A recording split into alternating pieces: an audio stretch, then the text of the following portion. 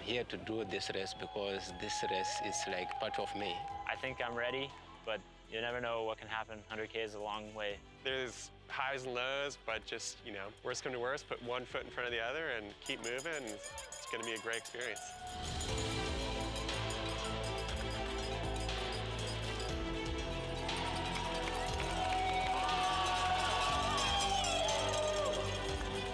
Running makes us one. The vibe within the community because of running is just amazing. The coolest thing about the race is the community and the vibe and the atmosphere.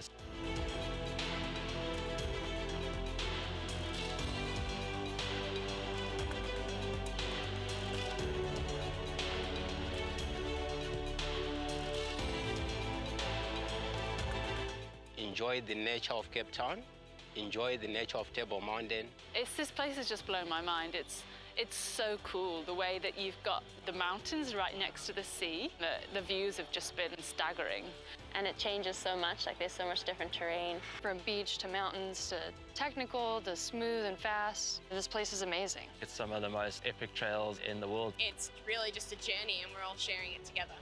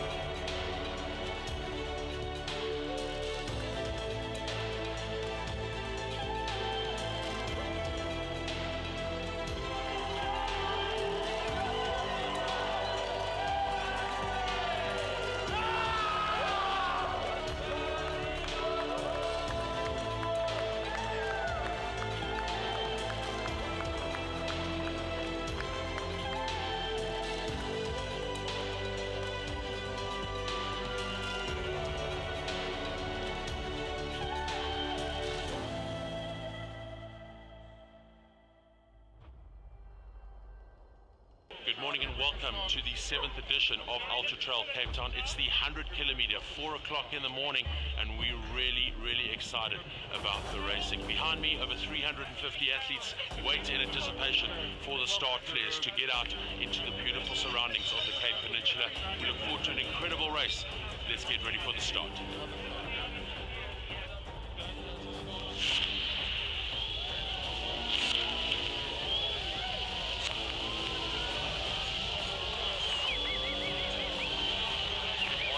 Welcome everybody to the Ultra Trail Cape Town 2021, the 7th edition of this iconic race, which is slowly entrenching itself into the hearts and minds of the ultra trail and trail running community around the world. At the start line, you can see the red flares are started. Goosebumps are going. Bruce Fordyce, 9 times Comrades Marathon winner, at the start line this morning for us, coming down especially from Johannesburg to light the flares as the athletes get ready for this goosebump moment on the start line. It's been a crazy year, so many challenges, so many personal sacrifices, but right now it's about forgetting about all of that as we count down into the start of the 100 kilometer Ultra Trail Cape Town. There it is, the flare dropping to the ground, the elite athletes getting out. You can see Bonga Musawatembu there, Prodigal Kamalo, Jim Walmsley, just to name a few, as they get out onto the start this morning. 4 o'clock in the morning, that start. It's a 24-hour cutoff. The first time that cutoff for the 100 kilometer has moved up to the 24-hour time cutoff, and that a very big thank you to Sandparks and of course the City of Cape Town for making that happen. Originally, that time cutoff 17 hours. So runners now get that extra 7 hours to take on this iconic event on the slopes of the beautiful Cape Peninsula, out of Gardens Rugby Club this morning. On time, the athletes are good to go. What an amazing experience this morning at 4 o'clock.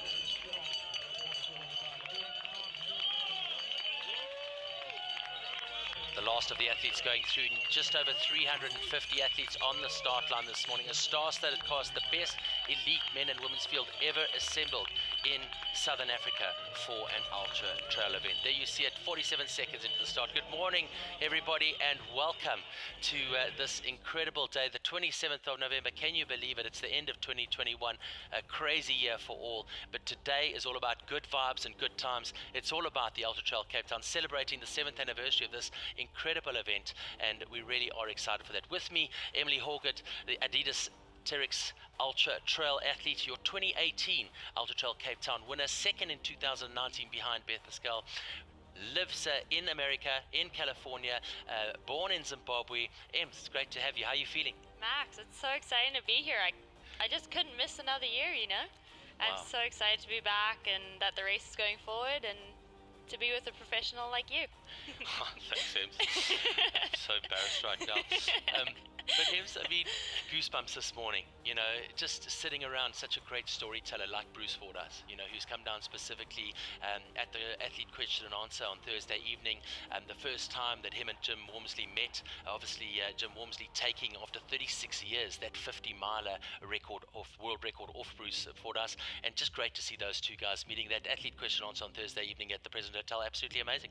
Yeah, so incredible, and I got the honor of reading the letter that Bruce Fordyce wrote to Jim after he broke that record, and wow, it just like took my breath away. And so experiencing that when they first got together, that was pretty special. Absolutely, magic moments, and so many golden nuggets taking place over the last week as we get into this celebration of the 7th anniversary of Ultra Trail Cape Town.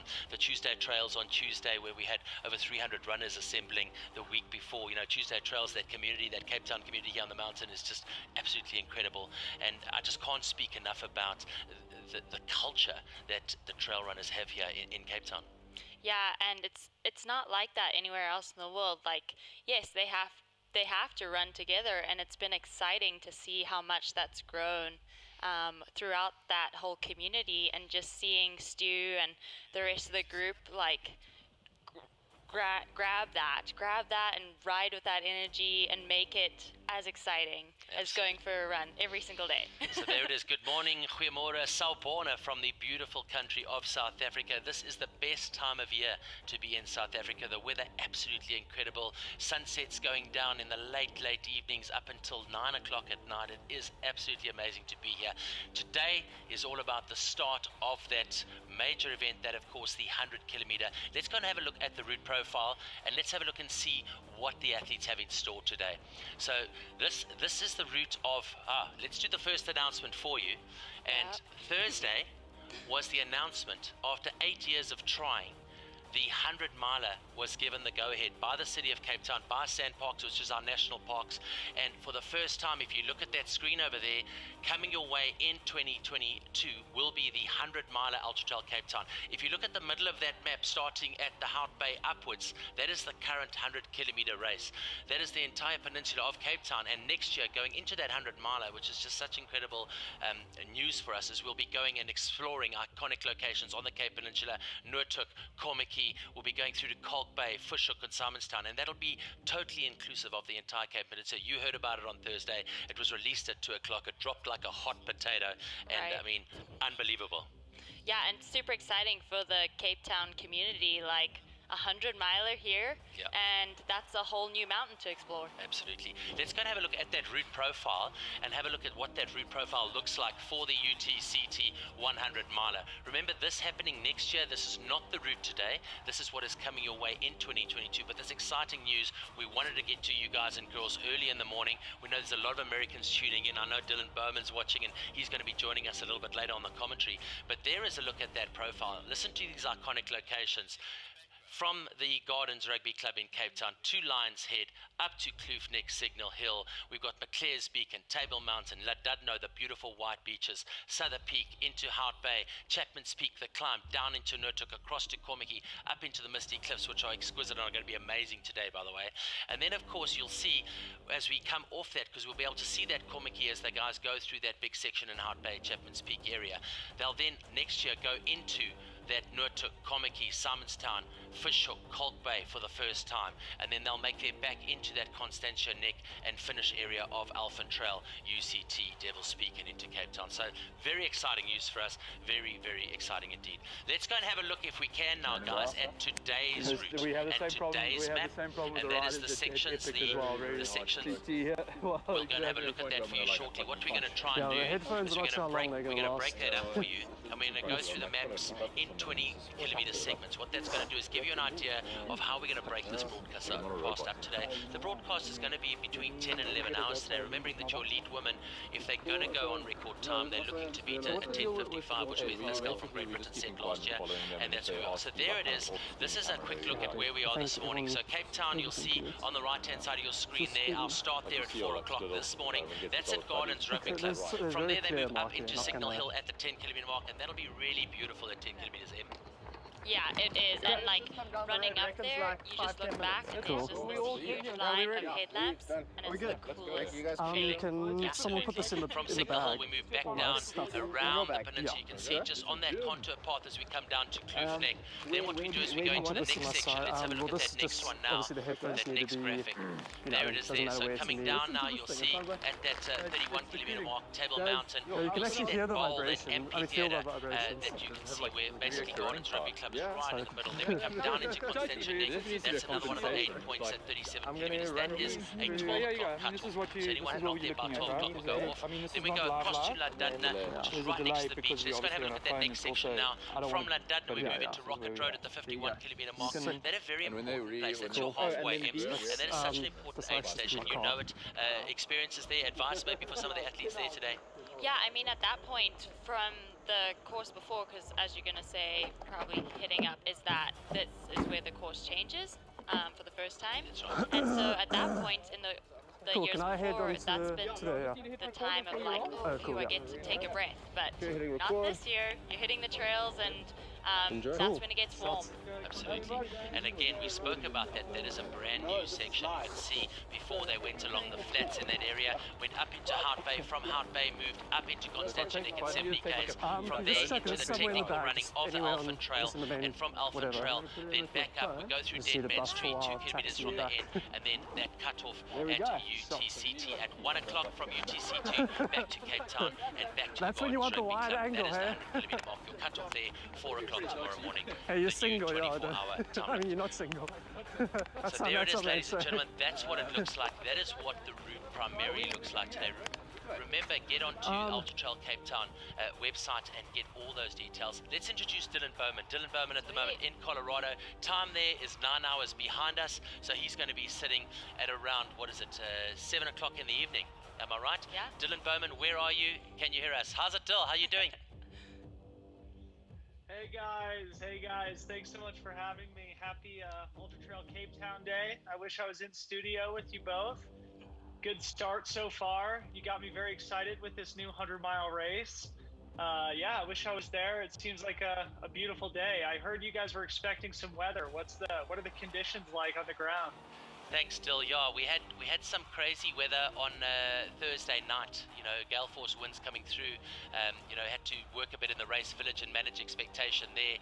Friday turned out to be a beautiful morning, a little bit of wind, but today on the start line, actually really good conditions. We had a nice view of the moon. The stars were up, a little bit of cloud, but really, really good conditions. Happy Thanksgiving weekend, by the way. Thank you so much. Yes, I'm at home here at my mother's house in Colorado, celebrating what is a very important holiday here in the United States. I had to unfortunately turn down a very generous invitation to come back down to Cape Town to enjoy the race in person with you two.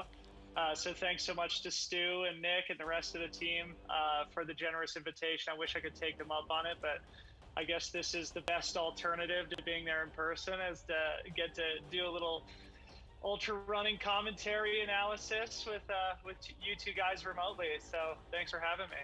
Oh, it's amazing, Dylan. We know it's Thanksgiving weekend. We know that you're going into the evening, and we hope you get a bit of sleep in between the sessions that we're going to have you. Dylan's going to be with us probably for the first 30 Ks or so, then hopefully get a cat nap, spend some quality time with the family on Thanksgiving weekend, and then we'll bring him in towards the end of the broadcast tomorrow morning, well, this afternoon actually, expect the winners in probably around 2 o'clock, just before 2 o'clock, and we'll get him back in an hour before that. Let's go and have a look at the field right now, everybody. Let's go and see what's happening. Let's have a look at the elite men's athletes. There's a list for you. What a star-studded cast. Jim's Walmsley out of the United States of America. Sebastien Spehler is there. He's got to be one of the favorites. Andreas Retterer, incredible. Pascal Egli, the ultra runner, the alpine runner. This guy is super fast. It's going to be interesting to see how he goes on his first 100K.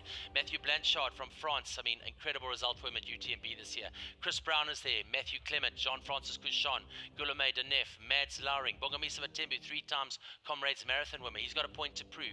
Your 2 times winner here. Your only 2 times winner at the Ultra Trail Cape Town, Prodigal Kamalo. He's tenacious, he's feisty, and he talks a really good game. So excited to see what he does.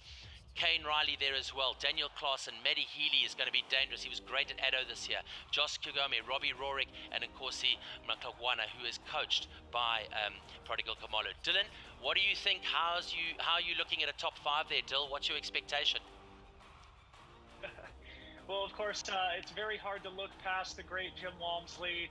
When he is on, he is one of the best athletes in the world and certainly very hard to beat. But yeah, it's a very star-studded cast of characters here in the professional men's ranks. I think Sebastien Spehler is a very interesting addition to this year's Ultra Trail Cape Town. I believe this is his first attempt at a race longer than 50 miles, but he has won many very important races in Europe and in North America. He has won the North Face 50 Mile Championship in the Bay Area. He's won the Templier race in France in October twice. And those 2 races are, of course, like the most, I think, competitive and world-renowned races of about the 50-mile distance. But I believe this is his first crack at the 100K distance. But I would say next to Jim, Sebastien Spehler is probably the most talented athlete in the field. But I think there's just a number of very, very interesting names here on this list. Obviously, Mathieu Blanchard, who just finished 3rd place at UTMB just a couple of months ago. He has been racing out of his mind this year. He was recently on the continent of Africa doing the Marathon des Sables not long after UTMB. So we'll see if he still has any gas in the tank after a huge racing season. And then certainly a fan favorite of those of us in North America, Mr. Chris Brown, from Santa Barbara, California, now living in Missoula, Montana. It's great to see him making the trip down there, and I'm certainly rooting for him to have a good day. But yeah, it's a really, really great field of men, and I'm really excited to see how it plays out. Yeah, I mean, it's so good just to see the level of runners here today. And let's go quickly, and I'm going to let Emily take this. Let's go and have a look at your list of elite women, Ems. Cool, yeah, I mean, this is exciting too. We have Courtney Dauwalter, Marilyn Nakachi, Carrie-Ann Marshall, Ann Ashworth, which we're diving into the locals right now, Annalie Schultz, Nantu Mugabe, Joe Kepler, Amory Williamson, Pip Dixon, and Yolanda McLean. It's super exciting. I mean, you look at this female field, and this is exciting in that we might see some top 10 finishes overall in this women's field. Dylan, comments on the elite women's lineup there? Yeah, I mean, I obviously am very friendly and know Courtney Dauwalter very well. And of course, just like Jim, she is one of the best athletes in the world, one of the best athletes of our generation, coming off of what was probably one of the most impressive ultramarathon performances in history at the UTMB, where she finished 7th overall and broke the existing course record by a healthy margin on a course that was actually harder and slower than the course that Rory Bozio had previously set that record on. I was there in person at UTMB doing the live commentary and coverage and spectating there, and witnessing Courtney Dauwalter's performance at UTMB was truly one of the most inspiring feats of athleticism I can remember in my history in the sport. And then, yeah, a lot of these names are newer to me. I know there's a lot of sort of local talent here at Ultra Trail Cape Town, but beyond Courtney Dauwalter, I can't say that I have a lot of familiarity with a lot of the names in the field, but that's what makes these races so exciting, right? This is a great opportunity for younger, up-and-coming athletes to sort of assert themselves, to compete against an athlete like Courtney Dauwalter, to gain experience in this level of competition on this stage at a race of this stature. And I'm quite certain that I'll be a big fan of a few of the women on this list here, and I'm looking forward to seeing how it plays out. All right, thanks so much. We're waiting for some visuals to come at us from the first point. The sun obviously just, when I say sun, the light starting to come up here in South Africa, hopefully at the signal point section. But we talk about it, Dylan. I mean, to have the two world number ones here, you know, Jim Walmsley, Courtney Dauwalter, Courtney here in 2019, the likes of Cody Reed, just being such a great evangelist of Ultra Trail Cape Town, which going into its 7 years, still a relatively young event. And to be able to get those permissions, knowing the restrictions that come with running on a mountain for 24 hours in the city of Cape Town for a 100-miler for next year, I mean, that's big news for this event worldwide, isn't it? Yeah, 100%. And I was down at the race in 2017 myself. Unfortunately, I fell ill the night before the race, so it was a somewhat disastrous trip for me, but I have to say, it was so memorable, and I had such a wonderful time. And even though I wasn't able to compete myself because of the illness that I managed to pick up the night before the race, I just had such a great experience. I really relished the opportunity to spend some time in just a totally unique and beautiful place like Cape Town. You really do feel like you're at the end of the earth. And I think right now, this race in particular occupies a really important part of the calendar, that being sort of like the end of the year. This becomes a very important sort of capstone on every year's sort of wonderful season of ultra racing. So it's great to see that Ultra Trail Cape Town is attracting the best athletes in the world, people like Cody Reed and Jim Walmsley and Courtney Dauwalter. I know Lucy Bartholomew, Emily Hoggood, Beth Pascal. You know, there's so many great athletes who have competed here, and for a race that is so young, as you mentioned, I think that is just an indication of how well run the race is by the organization. And I wish I was back down there with you guys to run it myself, or to do the commentary live and in person. And like I said at the beginning of our conversation here, that 100-mile route looks freaking sweet. So I think that's going to make the event only that much better next year. And I'm hoping to be down there with you guys at that point. All right, fantastic, Dill. Having a look at a little split screen action here, everybody. You'll see on the right-hand side, we've got some live visuals coming your way from Kloofneck, waiting for those runners to come through. Remember, ladies and gentlemen, this is live TV, and we've got so much happening. We've got so many incredibly talented athletes at the race today, but I can tell you behind the scenes, we've got an incredible team, a very competent team of broadcasters. Here's your first runner coming through the Kloofneck section now, and one of the live view units tracking that runner down as they come towards us, trying to get a name or a number on that athlete as they come through that section. You can see the aid station is there and the guys are ready, but yeah, first runner is there, and look at that beautiful day. It's first light here, and Ems, exciting. Yeah, super exciting, and this is the first point. They have aid, so we'll see how they're doing. It's Jim. Yeah, it is Jim. Funny that. Right. But yeah, this is an exciting point for them. The first time they're having comms with their crew and just getting the insight on what's happening around them. Yeah, he looks really calm there, Dill, and obviously, you know, expecting him to get out. It looks like he's gone out already, but look at him. He's taken off his hydration pack. Did you see that? His light also off now. Yeah, it's interesting strategy. I'm not entirely sure what the thought process is behind that, but that is Jim's partner, Jess, there at the picnic table. She is a seasoned veteran of crewing Jim at these really important races, and Jim has such an attention to detail for all of his gear and equipment for the races. So I'm sure there's a strategy behind dropping the pack there. It could be that he wants to sort of go to the handheld bottles for a little while. That's Andreas Reiterer. This is another athlete who I think is going to be really interesting in today's race. He's a young Italian athlete. I think he's about 29. If my memory serves me correctly, he was 4th at CCC just a few months ago at the UTMB event. And then Sebastien Spehler was in the aid station as well. So these are three of the, sort of people who we would expect to see in the lead of the race right now. No surprises here at this point. Obviously, it's still very early. But yeah, it's great to see Andreas Reiterer here at the front as well, and I'm really looking forward to seeing how he competes in this field as well. All right, don't forget everybody, if you get onto the Ultra Trail Cape Town website, all of the live tracking links are there, the live feed there as well for you. Looking at them going through the aid station at Signal Hill, just under 1 hour. Andreas Reiterer in one with Jim Walmsley, Sebastien Spehler there, Daniel Claassen from South Africa, Mathieu Healy, also a danger man today. He's in 5th at the moment. Jean-Francois Chusson there, Kane Riley inside the top 10 in 7. Solicitor Madua is there. Looks like that's the Swaziland flag. No more Magdavingarai. This is the guy to watch out for from Zimbabwe, and Bongomisa Matembu. That is your top 10 at the moment. So nice to be able to get that feedback, and good to be able to get these visuals as they get back out onto the course.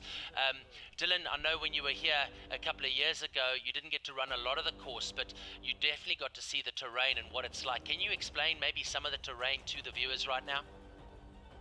Yeah, actually, this is a great point, Max, and I think something that the live stream coverage this year should be able to really capture, and that the viewing audience will really appreciate. But if you look at the Ultra Trail Cape Town elevation profile and then compare it to the winning times of the race, you might think that, oh, those times are kind of slow for, you know, it being a sort of a coastal race, and without being necessarily like in the mountains in the same way that you imagine UTMB or Hard Rock. But the terrain is very challenging. It's constantly technical. The climbs are very steep, even though they're not really long. They're challenging, and especially sort of in the later stages of the race, if the sun is on the athletes, I think that'll make it even more challenging. But again, yeah, as you said, I didn't get to enjoy all 100 Ks of the course. In fact, I didn't get to see a very significant portion of the race course myself, unfortunately.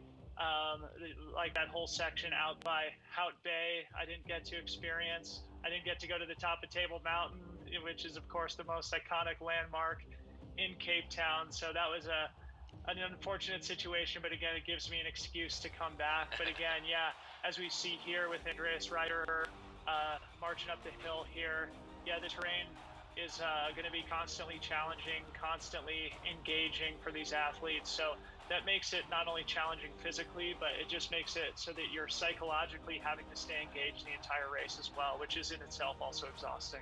Absolutely. Ems, we 1 hour 42 into the race, and you can see on the screen there the running time from that 4 o'clock start. 100 kilometers, just under 5,000 meters of vertical climbing, 4,740 meters. You've run it twice, you've come first and second.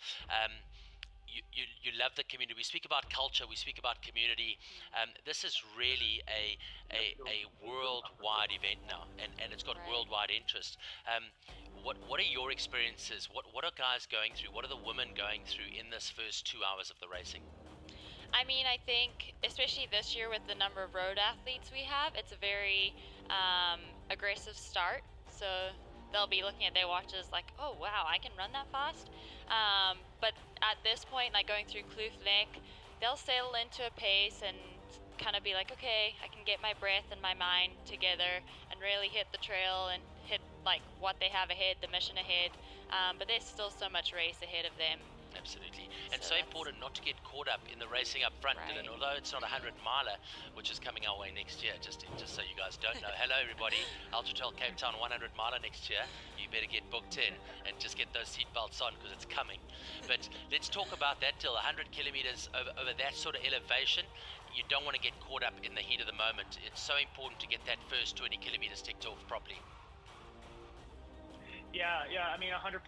But the way that the sport is developing now, Max, this is something that we can also sort of keep our eyes on throughout the day today.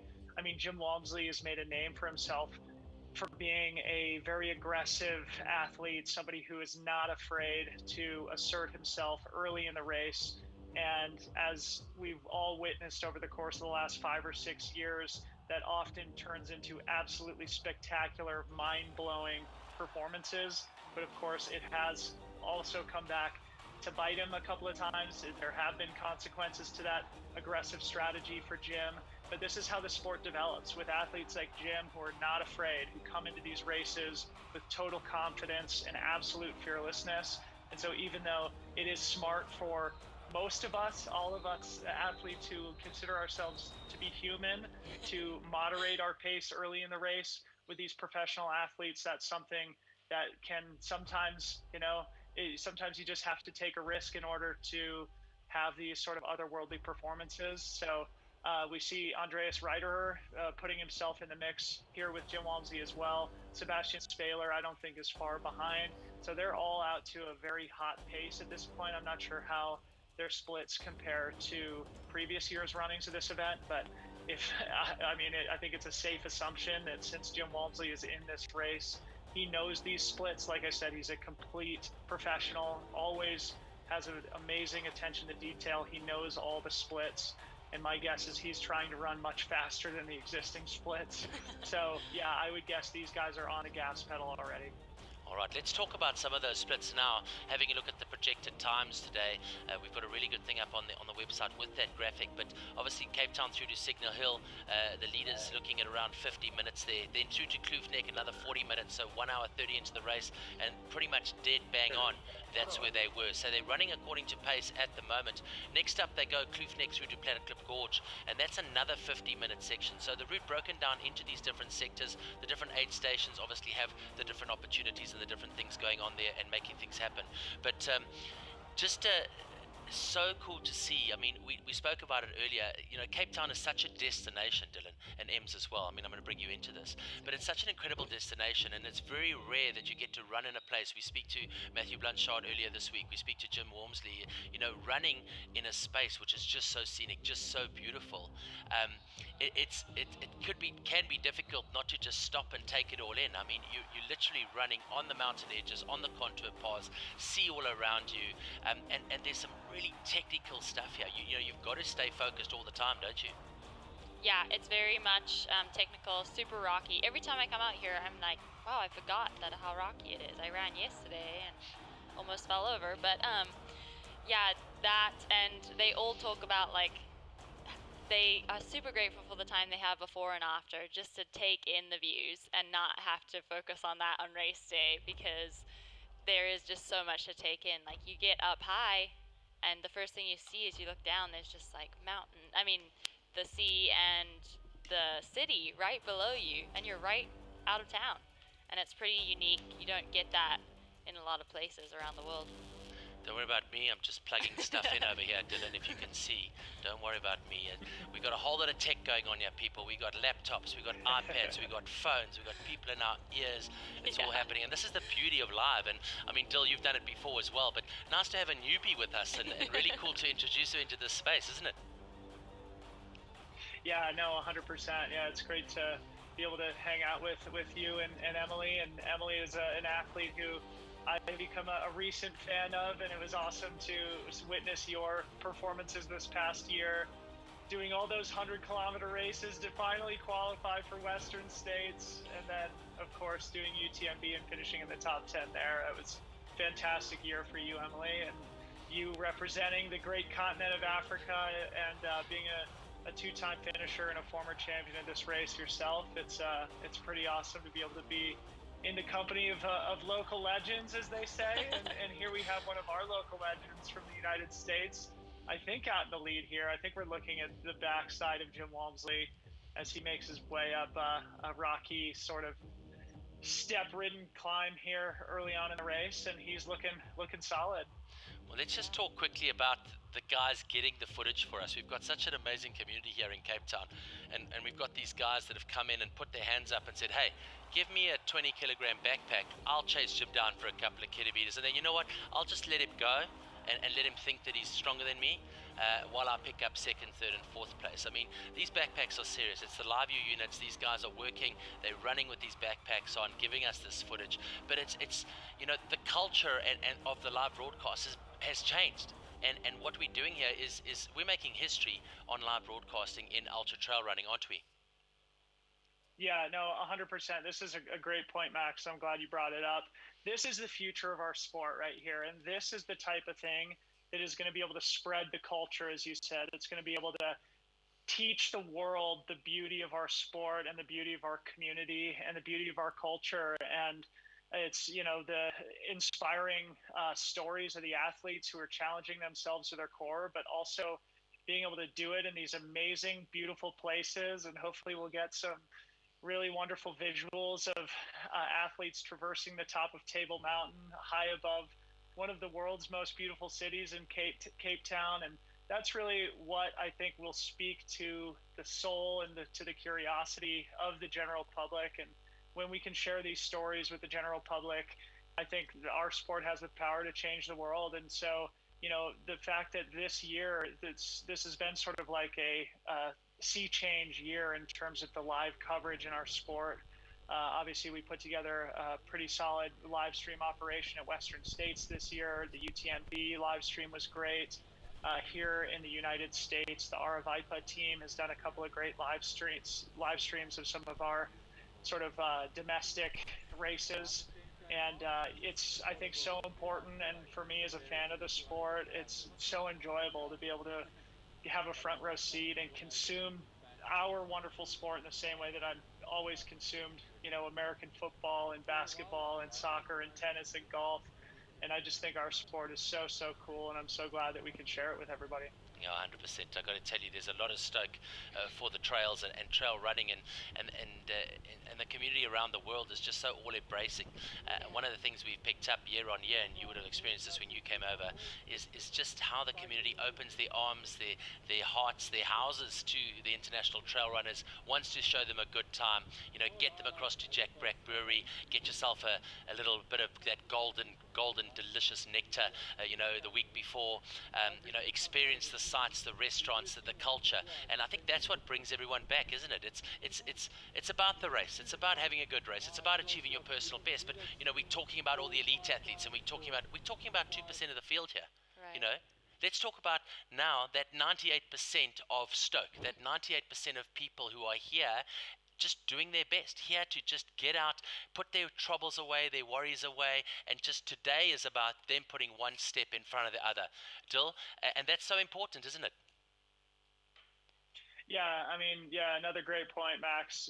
Of course, we've sort of talked mostly about the professional athletes in this race, but of course, some of the most inspiring stories come from the back of the pack as well. Those who will likely be out on Table Mountain into tomorrow night. And I mean, it's so inspiring. We all know, as ultra runners who have been at these races around the world and gone to the finish line and seen the last few people crawl across the finish line running on nothing but perseverance and just sheer willpower. And it really does just prove to us, you know, on a deep level that we're capable of amazing things.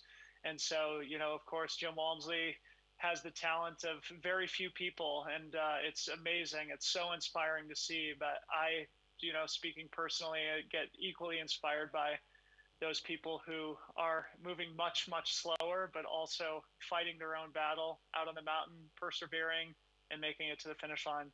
And I think the coolest part too, like we all look up to Jim and like experience him, but the other day, he said to me, we were talking about the live stream and getting the opportunity to be here and do this for the first time in Cape Town. And he said, like, he was really talking about you, Dill, so I really wanted to, like, tell you this. But he said it's so exciting for athletes to be able to get up and talk out loud about the strengths of other athletes in the field, to highlight them and celebrate them. And I just thought that was so special. I was like, yeah, that is so unique and so cool, and to have that come from Jim, like the person we all look up to and are inspired by, and so that was really cool.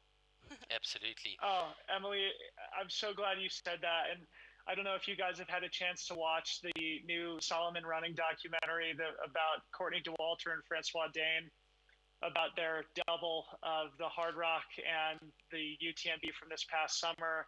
But they highlight the friendship that exists between Francois and Jim, even though they're two of the best athletes in the world, and to some extent they have a bit of a rivalry. But they are genuinely good friends, and I think that's just something that's unique to our sport. And yeah, I mean, Jim, I can speak personally. You know, I've got a good relationship with him, but I find him to be really, humble, likable, in some ways kind of shy and introverted guy.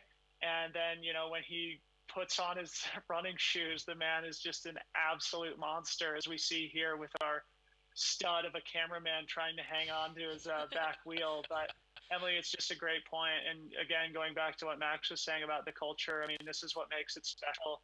But the terrain you can see here, it's like, this is very challenging terrain.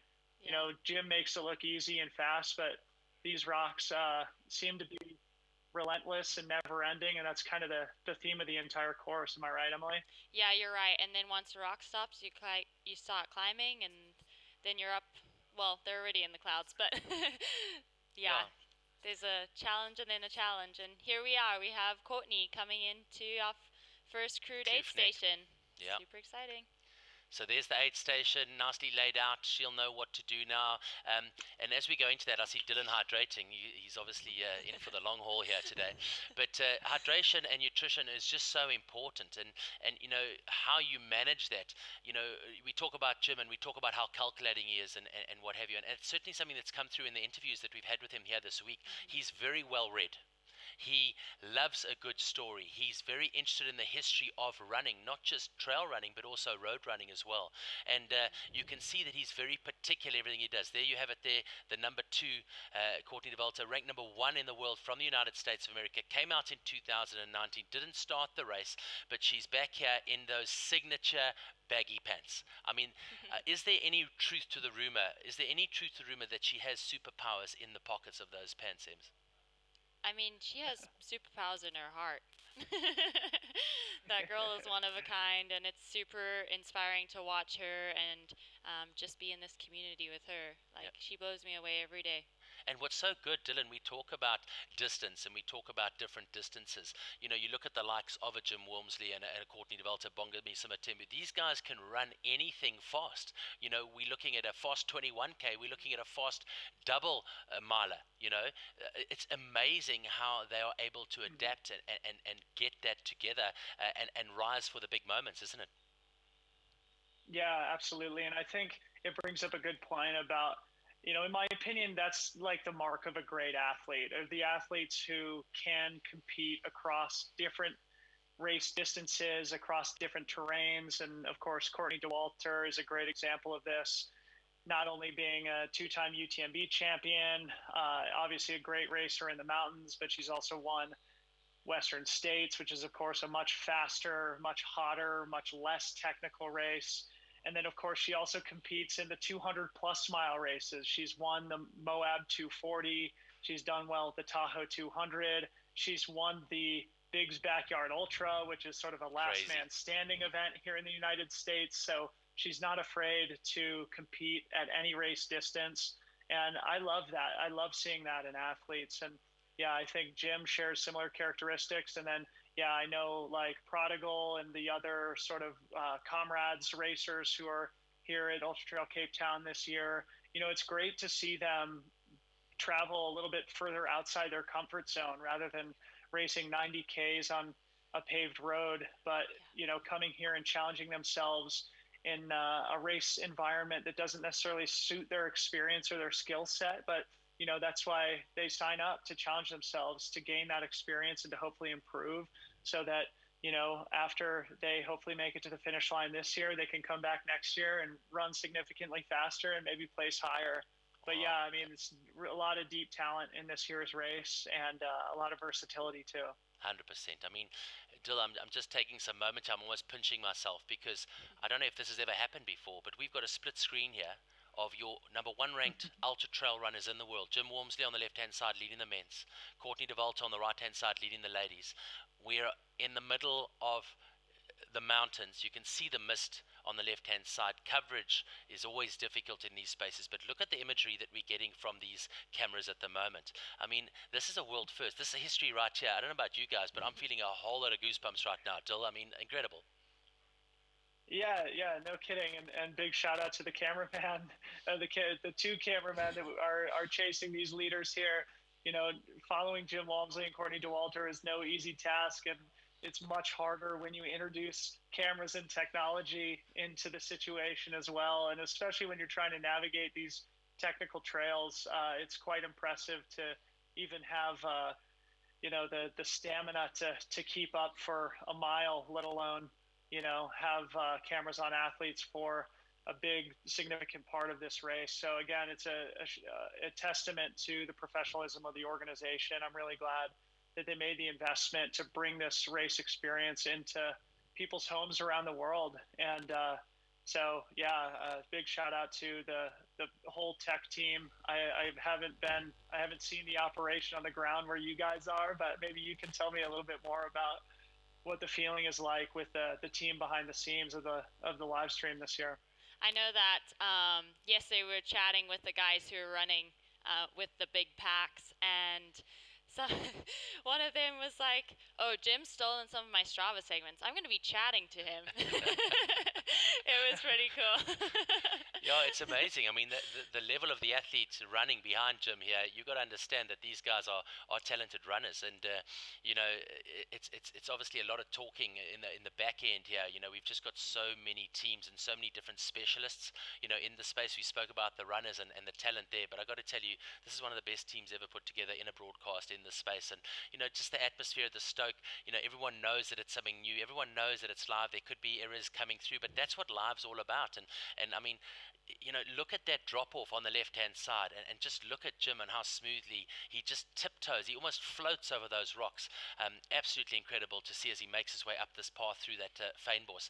But incredible for me as well, Ems, and we spoke about it this morning, the route markers, the sweeps. Every now and again you're going to see that luminous tape that comes up, and what we have here in South Africa, of course, is because the mountain is so close to the city, you've got to be so 100% sure that those trail markers are in the right place. And for that, we have 4 runners that get up at 3 in the morning here, and they've gone and run these sections all already, double checking the marking, triple checking the marking. So there's just so much that's involved in this massive showcase and this beautiful experience that is Ultra Trail Cape Town. And just watching Jim here, look at the beautiful flowers as well blooming now on the side of the mountain as Jim drops down that short little drop off. But we've had some really good rain. The mountain is absolutely beautiful. The water coming off the top is going to be fresh. Guys and girls are going to be able to stop and drink that as they make their way through this trip here today. But so diverse, the terrain. Let's talk a bit about this section now. Ems, do you remember this when you ran in 18 and 19, this particular section? Yeah, he's about to take a hard right turn and start a big climb up to the top of Table Mountain. So are they getting to the Platiclip area now? They're getting over there, yeah. And so Jim is, still in this rocky section, flat kind of around the edge, but we've gone by the cable car lift, which everyone can take up to go to the top. But here we go. He's taken the hard right turn, and now he's going to climb all the way up to the top of Table Mountain. And this climb is unforgiving, but excitingly, there's usually a bagpipe player. That's right. I think he's there today too, and we asked the camera guys to stop there and just take a minute and then catch up to Jim later. So we'll see how he does that today. Absolutely. Just the craziest thing, those of you that haven't experienced Ultra Trail Cape Town before, I think it was in 2016 for the first time, when we were sort of nestled at the start-finish area at Gardens, and we were in sort of 220, 230 into the racing, and literally in this amphitheater, there's a dog. Hello. Wow, it's like a squirrel. Yeah. But we were in this amphitheater, and all of a sudden we could hear these bagpipes coming from the mountain, and it just resonated with absolutely everyone. Social media went absolutely crazy, and literally every single year this guy gets up the mountain early morning, and he's waiting there for the leaders, and the bagpipes are going, and it's just one of those things that you can't predict. You can't write a story like that. It's just so cool just to see how this community gets involved. And look at the work that's been done on the trails. This is another big thing here, is just how proud the community is of this trail network. Sandparks are the custodians of this natural wonder of the world, one of the 7 natural wonders of the world, which is Cape Town and Table Mountain specifically. And and the network of trails and just the sustainability of those trails is something very precious to the community. And you can see the work that's been put in there with the barriers, with the management of those, the erosion factors and those sort of things that come through. But just look how these trails are laid and just how much work has gone into them. And I think that for me as well is so pertinent when you talk about communities and you talk about the pride that goes with these people that just love nature, love getting out, and just love taking those deep breaths of fresh air and experiencing new and wonderful things. Yeah, and you get to the top, and yesterday was actually the first time I went up Platter Clip, and there wasn't people. So just FYI to everyone, if you don't want to see as many people on Table Mountain, go after 5 o'clock and when it's a rainy day. But otherwise, you'll be passing people every 5 seconds. But at the top, they actually have like a trail, a loop trail up there, and they have information points about all the nature that's out there, animals you might run into, and so that was really cool to experience. I mean, I've been here been here 3 times and never actually gone out on that little loop out there, and that was exciting to see too. And again, just the joy and like presence of being on Table Mountain, this amazing wonder of the world type place for Africa. 100% right. I mean, we look at this Platter Clip Gorge now, and Platter Clip in Afrikaans is flat rock. And that's the name that was given into that, and you can see that obviously quite pertinent with the way these staircases are put in place and what have you. But Platter Clip is synonymous on the mountain. There's one of those trail markers, those yellow trail markers we spoke about. The flowers, the foliage, you can see now that our runner has been dropped by Jim. Just yes. Putting it out there. So he's going to be waiting for one of the other placed athletes to come through. But Dill, I mean, it's exquisite, and I think it's such a cool thing of there being so many opportunities for runners to experience trail running around the world. So many races. How do you plan your calendar? In a normal year, and how much is too much? Is 300 miles too much a year? Dylan, is 5 too much? What is too much? Because previously, the opportunity wasn't there. It was maybe 1, maybe 2 a year. Now the choice is everywhere on every continent, isn't it? Yeah, it really is. And it's an exciting time for the sport, and especially for the professional athletes in the sport who have the good fortune to be able to travel to places like Ultra Trail Cape Town and take part in these amazing races, and then, travel to Europe, or, for the European athletes to come to North America or to go race in Japan or in Asia. I mean, the sport is growing all over the world, and it's really so fun to be able to experience all these different cultures and to be able to have the good fortune to, sort of experience this sport and experience cultures, as a professional athlete.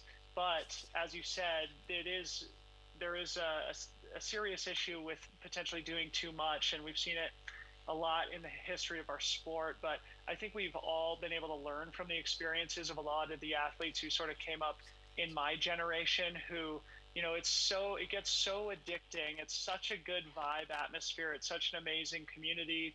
And these experiences that we put ourselves through are just so powerful. And for those who are watching, who have never run an ultramarathon, I would just absolutely encourage them to do it. I mean, it's incredibly difficult, challenging thing, but it is achievable. And when you achieve it, it just gives you the deepest sense of satisfaction. But, it's important to, after you have that feeling of satisfaction, to enjoy it and to not get too greedy with it, because it is very easy to then, once you recover, once you get through that acute phase of fatigue and soreness immediately after a race, to then start perusing the internet for the next big challenge.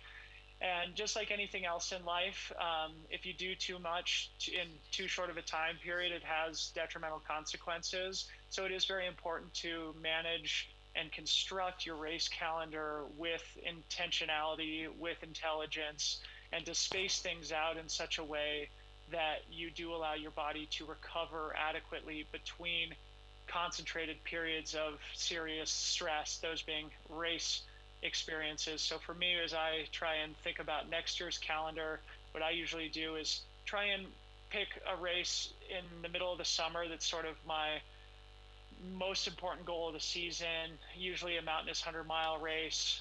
So, something like UTMB or Western States or Hard Rock.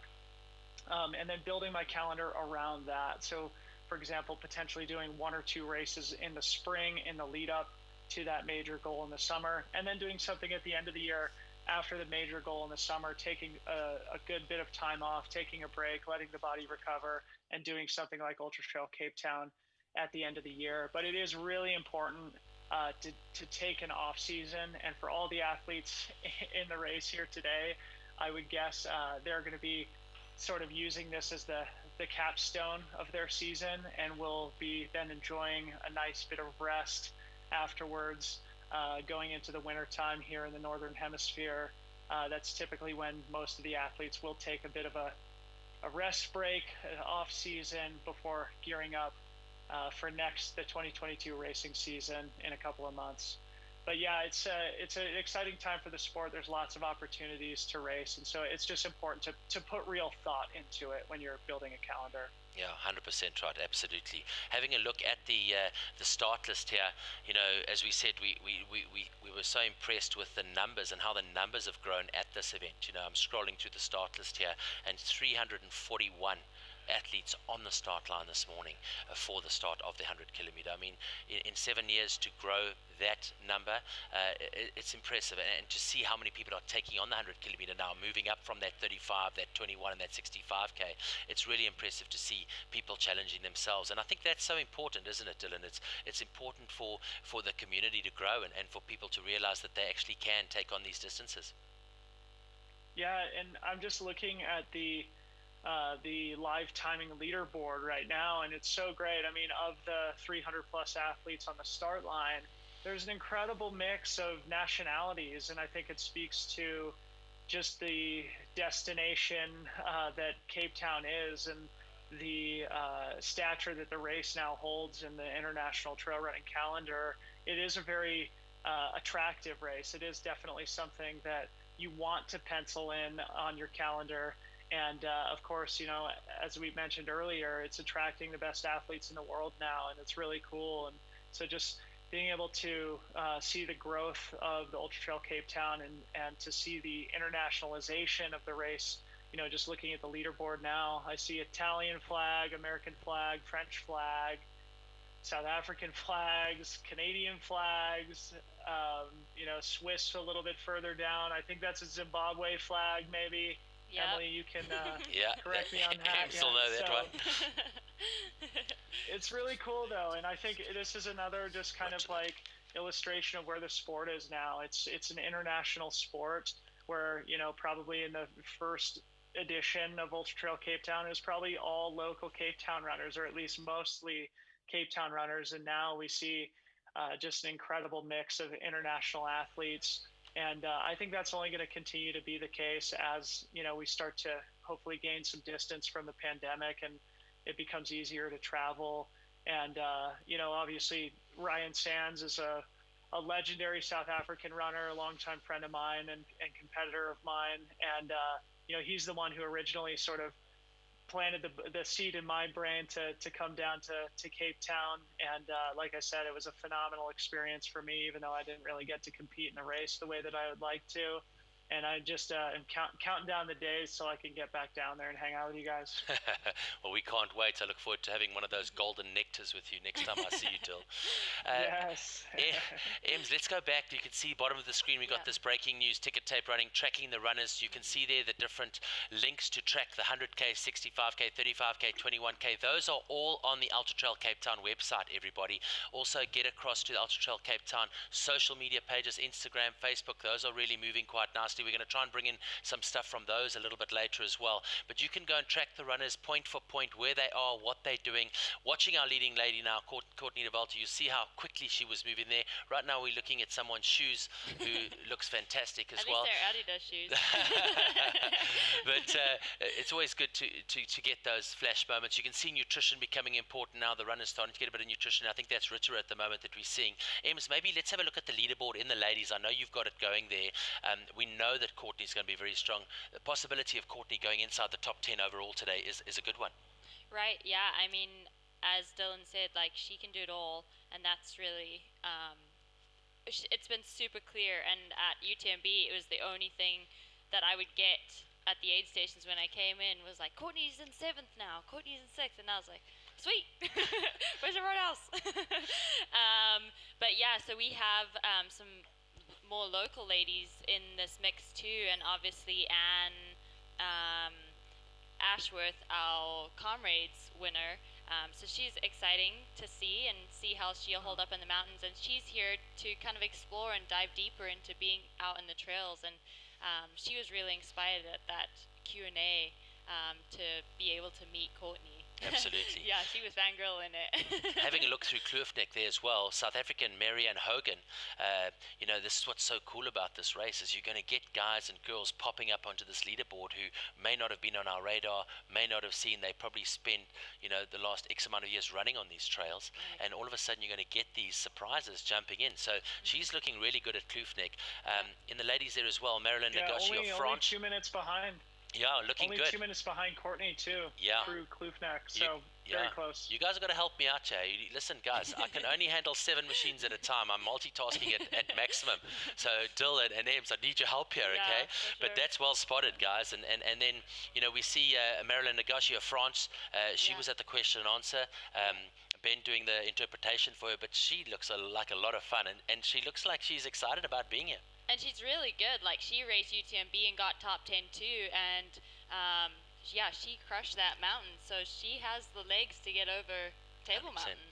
And Anne Ashworth, don't underestimate her. Comrades Marathon winner, just done 6 hours for that Comrades Marathon.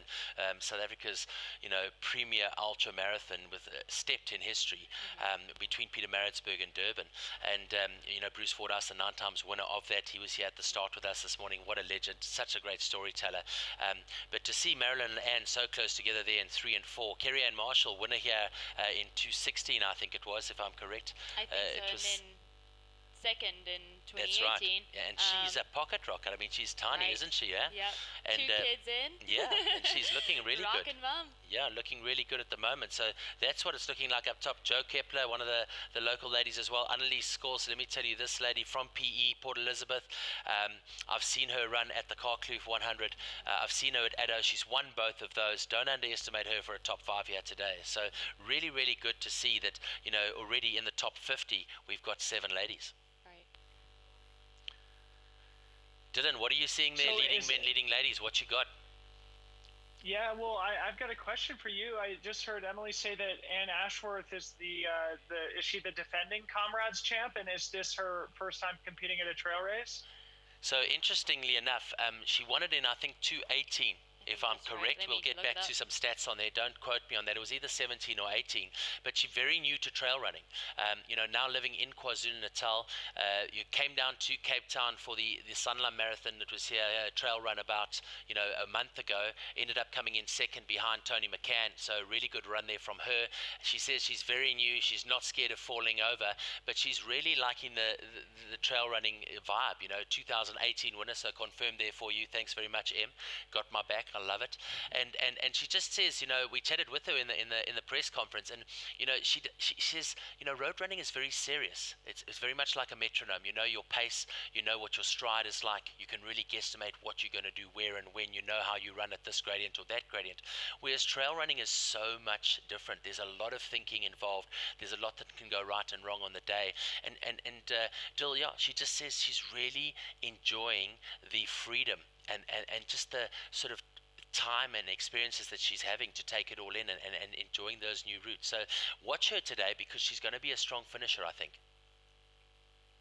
Yeah, that's great. It makes me smile to hear that description from a Comrades champion to come into our sport and to immediately get it, to immediately fall into the vibe and into the culture and get the feeling of community and friendship and laid back competitiveness.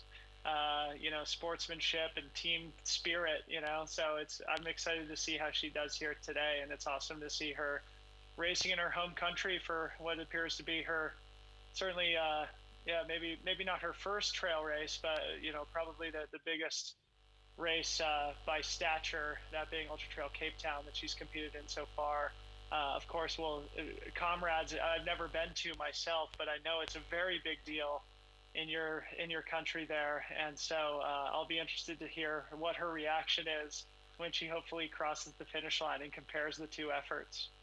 Absolutely. So still waiting for that timing to come in off Platter Clip.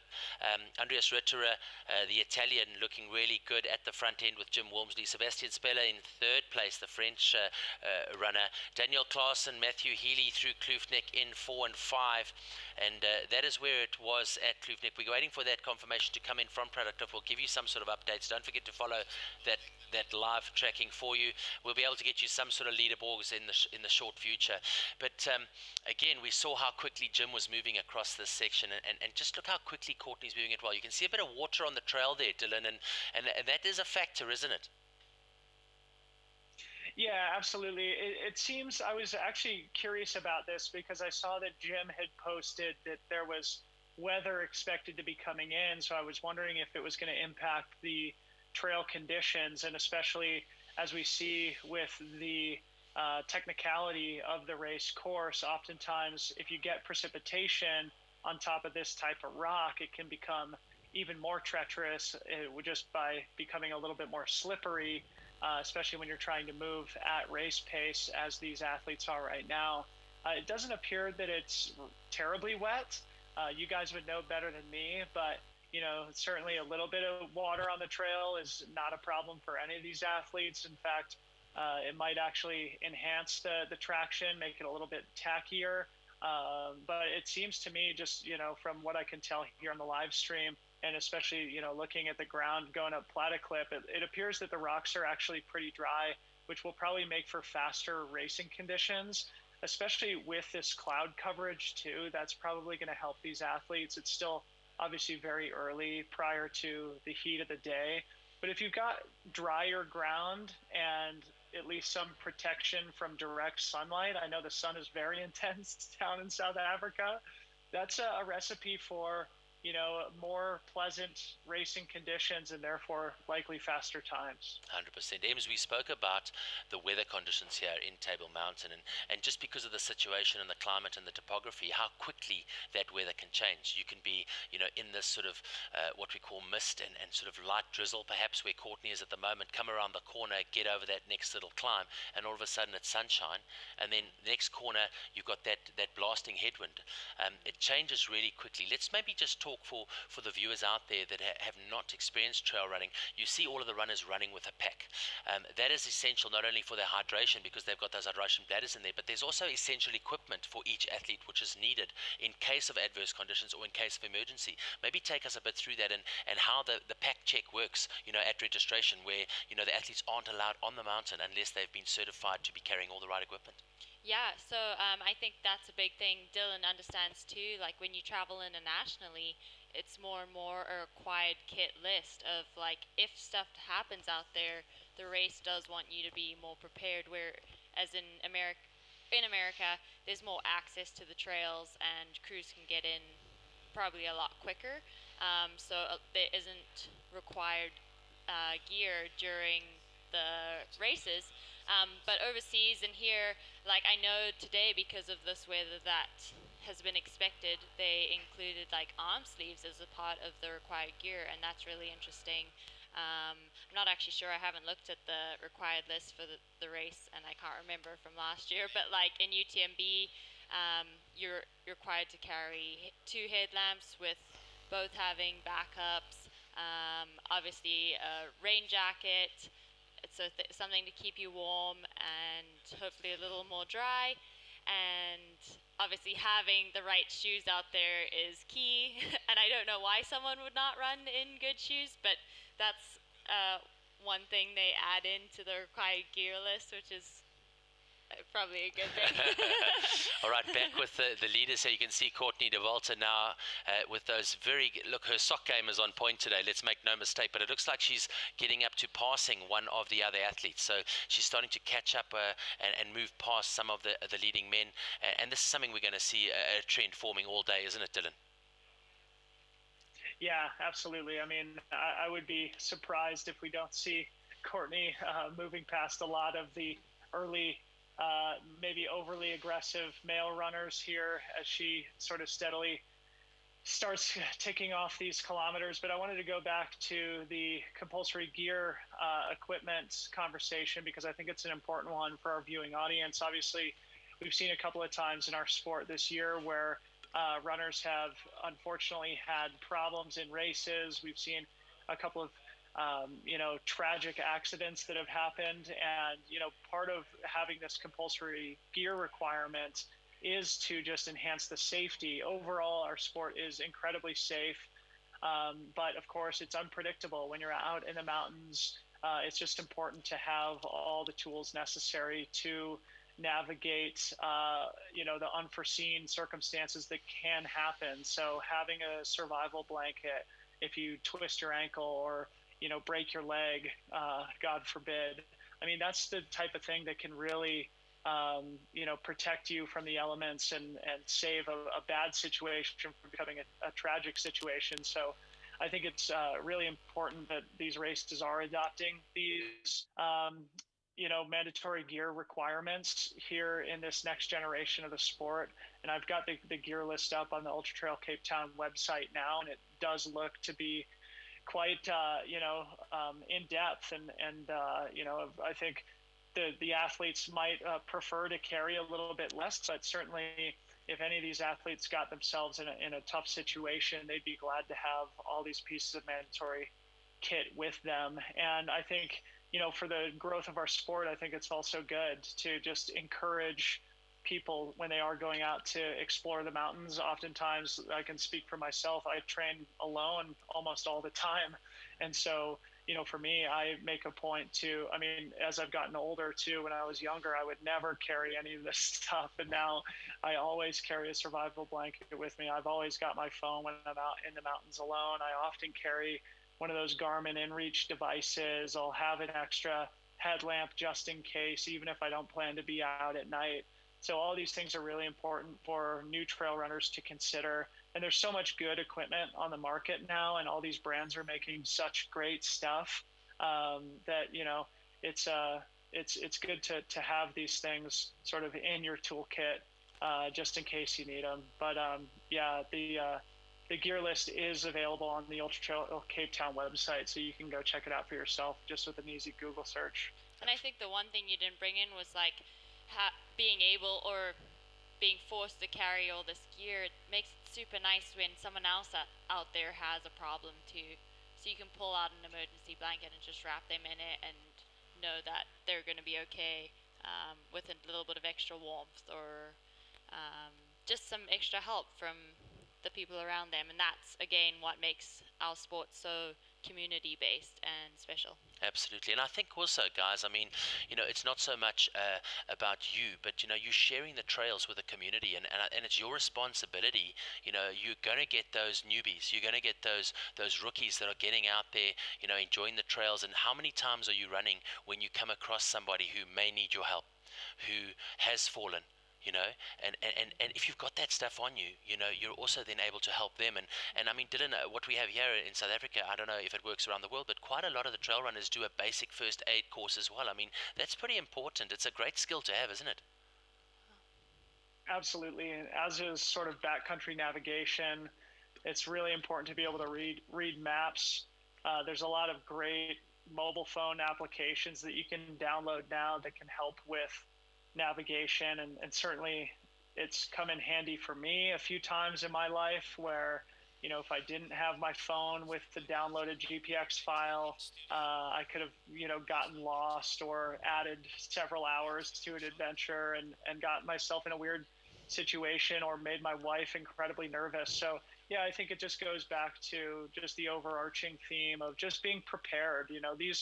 These races are a controlled environment, but still things can happen. So it's important to just be prepared, to be humble, and to sort of, not have a sense of arrogance when we're out experiencing nature.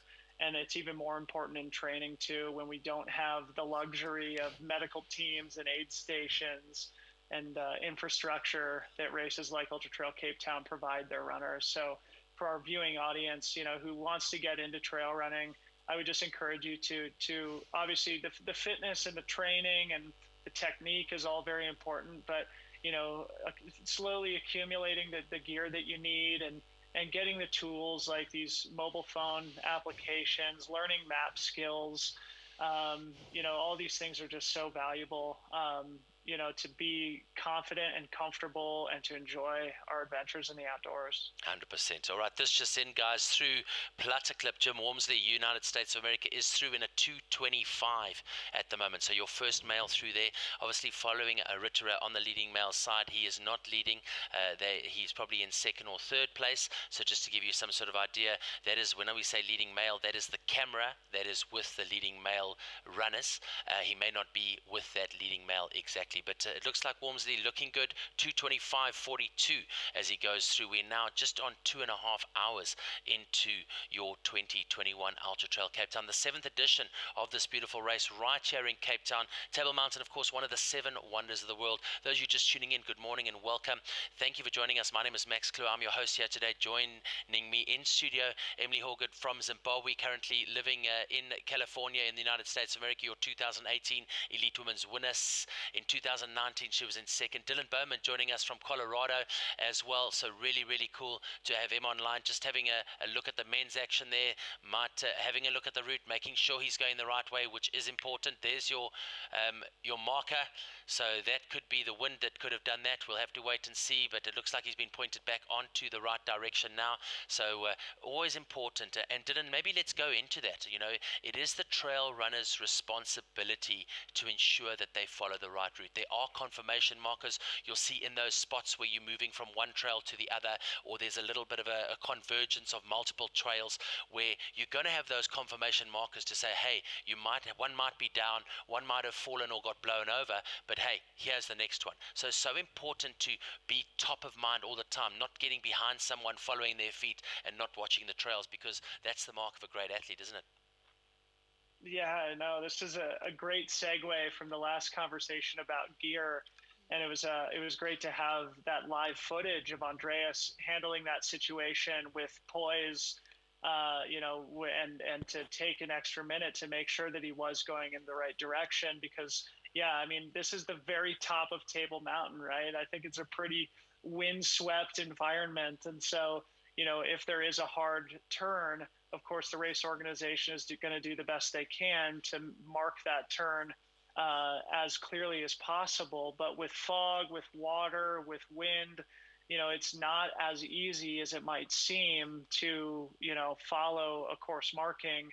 And with our sport, it is something that happens. It happens all the time where runners will get off course, and oftentimes runners at the front of the race will get off course. There's an amazing story of Jim Walmsley leading the Western States 100 for 90 plus miles before taking a wrong turn and ultimately finishing way back in like 18th place. And so it is something that is part of our sport. But, when it comes back to having the appropriate experience and the appropriate tools to navigate. So, oftentimes with these new GPX watches, they're so well made now that you can upload the GPS file straight into your watch and you can see turn-by-turn action in real time on your wrist. I use an app called Gaia on my phone quite often, which is also a great resource. When I carry my phone during races, it's sort of my backup navigation tool. But, as we just saw with Andreas, when you have a question, whether you're going the right direction, it's important to just pause, to turn off the race mentality a little bit, to make sure that you take a deep breath and not panic in those situations, to make sure that you get your bearings, find the right direction to go, and then turn the race mindset back on. And it looks like Andreas Reiderer is doing very well here. He went over the top of Platterclip only 2 minutes and 20 seconds behind Jim Walmsley. So he is definitely running very strong himself. Again, this strong, young Italian athlete who just finished 4th at CCC. Really looking forward to seeing how his career develops. And if he can compete with Jim here today, that'll go a long way to sort of cementing his name on the international racing scene. 100% right, and some great visuals there. Ems, we saw at the top of Platter Clip, really wet. Right. You know, you've got that mist obviously turns into condensation. We know we've had a bit of rain, you know, in the week leading up to the event, but that section particularly, if we look at it on the left-hand side now, it is wet, isn't it? Yeah, and they're gonna go, so when they go over Table Mountain, they're gonna hit some like plank walkways that they run across, and that's where I think it might get a little slick, and we'll see how they hold up. But at least it is like, yeah, this is exciting. This is Table Mountain weather. This is proper Table Mountain weather. And like we said, the weather can change in a split second. Look at the drop-offs there onto that escarpment, you know, right on the edge. And you can see the wind is blowing as well. Dylan, I don't know if you're picking up the wind factor there as well now, but the wind's certainly blowing off the side of the mountain. Yeah, I mean, it definitely looks like a you know, not necessarily like a warm sunny summer day there in Cape Town, and I know just from being there once myself that yeah, it can be sunny down in the city or out at the coast, and that the clouds, the condensation will just kind of sit right at the top of Table Mountain, which, as you just said, seems like it can cause some pooling of water up at the top there, and it looks like the terrain is very technical, very rocky. But this is also the high point of the course.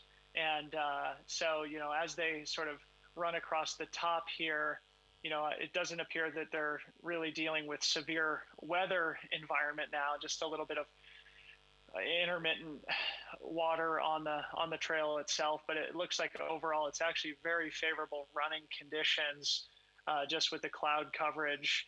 And, you know, it seems like pleasant temperatures, not too hot, not too cold. And here you go, Andreas, looking really, really strong here as he navigates these technical sections. Yeah, and I know the Northern Hemisphere athletes were really excited about this weather. Being a little cooler. What is the current weather situation? What's the temperature on the ground there? We'll get Emily to check that up for you in the meantime, and I'll come back to you on that, Dill. But look, this morning, to be honest, the conditions down at the start itself, you know, very, very little wind. Looking at the temperatures at the moment, over Cape Town, 16 degrees Celsius. I'm not sure what that is in Fahrenheit, 61 degrees Fahrenheit. Look at that. So 61 degrees Fahrenheit. Very nice. That's 16 degrees Celsius. A little bit of rain, light showers expected this morning. Humidity factor around 82%, Dylan. So that's going to give you an idea of the humidity factor, but the wind at about 13 miles an hour. So there is wind up on the top of the mountain, and that certainly is going to play a factor. You know, keeping that core body temperature warm is important. You know, what are the guys going to be doing and the girls going to be doing in that space? But also, you know, choice of footwear important, choice of socks important. Dill, maybe we can just go into the technicality behind equipment with regards to what the athlete is wearing out there. Sure, yeah, this is a great topic of conversation here, and I'm sure Emily knows the better equipment for this terrain specifically, but it is something that all athletes should consider prior to races. And there's so many great resources now to learn about race courses. So, for example, if an athlete is traveling to Cape Town to run the race for the first time, just speaking for myself, what I would do is go on YouTube and just search for videos about Ultra Trail Cape Town and see the terrain. And, you know, these visuals that we're getting here right now will really give our viewers an appreciation of the terrain that they encounter at Ultra Trail Cape Town. But then once you sort of see the terrain and, you know, look up the expected environmental conditions, the weather forecasts, then it is very important to actually put some intentional consideration into your equipment choices. Of course, you know, the most important piece of equipment is the footwear piece. And of course, each individual has their own preference there. So it's difficult to make, you know, blanket recommendations, but for a 100-kilometer race, speaking for myself and for a technical course like Ultra Trail Cape Town, I would use a shoe with plenty of cushioning, something that, you know, would maybe be a little bit heavier underfoot, but provide ample cushioning for just the sheer distance of the run and for the severity and the technicality of the trail itself. So a cushioned shoe with some good traction on it is definitely going to be a good tool for these trails in particular. But then you'll see other athletes who they don't want to sacrifice any ounce of weight.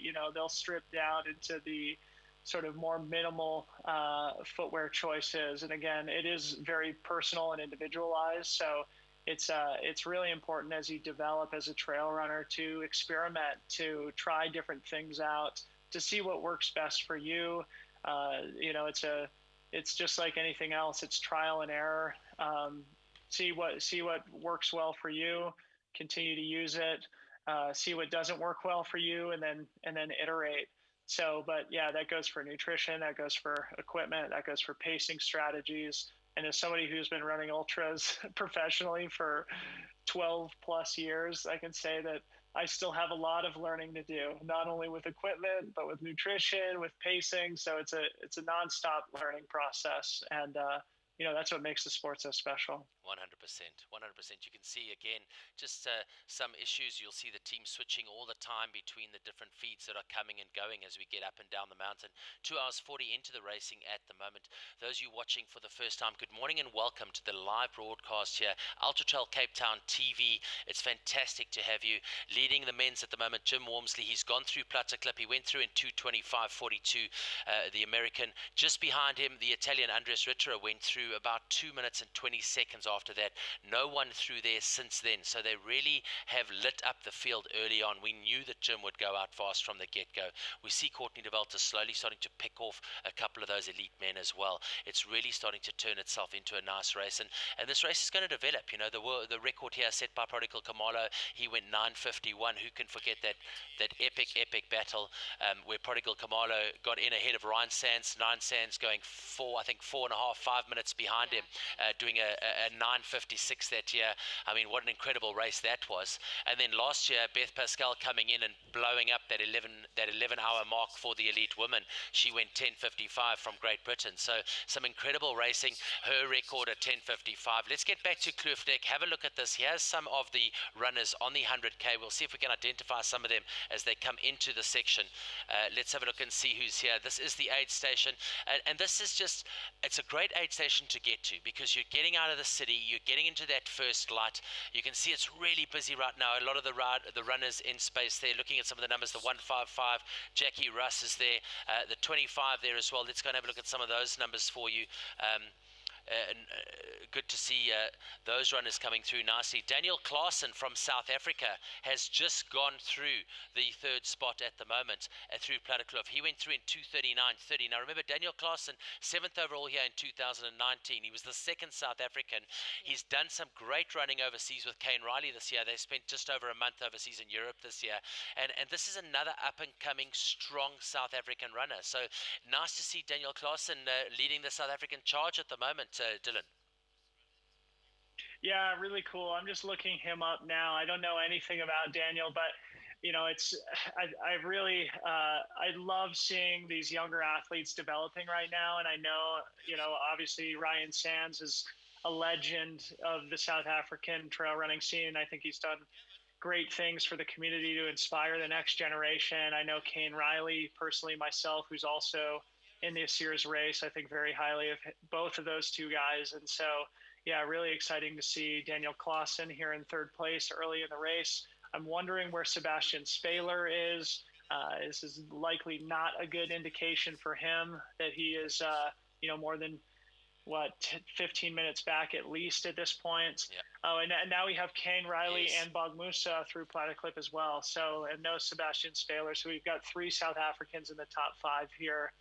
Over Platterklip, and it looks like Kane Riley is not far back of his buddy, only a minute and a half behind Daniel, followed by Bog Musa, only 13 seconds behind Kane Riley. So, yeah, pretty tight field there in 3rd through 5th.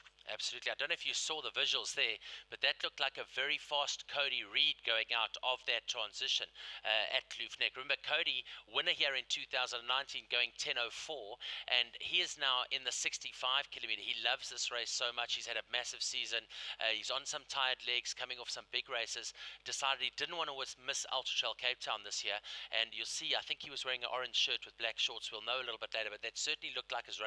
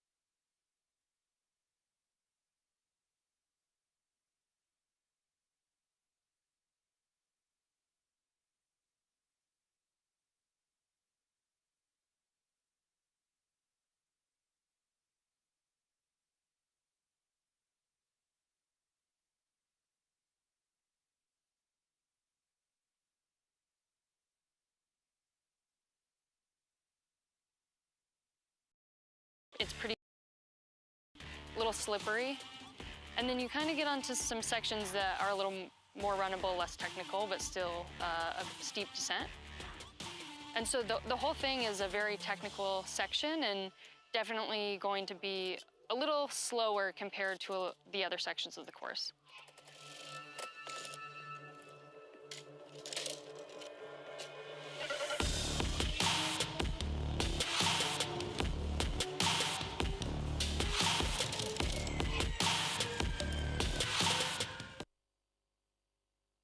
There's clearly 2 hours 46 into the racing. Some of the runners, you can see that delicious watermelon, bananas. You've got the stable Coca-Cola as well. And the fans there, look at the boards, look at the flags. Again, you can see that wind. But so important to stay hydrated, but also to keep that nutrition in at all times. Also, just remember that at 5 o'clock this morning, the 65 kilometer started, and that 65 kilometer, 3,100 meters of climbing. We know Cody Reed is here. There's a good chance he can get a good result there today, and a really good field there in both the men's and ladies. We'll talk about that a bit later as well. But also today is that 35 kilometer. The 35 kilometer starting at 8 o'clock here, South African time this morning, and that was 2,000 meters of vertical climbing. So 3 amazing races happening today. The cutoff tomorrow morning here, South African time, for the 100 kilometer is at 4 o'clock in the morning. We spoke about it before, and Dylan, maybe this is something you can talk about. You know, the cutoff before, based on sand parks and you know, safety on the mountain, running on the mountain at night, was 17 hours. 17 hours on this event is a proper cutoff, and it's a tight cutoff. You've really got to have your stuff together. You've really have to have the stars align and have a good race. With that extra 7 hours given, that's really changed the numbers and the entries as well. You see just under 350 entries here today. How important is it for those social runners, for those backmarkers, to be given that extra time? And how cool is it that Sandparks and the city of Cape Town have granted Ultra Trail Cape Town this access over the 24-hour period? Yeah, no, it's a great development, I think, for the race. I remember when I was down there in 2017 talking to Nick about the fact that the cutoff was a little bit aggressive. And I think, yeah, having that extension opens the field up. It makes the race more accessible to the athletes who just want to go have a nice long adventure, who don't have any competitive ambitions but to just make it through, who want to potentially have a picnic like these guys are having at aid station, maybe take a nap here or there.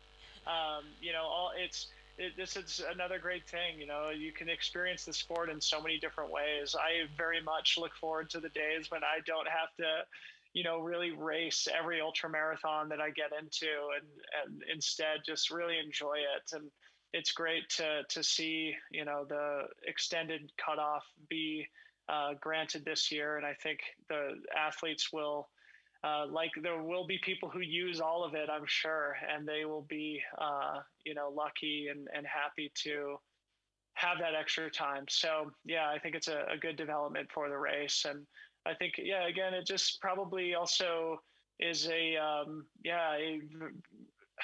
validation of the fact that this race is important, that the local community wants it to be successful and wants it to be, you know, accessible for everybody. So it's good to see.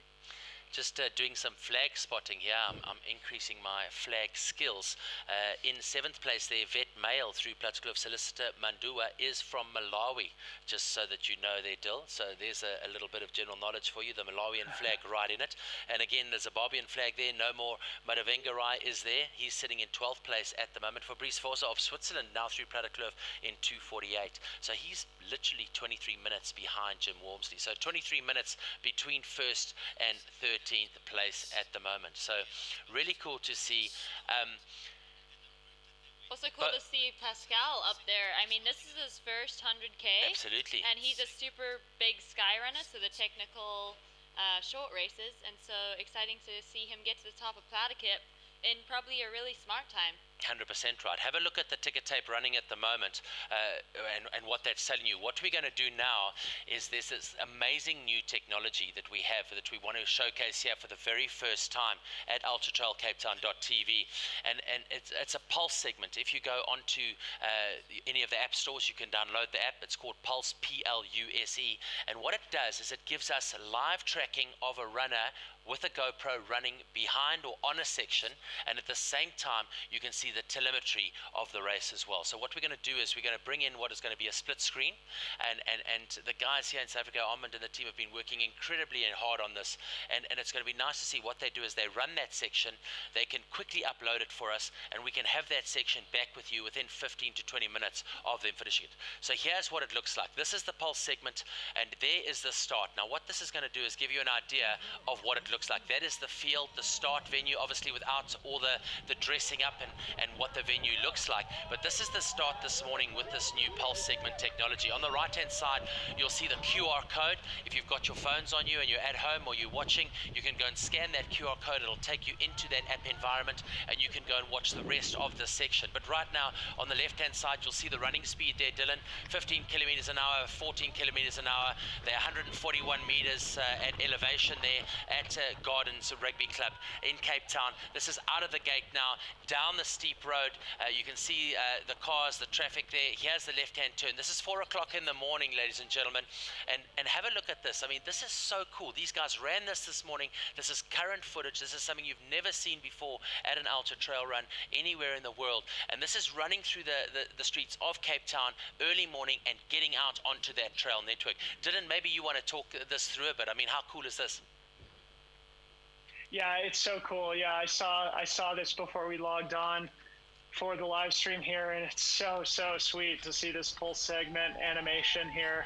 And yeah, that first section of the course, I remember from being there myself through the roads at 4 o'clock in the morning is screaming fast. So it's cool to allow the audience to get a glimpse as to what the athletes are experiencing sort of on this animation here. And yeah, like we said earlier, Jim Walmsley is not one to shy away from hitting the gas pedal early on, as it seems he did at 4 a.m. this morning off the start line.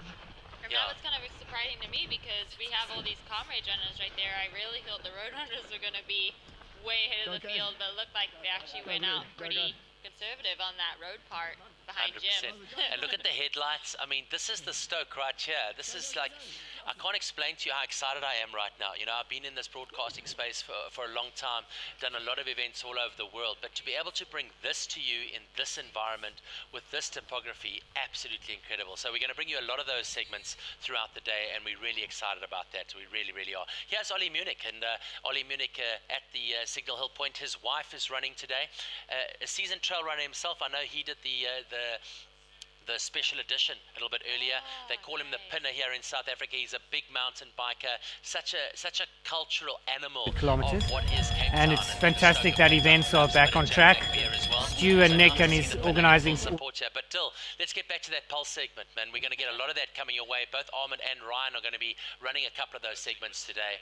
But the telemetry, the moving images, the kilometers per hour speed, the altitude, this is the future of trail running right here. Yeah, no doubt. And I think the more that sort of tech integration we can have into these races, the better. And I think, you know, it gives the fans at home, the viewing audience, a better understanding of what the athletes are actually experiencing.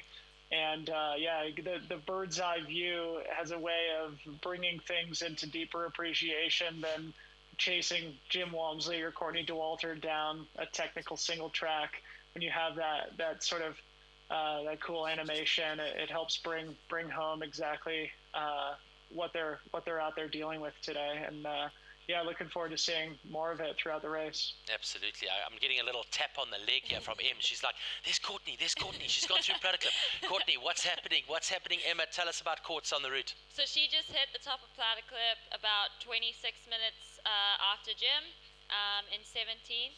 And again, with Admir, who has run right behind me in the past couple races here.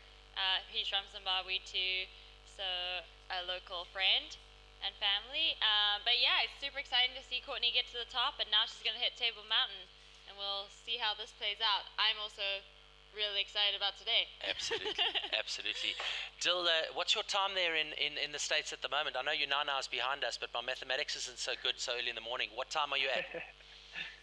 Yeah, we're coming up on 10 p.m. here, local time in Colorado, so I should probably hit the sack here pretty soon so I can try and get up early and see the finish with you guys. Absolutely. Well, I was just checking on that. You let us know, and it's been so cool having you. So hang in.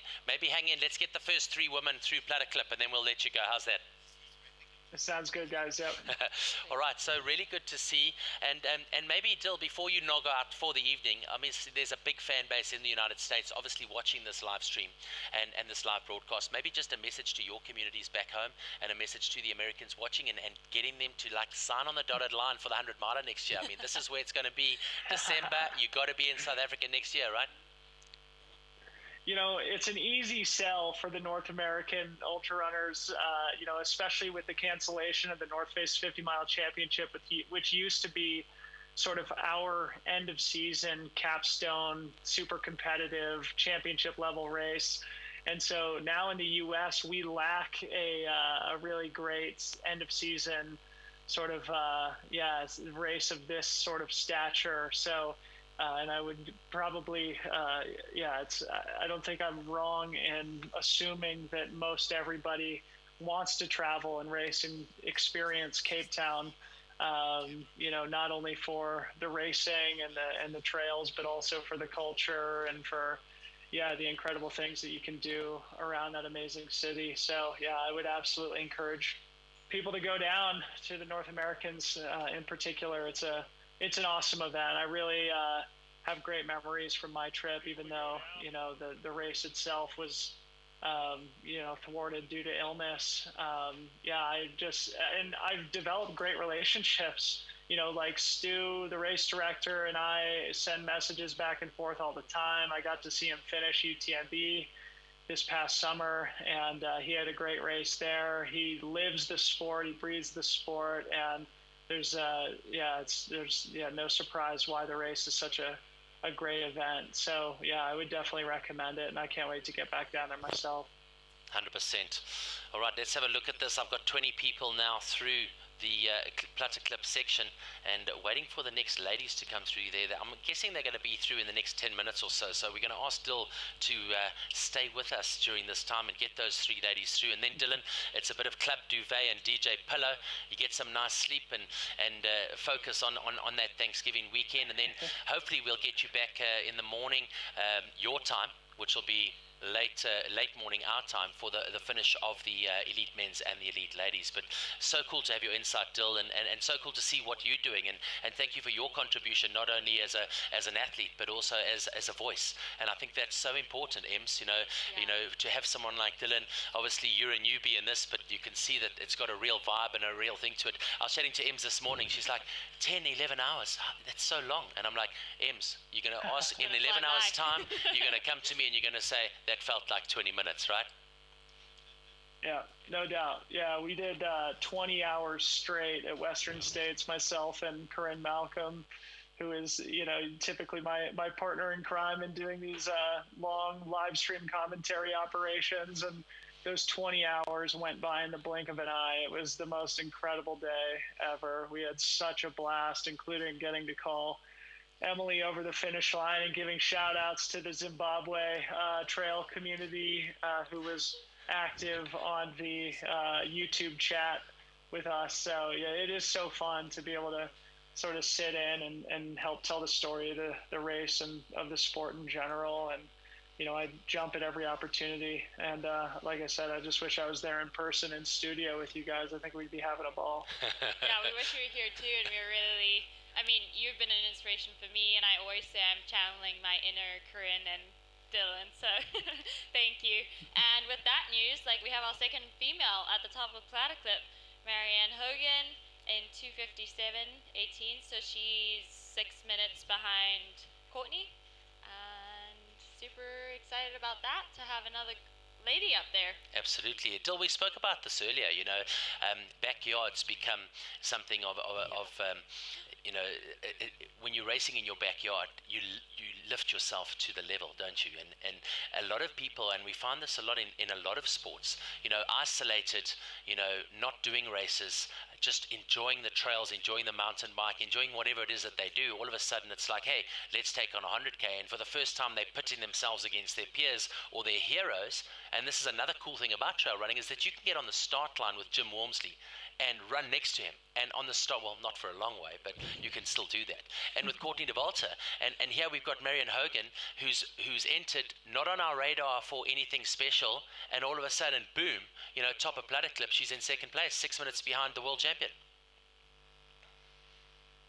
Yeah, no, it's amazing. Yeah, it's so fun to be able to you know, see these up and coming athletes and these local athletes competing.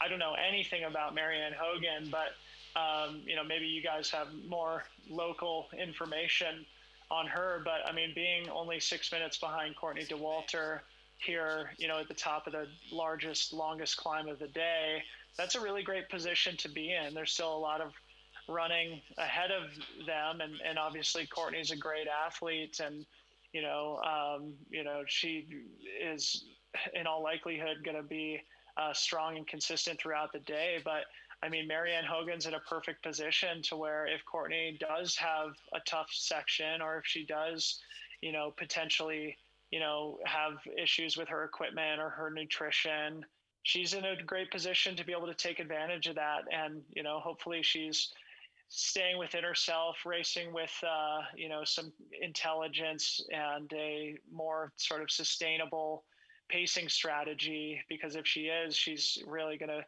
put her name on this race and make a name for herself in the sport. And I'm looking forward to learning a little bit more about her. All right, so just getting stuff happening in my ears here, Dill, and I know that Ems is going to do a refresh on that elite women's race. What we do have here today is we've got a lot of really cool inserts. The team have been really busy over the last couple of weeks doing some profiles on some of the athletes, speaking to the athletes, showing some of the stuff that's been going on pre the event here this year. This is the leaderboard for you at Platter Clip for your elite men. Those times at 2:25, which is about half an hour ago. This is your update. We obviously needed all of those 10 athletes to come through before we can get this leaderboard to you. But look at that there. Malakwana in 10, Egli in 9, Madua in 8, Healy in 7, Kashon in 6, Matembu 5, Riley 4, Klaassen 3, Rittera 1, and Rittera 2 and Walmsley in 1. So look at that time there.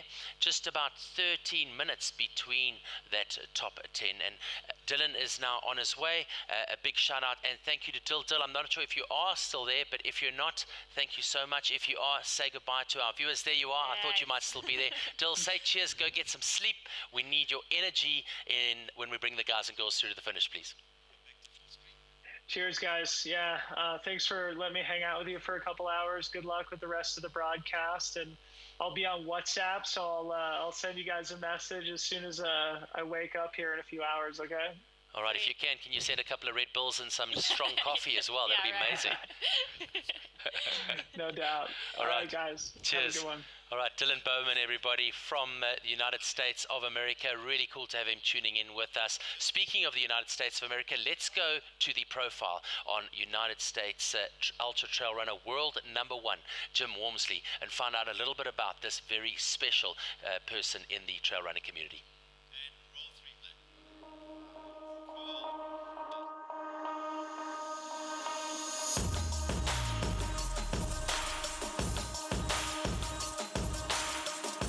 I'm Jim Walmsley. I'm from Flagstaff, Arizona in the United States, and for a living I run for Hoka One One and Wahoo Fitness. I kind of jokingly say I quit running before I started trail running.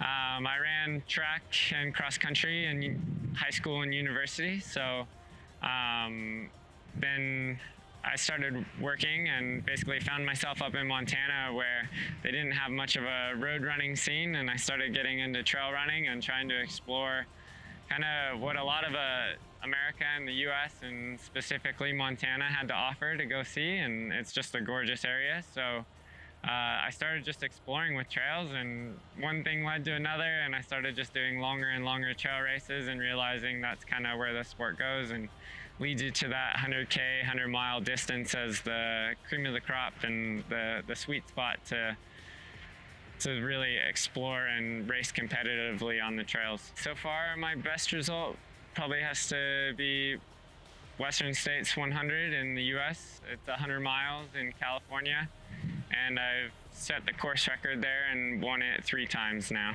For preparation, I typically do a training block. I try to get kind of focused on volume, so logging kilometers, and then I start logging my climbing in meters, and I try to hit, like, gradually build up a bit of strength and toughen my body, and then the month or a couple weeks before the race, I'll fine-tune it from there. Different races have different things, and usually the faster the race, I'll do more speed work, and then something like this race, I'll kind of just stick to kind of grindy climbing and harder running, and not change too much. The race recce is a lot of fun. It's definitely a way to enjoy the course and enjoy it differently than what you would see on race day, especially when a course has late hills and climbs or mountains. I think it's particularly important, or I've been doing like the furthest point away from where we start. I think it's pretty important here because that's kind of the hot point of the race with a couple of difficult climbs. So I think that's where the race tends to shake out, and just kind of knowing that, you get to visualize before the race.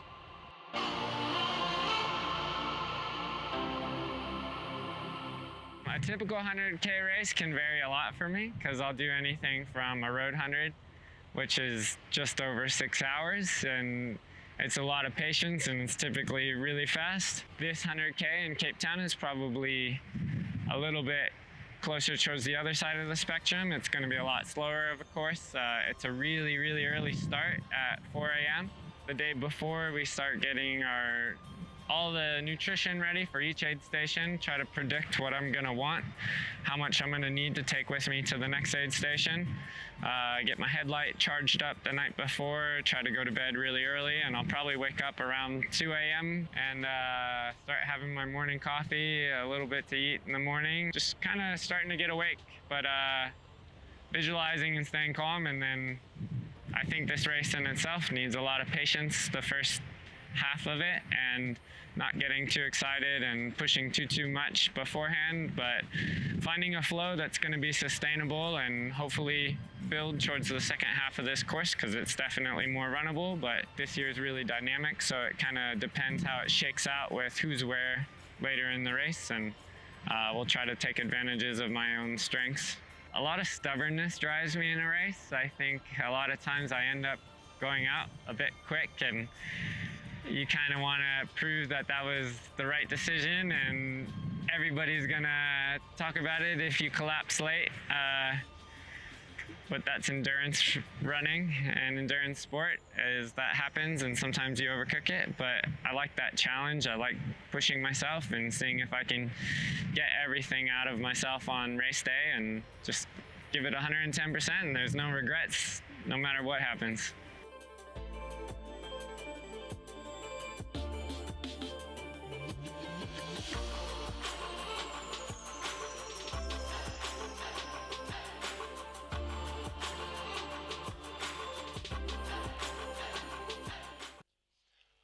Here we are at Kloof Neck, 100 kilometer. It is the Ultra Trail Cape Town, 3 hours and 10 minutes into the racing. The start here this morning at 4 o'clock.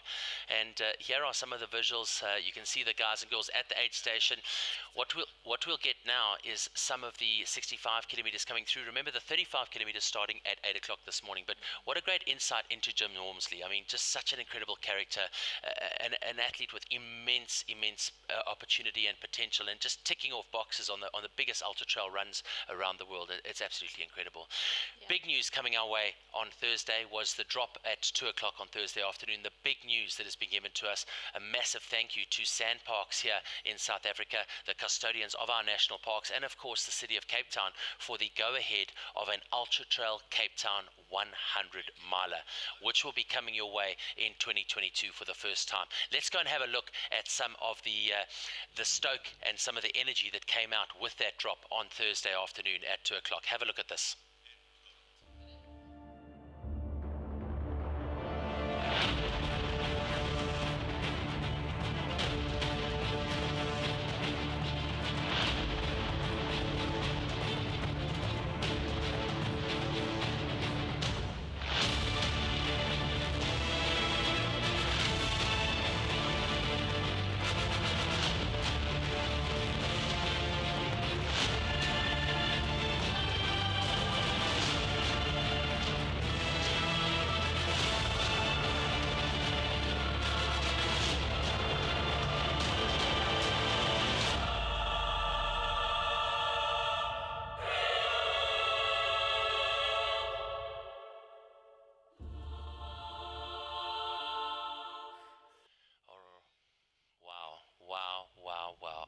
Unbelievable.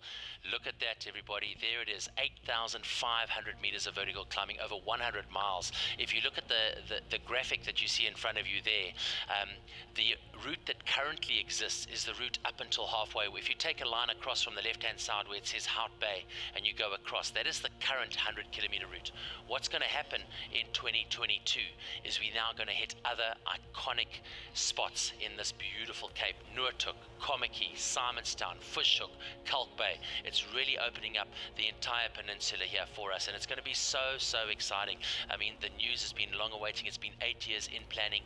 The team, Nick, Stu, have been working so hard with the city, with Sandparks, to sort of get the evangelism of trail running and the stoke of ultra trail running to the city. The city has now opened up their hearts and they've said, guys, we want this. Let's get this to our city in 2022. We are one of those cities worldwide that embraces these cultures and these communities, and we are super excited to do that. Let's go quickly and have a look at the profile. Emily, I'm going to ask you to take us through this profile, just to take the guys through the course and what that looks like. You can see the kilometer marks there in orange. Right, I mean, so it doesn't have the vertical gain on the profile, but 8,500 meters overall over 100 miles is not a shy amount of vert, and will keep us like busy if I get to race it.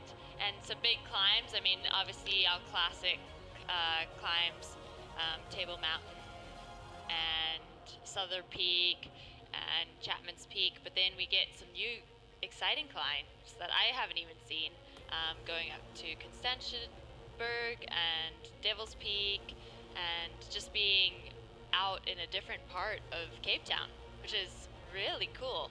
Let's get this 100 miles going. 100% right. And if you look at that profile, and it's not 100% correct, but it gives you a great graphical representation. Look between Noordhoek and Kommetjie, the 72 to 80, and then again between Fischhoek and Kalk Bay, 112 to 180. Those are the only flat sections really on this route besides Llandudno. So you're literally working all the time. I mean, we take into account Everesting is 8,800, I think 48 meters. That's nearly climbing Mount Everest. So that gives you an idea of the vertical game. It's super spectacular. We are so stoked beyond words.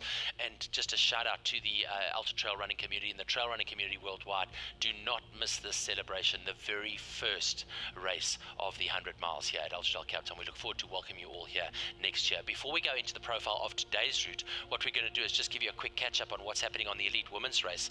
And we see that coming through nicely in the elite women's, Marianne Hogan was in second, Anne Ashworth was in third, and right behind her, Marilyn Nakashi of France. So Ashworth and Nakashi are running together, 3:03, 3:04s. Here's some of the elite women's race, which we're hoping to be able to bring you as well. But Kerry-Ann Marshall, the little pocket rocket, is currently sitting in that 5th place. So that's what it looks like at the moment. Courtney Dauwalter in 17th. Second lady on the route, Marianne Hogan, she's in 21st.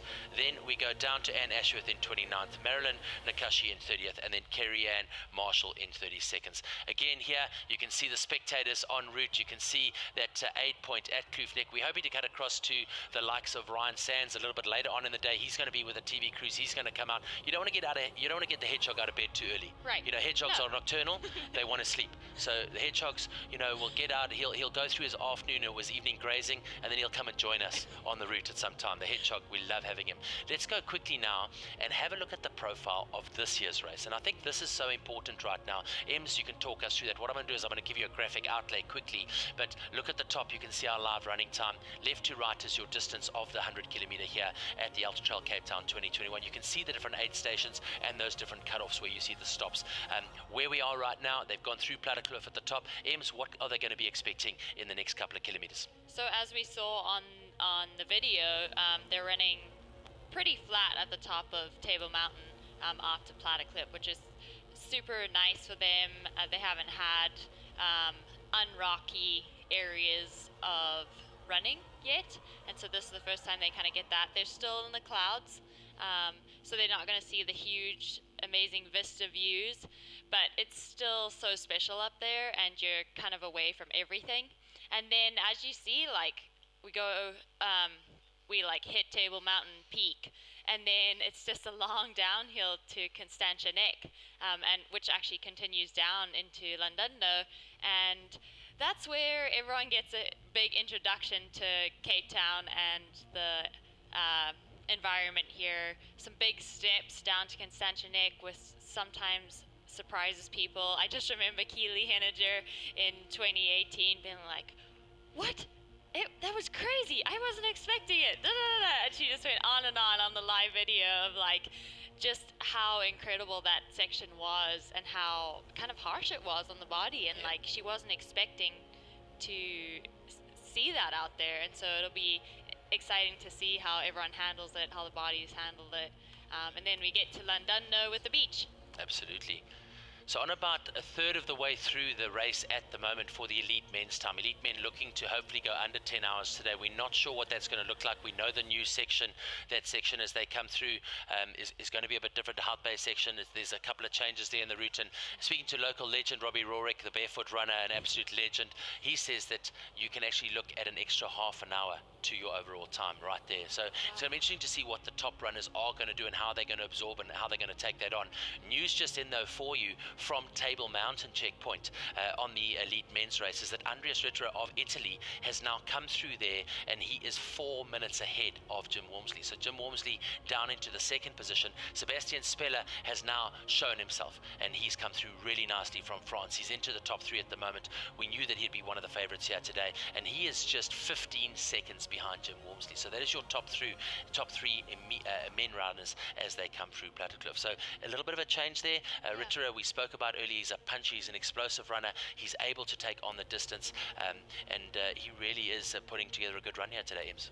Yeah, I mean, it's keeping it exciting. Words. And having Jim drop like a little further back like that obviously asks questions of has he taken a wrong turn? But I don't think so. At that point in the race, there's not really anywhere else you can go. Yeah. And so that's kind of exciting to see Andreas like really pick it up there and give Jim a run for his money. It'll be interesting to watch them all day. Absolutely. A very big thank you to our marshals. You can see the red flag there. Incredible marshals and volunteers out en route as we see some of the runners coming through on the 65 kilometer now as well. Different colors on those race numbers, which you'll see throughout the day, especially later on in the race where they come through and they all join up in those last few kilometers after UTCT or UCT, which is the University of Cape Town. There's so many of those little numbers and names, I get confused. But you can see the guys are very chilled. These are the 65 kilometer runners. They're at that section right now, and you know, it's so cool to just take in how relaxed these guys are. You know, you see that energy at the front end of the race. You see that they want those quick transitions. And right now, these guys are walking in. They're taking their time. They're planning for a long day out, aren't they? And I think that 65K really gives everyone the opportunity, especially the newbies, like getting into or just exploring that new distance of like, okay, when's a good time for me to be controlled? When's a good time for me to attack a race? And the 65K really does highlight all the highlights of the 100K. It's an exciting race. I loved it. Yeah, and it's an interesting distance, isn't it? Right. It's such a nice distance because it is an ultra distance. It's more than 50. It's not an 80. And you're finding that there's a really good mixture of people wanting to bridge that gap up to the 100 kilometer and possibly the 100 miler as well. Yes, and actually there was some rumors going around that they may try and drop it to 50. a 50K, Yep. and we had a really big talk about it. Just, I can't remember who I was talking with. It was someone running. And we were chatting about it, and we were like, it's like one of its kind. Yeah. And so I really It's hope unique. that Stu like keeps it. Yeah, because it's like a 65K, it's over 50, but it's between the 50 and the 100K, and it just gives everyone that little extra area to experience the holes or the uncomfortableness of running that far. 100% and just right. put 100% that right. experience on the body. So as you can see throughout the live broadcast, you'll see a couple of the partners and the sponsors logos that come on and off the screen. Obviously, a very big thank you to Sandpark South Africa, the custodians of our beautiful natural resources here in Southern Africa. The city of Cape Town have been absolutely phenomenal. To partners like Salomon, who've been here from the get-go and are just continue to inspire trail runners around the world. To Sunto, who've come in and really helped us and got involved with regards to the mapping, the route profiles, and really having that tech support here with the uploading of the files to the watches and the smartwatches, which is so important, and they really are a massive contributor. Ford here as well, helping us get around, manage the logistics, get the people to the right places at the right time, manage getting those people who are pulling out of the rate for whatever reason and getting them back to safety at the race village. The President Hotel, which is the host hotel of the event, hosting the function for us on Thursday night and really looking after us. What an incredible location right on that Atlantic seaboard looking out over the sea. It's absolutely precious. And then of course the Golden Nectar from Jack Blackbeard. I'm going to put my hand up there as one of my favorite partners of all time. That's the second time already. I'm keeping count of how many times you bring it up today. All right. So let's go across and have a look and see some of the products and some of the people and some of the partners that are involved here with the Ultra Trail Cape Town in 2021.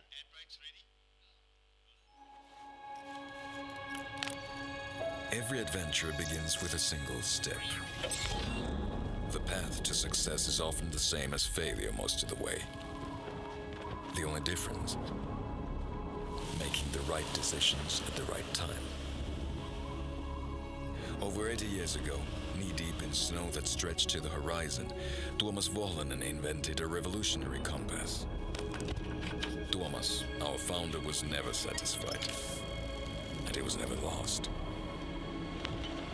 If suunta in Finnish means direction, suunto means the right direction. Where you go, we go.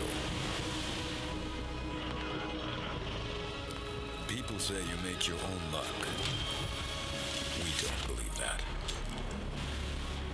Generations of knowledge, more than 80 years of technology, constantly tested in the harshest of conditions.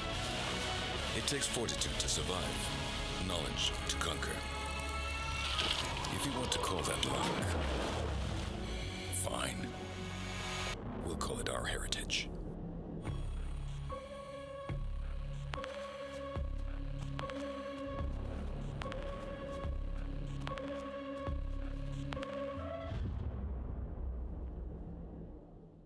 Going on an adventure, watching the sunrise from the top of a mountain after a descension. It's time for me to put your life back on the bookshelf.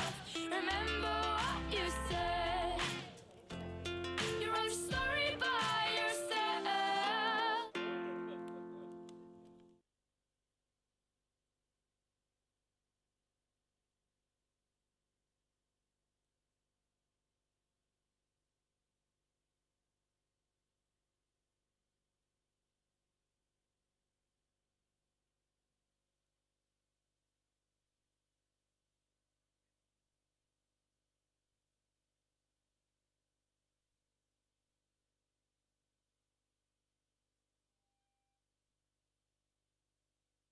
Very excited about that. Daniel Claassen, news in from Table Mountain, is that Daniel Claassen, the South African, has gone through there in 4th place. I'm just doing a quick update now and seeing if we can find what is happening and hopefully get those results to you. But Daniel Claassen looking really good. The South African, remember, 2nd South African here in 2019 and 7th overall.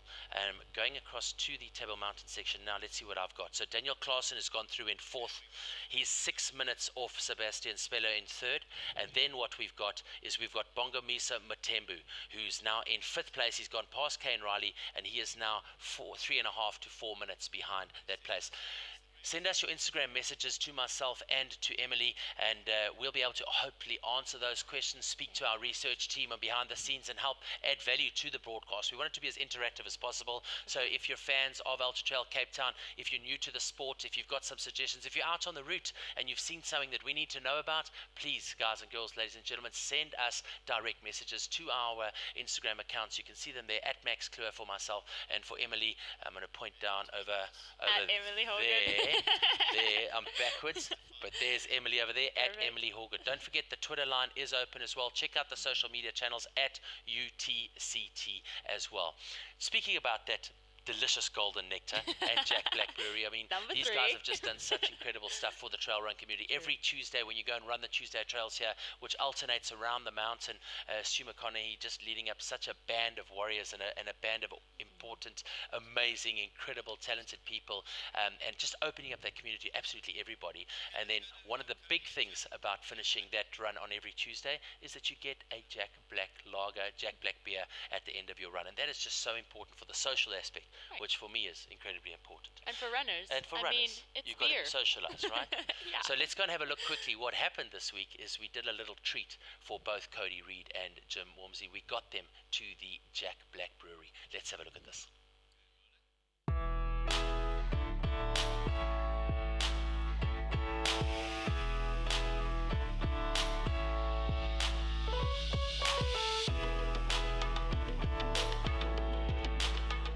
How's it? I'm Cody Reed, the 2019 Ultra Trail Cape Town 100K champion, and I'm here with Jim Walmsley. And I'm Jim. I'm here to run the 100K in 2021. We're both coming here from the US, both professional ultra trail runners, so unfortunately we line up to do this multiple times per year, and we're here to do it in Cape Town and get after these trails. We're at Jack Black's brewery. They've invited us to give us a tour of the facility. And free beers the whole time. And free beers. That's how they hooked us on that one. Yes. Why did you decide to come to Ultra Trail Cape Town and try and one-up me? I think it's just matching you at this point. I think that would be a pretty good day. But I think we kind of have an under-the-table bet already going of over-under your course time, and you told me I don't get any leeway, even though the course got a little longer and a little harder. So the course is a little bit different from 2019 this year. There's one slight change, but we're going to play where the ball lies, and we're going to go for the shot. Yeah. I'll take the bet. I guess we're formalizing the bet right here, right now. Yes, we are. Over under, I guess. Making a formal bet on camera. So 10 hours, 4 minutes is what you wanted in 2019? That was my time. Course record's like 9:51. The course this year is a little different, like same distance, 300 meters more climbing. But the South Africans have explained, comrades, like the course changes all the time on the entry and exits of the cities. Doesn't matter. Course record is course record. So they say, play the ball where it lies, you got to beat the course record. So it's game on, and but for the bet, 10:04, and that's the over/under.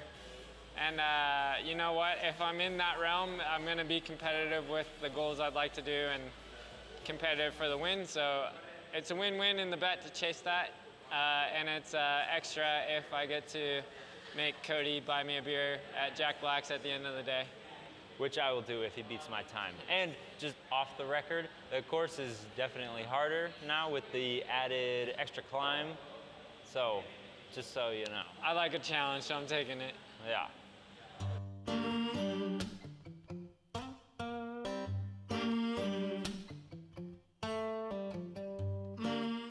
You've been here for a week so far, almost. What do you think of South Africa? What do you think of Cape Town?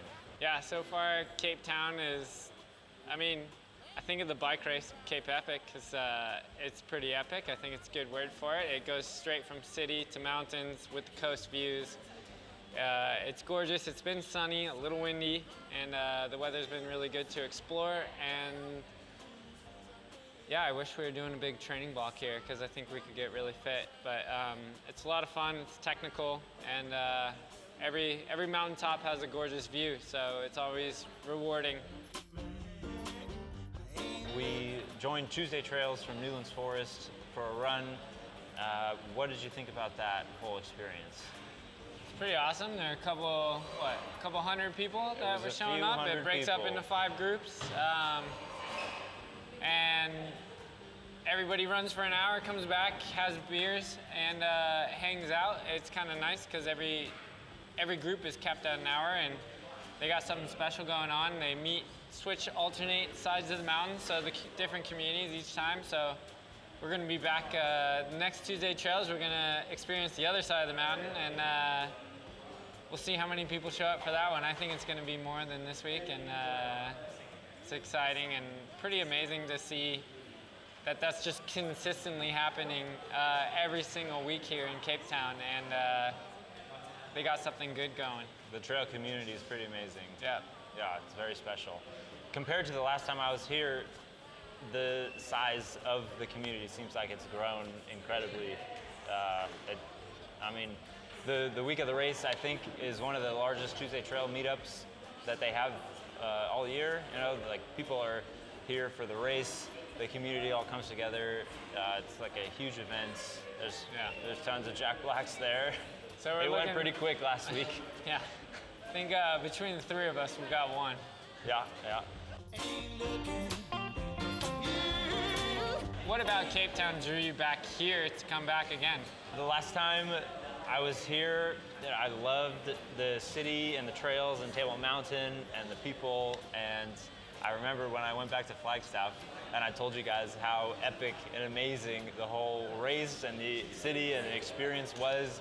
You thought that I was just exaggerating because I won the race. It was the coolest trip ever. Of course he thinks it was the best because he won the race. But now I think you're here and you see how it is, and I wasn't just exaggerating anything. Like, I'm back here, and like, because I just love South Africa and I love Cape Town. Yeah. And it's an amazing time, an amazing country and city, and I don't know, I would have come if there wasn't any Ultra Trail Cape Town happening, I think.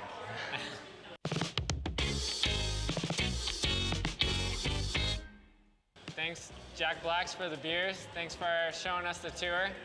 We're looking forward to the race. We're going to throw it down. It's going to be a lot of fun, and we're looking forward to the beers at the finish line. Cheers.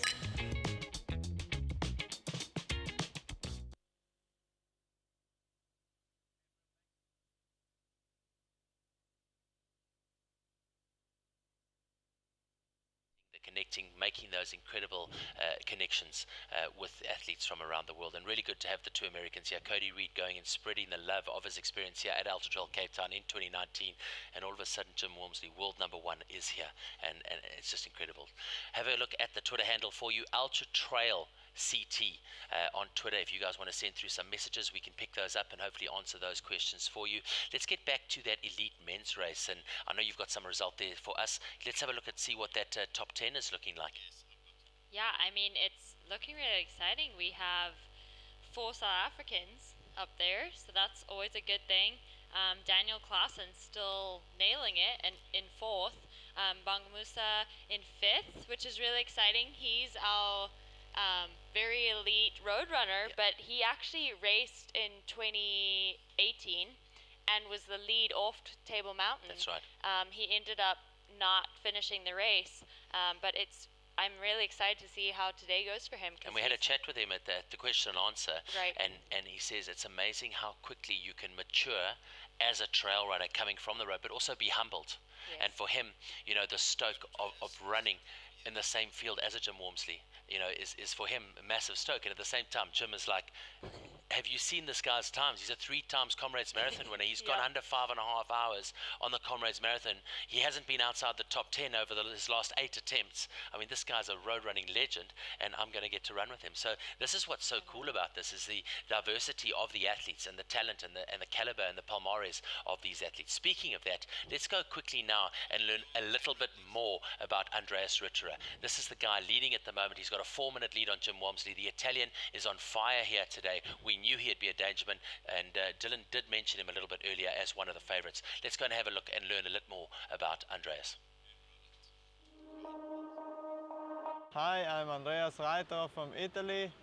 I'm here in Cape Town, a beautiful place, and I'm running the 100K from Ultra Trail Cape Town, and I'm an elite runner. I'm here in Cape Town the third time. I'm running in 2018 the 100K and 2019 the 35K.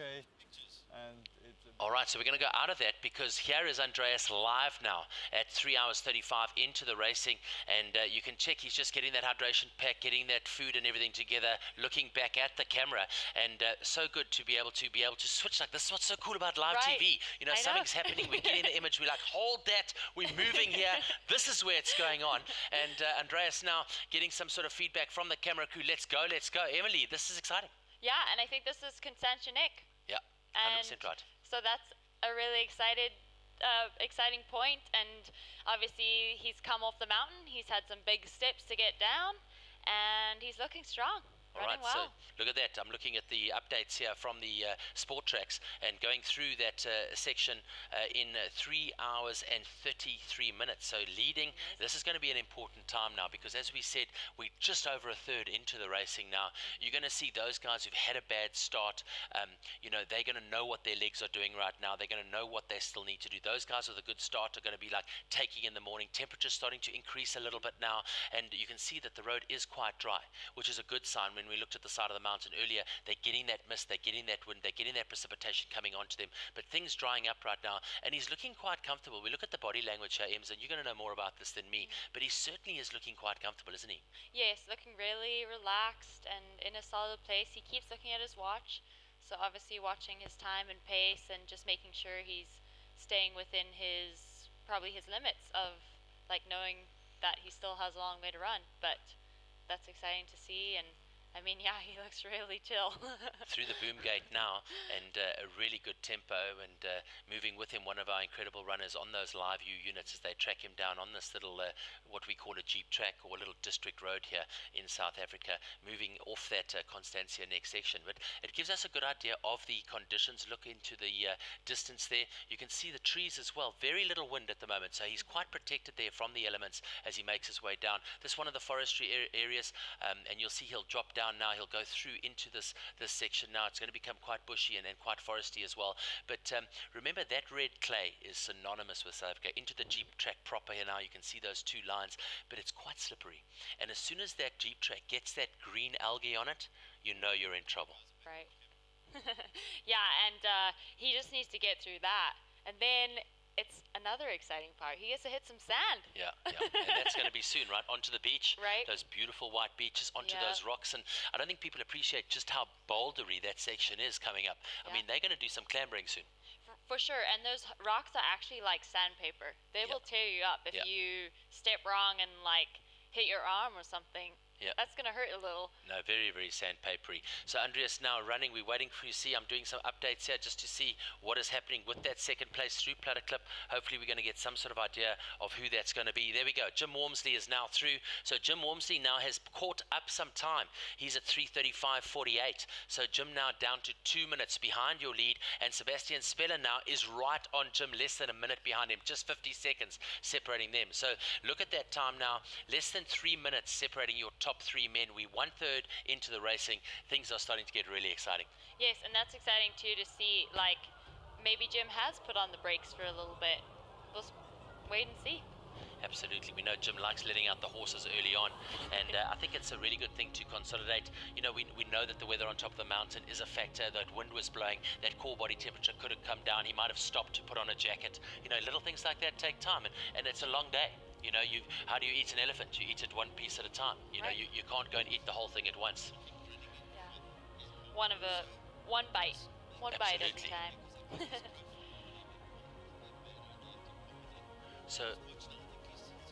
So we're looking to see what's going on. We had a look at the profile of Andreas Rittera, and hopefully we'll go back to that a little bit later. But also just having such a good run here today, and you can just see, we spoke about that maturity on just how quickly he has matured, and that of course is the African warrior, the man who is just going to be dangerous today, and if he gets it right today, he's going to be absolutely incredible. He's sitting in 5th place at the moment, Bongamusa Matemba. Let's have a look at his profile, but before we do that, let me just tell you a little bit about this guy. Half marathon, he goes a 107.44. Marathon, he goes a 2:17.31. 50 kilometer, he goes 3:03.36. On the 100 kilometer, he goes 6:24. He's the African 100 kilometer record holder, a time of 6:24.06. He's a 3 times Comrades Marathon winner with a fastest time on the down run of a 5:26.34, the fastest time on an up run of a 5:31. He hasn't been outside the top 10 at the Comrades in his last 8 attempts. And just this continues to go. He was a bronze medalist in 2018 at the 100 kilometer world champs, a silver medalist in 2016 at the 100 kilometer world champs. I mean, he's got 13 Comrades medals. 8 of those medals are gold, and 8 of those are back-to-back, all under 6 hours. So this is an incredible athlete, and he's just so popular with the South African running community, and he's really established himself a respect with international runners around the world. Let's find out a little bit more about Bongamusa Matemba. Here he is. Hi guys, my name is Bongamusa Matemba. Here I am in beautiful Cape Town to run 100 kilometer UTCT, 3 times Comrade champs, and South African record holder 100 kilometers. Yeah, I've been running since I was young. Running to us it's a therapy, you know.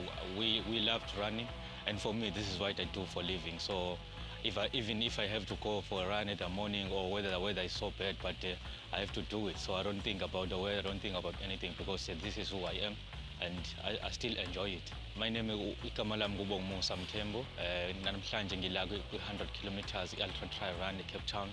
Ngiyajabula kakhulu ukuthi ngizizwe ngila and ngizizwa ngithobekile kakhulu. Kwi-Comrades Marathon ngiwine kathathu.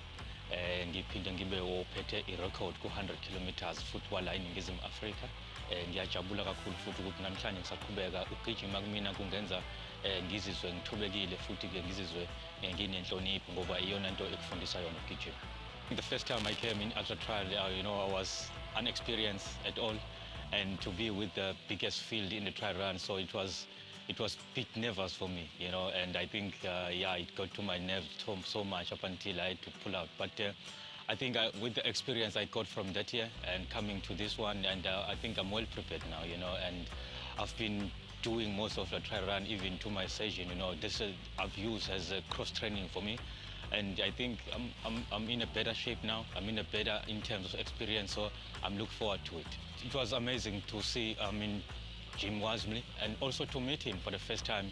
I've been following him since he tried to break the 100-kilometer world record, and I've been following to his social media. You know, he's doing amazing. He's such a wonderful guy, and for me to run with him, I believe I'm gonna learn with him. So and also I've seen him. He's such a wonderful guy. You know, I've sat down with him and I will have a chat with him, and I'm looking forward to race with him. I think we're gonna give each other, I mean, a lot of experience, you know. If there will be some places where I can be able to run, I know he will want to keep up with me.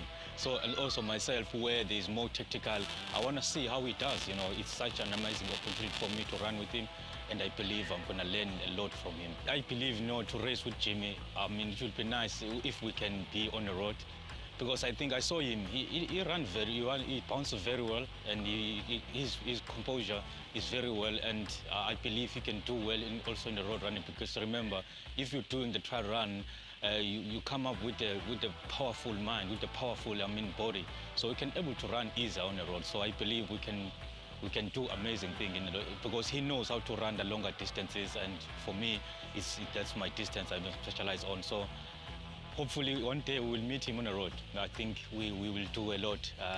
It will be my dream, you know, come true, to train with him and also to race with him, and also at the United States and his home ground. You know, Jim is it's amazing, an amazing guy. I just met him just a couple of hours, and you know, so to feel like you met a guy like almost a year or more than that, it's make you think that we can do more. So hopefully gym will happen and we'll be together in the training, also in the races. You know, our sport, especially in South Africa, we still want to learn a lot, and for us to be recognized abroad is such an amazing thing, and we hopefully even the younger generation will learn from us that anything can happen, anything is possible in life. So for us, I think it's a building blocks going forward, and we're hoping that it will be open so many doors for us, and we will be able to compete and also to excel in abroad, and we believe we can do well, and also I hope that even the world can see that Africans, South African guys, and also the ladies can do well even abroad. You know, we need those guys who are passionate about our sport, and I think that's what they keep us going, you know. I'm so grateful about these guys. They've been with me through the toughest time, especially now with the COVID. And since COVID started, they haven't said anything or changed anything. So I think that's what kept me going. We believe that we can still do more, and we believe that, other brands, they can see us that we are willing to do well, yet we need some help. But hopefully going forward, we will be okay. Our sport in our country is going very well. I've always said that first thing, you need to enjoy the environment, you need to enjoy what you're doing, and there's a good environment. You meet such wonderful people, you meet some different people, and that's what you need to enjoy first before you can focus whether you want to do the fastest time or you want to achieve. Even if you break your 1 minute, your couple of seconds, that's an achievement to you. So first thing for all, you need to enjoy it. Okuhle kakhulu ukuthi umuntu mangabe ezogijima, oqala kubalekile ukuthi ayijabulele into ayenzayo, ayenjoy into ayenzayo, and ugijima ke ukuzivocavoca iyona into ebalekile emzimbeni. Ungazi utshene udokotela ukuthi kufanele uzivocavoce ngaphambi kokuba ube nenkinga emzimbeni. So uma ngabe uzivocavoca uhlangana nabantu abaningi, uhlangana nokuxhumana nabantu abaningi abavela kwezinye indawo ezahlukahlukene. So into enhle abantu sabaqhuzela ukuthi abeze bazosilekelela futhi bazoshayela izandla. Siyajabula kakhulu. I would like to encourage our people all over the world to come and enjoy, especially South Africa. I've also heard that there will be 100-mile trail run next year, so I think which is amazing thing. It shows that as South Africans, we can host very well people who come all over the world. So people must come and enjoy South Africa. We're such a wonderful country to be. Uma sengivala ukugcina ukuthi abantu siyabaqhuzela ukuthi umhlaba jikelele wonke abeze bazobona iningizimu Afrika enhle, abeze bazobona ihospitality enhle eningizimu Afrika, babone ukuthi abantu sibaphatha kahle kanjani eningizimu Afrika, bazogijima eningizimu Afrika. Kuhle ukugijima eningizimu Afrika, uhlangana nabantu abahle abahlukahlukene nama-culture amahle futhi eningizimu Afrika sithi abeze. Igama lami kuBongusa Mthembu, ngithanda ukufisela bonke abazobe bethathe ingxenye kwi-100 km trail run la eCape Town. Ngibafisela okuhle nokumhlophe, bagijime kahle futhi bayi-enjoy. Hi, my name is Bongusa Mthembu. I'd like to congratulate and also wish the best of luck for those who are running ultra trail run 100 kilometers on Saturday. I wish you all the best and enjoy and have fun. Chop chop. All right, what a great introduction there. And just to find out a little bit more about this superstar, I mean, this guy is the most likable guy you've ever met. He is so strong, so tenacious, so gritty, and just such a great ambassador for the sport of running across any type of running anywhere in the world. I mean, really, really amazing, isn't he? Yeah, super cool to just get an inside look at these amazing athletes. And we just want to jump around and look at an update on our results. We've only had Courtney through Table Mountain so far in the female side, and then on the male side at Constantinek, we've had Daniel Klaassen finally through in 4th place in a time of 3:45. So that's where we're at right now. All right, look at the visuals here. This is the start of the 8 o'clock. This is the 35 kilometer start. On the right-hand side, you can see the queen of Ultra Trail Cape Town, Susie. Sue Elliott, she's just so passionate about this event, been involved from the get-go. She was on the right-hand side. Our commentator there, Mike Finch, you can see him on the right-hand side. You can see the weather conditions, a little bit cold at there. Look at the flags, the wind not so much at the moment, but I think Ryan Scott is there as well, and the guys now getting ready. With him there is one of our aldermen runs here, Mr. JP, I'll get the surname for you now, but he's the alderman here in Cape Town. Really good to see him here on the start line. He's doing a little message here for everybody, and he is just such a big fan of this event. He's been instrumental in helping us get this event to where it is, and really, really good to have him involved and have him giving this little message to the athletes. I'm just busy working on my stuff here and working through a bit of stuff. Here are the cameras. There are some of the runners on the start line. Yeah. In the women's race, Meg McKenzie will be here, won't she? She will. And in the men's race, I have to give a shout out. My teammate Macy is racing in Adidas Terex gear, and super excited to see this race happen. And the record is 4 hours, so I think I was chatting with Meg last night. She's like, "Oh, I'm excited to see what I can do out there." And obviously having this being the third race on the mountain right now, that is exciting. There's Meg, she just popped into the picture in her North Face gear. So just there is the Alderman JP having a chat to the guys. We're going to try and get some audio on that. We might be able to. So maybe we'll get some of that audio if we can. And he'll be getting the athletes ready to get out onto that 35-kilometer route. It's an incredible route on the 35-kilometer. I'm going to tell you a little bit about it now.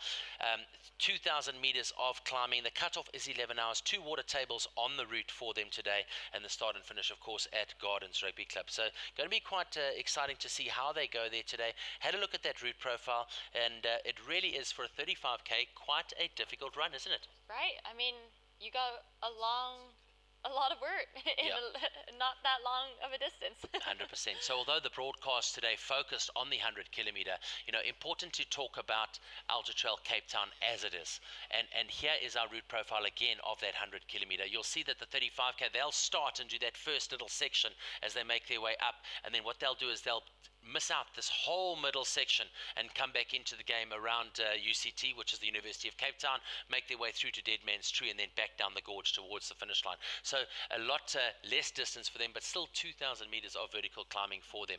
This, of course, the 100-kilometer profile for you, and really cool to be able to get to those visuals. Maybe we can get back to those visuals in a couple of minutes when we go to the start for that time, and we'll go back and have a look at those visuals there. You'll see there 3:50 is the running time now. The start at 4 o'clock this morning. These guys are starting at 8 o'clock, so literally just under 10 minutes before we get started there.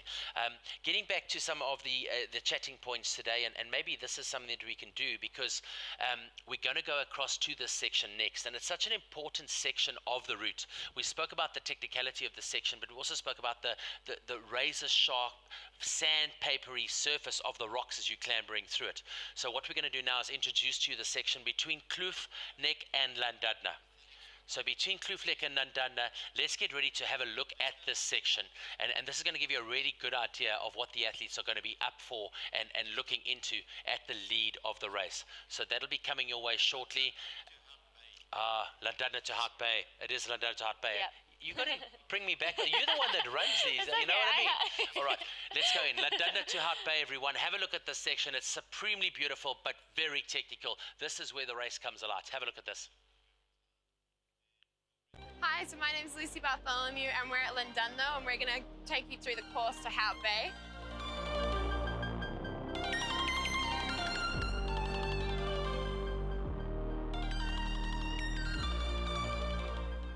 For this section, you've got some sand, then you get onto a coastal track that is really unrhythmic. You're going to hop onto some rocks, and then from there you head up Southern Peak, which is famously known as Suffer Peak. This has chains, it's very technical, it's a steep climb and it's long. Halfway up there you've got the Rocket Point 8 station where there'll be people cheering for you, and it's a really good vibe. But just know that that peak has a lot of false summits, so just get into a good grind. From the top of Southern Peak, you can see Hart Bay, and your descent is a single track. It turns into a jeep road where you can open up, and then it kind of gets a little sandy and a little steeper as you really do descend down into the town, and then you run into the checkpoint through the car park. Enjoy it. They say the race starts at Hart Bay. This is a beautiful section. It was one section that when I did 2 years ago, I totally didn't recce. And it was a surprise, maybe not a welcome surprise, but it was what it was, and it's a great experience.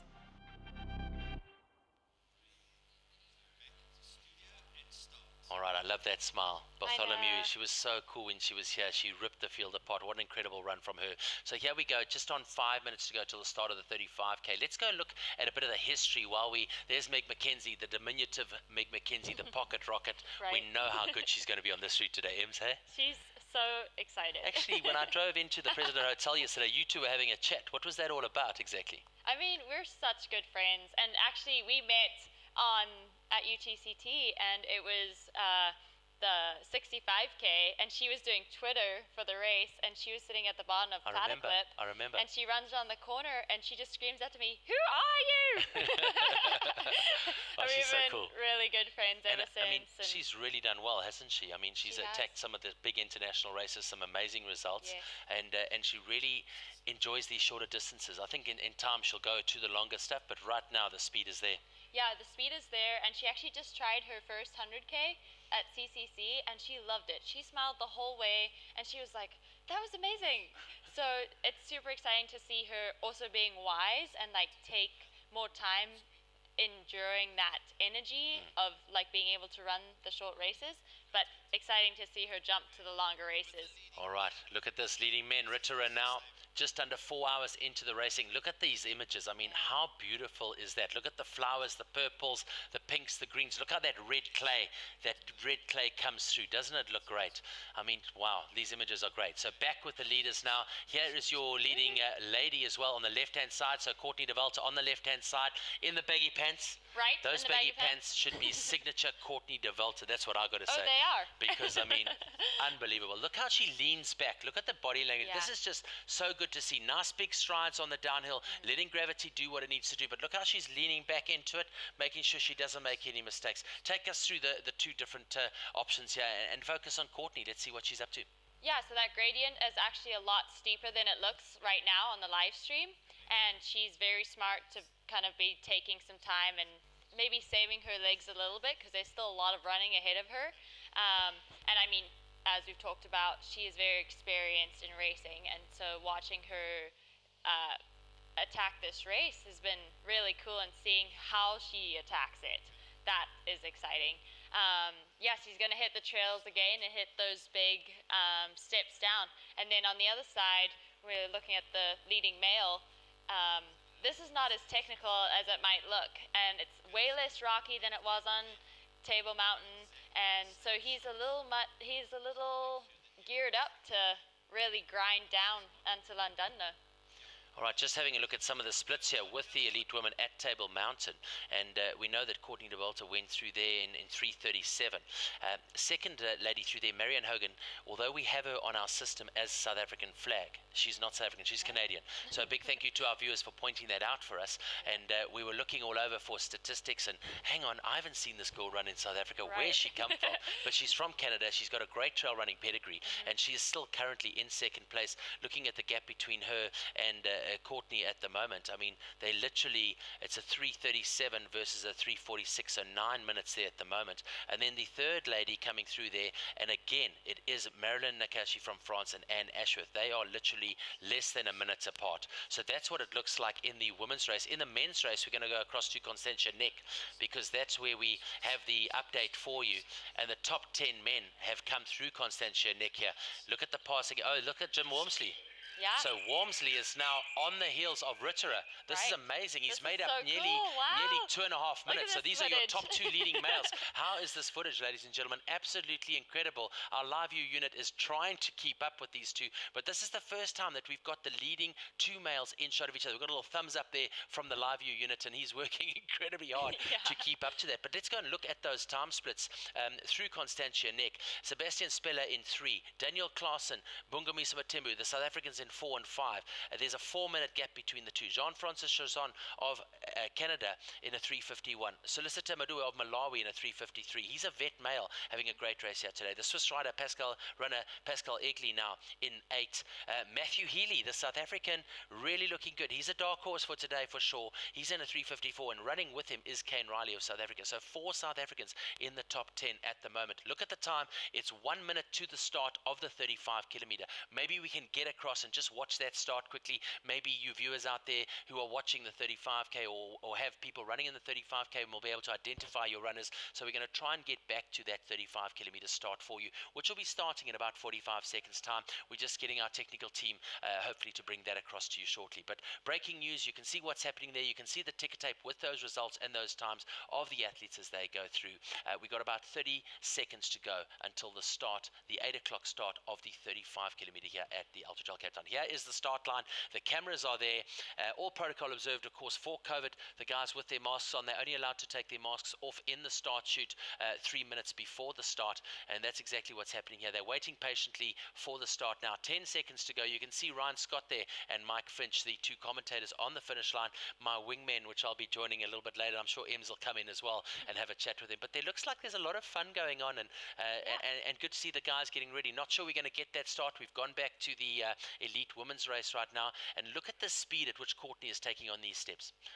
Here we go, back to the start. Back to excitement. All right, so the countdown is on. Remember, you've got a bit of a time delay between the different sections, but we'll get back to that start for you shortly. Courtney is literally descending like a scalded cat at the moment. Look at her, look at the balance. Look how she's moving on that foot and on that footbed, and how she's moving around. But look at that waist. See how it's staying completely straight. I mean, really incredible running technique. She's very comfortable. So there it is there now. Remember, these images coming your way. 3:59 the time now, so 50 seconds until we get into the start of the 35 kilometer. A little bit of music now. The neighbors are waking. Listen to this music. Let's actually stop talking and let's listen to this. Maybe turn up that music a bit in the background. Here is the start of the 35 kilometer. 30 seconds to go.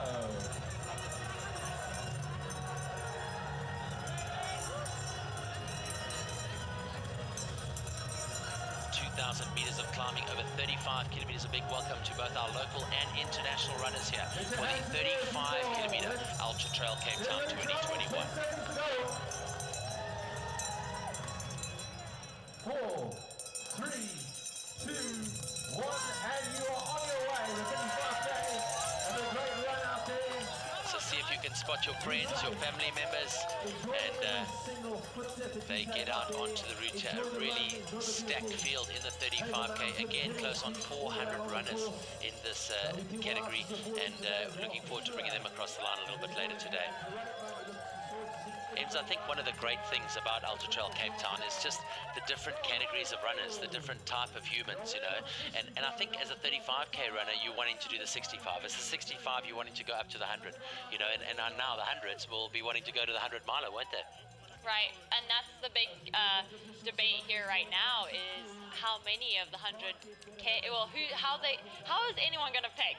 Do they run the 100K or the 100 miler? No, it's crazy. I mean, let's have a look at some of the results on the 35K. In 2016, Mavusa Nkogo took the win there with Mari Vessels in the ladies. In 2017, the win was from Raiden Wilfred, and in the women's it was Anamart Lobsha. 2018, we saw a win there in the 35 kilometer, and that was from Timothy Chambers. In the women's, Hayley Preen started stamping her dominance on that discipline. Multi-talented, also the South African road cycling champion, a top international as well on the show jumping scene as well. So she is just such an incredible athlete. And then in 2019, in the 35K, Andreas Ritterer took the win. Now, Andreas Ritterer is currently leading the race with Jim Walmsley. He's stepped up from the 35 to the 100 kilometer. In the women's result, Christy Zeppel took the win in the ladies. So very exciting to see that as we get back to the main race now. The 35K underway. We now have 3 races on track here, on course at Ultra Trail Cape Town 2021. This now is back to the leading men and the leading ladies. A little bit of pixelization in the images coming from the men's. We're going to switch across to the ladies now, and look at Courtney. She is descending, cutting it up as she gets down the steps here. Take us through this, Ems.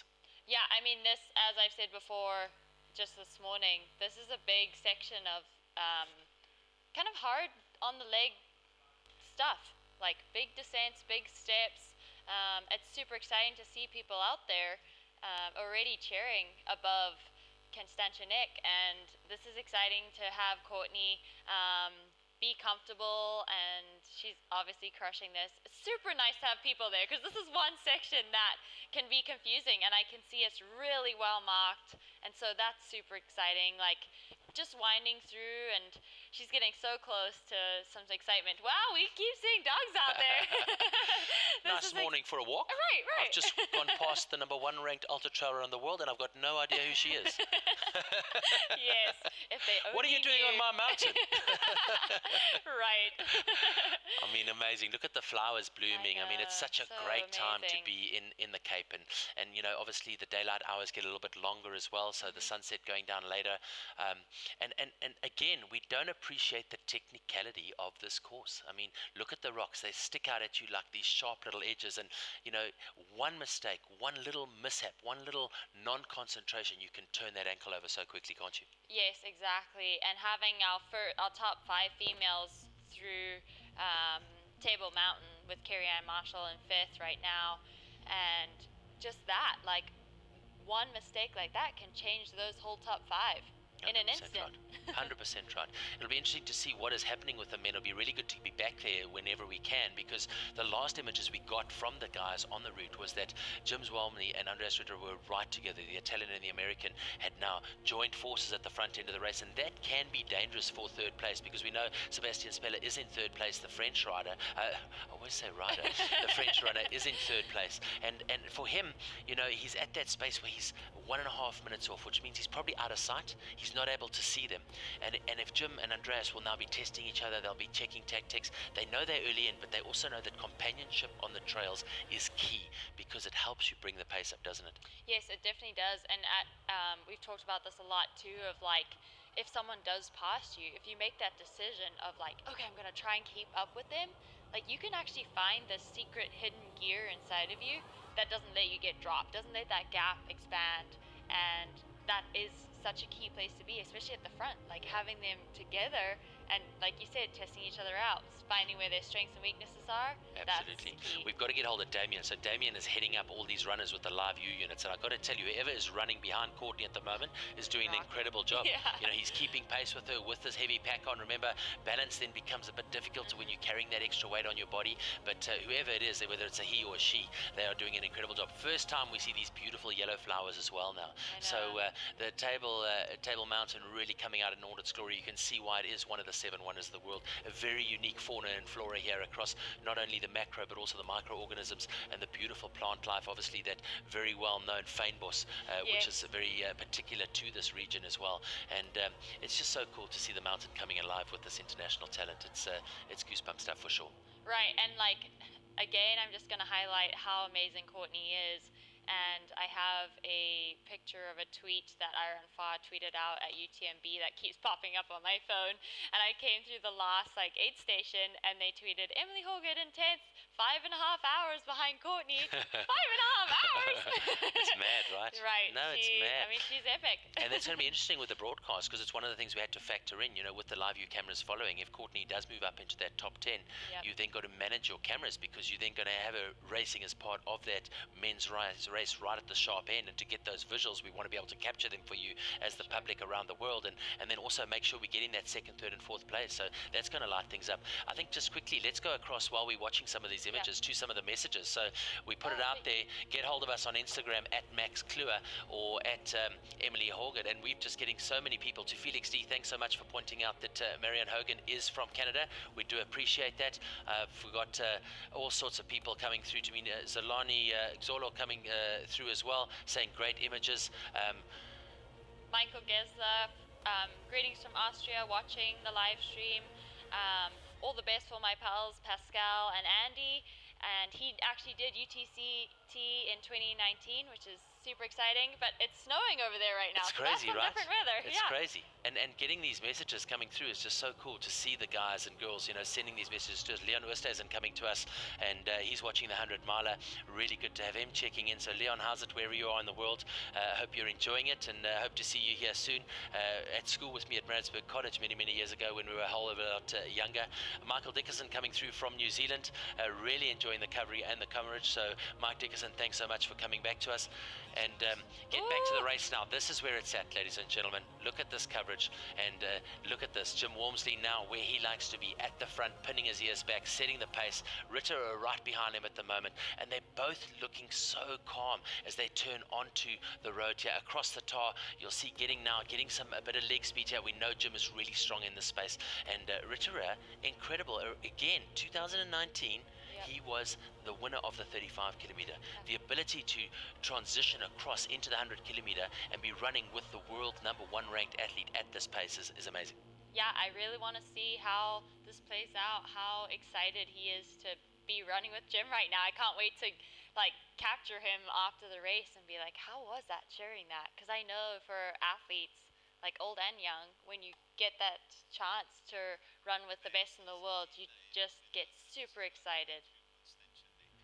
All right, so below is how they went through Constantia Neck. You see there's a delay in the times, but obviously we get these results and we bring them to you as and when we can. Those of you just tuning in, a very good morning and welcome to the 7th edition of the Ultra Trail Cape Town, right here in the beautiful Cape Province of South Africa. Looking at 6th position, Jean-Francois Chasson went through Constantia Neck in a 3:51. Solicitor Madua from Malawi in a 3:53. Pascal Egli in a 3:54. We know how good he is in extreme conditions, and he should come into his own if he's got the stamina a little bit later on in the race. Impressive is Mathieu Healy from South Africa, winner of the Addo Elephant 100 earlier on this year. He's in 3:54, and Kane Riley, the evergreen Kane Riley, you got to understand with Kane is he is such a character of the community of trail running, not only here but around the world. But he's been on his feet for the last 5 days, doing setup with Salomon, working for Salomon in the marketing space. Such a great evangelist of the sport of trail running, and really embodies those ethics and those values that are so particular to trail running.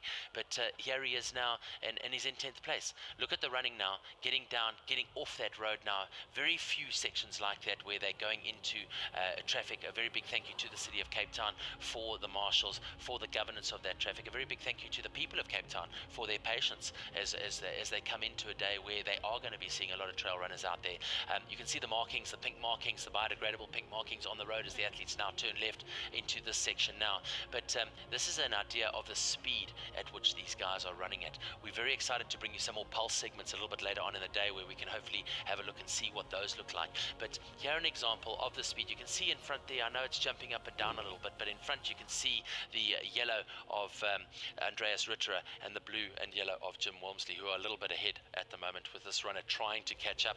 He knows that he's got Sebastien Spehler not far behind him, so maybe if he can't keep up, he might drop back a little bit for that third place runner. And it'll be very nice for us to see Sebastien Spehler from France for the first time, because we haven't seen him yet today. So and as I say that, there he is. Here he is. So look at that. Somebody shut the front door. Third runner just dropped a bomb and is right here. So look at that. Sebastien Spehler, the French runner, is on point, and he is now running. And well done to our live view camera. Somebody needs to high-five these guys in the face, because they are doing an incredible job. Really, they are. I'm going to actually buy them all a Jack Black beer after the race. Oh, perfect. But maybe I can just speak to Jack Black about that and get them one of those. What are those big beer things called? Growler? You guys get it. Listen, Stu McConney here, if you're listening, each of these guys on the live view side need to get themselves a growler from Jack Black. Guys, we need to make a special mention. You guys are doing an incredible job. And besides, I wouldn't mind one as well. I know. Nice... They even keep giving us all the views of what's coming next. Did you see the peak in the background? Thank you to this family for letting us through their backyard. We think that's amazing. Thanks so much. As we drop down now, this is into these beautiful little green belts as they drop down to the sea. And this is when we're going to see the sea for the first time as they get into this section. They call this a glen. I don't know if you're aware of that, but they call these the glens here in Cape Town as you drop off the mountain through the suburbs and down to the beachfront. And these trails are used extensively by the locals. The dogs go walking, the kids go playing. I remember as a child we used to build forts here, and we used to hide away from our parents and see how long it would take for them to find us. We'd build swings into the trees. You know, it was just so much fun to come in and meet friends from the Cape and then come here. But here is third place, the Frenchman, Sebastien Spehler, chatting to Ryan and also to Dylan. They both said he's got to be one of the favorites here today. So look at him, he really is coming into his own now, and these top three runners all within that 3-minute gap of each other. Yeah, you can see the light coming through these few little steps now and making his way down across the road, and then again drops down towards the beach here at Ladunna. Let's have a look and see what this looks like. Hopefully we'll get him going onto the beach, and you'll just see what these blue, I think they call them blue flag beaches, if I'm correct, where they are fourth place just came past. Is that Daniel? No, yeah, this is Daniel. that's not Daniel. I'm not sure who that is. You know what, it is Daniel. So I'll check now. I'm not sure. I'm seeing long hair. Was that a cap? Yeah. It's jumping up and down. So not sure who that is at the moment. Oh, come this way. Yeah, hiripat. Kom. I don't know. Yes, I'm not sure. I'm trying to see if I can find a number on the back of that runner, but it definitely doesn't look like Daniel, and it definitely doesn't look like Bongo Musa. So it might be just someone from the public. I'm not sure. It could be, you know, someone that's out there just running, and so we're going to wait and see, and we don't want to comment on it if we don't exactly know what is happening. But thank goodness he was there, because he's got Spehler back onto the right track. So important not to get carried away. You know, you see the guys in front of you. Jim is there. Andreas is there. Sebastien is like, I've got to catch him, but you've got to keep track of what is happening in front of you. You've got to watch the markers, Ems. Yeah, and that is like the #1 rule in trail running is watch the markers, do not watch the people around you. Absolutely. And that's something you just have to remember, because too many times a whole group of people goes wrong, and it's just because everyone was following the leader. 100%. So now we come down to the parking. You'll see the marshals there doing an incredible job now, dropping down onto the walkways, the esplanade, as they call it, along the beach now. And it'll be interesting to see what happens. I think I saw a runner going right. So, but maybe they're sneaking down to get all the runners? He's looking for a short, yeah. That's what I'm thinking. So Yeah, 4:44 into the racing. Here, ladies and gentlemen, your first view of the beach here today. And look at that. This is one of the blue flag beaches here in Southern Africa. Look at that. Absolutely spectacular. You can see it's a little bit overcast. Be interesting to see what the weather is doing. Maybe Ems can check that up. But now he is hauling to go and see and if he can catch those runners ahead of him. But great job there from the cameraman. Thanks so much for showing us that beautiful section through the glen down onto the beach at Llandudno.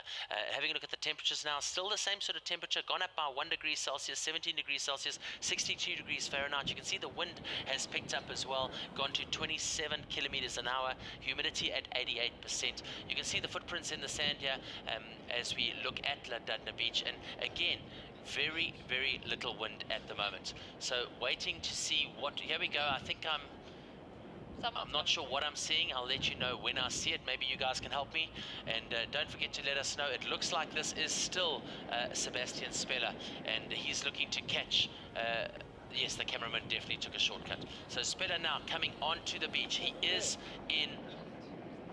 in third place. It looks to me that the runner behind could be either a second or just a runner out there. So we're not going to call that. We're going to see it as we see it. But here is a little split screen on 2 of the different units on the beach at the moment. So we're going to keep bringing you these visuals as we go through. There's the marshal now getting ready to bring those guys onto the beach. We're just calling it as we see it here, ladies and gentlemen. Right, and they've just come through their second crewed aid station now, so they get to see their crews, and that's always an exciting thing. And here's our first runner. Well, I don't know if he's first or second with Jim.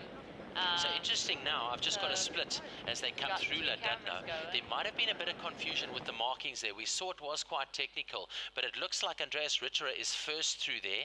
8 seconds behind him is Sebastien Spehler, and Jim Walmsley is 12 seconds off. So all 3 are within 12 seconds of each other. This looks like Jim. So this is Jim Walmsley now. So Jim obviously using that aid station, maybe filling up his pack, his hydration pack, maybe taking on a bit of extra nutrition. He knows that he's got Ritterer and Spehler ahead of him, the Italian and the French runner. But all of these runners now within 15 seconds of each other as they exit that area and get back onto the trail. What is happening now as they come off the beach, Ems?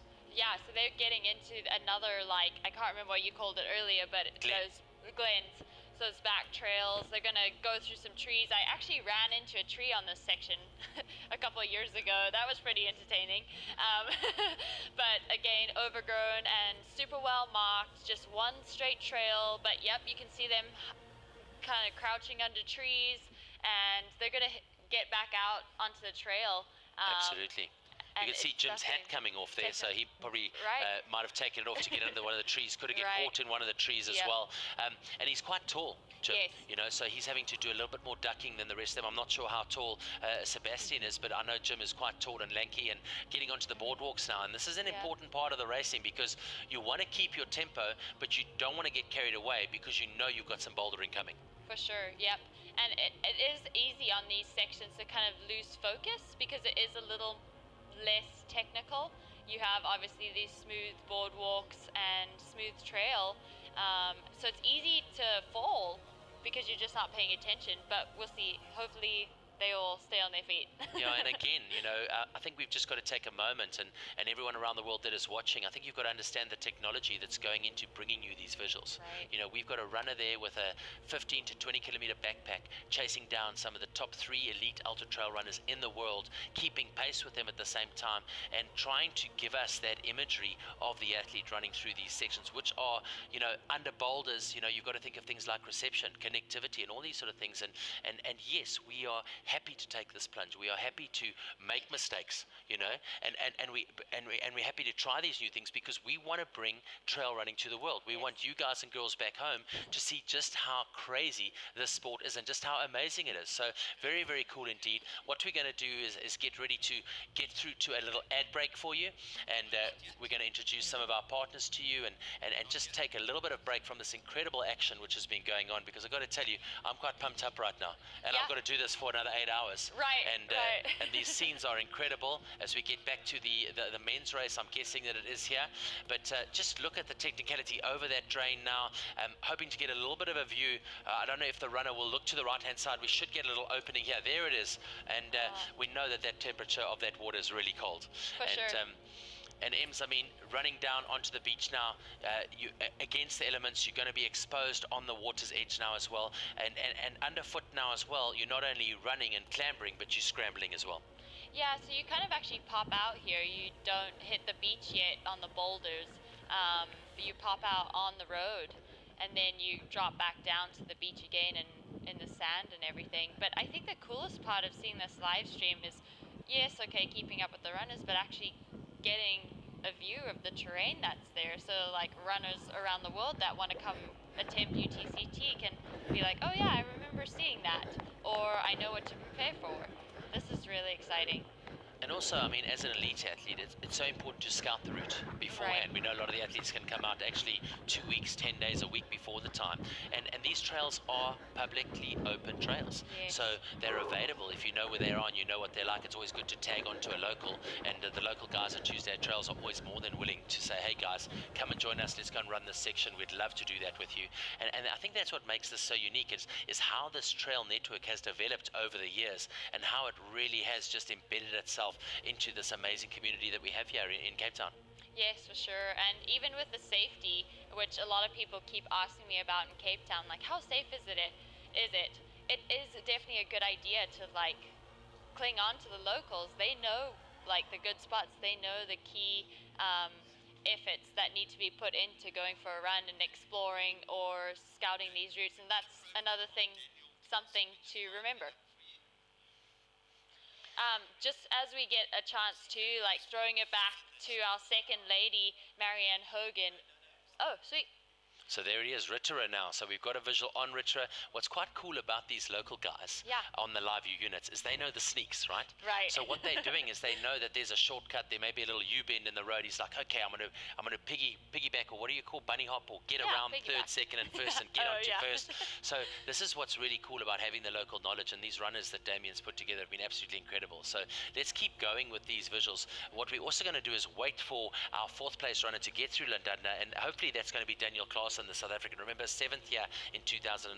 He was the 2nd South African. He's having a great run here today. He's been overseas in Europe for a couple of weeks with Kane Riley, putting together some big results. Let's find out a little bit more about this Afrikaans home boy here from Cape Town, Daniel Claassen. Let's have a look and see and find out more about him. I'm Cape Town local. I'm running the UTCT 100 kilometer race. I've done it once before in 2019. It was my first 100. Had quite a nice day out, really enjoyed it. I finished 7th in that race, which I was really stoked about, in quite a competitive elite field. So yeah, going open-minded into this one to see how we can do and improve and just see how it goes. I started running from the age of 8. I did my first run when I was 8 years old. Got into triathlon quite competitive. Did triathlons till the age of 18, 19, and then due to some injuries decided to take a bit of a break and just focus on studying at Stellenbosch. So after that, probably around the age of 22, I got back into running, ran a bit on the road and couldn't really fall in love with that, and then discovered trail running, and then yeah, did my first trail race probably at the age of 26 and haven't looked back. So yeah, very excited to continue with this journey. I think till today my best result was probably UTCT 2019, where I finished 7th. Really stoked with that result. It was a good year and a good race. I think in 100 kilometers everyone goes through quite a lot of dark patches. I only went through a dark patch for maybe half an hour, which was amazing. So really look back at that as a career highlight. And then also this year I managed to get into Europe. So I went to go and race Series Anal and CCC, and I think personally for me that's always been a goal to be part of the UTMB week. So yeah, CCC was awesome, it's amazing. It's a very challenging race, and I think knowing how difficult it is now, I probably would have prepared even more, but that was, I think, on a personal level a career highlight, but a running career highlight was probably UTCT 2019. I think like for anyone doing sport competitively, you're always pushing your body to a certain limit, and you don't always know where that limit's going to be. So I think it's like driving that. So I've definitely struggled with some injuries that other guys probably struggled with as well. I really struggled with my calves for quite some time, probably 2-3 years that anything onwards from 5 kilometers on, I couldn't really run. So I was fine with speed stuff, but I was always a distance runner, so not very crazy about the speed running.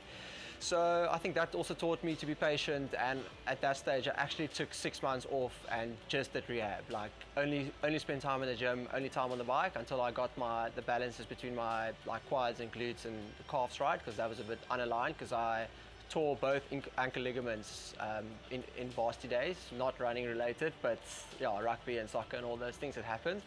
So I think that took me out of the sport for quite a long time, but it was also good to really fell in love with running again. So that wasn't looking back at it, it wasn't really a bad thing. I think firstly, it's the amount of effort and energy that the team puts into the race is incredible. It's like nothing else in South Africa. It's the energy that goes into the event to get elites, top level elites from all over the world into the race is spectacular. I think for us, we normally have to go somewhere to really race in super competitive fields. So for them to come to our home trails it's something you can't miss. So yeah, it's an awesome race. I'll probably do it until I don't run anymore. And I think for us, having a home ground advantage here really goes a long way. If the team decides not to mark the route for some reason, I'll still be fine because I can run the trail blindfolded, and I think that's a massive advantage, knowing what you're in for every kilometer. And yeah, so I think it's a race that we as South Africans can do really well at. But I'll try and race my own race. I've made the mistake in the past to start too fast and to get sucked into the competitive spirit of the race. So I think this year my goal will be maybe to start a little bit more conservatively. I know, as I said before, I know the route, so I know where my strengths are and where areas are where you can really make up time and areas where you can really lose a lot of time. So I think I will focus on the key areas where I can make up time. And there is a bit of a route change from 2 years ago, so I don't really want to just look at time, because obviously I can use that race as a benchmark, but the new section is really going to slow it down significantly and also fatigue you a lot more for the last section. So I don't really want to focus too much on running for a specific time, but like everyone, I have something in mind. I'll just not say it out loud at this stage. All right, hey everybody, so there it is. Really cool to get that information on Daniel, and just 29 years old, turning 30 this year, really coming into his own in South Africa, running for the Salomon team, just such a great asset to that team. What a great guy. Really good to see him doing so well. We're waiting for some feedback now coming in on the race now off the Ladadna section. Let's have a look and see if he's made his way to the top 4 yet through that section. I'm just doing a little refresh here at the moment, but confirmation for you as well is that Marianne Hogan, who we spoke about earlier, who we like, she's South African? She's not, she's Canadian, and there was an error on our timing system. We've picked that up, and we've got Emily, they're going to tell us a little bit about it. Ems, yeah. Go. First off, on an update, we have Courtney, Marianne Hogan, yeah. Marianne, and there was a third lady that comes through, Mary Lynn, that have come through Constantia next. We have our top 3 first through Constantia. Oh, and they're going to show us on the bottom, which makes it even easier. And then Marianne was like, oh, wow, who is she? Why?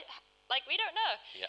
And so first of all, we had a confusion with the South African Yes, Canadian, that's right. but we There is a figured Marianne it out. Hogan trail runner in South Africa. Right. There is, right? Yes, which is exciting. But Marianne Hogan actually doesn't have any results on ultra sign up post 2017, so this looks like it's her first race back in a while, and she's taking us all by storm, and it's super exciting to see. And then I actually see that she has Black Canyon and Canyons endurance runs, which means she's going for a golden ticket. All right, Over so in the fantastic. So there it is, Marianne Hogan from Canada. Great to have you here racing with us at Ultra Trail Cape Town. In second place at the moment, we see that those elite women really getting at it at the moment. Kirianne Marshall, a winner in 2016, currently sitting in fifth place. News from the course, we saw that section coming down into Llandudno. We saw that other runner there, and we're like, whoa, whoa, whoa. That is Armand Duplessis. Armand is running the pulse sections for us. So he's not an athlete in the race. He's bringing us those pulse segments with the GoPro and this great pulse technology. So we're going to be able to bring you that segment a little bit later as well. So all exciting here. We're 4.5 hours into the racing, ladies and gentlemen. It is your 2021 Ultra Trail Cape Town. With me in studio, Emily Horgood. So good to have her. Zimbabwean born, living in California in the United States of America. Winner here in the Elite Women's Race in 2018. Second place in 2019. And really, really exciting things coming. We're nearly halfway on the race for the elite men. And we're going to cut to some ad breaks now to find out a little bit more about the people, the partners that put in big effort to making this race come to life every year. Here we go.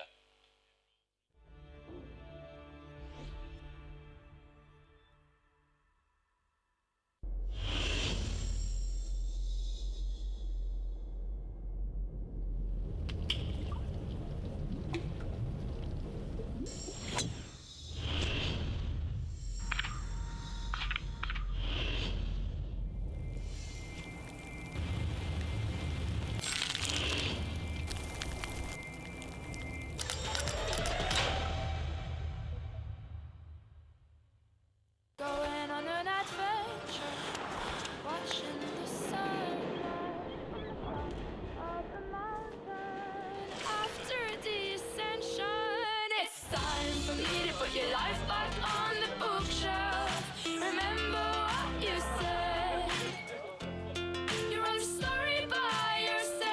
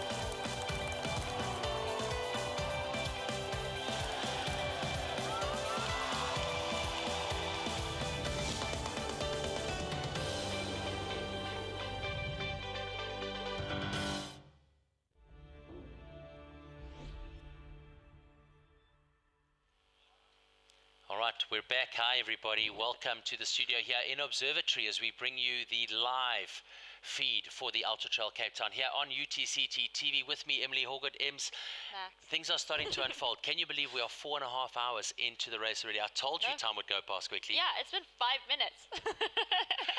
So feedback for you from the elite men's race, and we just had a look at his profile. Daniel Claassen of South Africa is through the Llandudno checkpoint. He's 16 minutes off the lead at the moment, but the first South African, that is him. That is Daniel Claassen there. Here comes Bongamisa Matembo now. You'll see Bongamisa Matembo getting scanned there by the teams. The marshals showing him, pointing him to whatever he wants, and friendly face. He's looking quite comfortable. He's in 5th place at the moment. Be interesting to see what sort of time he's made up on Daniel Claassen before he makes his way down onto the beach. So really exciting to see. Again, for you, don't forget, if you want to send us your questions or you have any information for us, please do so. And you can get hold of me on Instagram at Max Kluwer, or for Emily at Emily Horgood on Instagram as well. But this is is live for you from Llandudno right now. There he is, your 3 times Comrades Marathon gold medalist, Bongamisa Matembu, an incredible runner, super talented. What a great guy. His Palmares go from 3 to 4 to 5 pages, and he really is just enjoying getting into this space, which is the off-road and the trail running space. 44.5 kilometers into the racing. They've done 2,052 meters of elevation game. Grabbing a sandwich there, you can see his manager, his second, his friend, his assistant, his aide, whatever we call them these days, his crew member, helping him out, talking to him, how are you doing, where are you? You can see he's focused, you can see he's quite confident. And remember, this is a man that runs very quickly. He runs 90 kilometers in 5.5 hours. So he certainly has got the speed. This Llandudno section, though, is going to test him. And we know that last year, this is where the wheels started falling off just a little bit. So I think he's taking that time just to compose himself, making sure he gets those fluids in, making sure he gets that nutrition in so that he can attack the second half of the race. Yeah, very smart of him to take a minute. I'm really excited not to have seen him in the first 2 or even the 3rd place, because he, in 2018, when he was leading this race, he was crushing everyone. And then, yes, like you said, his wheels came off. And I think this is so exciting to me that he's coming from the road, but he spent so much time out there. And these are his trails. And he's smiling. Yes, he's smiling. I know, he's excited. He's talking too much. That's a good thing. He's like, come on, let's go get this. In the meantime, let's just give you some time splits there. So the first 3, Andreas Ritter, Sebastien Spehler, Jim Walmsley, through this section, 12 seconds apart. You can see those beautiful trees making their way out of that foliage and fauna and flora of this beautiful coastline of ours here in Cape Town. Matembu now dropping down onto the beach as he gets ready to attack this next section. Daniel Claassen of South Africa just ahead of him by 1 minute and 30 seconds, and Matembu now in 5th place. That's what it looks like at Llandudno as they make their way through. You'll see the ticker tape coming through now. That's going to give you those times. A very big thank you to those of you sending us the information and sending us the requests on our social media. We're getting a lot of guys and girls coming through. Nick Music coming through now. He says it's Llandudno with an O at the end, not an It's like a mountain, not a mountain. So Nick Music, thanks so much for that. One of our best photographers to come out of South Africa. This guy's an absolute legend. Nick, thanks for the enunciation improvement there. I really do appreciate that. Phonetically, I'm not as sound as the Cape Townians, but I do try my very, very best. So, Nick, thanks so much for that. A very big thank you to that. Ems, have you been getting some messages? What's going on your side, guys and girls coming at you as well? Maybe some mentions there?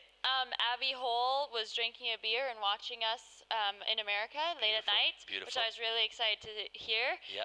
But also breaking news, just to jump in here, Anne Ashworth and Carrie-Anne Marshall are through Constantia next, our top 5 ladies through. And again, on both sides, we have two South Africans in the top 5 on both sides. That's really exciting for Cape Town community and the trail running community. Absolutely. So Hogan holding on to 2. She went through there in a 4:18. Yeah. Marianne Nagashi in a 4:24. Nice to see Brandon Hully. Now, Brandon Hully is an interesting guy, a youngster from South Africa, specializing in obstacle course racing, which is the trail running with the obstacles. Also here racing in the 65 kilometer today, Thomas van Tonda, Red Bull athlete, the first athlete assigned to Red Bull in the obstacle racing space. He is the sprint world champion. And obviously due to the conditions and COVID over the last year, he's decided that he wanted to make the 65 kilometer of Ultra Trail Cape Town his focus this year. And it'll be interesting to see how he gets out there today. So really cool to see the other sport codes coming in. We saw Anne Ashworth there, and you see that Marilyn Nagashi now of France putting a bit of time into Ashworth. There's now a 4-minute difference, but look at this. Carrie-Anne Marshall is making her way up. She's in 5th place at the moment, and she's starting to catch up to Anne Ashworth. So the top 5 ladies quite close together, and as we go down to the beach. Here we have a look at the front end as well. More of the athletes hitting Llandudno, trying to see the faces and the places of those guys and girls as they come through. Let's get across to that section now and see who it is exactly that has come through. Jean-Francois Chasson, it is in 7th place. And look at that, Solicitor Madua, the veteran male out of Malawi, has moved up into 6th place. So that was him in the blue as he dropped in. Here comes the Canadian now. So 2 Canadians, 1 in the women and 1 in the men, inside the top 10. This is Jean-Francois Chasson coming onto the beach. And look at these beaches. You can see why this is one of the most sought after holiday destinations anywhere in the world. This is what it's all about. It's a Saturday morning here in South Africa. The dogs are on the beach. The guys and girls are walking. marshals are doing their thing, and the athletes. And when you run on the sand, it's so squeaky clean that your I call them tackies. What do you call them? Your trainers, your shoes, make that little squeaky noise, right? Yes, right. All right, exactly. so we're going to go back now to Andreas Ritterer, and we're going to go back to his profile. We cut it off a little bit earlier because we were so excited that we were getting that live feed of him coming through that checkpoint. But let's go back again to that profile on Andreas Ritterer. Remember, the 35-kilometer winner in 2019. He's now leading the elite men's race in the 100-kilometer right here with Jim Walmsley of the United States of America. Let's find out a little bit more about him and get back to that interview. Hi, I'm Andreas Ritterer from Italy. I'm here in Cape Town, a beautiful place, and I'm running the 100K from Ultra Trail Cape Town, and I'm an elite runner. I'm here in Cape Town the third time. I'm running in 2018 the 100K and 2019 the 35K, and it's a beautiful race, always a high level on top athletes, and I'm very grateful to be here again. I got into trail running in 2015. I was an alpine skier, and then I had 2 crashes, and my knee was operated 2 times. And after 2 years, I started running a little bit, and I do some races, and now running is a part of my life. Without running, I can't imagine. When you go for a run, afterwards you feel always better. This year I had a good season. I had a few wins, but I think my best result was the 3rd place at CCC in August. My expectations for this race, I think I'm in a good shape, but there are a lot of strong guys, and I will do my best, and then I will have fun, and then we will see. The good thing is that there are technical parts and also runnable parts, so a runner must be good in everything. And also at my hometown there's a lot of technical terrain, and maybe that's good for me. I have a clear strategy in my head, but that can always change a little bit. But I will try to start slow and then push after 60 kilometers. But I think after Hout Bay, the real race begins. During an ultra trail, I think always I will never do that again, because it's so hard. But then at the finish line and afterwards, these feelings and the emotions, that's unbelievable, and you will do it again after 2-3 days. All right, so here we go. Let's get back to some of those visuals as we try and give you an update from La Dudna for the elite men. And having a look at that, I'm just doing some scrolling here, so if you'll bear with me, we're just going to go and check that out for you. So look at this. Mathieu Blanchard, he was 3rd at UTMB this year. And the Frenchman now moving his way up into the top 10. He's now currently in 8th place. He's a very strong finisher. He spent some good time here. He loves ice cream. He loves coffee. He loves the Cape Town. He finds his energy and his soul from the water. Comes from a scuba diving background. He's done everything from BMX to skydiving to everything else. But he really does enjoy and embrace the lifestyle that comes with that. You can see the guys here. There's Luke from Runcation. They're looking after a lot of the international athletes here as well. And Pascal is right there as well. So that's Pascal Egli. A little bit about Pascal. I mean, this guy knows how to run mountains. Right, yeah, Skyrunner, top. Top Skyrunner, and he hasn't run this far before, so it's really exciting to see him attempt this new race. And he was going into it like trying to understand like how his body was going to feel. But that's really cool. Yeah, interesting Palmares as well. You know, the first time that he's coming into this space, he runs a lot of very technical, a lot of jagged stuff as well. And I think he was the winner of that series last year in 2019-2020. So what we're going to try and do now, there's Matthew Healy, the South African, the winner of Addo Elephant Trail Run a little bit earlier this year. And this kid is super good. He's been focusing properly on this event as he drops down and gets out of the aid station. A big thank you to all the volunteers at the aid station. There goes Matt now. now. But what we're going to do as well is Pascal Egli, you see him now moving up into that 10th position, the Swiss runner, as Mathieu Healy drops down onto the beach and gets going.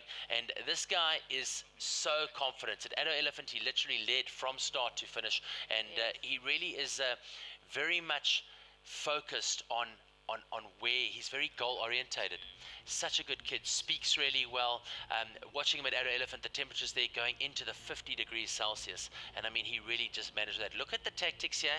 You see what he's doing. He's going straight down to the water's edge, looking for that hard sand, which means he's going to be using less energy along this section before he makes his way up into the trails. Whether that works or not, you know, you never know. He might be running a bit more, a bit further, but psychologically he's got a game plan. And I think with us being able to see that, we can see these compass mentors, we can see that he's in a really good space. Waiting for the next athlete to come out of that section now, and that'll be the Swiss athlete Pascal Egli. He's currently in 10th place, hoping that the live view units might be able to pick him up.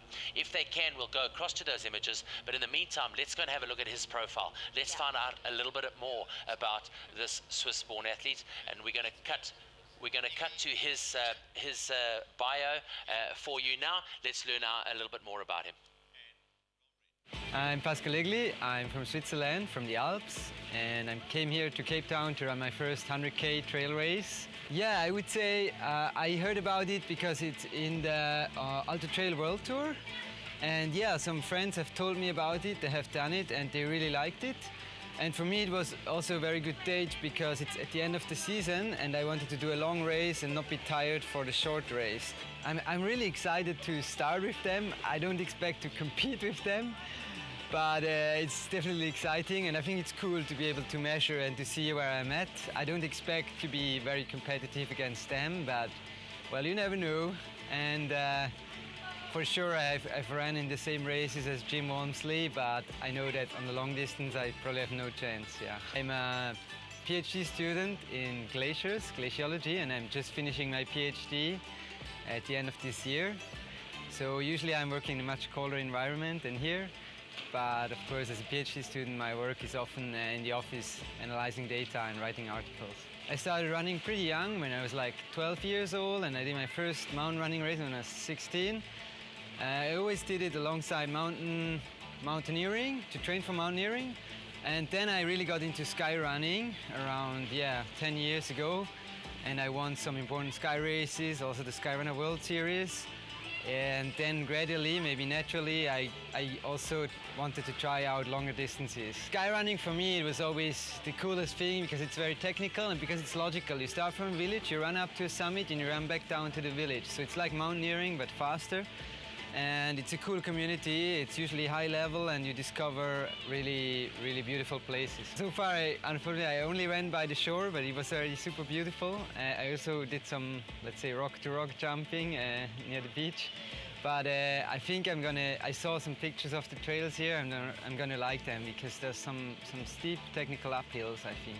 I'm not gonna be specializing in ultra, but I would like to try how it feels, like maybe do one ultra every year. And just to have the feeling of moving for a long time, it's very different. And I have done this on skis. I have done, for example, the Haute Route from Chamonix to Zermatt in like 17 hours. It was quite a long effort too, which is not the same as in running, but still. So I've never been to Africa, and I heard that people here are really friendly, and it's a really special environment, like ocean and the mountains. And I really wanted to experience it. Well, it seems like a really epic place. I have seen it only by night, the city, but I have seen, well, the nature here, and for me it's quite a paradise-like place. I had a really big injury in 2019. I had to do a cruciate ligament surgery due to a skiing accident. So it took me a long time to come back into shape, and this summer I was really back strong. Well, also last year, but this was a big low point. So a memorable highlight was, well, a silver medal at the Mountain Running World Championships in 2017, long distance.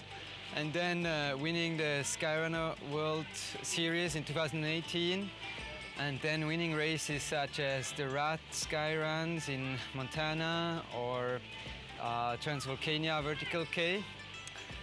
And also this year, the third place in Skyrun at the Golden Trail World Series. My name is Pascal Egli. I'm running the 100 kilometers at Ultra Trail Cape Town, and I'm wishing everyone a great race. All right, so there it is, back to Llandudno now. Pascal Egli, I mean, absolutely incredible. He's done pretty much everything, and he specializes in vertical. So really nice to see him doing that. He is, of course, the Skyrunning World Series overall champion from 2018. And listen to this race. He did a race in 2021 this year called the Matterhorn Ultrax, which is called the vertical race, 2 kilometers, 650 meters of vertical climbing. And he did it in 19 minutes and 52 seconds. He's so capable on the short stuff, but he's very, very good on the long stuff. He's done the time in the legs. You see he's done some 17+ hour races as well, and really cool to have him here taking part in Ultra Trail Cape Town in 2021. Ems, let's go and have a look and see what's happening in the men's race. We've got up to Mathieu Healy. I know he was in 9th, Pascal Egli in 10. What's happening on the beach at Llandudno? So then we got 2 South Africans coming in, Nakosh Shishana in 11th, and then Kane Riley, who must have had like a little rough spot or something. He's dropped back a little bit. And then we have another 2 Swiss athletes, Mathieu and Fabrice. And then I know we're waiting on Courtney's going to be our first female into the spot, and it's interesting to see how she is feeling right now. 100%. So have a look at the ticket tape on the bottom of the screen. This is the top 10 men through Llandudno for you. How did you say? I mispronounced it. Oh, Llandudno. Llandudno. Thanks, Nick Music, for that. Yeah. There they are. Jim Walmsley in 3rd place there, but as you can see, just seconds in those top 3, less than 15 seconds. 4th place is Daniel Klaassen, and then 5th place Bongamisa Matembu. So watch that. We're back to the racing now. That is Jim Walmsley. So that was Jim Walmsley. We had a visual on there from the live view camera. We're now back to Llandudno at the moment. Having a look at the section now, Llandudno through to Rocket Road. That should be a 45-minute section, and then from Rocket Road they go towards Hout Bay. So back onto the beach. That is Kane Riley, ladies and gentlemen. He was inside the top 10. I think we said he's moved down to 14th position. 11th. We've got a feature on Kane Riley. I know we'll try and get that loaded for you guys shortly. But Kane Riley, just such a character. We know him and Daniel have been doing some stuff overseas this year. He's come second 3 times at the Otto Trail Run, so hoping he's going to get that win there sometime soon. But a South African champion in the trail running distance as well. Let's get across and have a look at a profile here on Kane Riley quickly. Perfect. I'm Kane Riley, a trail runner from Cape Town, South Africa, and I'll be running UTCT 100 kilometers. I've run this race once. I made it 60 k's in before dropping out, and I've worked on the events like 5 times now. Yeah, so my day job is working for Salomon in the events department, marketing department. So I've got like a long connection with this event, and I've kind of been involved from all angles. So yeah, every time I get to line up for it, it's a great privilege. So yeah, I'm really looking forward to finishing the lap this time. It's been incredible to see the growth in the last few years, and also just how the kind of experience foreign runners have when they come to Cape Town. I've been able to run a few big races around the world, and you know, in my opinion, there's no place like Cape Town, and there's no race like UTCT.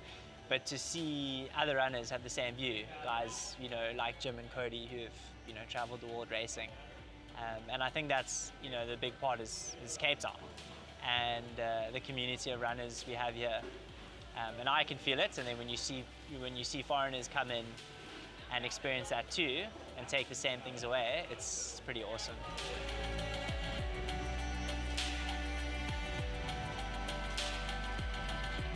UTCT is like an incredibly unique event.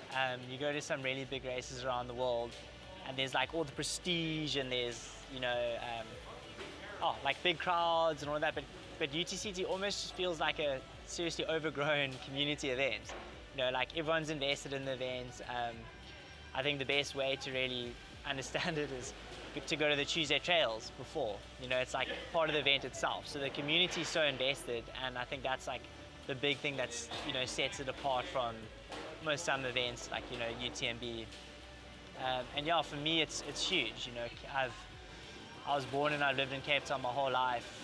I think I've heard Ryan Sand say something similar, but every part of the route I've got tons of amazing memories from, and connected to a lot of people here. So yeah, for me to run at home and then also to race with some of the best guys in the world at home is just like, it's a dream. Cape Town it's very unique in its like the kind of trails you'll find, the terrain, the kinds of climbs, even the vegetation. I mean, Fynbos, it's like there's nowhere else that has like aggressive vegetation, aggressive but beautiful. So it's something that we've learned a lot. You know, if you're born here, you're used to the mountains, but you know, hearing from the foreign guys their experience of running here and how different and unique it is compared to anywhere else in the world. You know, my advice would be to be kind of up for an adventure, because it is. You know, if you look at the 100K routes, there's so many different kinds of sections to it. And I think just going into it with an open mind and more in the mindset of it's a run, but it's also an adventure. I don't know how many like top 100K races you've got some like a bit of like scrambling like there's on the top of Southern Peak. So I think being open for anything that comes your way is like a good way to approach it.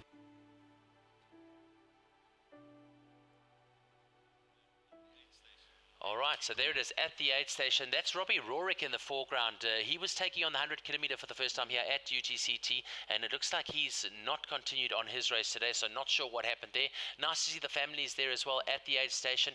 Those of you that were watching the visuals during that interview with Kane Riley, you will see Courtney Dauwalter, the #1 ranked lady in the world, inside the top 20 overall, and she was dropping down onto the beach as well, which was really, really cool.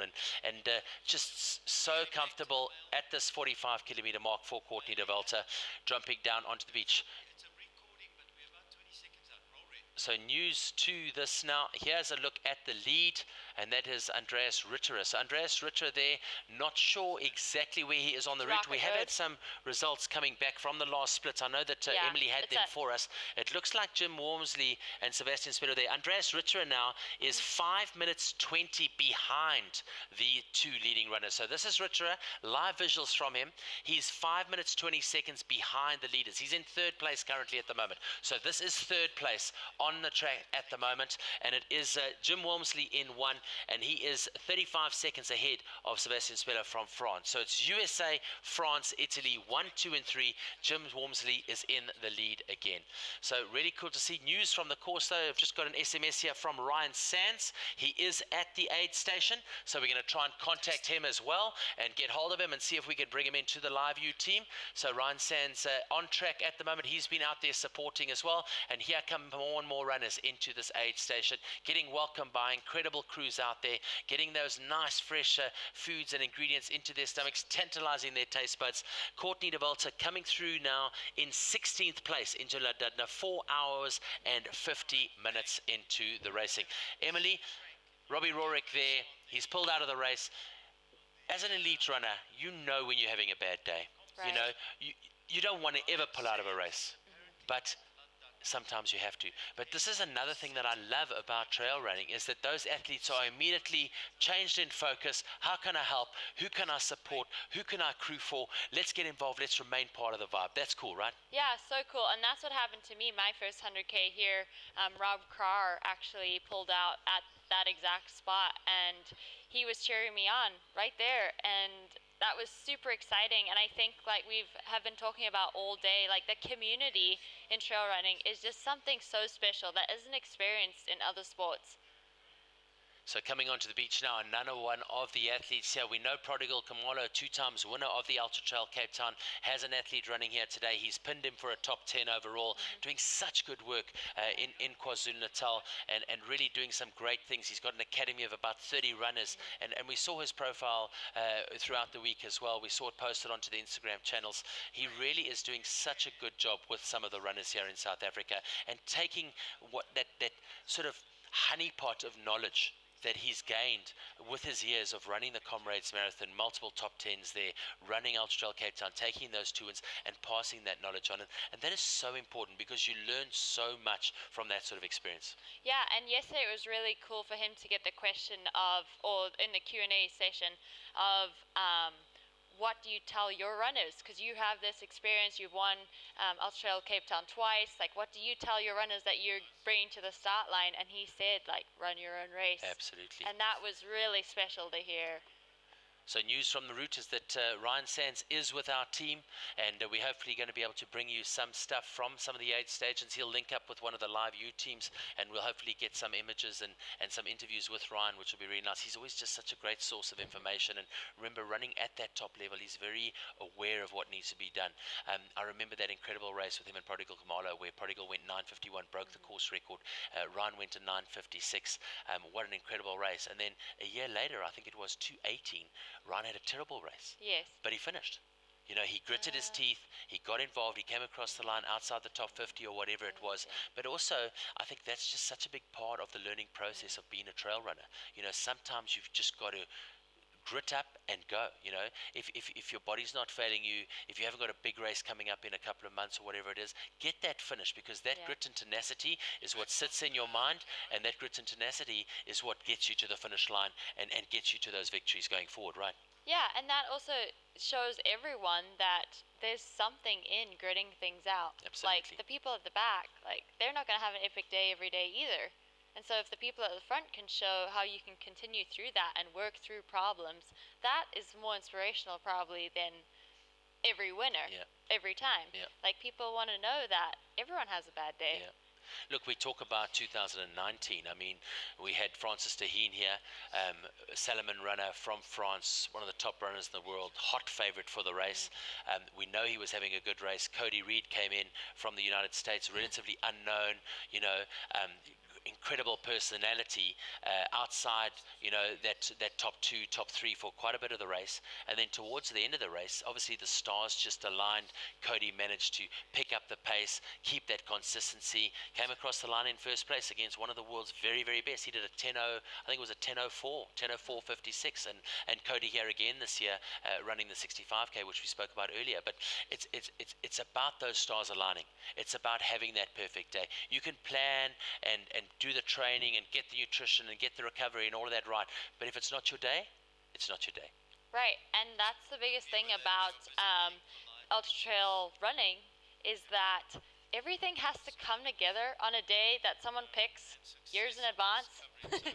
And that's super exciting and keeps everyone entertained and like working with everything that gets thrown at you. That's so cool. I love our sport. Absolutely. So our team behind the scenes now getting these live images for you as the athletes drop into La Dudna now. A team working furiously behind the scenes to get all of this information through to you. Pip Dixon currently in the top 10 for the ladies. Maybe you can go to that last checkpoint for the ladies. Let's give you an idea of what's happening in that top 10 overall for the elite ladies. I'm sure we'll get some of those graphics coming your way a little bit later. Having a look at some of the start lists now. We'll be able to check that for you. But have a look at the social media on Instagram. If you follow myself and Emily, Max Kleur and Emily Horgood, and send us some messages. If you're seeing something on the route that we're not seeing, if you're enjoying the coverage from wherever you are in the world, please, guys and girls, send us some messages. We'd love to interact with you. We'd love to answer perhaps some of your questions. If you've got something for Emily, first year in 2018, second year in 2019 in the Elite Women's Race, she can really give you a lot of information in that space. And if you're seeing things that we're not seeing, or we mispronouncing something like Nick Music poured up for us a little bit earlier, then please send us those things and we'll get that. Also, don't forget Twitter for you.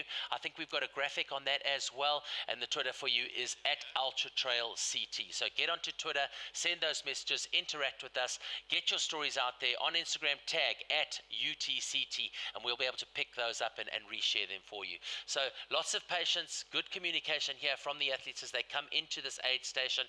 And again, 100 kilometers the race today. These guys are just under the halfway mark. I think that was race number 9, if I'm correct. So I'm going to go and have a look and see who that was. And that was Guillaume Denefi. So Guillaume Denefi through there, the number 9. And he is now jumping onto the beach at La Dudna as we get ready to go out there. So waiting for to hook up with some of the live U units, which will be coming our way shortly. Remember, these units are moving throughout the course at the moment. It's not only important for us to pick up the leaders, but also to pick up the other athletes as well. And those units doing such an incredible job for us today. If you're enjoying the live broadcast, please let us know.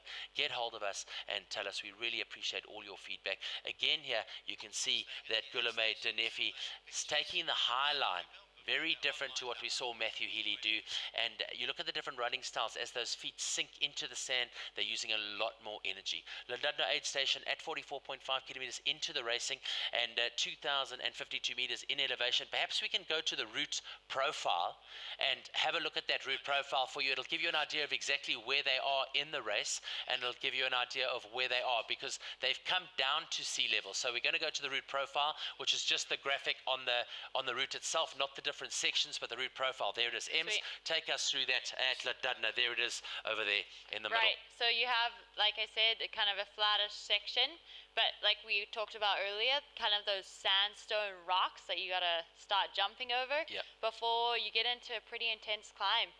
And then it levels out at Rocket Road. So that last little clip we had of Jim and them, that was at Rocket Road aid station. That's right. And then they've got a big climb up Southern Peak, and it's not only like climbing stuff that you can run. Like, you need to use your hands, you need to like climb up wall type boulders and get up, and that's exciting. That's a cool part of this race, is that it requires you to use your arms and your legs, and running with poles is not really a smart idea because you actually can't even use them on this Southern Peak section. 100% right. And if you look at that graphic along the bottom, you'll see those little stop signs there.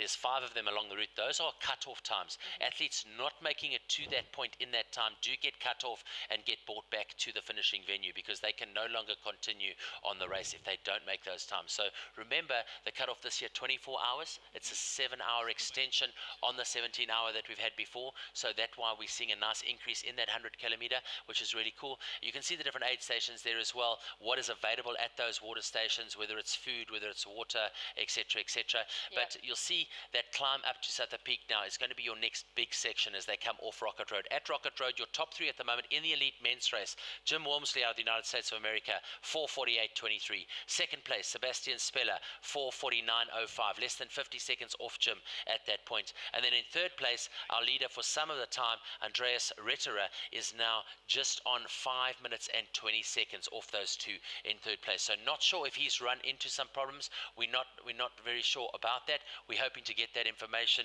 to you, but he's 5 minutes off at the moment in third place, and we're back at the aid station. Watermelon, isn't that one of the best gifts from God ever? Right, especially when you're running this race. And chocolate milkshakes. Chocolate, yeah. And Jack Black beer. Yeah. Jack Black beer. Yeah, and on the female side, we just have Courtney through this aid station right now. But then we have Carrier Marshall in 5th, Marilyn Nakachi in 4th, and Ashworth in 4th. Yep. Marilyn Nakachi in 3rd, and Marianne Hogan, our Canadian, in 2nd. And we just had Joe Kepler come through too, so taking that 6th spot, and Annalise Schultz in 7th. So and then Emery Williamson in 8th. So we have 8 females through Constantianek and headed down to Llandudno, that low spot on the course. So one of the cool things you'll see in the middle there, that's Luke from Runcation. And the Runcation guys do an incredible job. They facilitate the international experience for a lot of the athletes. They look after the international athletes, help them with their accommodation, help them with the route checking. After the event, they actually take them on a wildlife excursion where they get to, go and work with rhino and that sort of thing. So they're such an incredible part of our community, and international athletes reach out to them from all over the world to come and really maximize their experience here in South Africa. So a big shout out to the team from Runcation, who continue to do such an incredible job. We saw the number 22 Admire Mozambique there as well a little bit earlier. So Admire having a good run at the moment. Let's try and get a number here. That is number 244. So 244 coming through. He's really running nicely here today. I'll give you a name on him right now. There it is. It is Mike van der Merwe. So Mike van der Merwe is coming through into that check section, into Llandudno. Let's get across to another quick ad break for you and bring across some of those incredible partners that make the Ultra Trail Cape Town possible.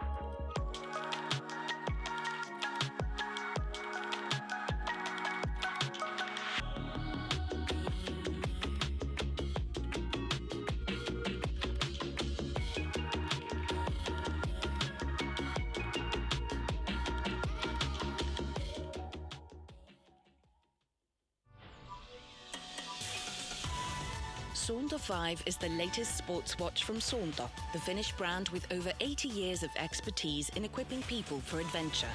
Built and tested in harsh Nordic conditions, the Saunter 5 is designed to be compact, yet deliver up to 40 hours of battery life with GPS tracking, letting you exercise whenever, wherever, without worrying about running out of battery.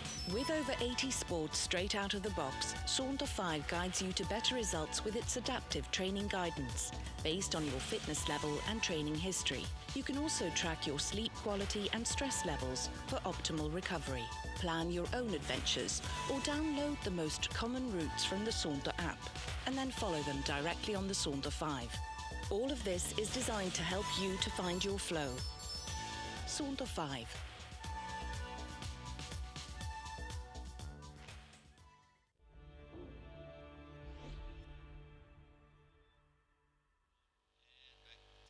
So back to the aid station at Lodunda. We are 5 hours and 10 minutes into the racing. A 4 o'clock start here this morning at the 7th running of Ultra Trail Cape Town. And it's really exciting to have you viewers watching from all over the world. On behalf of Ultra Trail Cape Town, very, very cool to have you. Anele Band's coming in now, the number 34 from South Africa. And this another athlete racing for the Hoka team. Such a great ambassador for the sport. We see him doing such good things in trail running around South Africa. Lots of potential. He's got a lot of speed as well. Very competent across anything between 35 and sort of 65 kilometers, and stepping up now into this 100 kilometer situation. So it'll be interesting to see how he goes here today. Again, everyone chooses watermelon first. It's like a win. It's an absolute win. Watermelon first, everything else comes second. A big thank you to our teams at the aid stations, our volunteers, absolutely incredible. I wonder how Dylan's doing. Do you think Dilbo is fast asleep in Club Duvet and playing DJ Pillow at the moment? I mean, Thanksgiving weekend, he's gone into like, what's it, 1 in the morning there for Dylan now. Can't wait to get him back on the broadcast. But I wonder what he's dreaming about right now, Ems. Yeah, actually, Max, I find it really hard to think he's sleeping. FOMO. He's missing out. Yeah, he was so excited, and he really wished he was here as much as we wish he was here. So I'll be interested to hear if he actually got to sleep. So Nilla Band's here, you see going through the process, having a chat with his crew member here, and looks like he's got some milk there. So chocolate milk? Yeah, looks like it's chocolate milk, which is, again, perfect. one of the most important ingredients ever. Right. As you do, and one of the things we have here in South Africa, which I'm sure you're aware of, is the fruit and chutney chips. Yeah. Those are so good. I have not had those in saltiness, so long. And let me tell you, another winner, which people don't understand. I come from a bit of an adventure racing background when I was younger and thinner, and a bacon and banana toasted sandwich. Oh, I've never tried that. Unbelievable. Oh, you've just given me new magic. Take your toast buds to heaven. I mean, it's just unbelievable. Oh, that's awesome. So smashing some chocolate milk there. Nele Barnes racing for the Hoka team. Jim Walmsley, of course, racing for Hoka International, and just setting the world alight over the recent years in some of the biggest ultra trail runs around the world. A 3 times winner of the big one, as you know. Were you there when he had any of those wins? Wait. Yes, Western. Yeah. Yeah, this year. And have watched him obviously just crush it out there. And just seeing that confidence has been so cool to see it like develop. But he, like Dylan was saying, is like the most humble person out too. And obviously hearing him talk here and just rave about like what Debo's doing for the ultra running community, that's super special. Yeah. And it's quite interesting also just to see, you know, when you have someone like that, winning is by no means ordinary. Winning is extraordinary. Yeah. And when you can go into a Western States and win it 3 times, you've found a formula, haven't you? Because that's what it's about. I mean, the journey as a runner is about piecing together the journey. Yeah. And once you piece it together and you know how to win, it does become easier. Yeah, that's what we definitely think too. And it was interesting when he asked Bruce, like, if you'd had other options, would you have run Comrades 9 times to win it 9 times? Absolutely. And so that was really exciting, and also gives us a bigger picture on like where ultra trail running has come from, and where it's going, where it is right now, and how many options there are for us out there. So some of the beauty shots coming through as we look at the route there of the Ultra Trail Cape Town 100 kilometer here in 2021, giving you some sort of idea. We know that graphic isn't very clear, but those of you that do know the peninsula will have a really good idea of what it's all about and the distances. So it's 100 kilometers, obviously the total distance for you in the race today. The climbing here for the route on the 100 kilometer, 4,739 vertical meters. If you look at the top right hand side of the screen, you'll see that is the starting point at Gardens Rugby Club in Cape Town, and then you'll see this big sort of figure of 8 loop for the runners as they get on it and at it. The different aid stations there, the different cutoff points there for you as well, but it gives you some sort of idea of that graphic with the run. Big news as well for us, of course, was the launch of the 100 miler for Ultra Trail Cape Town, and what we're going to do is give you a clearer graphic on that. Let's have a look at that 100 miler route for you. Launched on Thursday at 2 o'clock, dropping a big shout out to Sand Parks, of course, our custodians of the nature reserves here in South Africa, and of course to the city of Cape Town. It's been 8 years in the making. Stu and Nick and the team here from Ultra Trail Cape Town have really been pushing the city of Cape Town to understand the dynamic and the success stories of ultra trail running around the world, and just what they do for the community, the region, as well as for the, bringing money into those areas. And that is an example of the route there for you. We're going to come back into that. Let's get back to the racing now. We might have some visuals for you. Here it is. Yeah. That's Marilyn. That's Marilyn. Right. So that is your leading ladies, and that looked like Marilyn Nakashi, if I'm correct, from France. Yep. That's right. Let's go. So she had a really good race at UTMB this year. She's not a newbie to technical trail running, and so it's really cool to see her up here at the front at Llandudno. So she's moved into 3rd place now. Okay. 5 hours, 12 minutes and 54 seconds. She's in 3rd place. She's 59 minutes behind the leading men at the moment. The gap between her and Courtney Dauwalter at the moment, Courtney going through there, so 22 minutes separating 1st and 3rd place in the elite ladies. Marilyn from France, we had her with her interpreter at the athlete question and answer on Thursday evening at the President Hotel, full of smiles. She's got a great pedigree. That dog is very, very hungry, and I'm hoping that's going in the rubbish bin. But that dog is definitely sniffing out a bit of loving a hamburger early morning on a Saturday. How do you go wrong? Right, but, so we missed Marion Hogan, yes, obviously, Marion Hogan, at this aid station, but how far ahead or behind, ahead of her is she? So Marion is about 6 minutes ahead of Marilyn. Okay, so perfect. It's awesome. Canada in 2, France in 3, and USA in 1. And as we said, the difference between 1st and 3rd is about 22 minutes at the moment. Let's have a look and see how she negotiates the stand here. You can see she's very light, Marilyn Nakashi of France now, following the runner in front of her. Can't get a number, but deciding to just follow in his footsteps, hope that he's taking the right route, but also the right line on the sand here, on the beach, as they make their way up into the rocks.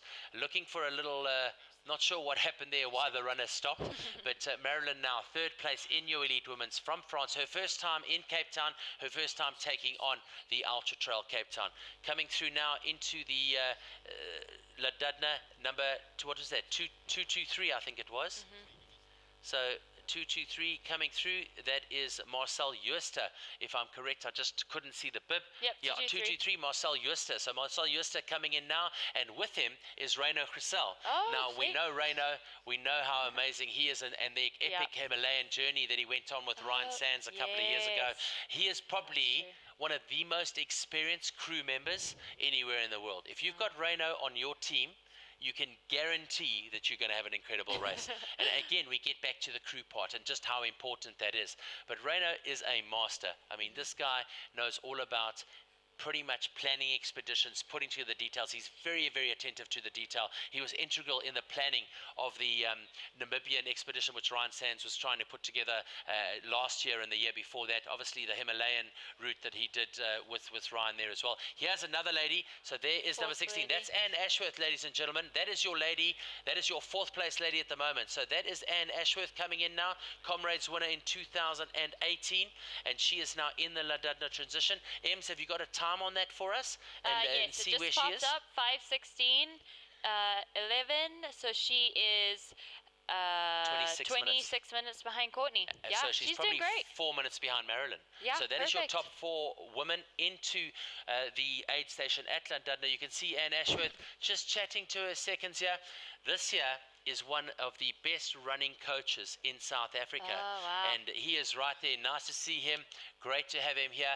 And I like obviously his stopwatches everywhere. working with the South African team at the Olympic Games. Lindsay Perry, an Wow. absolute master in ultra running and looking after athletes. So Lindsay, really good to have you here with us at Ultra Trail Cape Town. The big guns are here in 2021. Trying to get a number here. Another one of our athletes coming through. That is number 85.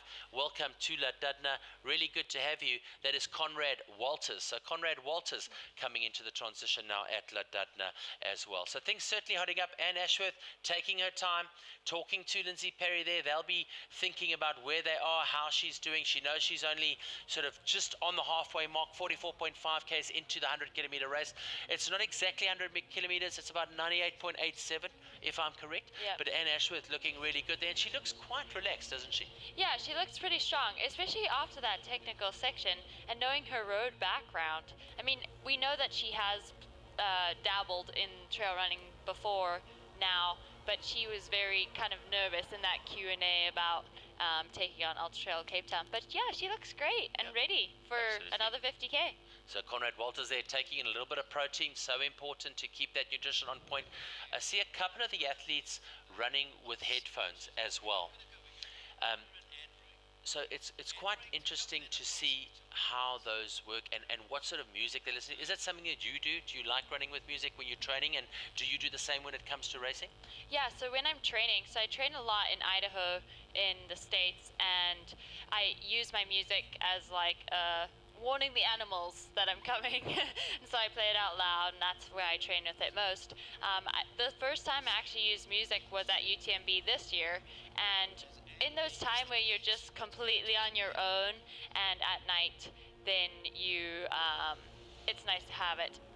All right, Anne Ashworth getting onto the beach now. You can see she's a road runner, just getting used to the soft sand under her feet now. As she balances, she waves to the peeps and she gets out. You can see she's got a bit of strapping on that right-hand hamstring, and she's now out of Llandudno and into the second half of the racing here today as she makes her way through. News from the route out at Rocket Road is that Daniel Claassen is in 5. Bongomisa Matembu has gone past him and is now sitting a minute ahead of him. So there's been a change between the two South Africans in 4 and 5. Solicitor Madue is having the race of his life here, the Malawian, the veteran male. He's in 6, and Jean-Francois Chasson of Canada in 7. Mathieu Blanchard has just gone into the Rocket Road transition. Let's get across to an ad break quickly to bring you some more from our incredible partners, and then we'll get back into some more of the racing.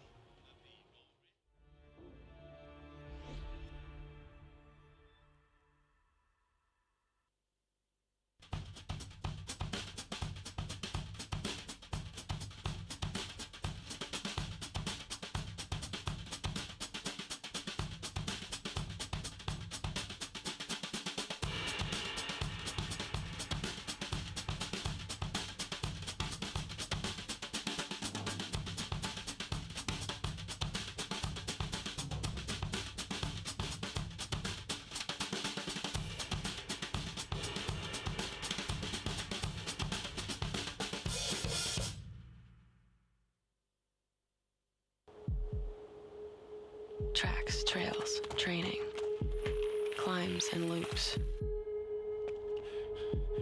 routes and repetition, points of interest, recovery, deep sleep, check.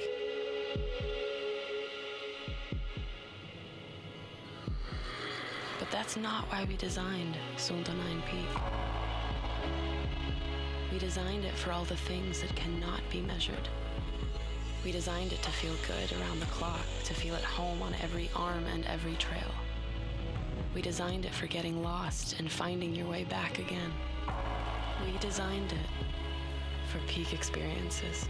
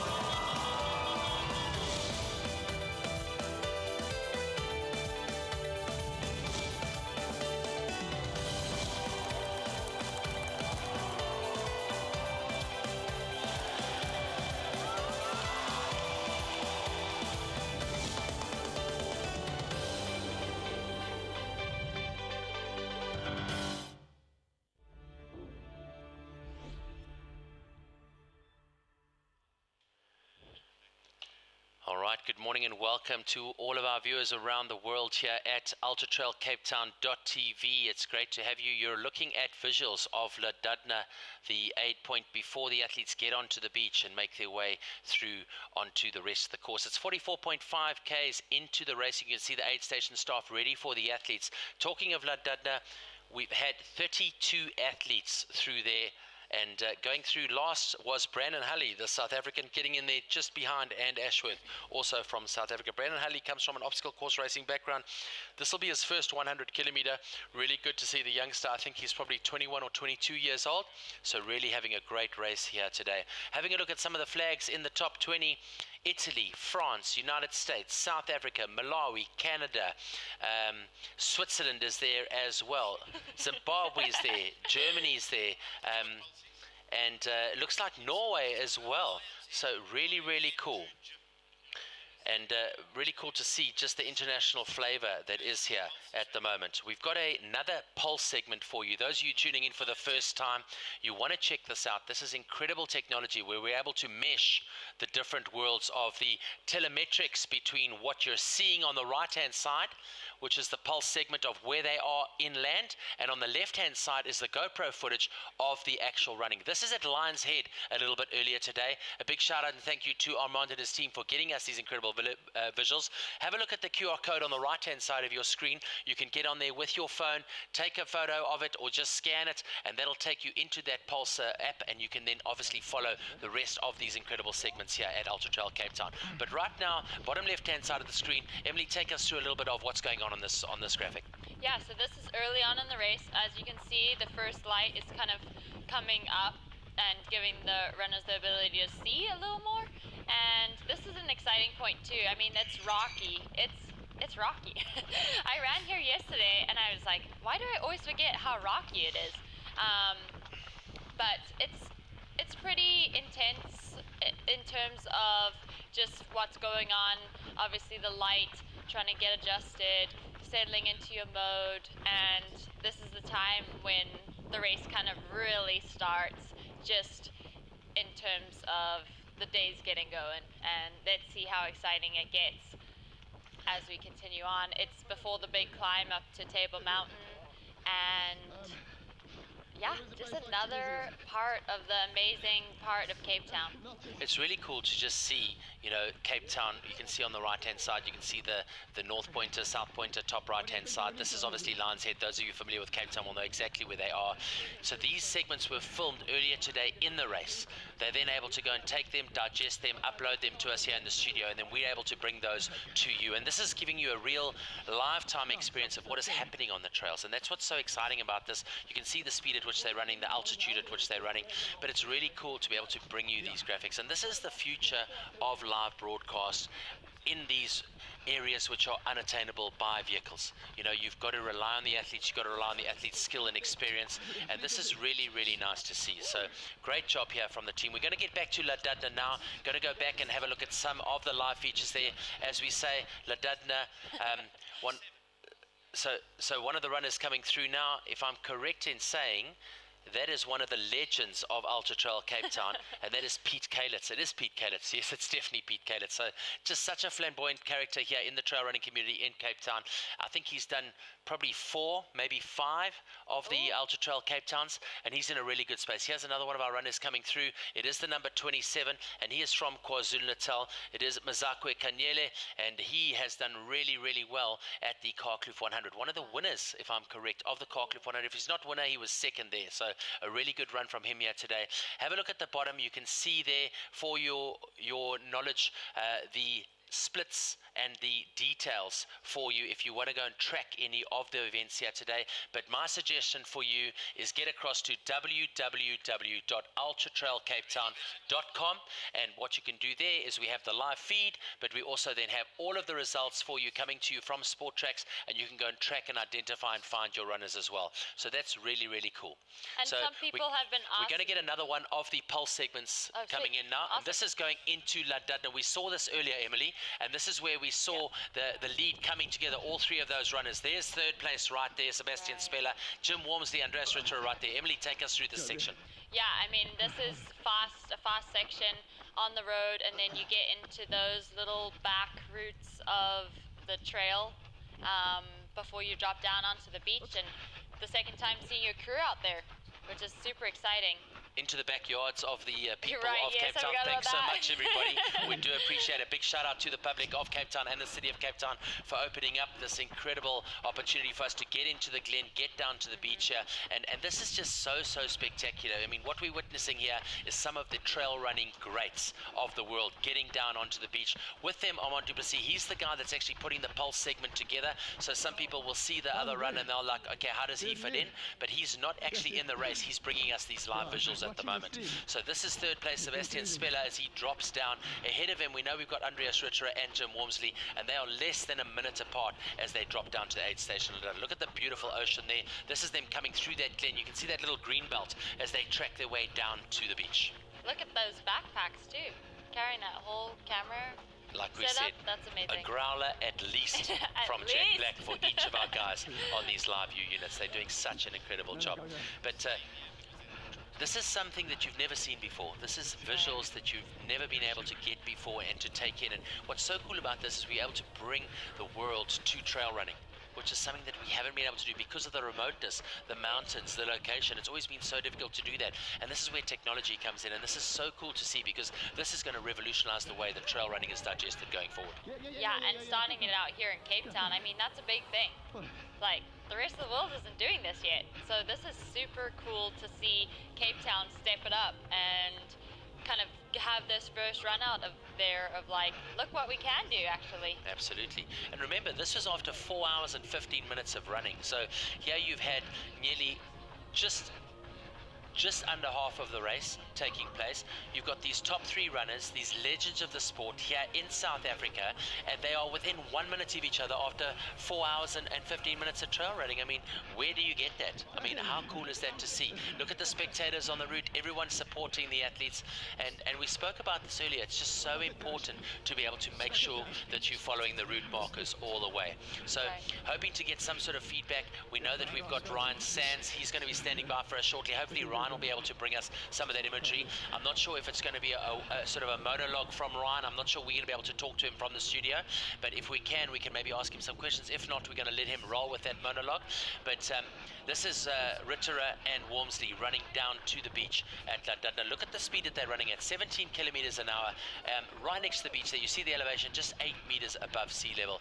And this is trail running at its very, very best. Remember, Ritter, the Italian, was here in 2019. He won the 35 kilometer.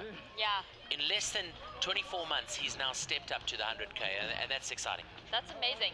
And like you said, where else do you see like these neck and neck performances? But that is what is to be remembered, is that 100K, 100 miler, the race is not over until it's over. Until you cross that finish line, and whoever gets over it first wins. It's so cool to see the stoke of the crew members and the Right. supporters. I mean, it's not even their person, right? And they're like high-fiving and you go. It's a really, really cool. I've always joked about, I always hope my crew has as much fun as I have when I crew. So getting out onto the beach now, Sebastien Spehler, he had a very quick transition, didn't he? Right, He he actually got rocked out it. first, didn't he? Yes. So that is a very, very quick transition from him. And you can see now that camera crew is trying to catch him now on this pulse segment. And again now you can see that real-time tracking now as he drops down onto the beach. So yeah, and it looks amazing like to see. it looks like he too had that mission of like, okay, I'm in and out of this aid station, whereas maybe Jim took a little longer, which it looked like he did. I think he dropped his pack early on, didn't he? So now he had something different. So tactically, not a bad idea. Yeah. I'd have to look back and make sure. To see. Yeah. So Walmsley now on the beach. That's Jim Walmsley. Now you can see him racing for the Hocker International team as he makes his way through Llandudno now. This is, remember, from earlier on today. This was at around 4 hours and 13 minutes into the racing. Remember, this pulse segment is then digested, uploaded, brought across to our studio, and then we can bring you these live images of the top trail runners on these segments. So really cool to see the telemetrics on the right-hand side to graphically give you a representation of exactly where they are on the Cape Peninsula and how they are running and experiencing this incredible terrain. 100 kilometers of racing, nearly, what do we say, nearly 4,000 meters of vertical climbing. Right, I just actually did the whole conversion because I was like, we got to make sure this is half the 4,000, so 13,000 feet for the people not on the metric system. Proper running. Right. Dogs on the beach, that looks like a little Hungarian Wiesler, one of the nicest gun dogs you can ever expect to have.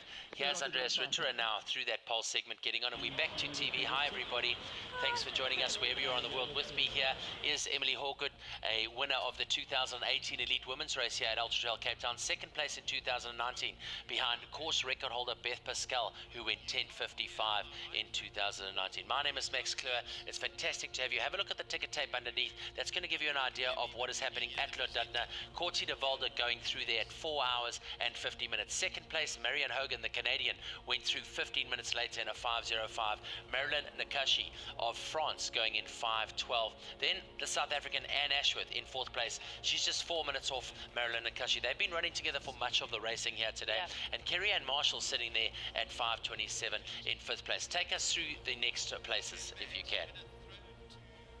The next, okay, so then they go on the beach over the rocky sandstone type boulders we've been talking about. Then they hit Rocket Road, which is actually a big climb up to Rocket Road from Lundundo. And so that's an exciting part of like, oh wow, you actually get this big climb before they start the real big climb. And then they climb up before they drop down to Hout Bay and to another beach. So what we're going to do now is we're going to try and get into Hout Bay. We've got Ryan Sands, the hedgehog, and he is in Hout Bay. We're going to try and cut across to him and see what he's got for us at the Hout Bay aid station. Let's check in with him now and see if he's there. Ryan Sands, are you there, sir?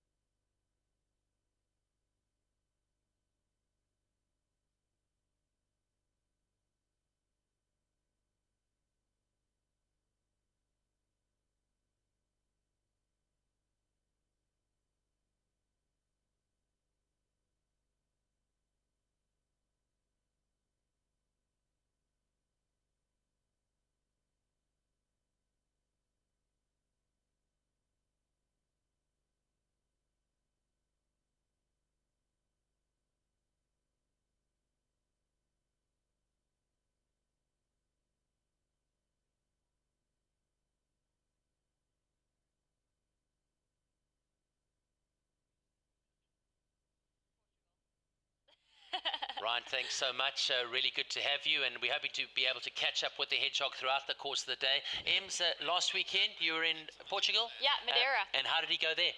Ryan did great. I mean, he really had a good, strong race and got top 10, which is so cool. I know he was excited about it. And just to like have a good race in a meat grinder type race is really, really good. So super cool to have him here. Yeah, man, and just this is his backyard, right? Yeah. He loves showing. Everyone loves showing off their backyard. Right. And if anyone knows the trails of Cape Town, let me tell you, Ryan Sands is that guy. Living in Noordhoek now, on that long beach on the far side, and we'll be going there in 2022 with the newly introduced and newly announced 100-miler for the Ultra Trail Cape Town coming your way in 2022. Courtney Dauwalter now leading the ladies' race, world ranked #1. She's inside the top 20 overall. You can see she's 5 minutes 38 into the running here. And those signature socks and, of course, those long baggy pants, which are very much Courtney Dauwalter's signature. Let's talk a little bit about just how good she is, Ems. I mean, let's talk Ultra Trail Mont Blanc this year. 7th overall, first woman. I mean, she lit it up. I mean, she's just incredible, mentally just so strong, and she just really puts together a good race after race after race.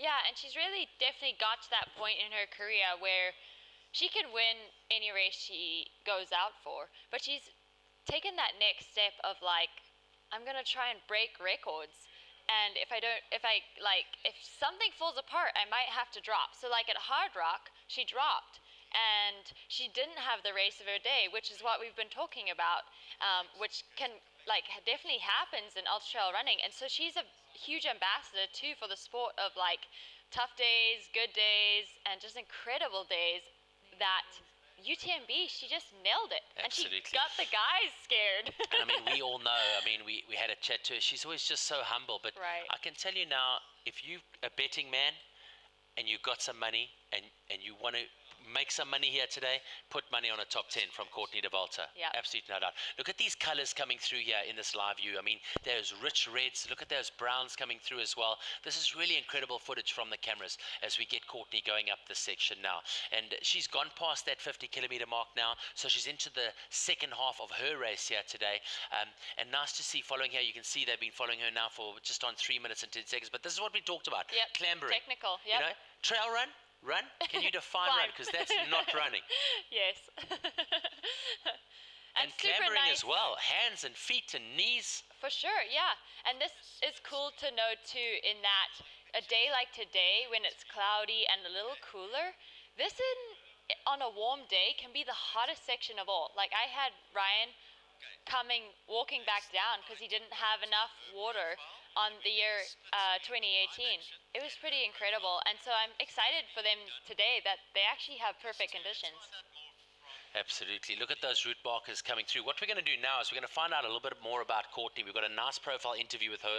What we're going to do is we're going to keep these live images for you. We're going to split the screen up, so you're going to continue watching the live stream, but we're going to go into a profile and listen to an interview with Courtney Dauwalter. Let's find out more about our world #1 when it comes to ultra trail running in the elite women's field. My name is Courtney Dauwalter, and I'm here to run the 100K at Ultra Trail Cape Town.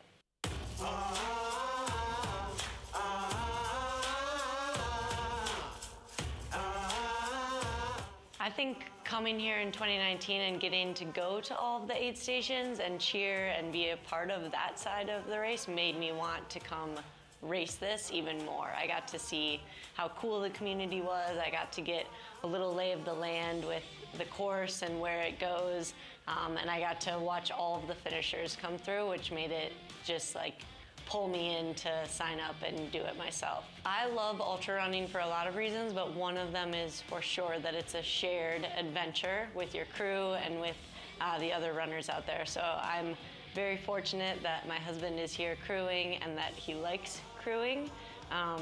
So we'll have a blast together on Saturday, both being part of the finish line in our own ways. And if you're out crewing for the first time or experiencing an ultra for the first time, try to be flexible and organized, and don't let your runner stay in an aid station too long. If they sit down in a chair, get them out of it soon. I think they just say, all right, see ya, and then start packing up the things.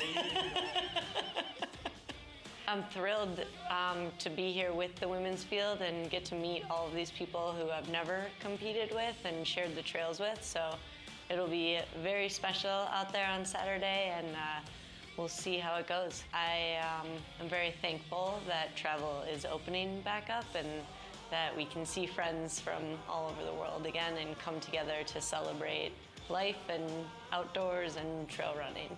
But we went for a trail run, and thankfully we were climbing uphill, so it wasn't super fast, but a snake was crossing the trail, and when it saw me, it lifted up on its shoulders and like flared out its whole neck area, which I promptly turned around, screamed, and started sprinting back towards my husband. I later found out that it was based on the description I was giving people and the Google searches I did, that it was a Cape Cobra, which is not a snake that you want to encounter on the trails. But don't tell my mom and dad that. After injury, I think you have to really listen to your body and the people who know what they're talking about. So coming back takes a lot of patience and a lot of diligence with whatever your PT assigns or whatever the doctor's orders are. So for me, it was like a slow build back in and learning to incorporate more strength work and actual stretching. I just find a lot of joy in food and eating what I crave, so I don't want to restrict any of it, and if I'm craving something, I want to eat a lot of it. So I have been investigating the candies here in Cape Town and have found a lot of delights. The speckled eggs being pretty high on the list right now. Also some of the snowballs, right? They're like honeycomb covered, yeah. Yeah, I'm excited to keep going to the markets and buying more. I have no expectations of time or place. I'm gonna try and leave everything I have out there on the day and just see where that lands me. It's just super exciting to have Courtney here and see that, see her just really living that Cape Town life and coming here a little early, getting to experience everything, checking out the trails and hearing her like take on what's happening. We're actually still on Courtney right now. We're not on the male runners as the bottom says, but super exciting that she's on this section of Southern Peak. This is a special part of the course. This is like probably the most remote you are, and no one's out there. And you get this gorgeous view of the ocean from that side before you drop down to Hout Bay. So interesting to see. I mean, you speak about the ocean, and I mean, look at that beauty shot right there.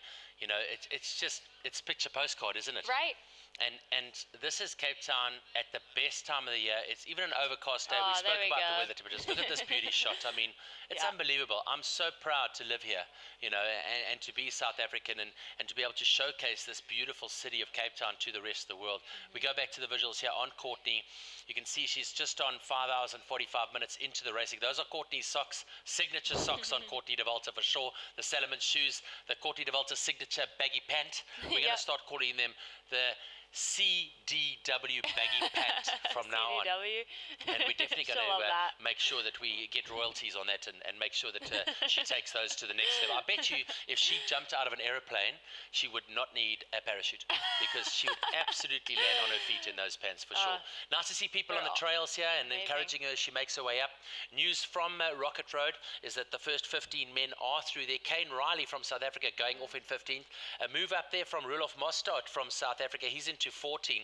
Courtney Dauwalter now currently in 13th overall. Let's listen to that again. Courtney Dauwalter is now in 13th position overall, ladies and gentlemen. She is just 44 minutes behind the leading men, and that is absolutely incredible. And let me tell you, that number is just going to continue to go.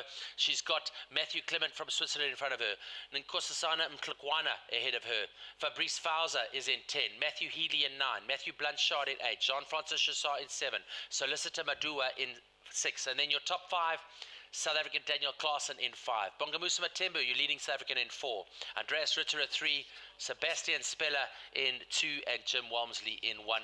Clambering here, she's just passed someone. Yeah. Did you see that? Shut the front door. And that was a sneaky little move there. Did you see that? That was like a little sneaky, yeah? Right, I think he kind of stepped to the side. He was like, wow.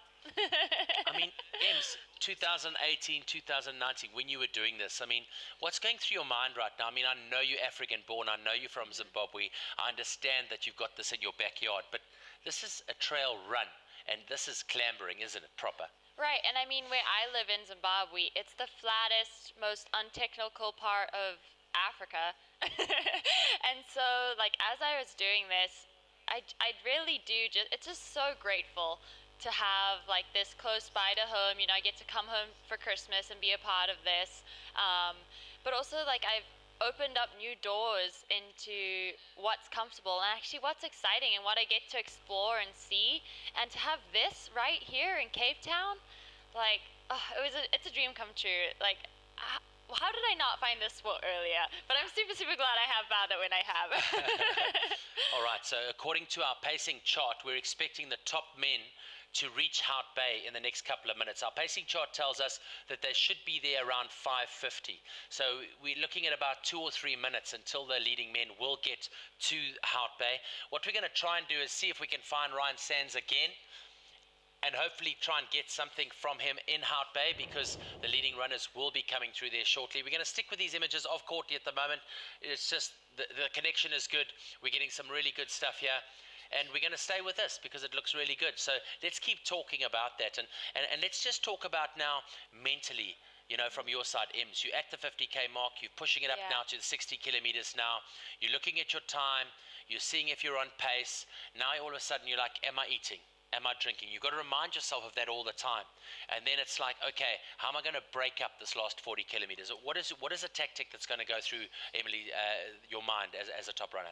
Yeah, and so I like how you brought up the nutrition and stuff, because at this point in the race, like, you get to know if you've done it right for the last 30K, or 30 miles, I mean, or 50K. And that's a very important part of, like, how's my temperature doing? How is my stomach feeling?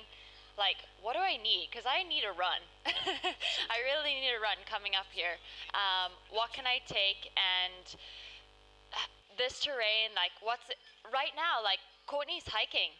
She's giving her stomach a chance to, like, get back to normality a little more of, like, okay, we can digest and get things down. But mentally, you're really shifting now. Like, your legs aren't feeling fresh. Absolutely. And so it's like, okay, let's go. And look at this. This is Hout Bay. We're right here. So they're dropping into the next. All right, so Hout Bay, cross that beautiful little church as they drop into the town of Hout Bay. And this is where Ryan Sands actually used to live before he moved on. Here's Jim Walmsley, ladies and gentlemen. This is your race leader, Jim Walmsley. Behind him is the live view pacer, the runner. So he's not in the race, but that is how we are getting our images. That gives you a really good idea of what it looks like as he comes into the Hout Bay aid station. Look at this. He is on pace. He's less than 50 seconds off our predicted pace here. So he's on record pace here for Ultra Trail Cape Town in 2021, ladies and gentlemen. Now the change in the route comes, Ems. Yeah, it comes, and it's actually changed right now, because I expected him to be on the beach. Well, almost on the beach, because on the race before, like, it's a big aid station out of the parking lot, and so this is brand new for me even. So confirmation on that time for Jim Walmsley coming into Hout Bay, 5 hours, 49 minutes, 18 seconds. Nice to get some ambient noise here. Let's maybe go to that and listen to the next runners coming through, and let's see what it looks like. So there it is, 59.2 kilometers. Here comes your second place. That is Sebastien Spehler for sure, the number 3. And again, Dylan and Ryan Sands called it. They said that the race up front looks like it could be between these two. I've got to tell you, that live view runner is exhausted. Did you see right. him? Yeah, he was like, done. Somebody give me some water. I can't keep up. Yeah, and something super interesting to point out here, Max, I'm not sure if this guy will change his shoes too, but Jim is obviously changing his shoes, and I know down from Southern Peak to Hout Bay it can get really sandy, so I think that's a smart move. That's what I've done for the past couple of years too. You get a new pair of socks, new pairs of shoes, and get to run out in clean wear. 100%. Let's just talk about some of the equipment here. What is he doing now? You can see he's changing those little hydration what do you call those? Bottles? They're not bottles because they're sacks, aren't they? They're like little bladders, aren't they? They're bottles on a bladder, They're bottles. Right? They're bottles. You call them bottles? Yeah, because a bladder is different. You'd have it in the back and a tube coming through. But yeah, bottles, hydration bottles. A quick transition there. Very. So Spehler now goes into the lead. Yeah. And again, we saw it in London. He had a very quick transition. He's done exactly the same thing here. So his crew is on point. Tactically, Walmsley now changing shoes, mentally knowing that guy's gone out. Is that going to put pressure on Jim? I don't know, because Jim's very experienced, remember. He's an experienced athlete, and he has a plan. And like we know, he's very well read. He very much has everything in control. And we're hoping to have Ryan actually come on the live stream, and maybe he'll be able to tell us some sort of idea how people are feeling out there. I see Nick Bornman there, one of the directors of Ultra Trail Cape Town. There we saw Matt Lennon there as well. He's been doing an incredible job looking after the international athletes and the seeded athletes here at Ultra Trail Cape Town. As we look at some of the visuals here with Courtney Dauwalter, Ryan Sands is with us. Remember, second year in 2017 behind Prodigal Kamala, where they set that record time. Winner of Western States, South African legend, hedgehog of note. And we're going to cut across to Ryan in Hout Bay now. Let's find out what Hedgie is going to digest and ascertain from what he's just seen. Be really good to see what he's got to say. And we'll get him into Hout Bay. He's at that aid station right now, waiting for third place to come in there as well. And it's going to be really good to see what Ryan Sands has to say and what he's experienced here at that aid station. I also want to know how his legs are feeling from last weekend. Exactly. All right, here we go. Let's cut across to the Hout Bay aid station with Ryan Sands. Hey guys, so lots of excitement from Hout Bay aid station now. Jim Walmsley and Seb have just gone through. It's a neck and neck race. Jim came in probably about 30 seconds ahead, but they left together, and you can see the guys are really in the zone and focused. Jim changed shoes, so he took his time at the aid station, which I think will definitely benefit him later on in the race, just looking after himself. The race is anyone's race at the moment, so I think just looking after yourself is really going to be crucial. But yeah, really exciting. The aid station is definitely starting to liven up, and I think we're waiting for the next runner. I think fingers crossed that Bonga Musa will come in. Again, being a comrades champion, I think he can definitely move through the field, and yeah, I'm secretly hoping he can have a big push now. But yeah, as you can see, the guys are lining basically for the elites. They've each got their crew along here. It's a little bit like a Formula One. Seb came in here, was kind of dropped his soft flasks, kind of got new soft flasks put in, quick got some food, nutrition, some gels, and was out of here. So really, you really want to start trying to get through these aid stations as quick as possible, being an elite athlete. I remember a few years back at Ultra Trail Mont Blanc, when Kylian Jornet came second to Francois Dehern. At the end of the race, when you actually added up their time difference, it was the same time difference as the time difference in the aid station. So it just goes to show, I think Francois won by 12 minutes and Kylian was actually in the aid stations for 12 minutes longer. So yeah, I think like kind of having a crew and support out here is really important for the elite guys, and I think all runners, it's just great to have a bit of some familiar faces when you get to this part of the race. Like I said, it's 60 Ks in, things are really going to start to feel real now. Like now it's about head down, kind of doing whatever you can do to get to the finish line, putting one foot in front of the other. Guys are going to be kind of seeing some proper demons. You're going to be having some highs and lows. But yeah, as I said, a couple of runners expected in shortly, so we're going to cross back to studio and yeah, join you again in a few minutes time. All right, how exciting is that? I know, so great to see Ryan. Did you see that the hedgehog has got some grey smiling. whiskers? Did you see the grey whiskers? It's showing his age. His age? Daddy's getting older. But really good analysis there from Ryan. And like he said, you know, on an ultra distance like this, for Sebastien Spehler to have such a clinical transition, he literally came in, got out. It was like a Formula One pit stop, and that really psychologically will play on Jim. Jim will see how quick and organized that is. We know Jim's changing shoes. We know Jim's got a game plan. But for Sebastien specifically, psychologically, that's going to be a good place to be, right? Yeah, for sure. And running out ahead of someone is always fun. Yeah, absolutely right. Looking at some of the visuals here again, we're back with Courtney, our leading lady, Courtney Dauwalter from the United States of America, the #1 ranked ultra trail runner in the world, 7th at Ultra Trail Mont Blanc this year, overall the first lady, and really good to see her and have her back here in South Africa in 2021. She came over in 2019. She didn't start the race, but she said to all of us, "I'm going to see you back here soon." So, and that's exactly what she's done. And we saw the little interview with her a little bit earlier.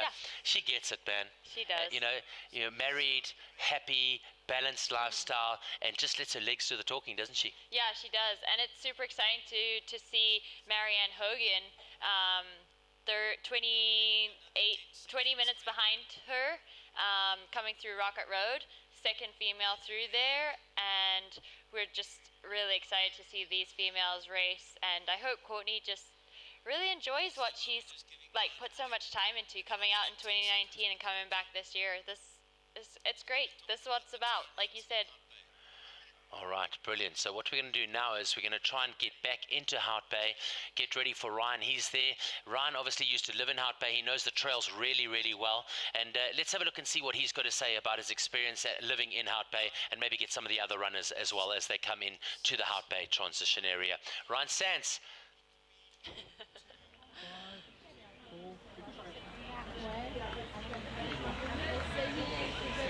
Hey guys, so big change. Just the new route through Hout Bay.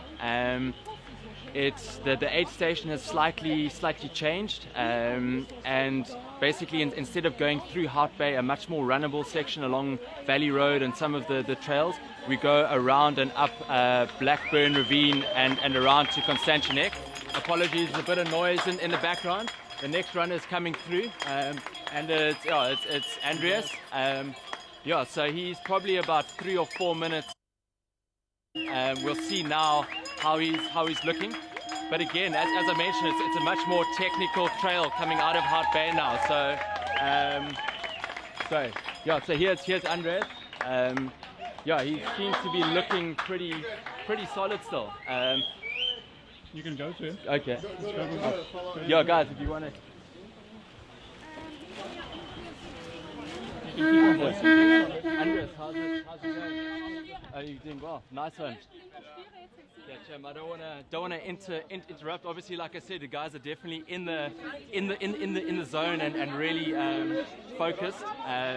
Again, this is a crucial aid station to change gear or any clothing. You can see Andreas is also changing shoes, so it's quite interesting that Seb went straight through. Jim and Andreas are both changed shoes. Yeah, as you can see, cool.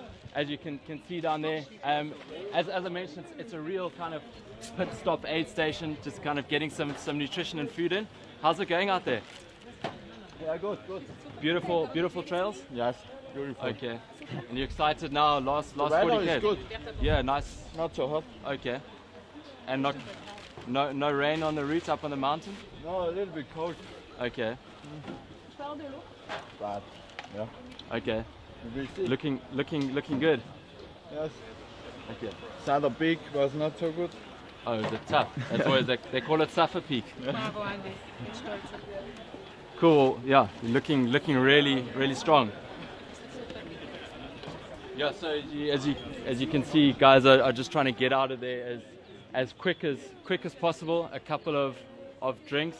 I think Andreas drinking some soup there. Yes. Okay. What, like chicken soup or beef broth? Okay.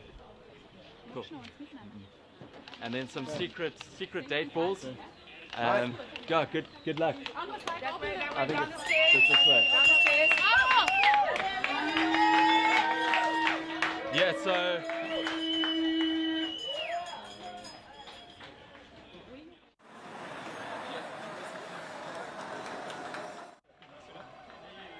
Andreas has just headed out of the aid station, as I say, up the new section, which I think for the trail runners will definitely suit them. It's a lot more technical, a big climb out of there, where in previous years, this is where the kind of more the runnable kind of road runners will definitely come into their own here, going through Hout Bay, up the traditional Valley Road and out through Constantia Neck. So I think we're going to cut back to studio now, but as I said, things are definitely starting to hot up and get quite exciting at the front half of the field. All right, thanks very much, Ryan Sands. Really cool to have you with us here today. Looking forward to getting more intel from you a little bit later on in the day, but so cool to get those images. Thank you to the team behind the scenes for making that happen. And as you can see, like, it's just so good to have that knowledge and experience out there on the route. We spoke about this new section now. Ryan's just brought it through again. This is where the game is going to change a little bit. Although they are on record pace, remember, we spoke with Robbie Rorick at the question and answer on Thursday evening, and Robbie said, guys, it's going to be double the time on this section. So let's get back to the route profile. Let's go and have a look at that route profile if we can. And that route profile should show us where they are at Hout Bay and how things are going to change up now going into the new section. So let's try and get that route profile back on screen for you. And once you've got that route profile up, we're going to ask Emily to take us through that. There's another beauty shot. You can see the sun is up, the cloud, that blanket dropping in over. This is the route. What we're going to look at now is find that route profile, because it's not going to give you a clear idea. I'm going to move across to another graphic for you. That'll be the route profile, which we saw a little bit earlier today, showing the whole 100 kilometer route. And we're going to show you exactly what that looks like. All right, Ems, you can see there, we're at that position there. Hout Bay is a 6 o'clock cutoff this evening for the 100 kilometer. It's at 59 kilometers into the racing. What is in store for the next 18 kilometers as they go into Flackenberg? Yeah, so this is brand new to me. This is kind of exciting. This is a new section. In previous years, it's been very much running through the streets, and that at this time of day can be a little bit much, and it can get really, really hot. But this is exciting. It looks like there's a big climb, and it drops down and maybe climbs back up, or they do the same climb to get up to that same elevation, and then a long drop down into Constantia Neck. And it's exciting to know and hear what's that all about. Absolutely. So that gives you a little bit of idea of what's going on. We've got Ryan Sands. It looks like he's managed to track down Courtney Dauwalter's husband, who's out with her from the United States of America. It'll be really good to have a chat with him. Obviously, you know, crewing for Courtney around the world, getting to a lot of the races around the world with her as well. Such an integral part of that relationship and the success behind Courtney's racing and running. So shortly, we're going to bring you guys into that. Frank is down there with Ryan.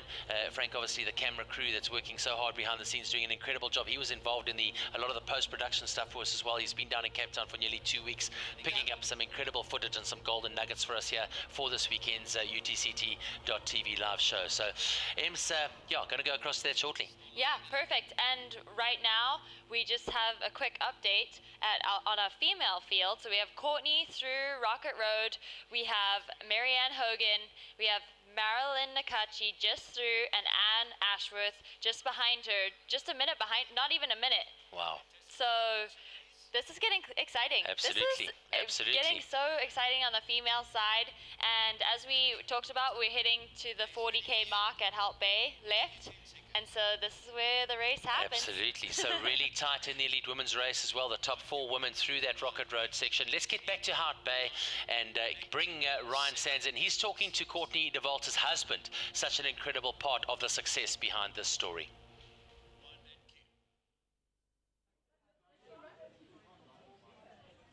Hey guys, so I'm here with Kevin, Courtney Dauwalter's other half. Also a really established runner. I think how many 100 milers? Yeah. How many 100 milers have you done? Quite a couple. I've done 2. Okay. Yeah.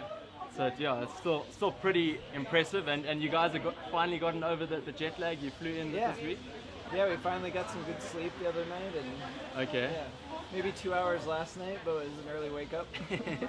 For sure. Did you hear the thunderstorm last night? We did, yeah. Okay. Yeah, it's intense. She's here. Yeah. And how's Courtney going out there? She's good, yeah. She looks smooth, she's happy. Okay, cool. We tried to see her on Rocket Road, but she was too fast, and we were maybe like 50 meters away, and she's going up the hill, and we were like, good job! Almost saw her. Awesome, but yeah, Courtney's had an amazing year this year with Backyard Ultra. I thought after that was going to be her season done, but you guys decided to come to Cape Town. Yeah, she always wants to do one more. Nice one. And what's in her lunchbox, or kind of part of the aid station meals today? Today mostly drinking her calories. Okay. with mainly tailwind, or no? Yeah, mostly tailwind. Okay. Yeah, doing some honey stinger, that kind of stuff. Okay. Yeah. And is Courtney planning on changing shoes, or kind of any? She'll stick with the same shoe. Yeah, she's wearing the S-Lab Ultra 3 today, and I think she'll stick with that all day. Okay. Yeah. Nice one. Well, we're going to cut back to studio. I know Kevin's got to go and get all Courtney's kind of all her food ready for a lunchtime snack. But yeah, we'll see you guys just now. Thanks very much, Ryan. Thanks very much, guys. Really cool to have that insight and really cool to see how the community is just coming together here. Hout Bay, the backyard of Ryan Sands for many years, did a lot of his training, based himself there, did a lot of his big training camps from that position as well. As you say, coming back from Portugal last week, 7th. I think he was tied 7th, if I remember, in the elite men's race. Not the result he wanted. He put a lot of time and effort into that, but certainly a great result nonetheless. Yeah, nothing to be ashamed of for sure. Ultra Trail Madeira, that's a big race. He did well. Yeah, absolutely right. What we're going to do now is we're going to go into a little ad break for you, and after the ad break we're going to do another one of our athlete profiles with one of the elite women.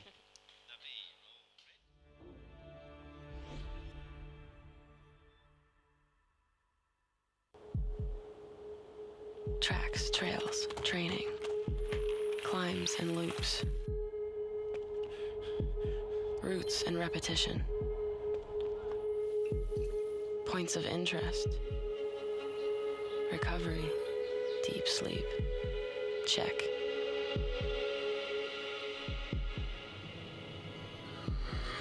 But that's not why we designed Sunda 9 Peak. We designed it for all the things that cannot be measured. We designed it to feel good around the clock, to feel at home on every arm and every trail. We designed it for getting lost and finding your way back again. We designed it for peak experiences.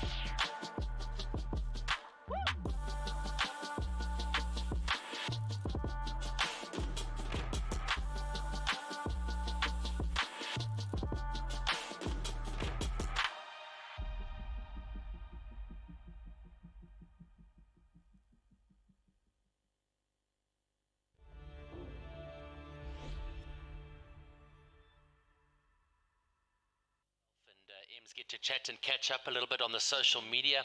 I'm just on my phone checking it out. I've got to tell you, the photographers are doing such an incredible job today. I'm just streaming through some of the photographs here, and I don't know if you guys can see, but the photographs are just, from the route, are just absolutely incredible. Like, you just cannot believe what images we're getting. We've got some incredible photographers out there here with us at the UTCT this year, and a big shout out to them for their incredible photographs. Check out the social media for those. Don't forget to follow all the action and send us messages on our Twitter handle, Ultra Trail CT, and you can see that below. So go and check that out. Next up for us is we're going to bring in another one of our elite ladies for an interview. This is a very special lady coming from Port Elizabeth here on the east coast of South Africa. In 2019, she won the Addo Elephant Trail Run, the 100-miler. She was second overall in a time of 23 hours and 51 minutes. Addo Elephant in 2018, she was third in the elite women, 7th overall. And then she won the Kaapkloof 100 in 2019 up in the KwaZulu-Natal Midlands, which is another incredible race, a really good race to get into for your first 100 or 50-miler experience. So really good racing. The K-Way Skyrun in 2020, the 100-kilometer, she went second there. So she knows this terrain. She's familiar with this distance. First thing I did when I saw her at the President Hotel on Thursday afternoon when she arrived, they came through Port Elizabeth, stopped off in George for the night, her and her husband, and she said, there's a 100-miler next year. Because it had just dropped. It was like 2 o'clock on the Thursday, and she's like, I'm doing it. She didn't even hesitate. So her husband looked at me with big eyes, and he's like, oh, can't believe this. But let's cut across to the profile with Annelies now. What an incredible lady with an incredible story. Let's find out a little bit more about her journey in the world of ultra trail running. Hi, good day. My name is Annelies Scholes, and I am running the 100 kilometers at Ultra Trail Cape Town. I am working full-time for a company based in Cape Town named Turgo. I am a mom of 2, and I am also married. Running is a hobby. It was actually due to just finding something for myself after my second child was born. And I used to run at school, so I decided to put on very, very old running shoes. And before I knew it, I was doing marathons. And in my second year of running, I did my first 100-miler. It's trails for me. I do like to, every now and then, just do some speed work on the road. So I will do like a half marathon or marathon, but generally not less than that. It's too fast. But I prefer trails. For me, is just to, my high points would be to just be happy. Like, I have to enjoy it. This is, this is not my job. I wish it was. But for me, the high point, and knowing that I've had a good day out, I've enjoyed myself, I've done my best, then that to me is always a win. This year has been quite tough for me. I've struggled with my health quite a lot. I attempted Ultra Trail Drakensberg in April, and I only did the Lesotho part, so that's about 80 k's in, and I had to withdraw, so I've been in and out of hospital and a lot of blood tests. So this is my first race back this year, and my last one. So we'll see how it goes. That was definitely been a low point. It's taken a lot of time and patience to work through that. I think because it's a little bit of everything, I'm very excited to see it. 100 k's is also a nice distance because when you get to 80 k's, you're not halfway, you've only got 20 to go. So that's great. That always is a very nice feeling. I do enjoy the 100k distance. I feel it is a distance that I can push myself. And I can race a little bit, whereas 100-milers, the wheels always come off along the line after 120 kilometers. Because it's Ultra Trail Cape Town, we all know, like, you can't not do Ultra Trail Cape Town, and it doesn't matter what distance you do here. To be part of the vibe, it is one of the only races where we get to see and meet elites and race against them from across the world. And it's just one amazing event. Because we've got so many talented ladies, especially in South Africa, that when we race against each other and you finish 4th or 5th or even like in the top 10, a lot of people will maybe look down on that, but when we take our ladies overseas, they always end up on the podium or in the top 10. So it is basically, if you're racing against South Africans, you might as well be racing against the rest of the world. And we're here to show that. It doesn't have to be 100-kilometer races. Just do what you can with the time that you've got. Don't put pressure on yourself because it is difficult, especially when they're younger. And just take it easy, and once the time is right, you'll know when you can maybe up the distances a bit. But there's no need to do that. You must enjoy, you must do what you enjoy. This is basically my first race for the year. I've really struggled with my health. So my main aim for this race would be to have fun out there and finish strong and, yes, hopefully find my legs again. I just think that's such a cool story to just like share when she's had a tough time, but she's still here. She still showed up. Absolutely, and so good to see her. I mean, she's just such a great character and just so honest and so humble. You know, a mom out of the Eastern Cape, got into trail running quite late, didn't have a background of running, and she's really just come through so nicely. Right now on TV for you, Bongamisa Matembu, 3 times Comrades Marathon winner, 3 times winner. And just such a legend. I mean, we look at his profile, we've spoken about it, we just know how talented he is as an athlete, and we look at some of his palmares. I mean, it's absolutely frightening what he's capable of. You know that the current African record holder over 100 kilometers. We're going to try and get into some of the background noise with the team if we can. We're just waiting for the team to bring us those visuals now and to try and get sound for us. But South African record holder over the 100 kilometer on road, a bronze and a silver medalist at the 100 kilometer World Championships, winning the Comrades Marathon 2018, 2017 and 2014. He, in his last 8 Comrades Marathons, has got a gold medal, which means top 10 on every single occasion. You can see behind there Ryan Sands, the hedgehog from South Africa, Red Bull athlete and ultra trail runner, just back from Madeira in Portugal. We're going to try and get a little chat with Ryan Sands and Bongamisa Matembu. Let's see if we can get sound on that. We're going to get a mic in there and we're going to have a listen to what they've got to say. Two things now: defend and attack. You're looking the best out of all the guys. Yeah, you're looking the most fresh. Yeah, the guys might be work very early. Yeah. So it might work for them, you know. That's the race, you know. That's how you take the chances. You just mustn't stay here too long. Yeah. Keep running. Yeah.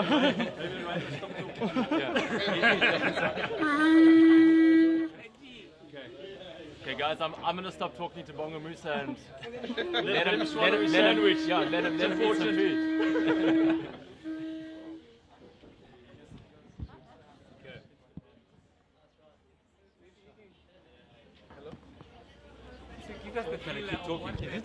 Yeah, so Bonga Musa is the first South African in here. I might be a bit biased, but I think he's looking the best. Obviously with the...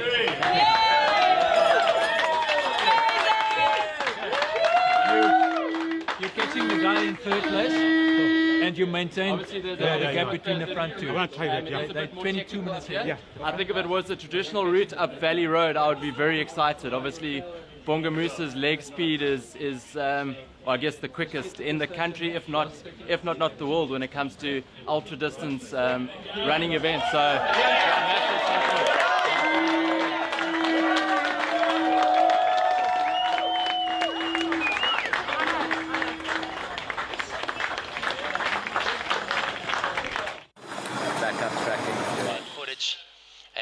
Absolutely amazing. Those of you just joining us from around the world, good morning and welcome. I can't believe it's still morning. We've been awake since 4 o'clock this morning. It's 10:15 here in South Africa. My name is Max Kleur, the host here for the live stream broadcast. With me, Emily Horgood from Zimbabwe, currently living in California in the United States of America, winner of the elite women's race here at Ultra Trail Cape Town in 2018, second place in 2019. Right now, we're looking at visuals of Hout Bay, and we're going to get back to Ryan Sands having a little chat here.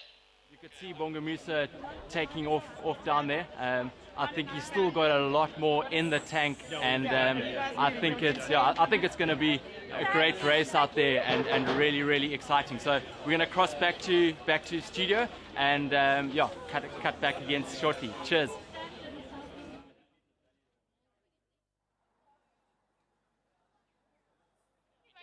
Home with little Max, you know. I think you might need to explain the hedgehog nickname. Those of you that don't know, Ryan Sands as a youngster, and up until probably about 2 years ago, when I think his wife Vanessa told him that you just can't do that anymore, he rocked a proper mullet, like a proper mullet. And whenever you were racing on the trails, you'd always see him. And he got this name of the hedgehog, and the hedgehog just stuck.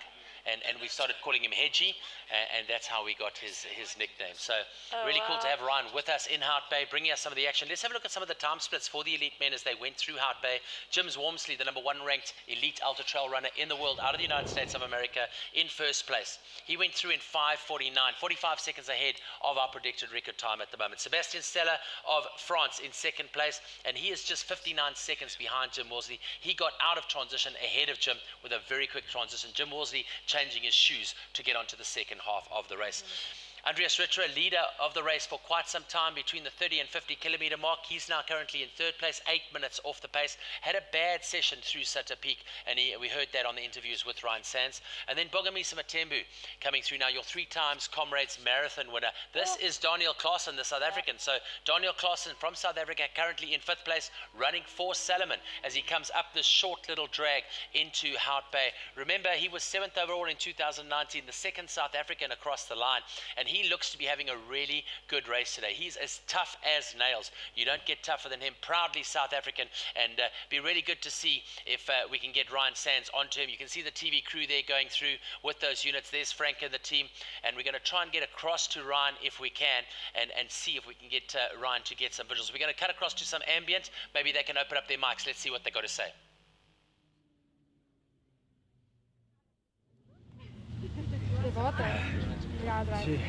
Tell me when you cross the mouth. How's it, bro? How's it, right? How you doing, yeah? Do you want to take over? No, I'm quite enjoying just chilling. No, you're looking solid, eh? Crushing. Do you want some ice for your cap? No, it's alright. You good? How's it? Ek weet nie. Net 'n sekonde. Ja. I'm chatting to you a bit for camera, but you can just tell me to get lost if you get over it. What's for lunch today? Walmart sandwich. And then I'll just take some goose for the road. Nice. Good rock ten. Nice. You looking forward to this new stretch? Legs are starting to feel a bit tired now, so Just going to Okay. slog the next 10 k's out and then get to the finish line. Okay, nice one. 60 k's in, so Only 40 k's to go. Only 40 k's to go. No, you're looking strong. Thank you. You're gonna swap out shoes, or you're gonna? No. Okay. You're happy with these ones? Or maybe clear them out on the trail. Okay. Nice. Well, I'll let you get back to things, but yeah, looking solid. Thanks, Ryan. Cool. Awesome. I've got another runner coming in. Coming through now.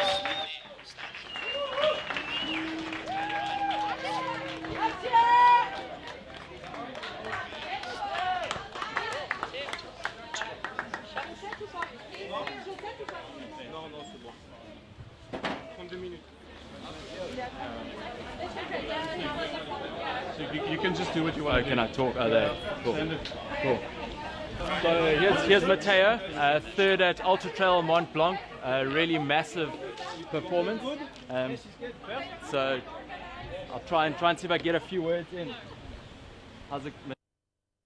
Good. Very good. Enjoying it. I tried to manage the race until here, and now the race begins. the So race starts. I will start to push a little bit. Okay. And to get out of my comfort zone. Okay. It's time to push a little bit. We'll see. Nice. And you're enjoying the scenery out there? Is it pretty? Beautiful. Hopefully, I went before to see the real trail with the sun because we were in the cloud and in the fog. Yes. Okay. So I saw. Nice. And so you're putting some ice on. Is it getting hot? Yeah, it's getting hot. Okay. And I know what is happening just after. Yeah. And what's that, sweet potato? Or? Sweet potatoes, carrots, ginger, turmeric.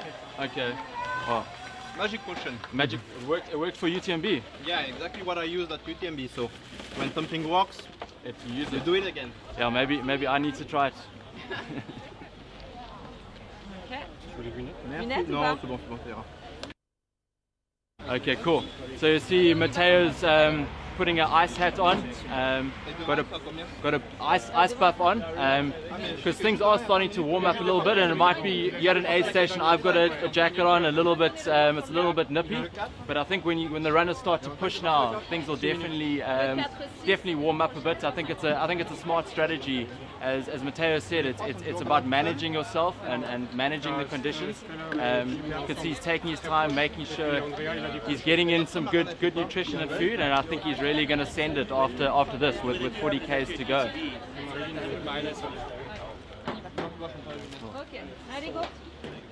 Good luck.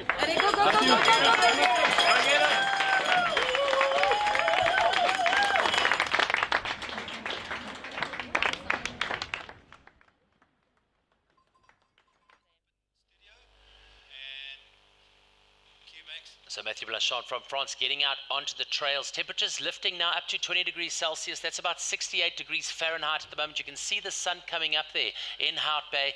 Blanchard is an incredible Palmares in 2021. UTMB, he was third overall. Cappadocia Trail, first in 2021, the 63 kilometer there.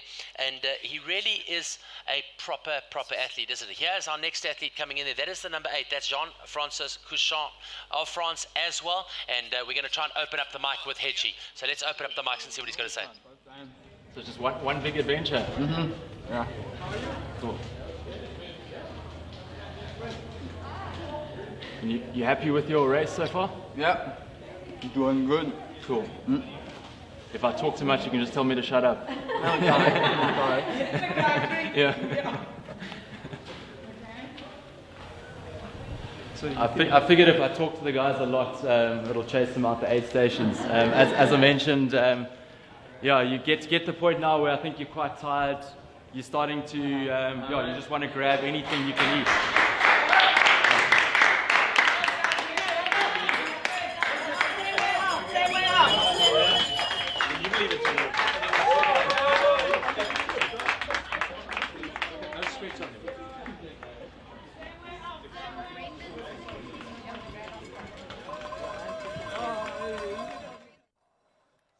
moment the Canadian, just apologies for the graphics there, we had the American flag on. He is Canadian, of course, sitting in 7th place overall as he goes into Hart Bay. He's at 32 minutes behind the leaders at the moment. So the top 7 are into Hart Bay, 32 minutes separating 1st and 7th place in the elite men. Let's cut across to a quick ad break and then we'll bring you back to all the action.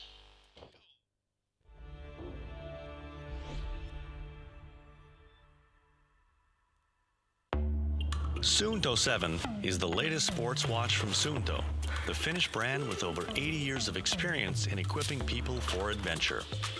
It combines Suunto's industry-leading sports expertise with smartwatch features from Wear OS by Google, making it a perfect companion for sports and everyday life. Suunto 7 has over 70 pre-configured sport modes and accurate exercise tracking with GPS, barometer, and wrist heart rate sensor. Find your own paths with free offline maps or follow the most popular routes with built-in heat maps.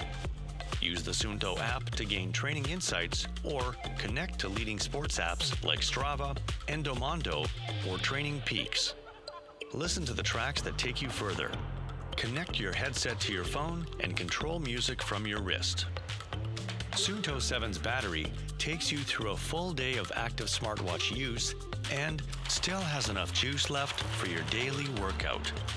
Alternatively, it can last up to 48 hours in smartwatch use or up to 12 hours in GPS tracking mode. Extend watch functionalities with your favorite apps on Google Play and change the look of your watch with interchangeable straps and watch faces. With Wi-Fi connectivity, software updates are automatic, so your Suunto 7 is always up to date. All of this is designed and tested in Finland with the quality that Suunto is known for. The watch will stand up to whatever adventures you decide to take on. Suunto 7, sports and life combined.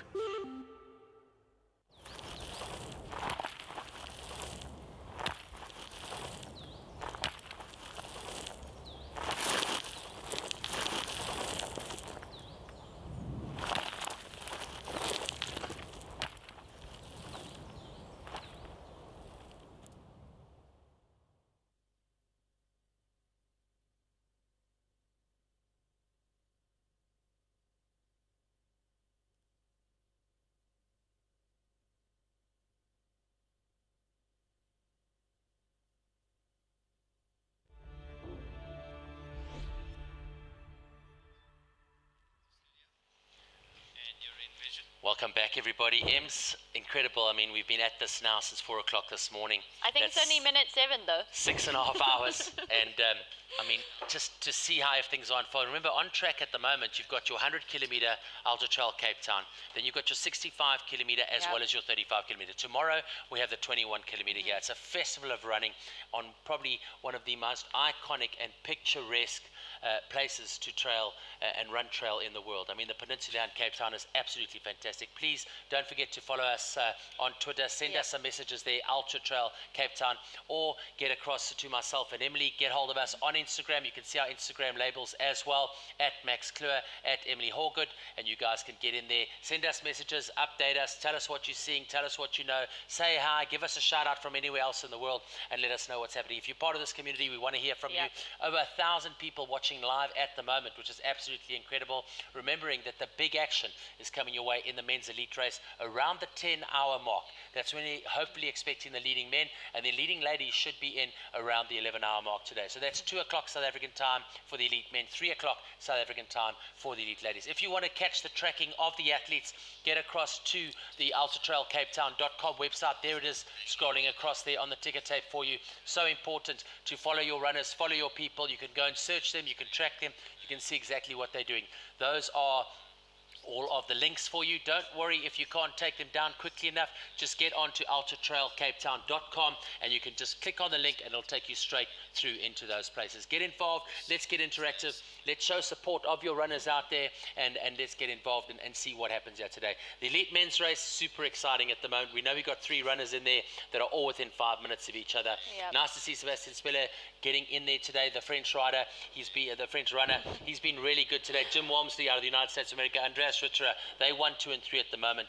Daniel Klaassen of South Africa, Daniel sitting in 5th place at the moment behind Bogomisa Vatembu. They've been absolutely incredible. And then in the ladies race, we've got Courtney Dauwalter, world ranked number 1, winning Ultra Trail Mont Blanc this year, coming in 7th overall. Right. Just a pedigree you don't even want to. I mean, there's just pages and pages of just how incredible she's been in trail running in the last years. And then, of course, looking at the elite ladies race, we've got the Canadian right in there as well. Yep. She's looking really good. Yep. We've got Marilyn in there from France. She's in 3rd place. We've got Anne in there in 4th place from South Africa. We've got Kerry Ann also from South Africa in 5th place. So that's what it's looking like at the moment, which is really, really good to see. We're going to try and look at maybe a couple more profiles and bring you some more information. Those of you that don't know, the hot news that was released this week, Thursday, was, of course, the announcement of the 100-miler, which is coming your way in 2022. We're going to go now and have a look at the details of what is to expect on this new section here on the Ultra Trail Cape Town as they come through that 59.2 kilometer mark at 2,830 meters of vertical climbing. They're halfway into the race, but we want to have a look and see what the difference is in that section now between Hout Bay and Alphen Trail. Let's go and have a look at this, and this will give you some sort of idea of the changes to the route this year. Hey guys, it's Ryan here. I'm going to chat about the stretch of Ultra Trail Cape Town from Hout Bay to the Alphen Greenbelt. So basically, in my opinion, the race actually really starts in Hout Bay. From Hout Bay to Alphen Greenbelt is probably the fastest part of the route. Running-wise, you really need to save your legs for that section. You start off running along Hout Bay Beach. It starts to get really, really hot, so I would recommend taking lots of hydration with you. And then you get the long kind of stretch or climb out of Hout Bay.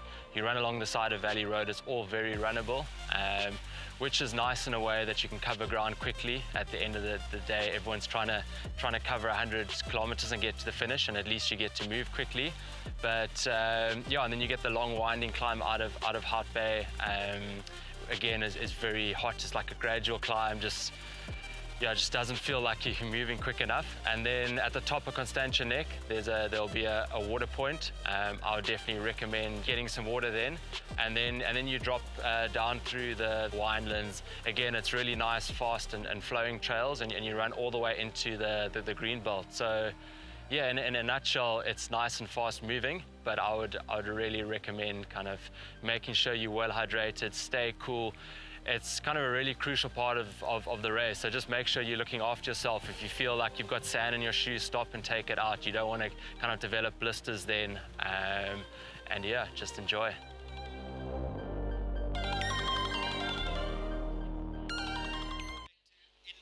All right, so back to studio. That, of course, was what it looked like in 2019. So that was the route from the Hout Bay through to Alphen Trail in 2019. We're going to cut back to Ryan Sands. He's in Hout Bay, and then hopefully get some messages from him on what the new section of route looks like. Let's get across to Ryan, see what he's got to say.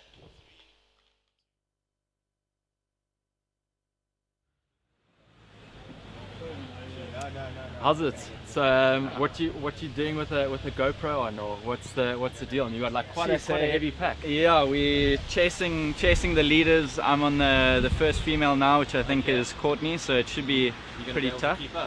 I hope so. I mean, the other guys have been throwing down some proper numbers. I heard a 335k being dropped just on the Hout Bay leg here, so and that's like 60 k's in. Yeah, it's pretty real. Okay. So looking forward to it though. It should be pretty good. Nice. And how heavy is that pack? It looks like quite a... It's kind of like a fully loaded hydration pack, so not too bad. Okay. A little bit more bulky. Okay. And you're definitely aware of the camera moving around, but cool. And you're going to be running all the way to Constantia Neck, or? Yeah. So my leg now is Flackenberg up to Constantia Neck, and then I reconnect with the second male from UTCT to the finish. Okay. Jeez, so that'll be pretty interesting. Yeah. Any predictions on you think will be the second male there? Ooh. I think it's going to be so tight. I think hopefully it'll be a case of first and second cameraman racing for the finish. So that'll be pretty cool. Nice. Trying to catch either Jim or Sebastien, or I don't know who's in the top three at the moment. Okay. But. And then are you going to chat to the guys along the way, or are you just trying to like hang in there and if they need someone to talk to, I'll have a chat, but they could be in a dark space and need to focus. For sure. Yeah. Well, nice one. We'll enjoy, and we'll, thank you. Yeah, probably see you at Constantia. Yeah, awesome. See you then. Cool. Cheers. Cool. All right, so thanks Ryan for that feedback for us. Have a look at the bottom. You can see the times for the elite women. Kerry-Ann Marshall currently in 5. Then back to Llandudno, you can see Joe Kepler was in 6 there. Annelies Skols was in 7. They were very close together. You can see less than a minute between those two. Amri Williamson had a great run at Ultra Trail Drakensberg, and she's about 8 minutes back. Then Linda Bianakova in 9. She's quite a bit off there. You can see 13 minutes back to her, and Pip Dixon sitting in 10th at the moment. Let's get across now. We've been waiting for this for a while, and we've got another runner coming into Hout Bay. And what we're going to try and do is with that, you can see the runner coming through there now. It looks like 2 runners coming into Hout Bay. So let's have a look and see exactly who they are. Maybe we can get numbers on them and get some sort of idea who it is. But we're also hoping to get Ryan to talk to us about the new section coming out of Hout Bay into the Elephant Trail. So waiting for Ryan to come at us, trying to get a number on that run. It looks like number 30. And number 30 is Solicitor Madokwa, and he is there at the moment. So that is number 30. Not sure who the runner was behind him. Again, looking for a number on that runner. But let's get across to Ryan. Maybe Ryan can pick up some of it. Let's see if we've got some ambient noise here from our camera crew and see what's going on in the transition. Good. Nice, Sonny. Thanks. Oh, you are here? I'm good, and you? Thanks. Where's Ryan? How are your legs feeling? Yeah, just want to get Ryan here. Ryan? Should we just do your normal... Cool. Okay, we're ready with Ryan almost. Is that enough? Have you got enough gel with you? Solly, how's it going? I'm good. Nice. You've been enjoying it out there? Yeah, but it's too much climbing. Too much climbing? Can you please make it a bit flatter? Yeah. But yeah, you're nearly there, 40 k's to go. Yeah. This is where the race starts. I have to catch up where I left. Okay, nice. But yeah, respect for running some trails. Yes. We road runners, it's very difficult for us to climb, you know. It's not easy for us. That's fine. Okay, sorry.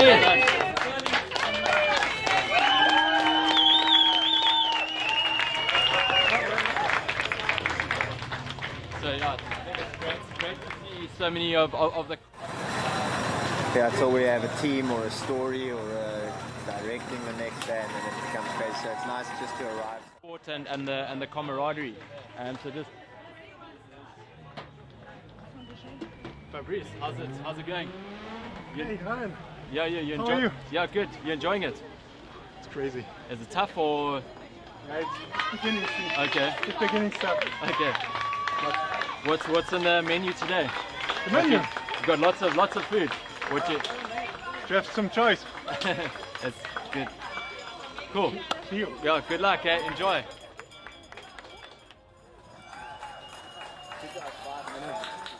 You can see the guys are definitely fueling up at Hout Bay. You guys can see the guys definitely.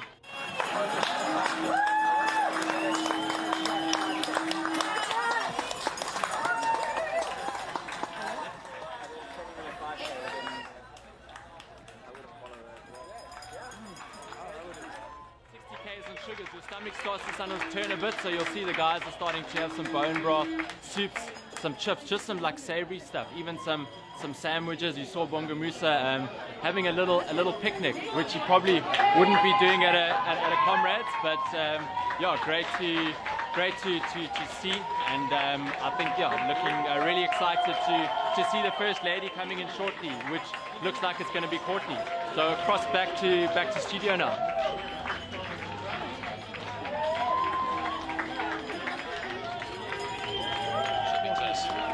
That's Mathieu Healy, South Africa. Here's Courtney. I'm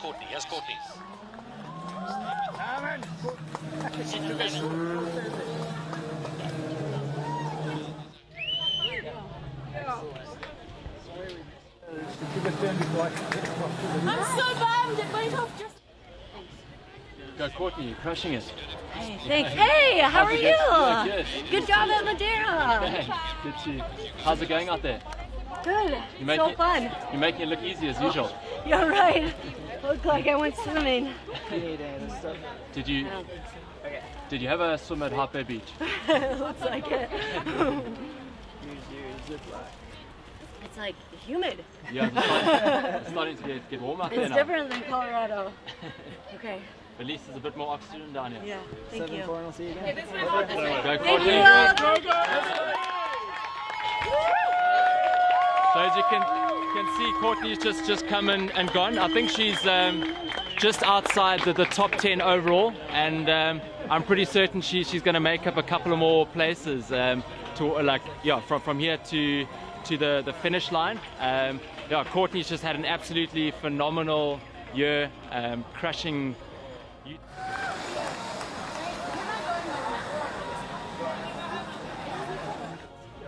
So yeah, I just can't believe how kind of she just keeps on just turning in these massive performances and really kind of put in a huge gap to the second lady now, and looking really good, still in high spirits. You can see she's obviously a little bit tired. It's been a long season, but yeah, I think she's got this one in the bag. So we'll cross back to see her now. All right, so there it is, lots happening at the Hart Bay 8 stage, and now Courtney Dauwalter from the United States of America currently moved up into 11th place. We said we were expecting a top 10. She's moved out from the top 20, now up into the bottom half of the top 20. She's at 11th at the moment. She's 51 minutes behind the leading men at the moment. Here, again, a view of one of the aid stations. So that'll be just one of the aid stations on the route. Interesting, Emily, we were having a look just now. There's a big race going on in the 65 kilometer at the moment. Cody Reed, the defending champion from 2019, winner of the 100 kilometer from the United States of America, is up against a Zimbabwean. Yeah. And I know you're happy about that, Colin Kanyimo, and they both went through the University of Cape Town in 5 hours and 24 minutes. And the gap back to the next runner is massive. So Cody Reed and Colin Kanyimo will be making their way now on that last section towards the Gardens Rugby Club and the finish line on the 65k, and they are neck and neck at the moment. Yeah, super exciting. And the 35kers, we've got two of them on that section now too, Marcel and Sivuwe from Germany and South Africa, and that's super exciting. We're down to the last little finish line stretch. That's exciting. So this on the 65 kilometer, there you can see Thomas van Tonder. So Thomas van Tonder taking on his first Ultra Trail Cape Town, doing the 65 kilometers, an Ultra Trail athlete in the obstacle course racing discipline. I know we've actually got a profile on him, which is quite an interesting profile because he's pretty much geared himself specifically around Ultra Trail Cape Town and getting ready for that 65 kilometer race. So I know we do have a profile on Thomas van Tonder. Maybe we can bring that profile in. He's currently at that aid station. There he is right there. There's a visual on Thomas van Tonder right there with the people from the aid station. He's a Red Bull athlete taking on his first Ultra Trail Cape Town, and maybe we can do a little split screen here and have a look at this interview and this profile with Thomas van Tonder. Let's have a look and see what it looks like. As an OCR athlete, I'm always pushing.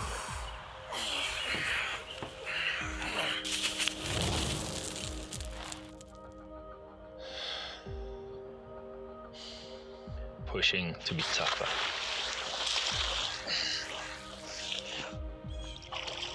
To be stronger.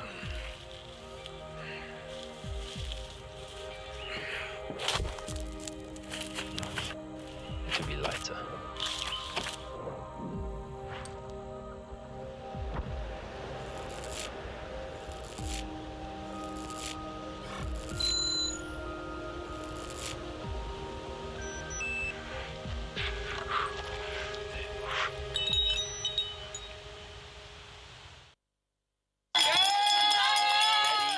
at the cowbells there. Courtney Dauwalter on track at the moment.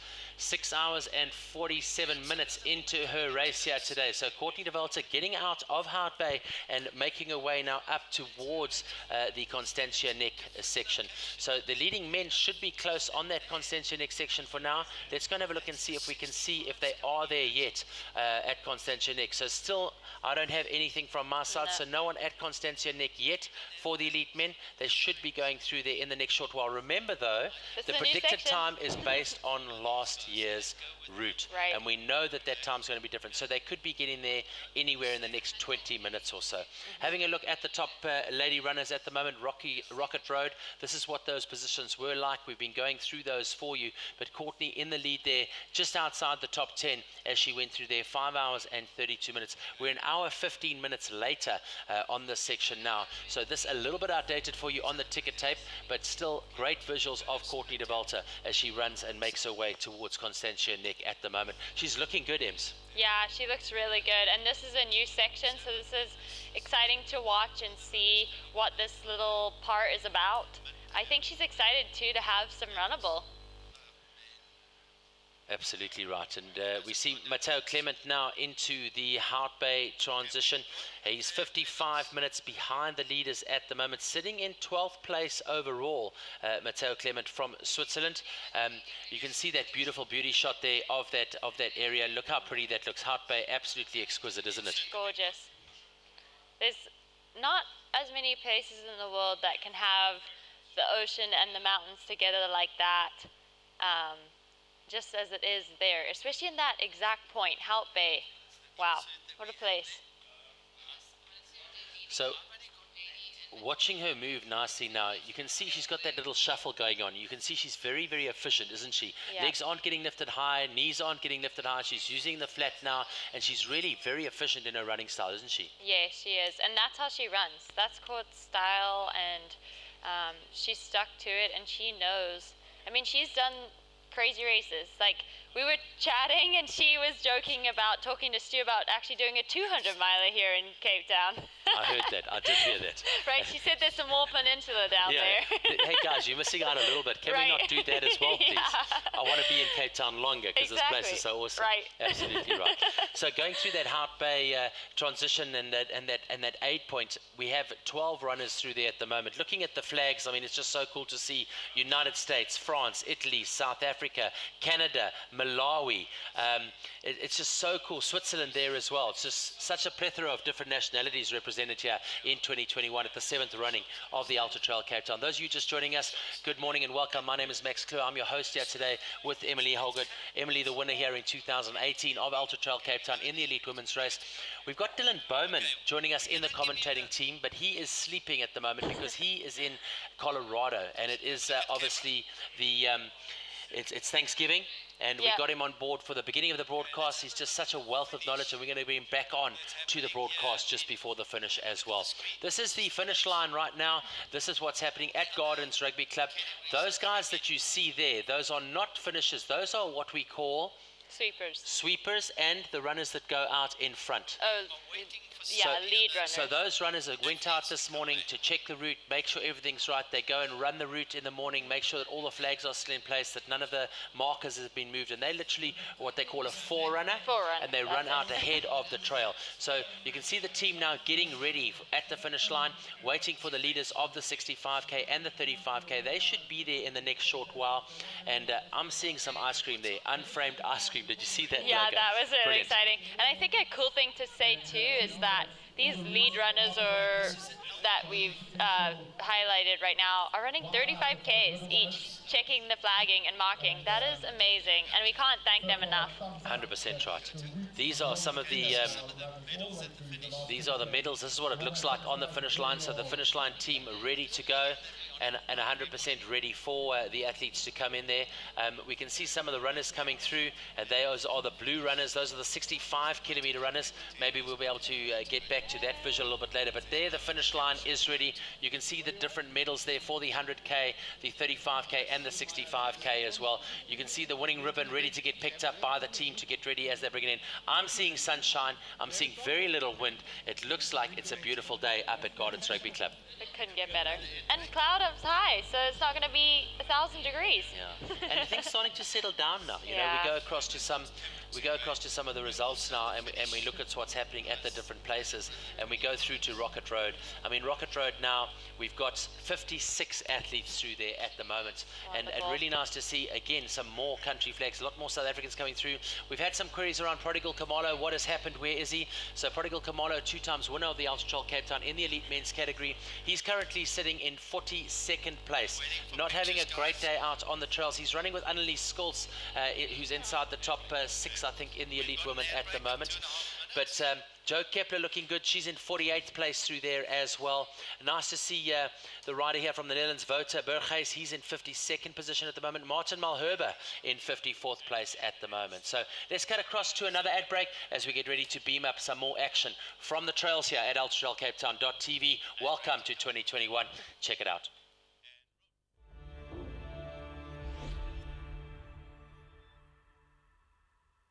Going on an adventure, watching the sunrise from the top of a mountain after descension. It's time for me to put your life back on the bookshelf. Remember what you said.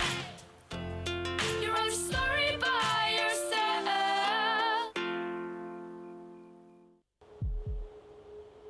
Tracks, trails, training, climbs and loops, routes and repetition, points of interest, recovery, deep sleep, check.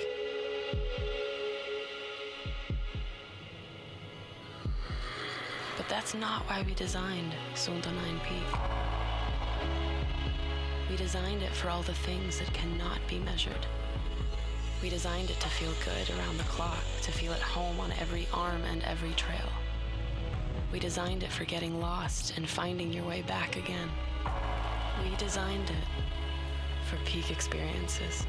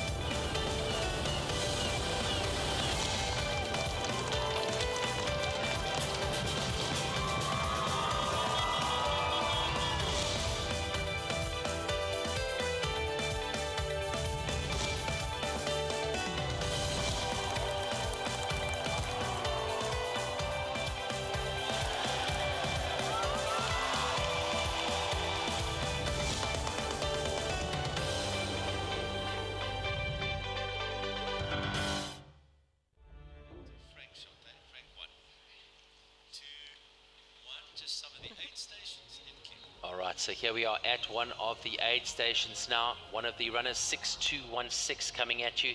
That, of course, is from the 65 kilometer. Let's have a look and see who that is. I've got a start list here with me, and hopefully we can bring those guys in as well. So nice to give them a little bit of coverage here today. That is Neil Watson, 6216. He's in the 65 kilometer at the aid station.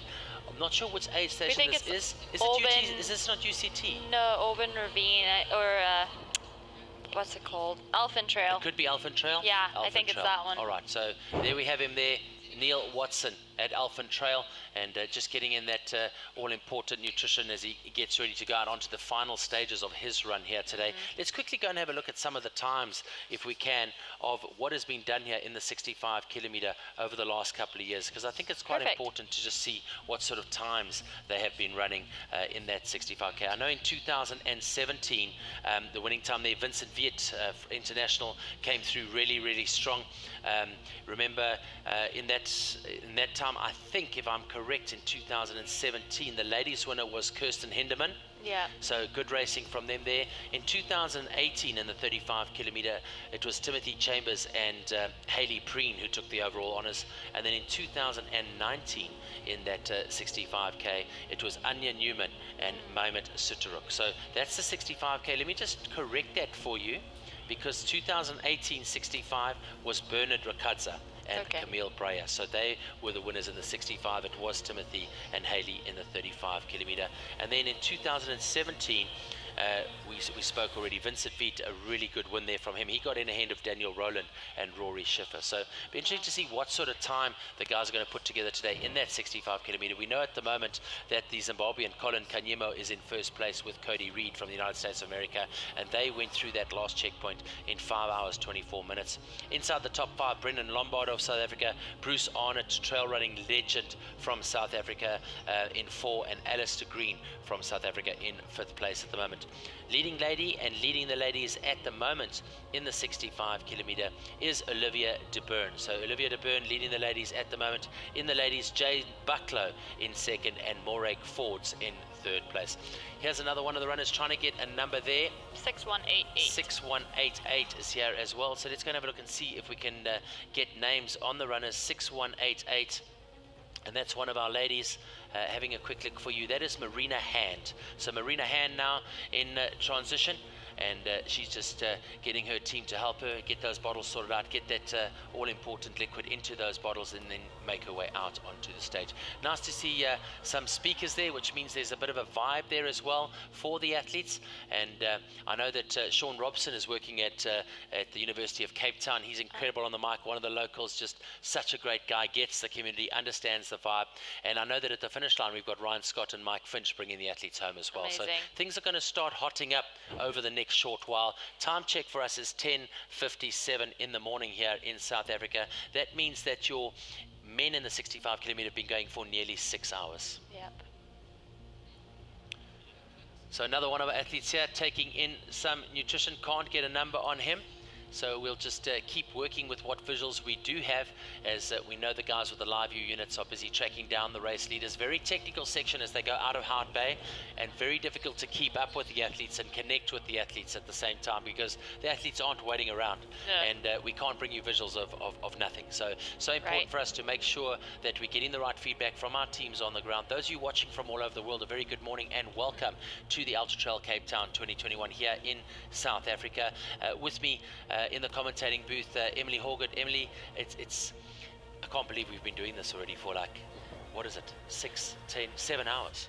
I know. How is it? It feels like it's literally been 10 minutes. And we've talked about everyone. No, we haven't. No, we haven't crazy. covered anyone, but it's like super special to be here. This race is just all in, and now we have 3 races going. We have the 35K and the 65K hitting those final 10Ks, That's and right. we're gonna have people on the finish line soon, and that's crazy. That's just wild. That's blowing my mind. Like, it's so exciting. All right, having a look at that Hart Bay aid station, we've got Roelof Mostert from South Africa through, and Nkosazana Mkwanya from South Africa also through as well. They went through an hour 1 minute and an hour 5 minutes behind the lead. So Hart Bay starting to ramp up a bit now as the athletes make their way to that 59.71 kilometer mark on the route here today. Total distance today on the 100 kilometer, just under 99 kilometers, and obviously some proper elevation as well. So going to be interesting to see what happens. At the front of the racing though, it is the American Jim Walmsley, waiting to get that next feedback from him, and that'll be at Constantia Neck. This is the new section between Hart Bay and Constantia Neck, and it's going to be very interesting to see what the athletes are doing. Going on our predictions, which were based on the route last year, you know, we're expecting the guys to get to Constantia Neck probably, I would think, in about the next 10 minutes or so. So going to be quite interesting to see how that works. What we're going to do now is we're going to go and have a look at another one of our elite athlete profiles, this time with the Frenchman, Mathieu Blanchard.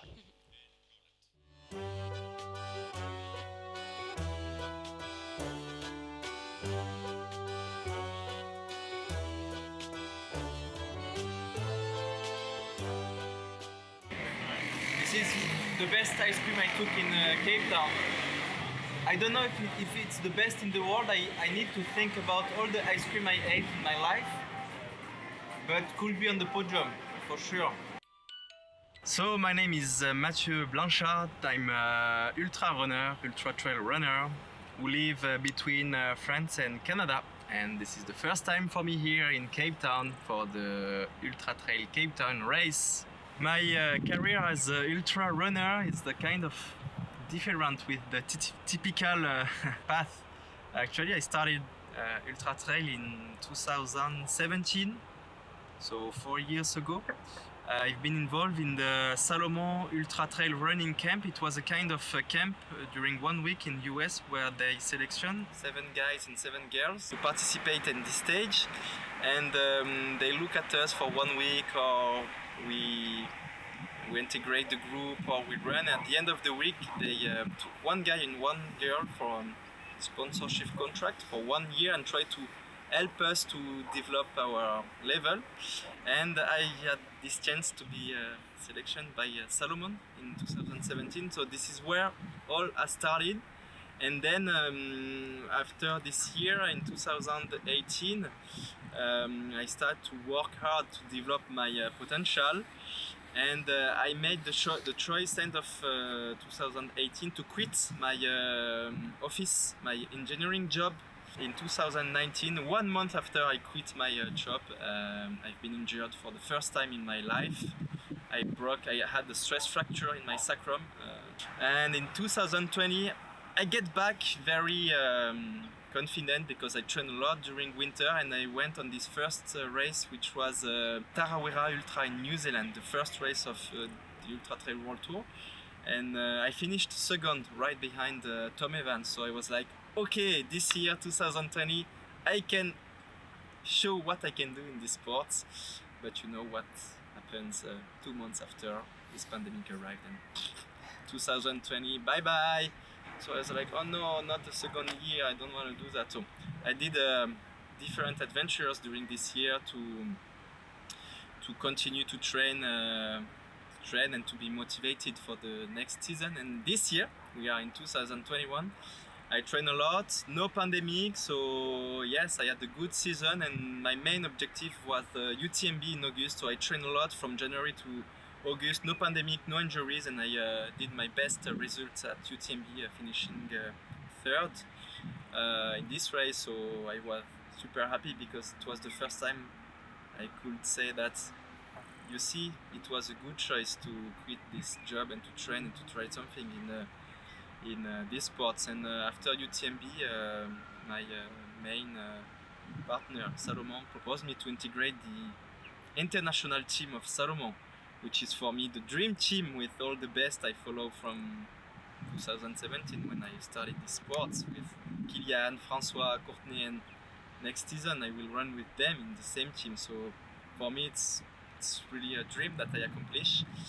And yes, after that I went to this race in Marathon des Sables, and end of the season we arrived end of November in UTCT, and for me it's I did my dream this year. So UTCT for me it's bonus race, and I will go there without too much stress, and I think it's better for me, and I'm able to start with more confidence, because now I know that I can run with these great athletes like Jim, who will be here, and other great runners, and I can run with them, and I'm confident to run, and I don't have this syndrome, imposture syndromes anymore. This is better for me.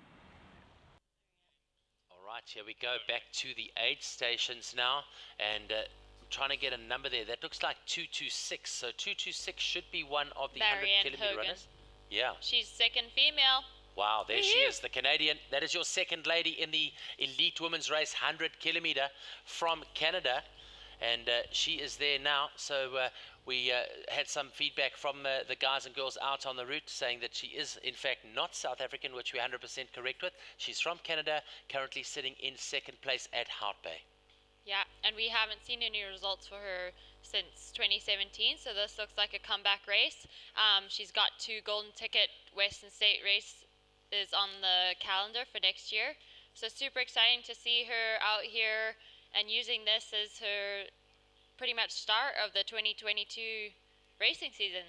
Absolutely, and she's within 23 minutes of Courtney Dauwalter, so she's really having a good run. She is also inside the top 20 overall, currently sitting in 17th position, and I've got to tell you, she's looking very relaxed and quite comfortable, Ems. Right, yeah, and she is obviously self-crewing, and that's really impressive to see her run through that aid station so quickly too, but taking calories at the same time, and that's really important at this point in the race, as she's got to kind of start digging deep and getting to that finish.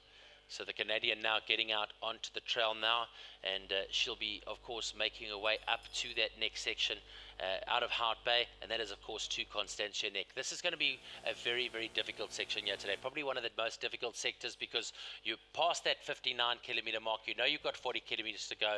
A lot of the runners have never run this section before. It is a brand new section on the route here in 2021, and you can see that the heat is picking up. Maybe if we go to Hout Bay, we can check the weather there, but it's definitely getting hotter. You can see the shadows getting cast here as we move towards midday, but the temperature is going to start heating up. So there it is, 20 degrees Celsius in Hout Bay at the moment. Fahrenheit, you're looking at about 68 degrees Fahrenheit, but you can see very little wind there, and this is when things are going to start getting important. Sun cream, you've got to look after yourself. You've got to stay hydrated. If you can grab ice, get it into your back, get that core body temperature down. Yep, exactly.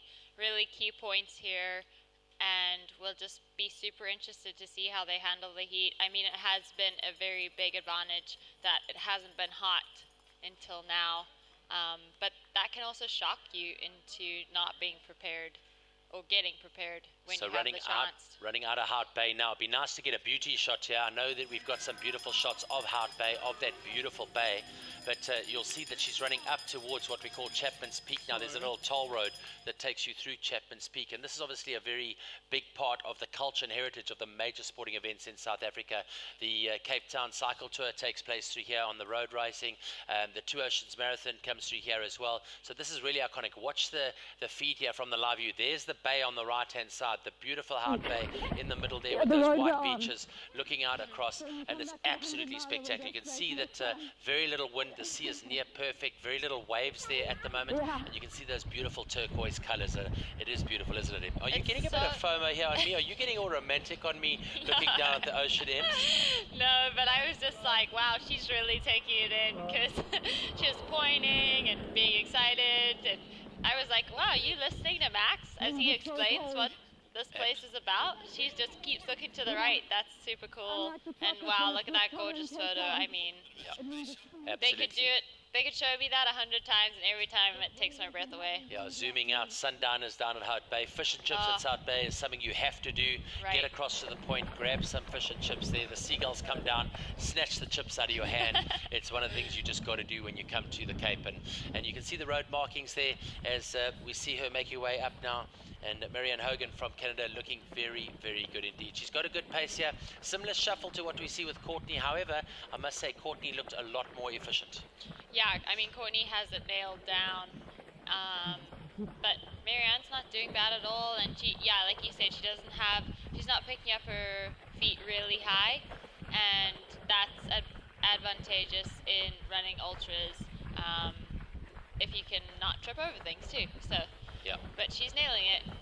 All right, having a look at some of the leaderboards now. It's difficult to get the leaderboards up onto the graphics because the gaps are now just becoming bigger and bigger and bigger. So if we give you a 10th place, it means that first place is going to be 50 minutes or so ahead of that, and that becomes quite old news. But we're going to keep on bringing that across to you guys and girls. Those of you out there wondering what is going on, those of you tuning on from around the world, a very good afternoon / good morning / good evening, wherever you are in the world. Right here in South Africa now, it's 10 minutes past 11 in the morning, and you are watching the 2021 Ultra Trail Cape Town. With me here in studio, it is Emily Horgood. Emily from Zimbabwe, currently based in California. She was in Portugal last week doing some crewing. Tell us a bit about Portugal last week. How was it? I know Ryan was there as well. What was your experience there? Yeah, it was really cool. I mean, just like doing this, getting to see another side of the sport, being able to be there for my teammates on the Adidas team, it really opens your mind and makes you so thankful for everything that goes into putting on races and having crews out there to support you and really making what we do and love possible. Yeah. And it was super cool to see Ryan out there, and I think he had a great race. I know he wasn't like super stoked with it, but to go out there into a top field of international athletes and get top 10, tie 7th at Ultra Trail Madeira is pretty studly. Ems, I'm going to put you on the spot here. You've raced a lot and you've raced all over the world. What is your favorite destination for getting out onto the trails? And you don't have to say Cape Town, you don't have to say Ultra Trail Cape Town, but what are some of the other best places you've ever been to quickly for us? Yeah, I mean, I've had so many. Obviously, Cape Town has a special place in my heart, being my first ultra. But then going over to Norway, going, yeah, like all over the world, going to Chamonix this year, being in California for the Western States. Just very super cool, and meeting people from everywhere. And now we have an updated leaderboard. There it is. So leaderboard, you can see there, 6:45, 10th place, and that was basically 25 minutes ago. But you can see Walmsley went through that section in Hout Bay at 5:49. So you'll see the big gap starting to move now, nearly an hour between the top 10 riders. And this is why leaderboards are always difficult to bring up, because they're almost out of date immediately. But Walmsley in 1, Spehler in 2, Rettera in 3, Matembu in 4, Klaassen in 5, Blanchard 6, Kujan in 7 from Canada, Madua in 8, he's the runner from Malawi, the vet man, Fauza in 9, and Clement in 10. That is the time of your top 10 as they went through Hout Bay. News from Hout Bay as well, though, is going through Hout Bay. Only 2 women are through Hout Bay at the moment, and again, this a little bit outdated. We do have Marianne Hogan going through Hout Bay in 7 hours and 3 minutes, so that is updated. Courtney going through in 6:40, and then Rocket Road, Nakashi going through there, Marilyn from France in 6:01, Anne Ashworth from South Africa in 4, Kerry-Ann Marshall from South Africa in 5, Annelies Skors in 6, Joe Kepler in 7. That's what it looks like at the moment. Williamson is in 8, Biankova in 9, and Dixon in 10th place. So really starting to happen at the front end of the race. You can see the top 5 women all within 35 minutes of each other after 6¼ hours of racing. Wonderful. I mean, those races are close. Yeah. Anything can happen in 35 minutes. 100% right. So watching the Canadian runner now as she gets onto that tar surface.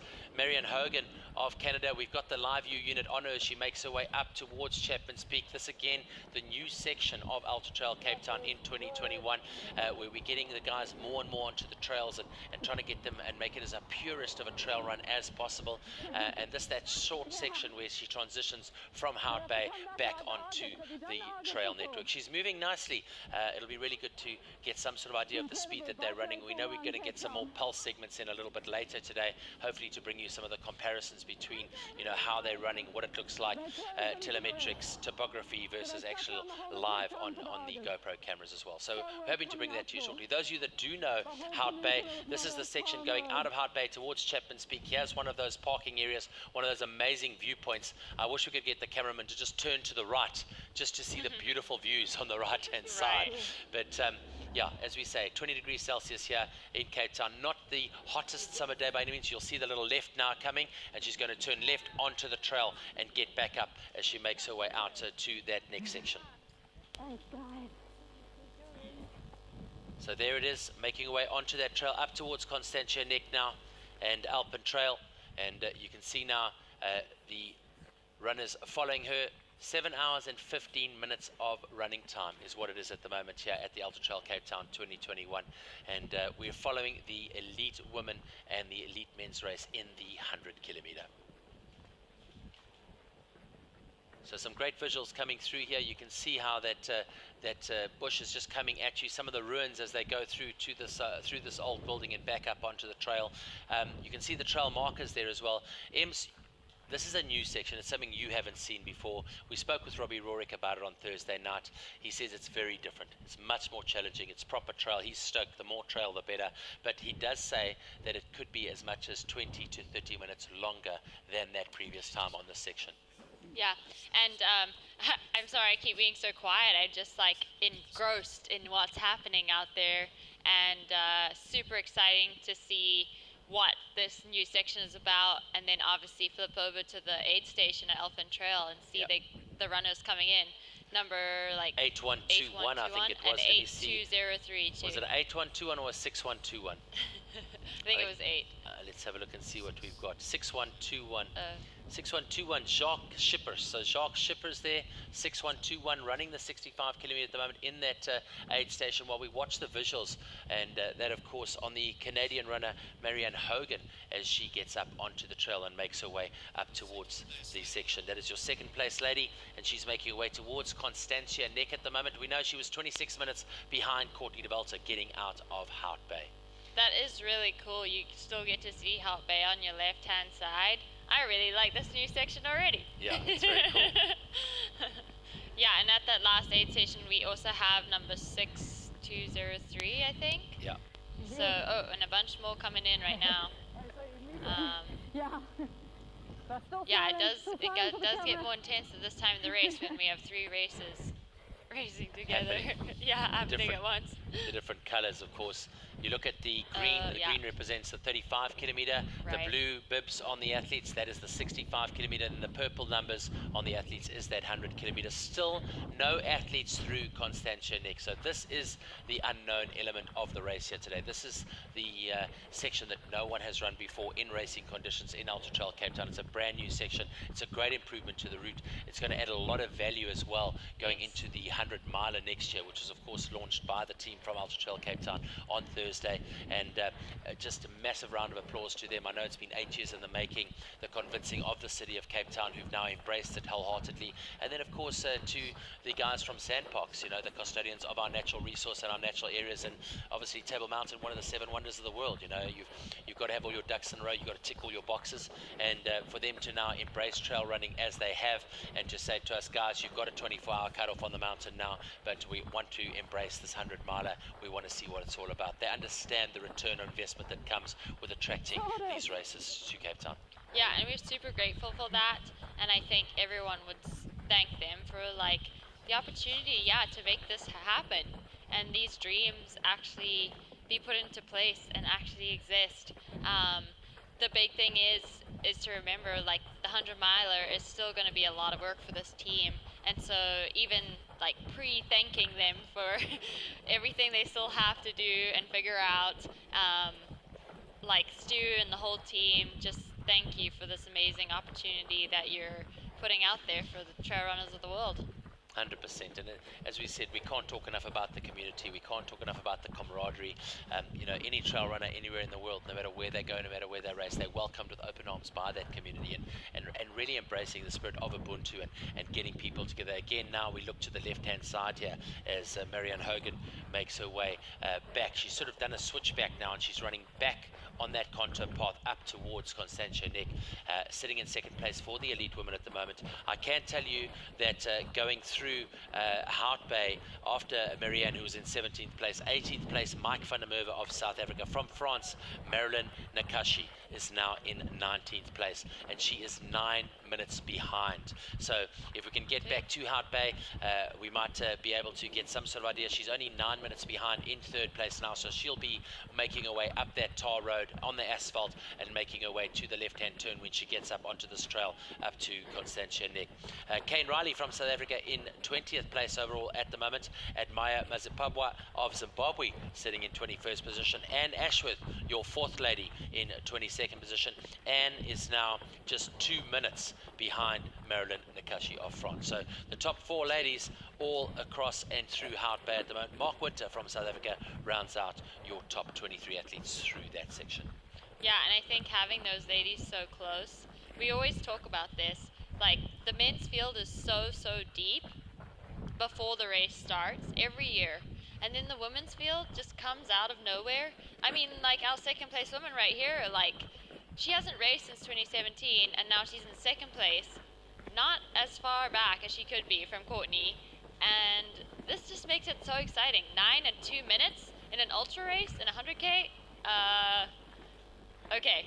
We don't even know who our podium is yet. Crazy. Feedback for you from the University of Cape Town aid station, and then in the 65K, still together, Colin Kanyimo and Cody Reed.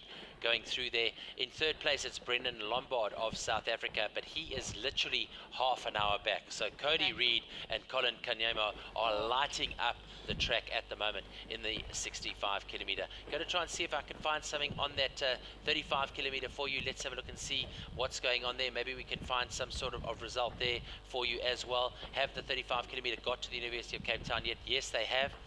Are they at Dead Man's Tree yet? No, they are not. So the 35 kilometer is being led at the moment by the German athlete Marcel Hoscher. He's my teammate. Eh? He's my teammate. He's your teammate. Yeah. Racing for the Adidas team. Well done. Savive Nkombi from South Africa in second. David Kroon in third place. Charles Stefan Ninaba in 4 and Henry Julius de Klerk in 5th place. That is in the 35 kilometer at the moment. Your first lady there leading it out, how did you know?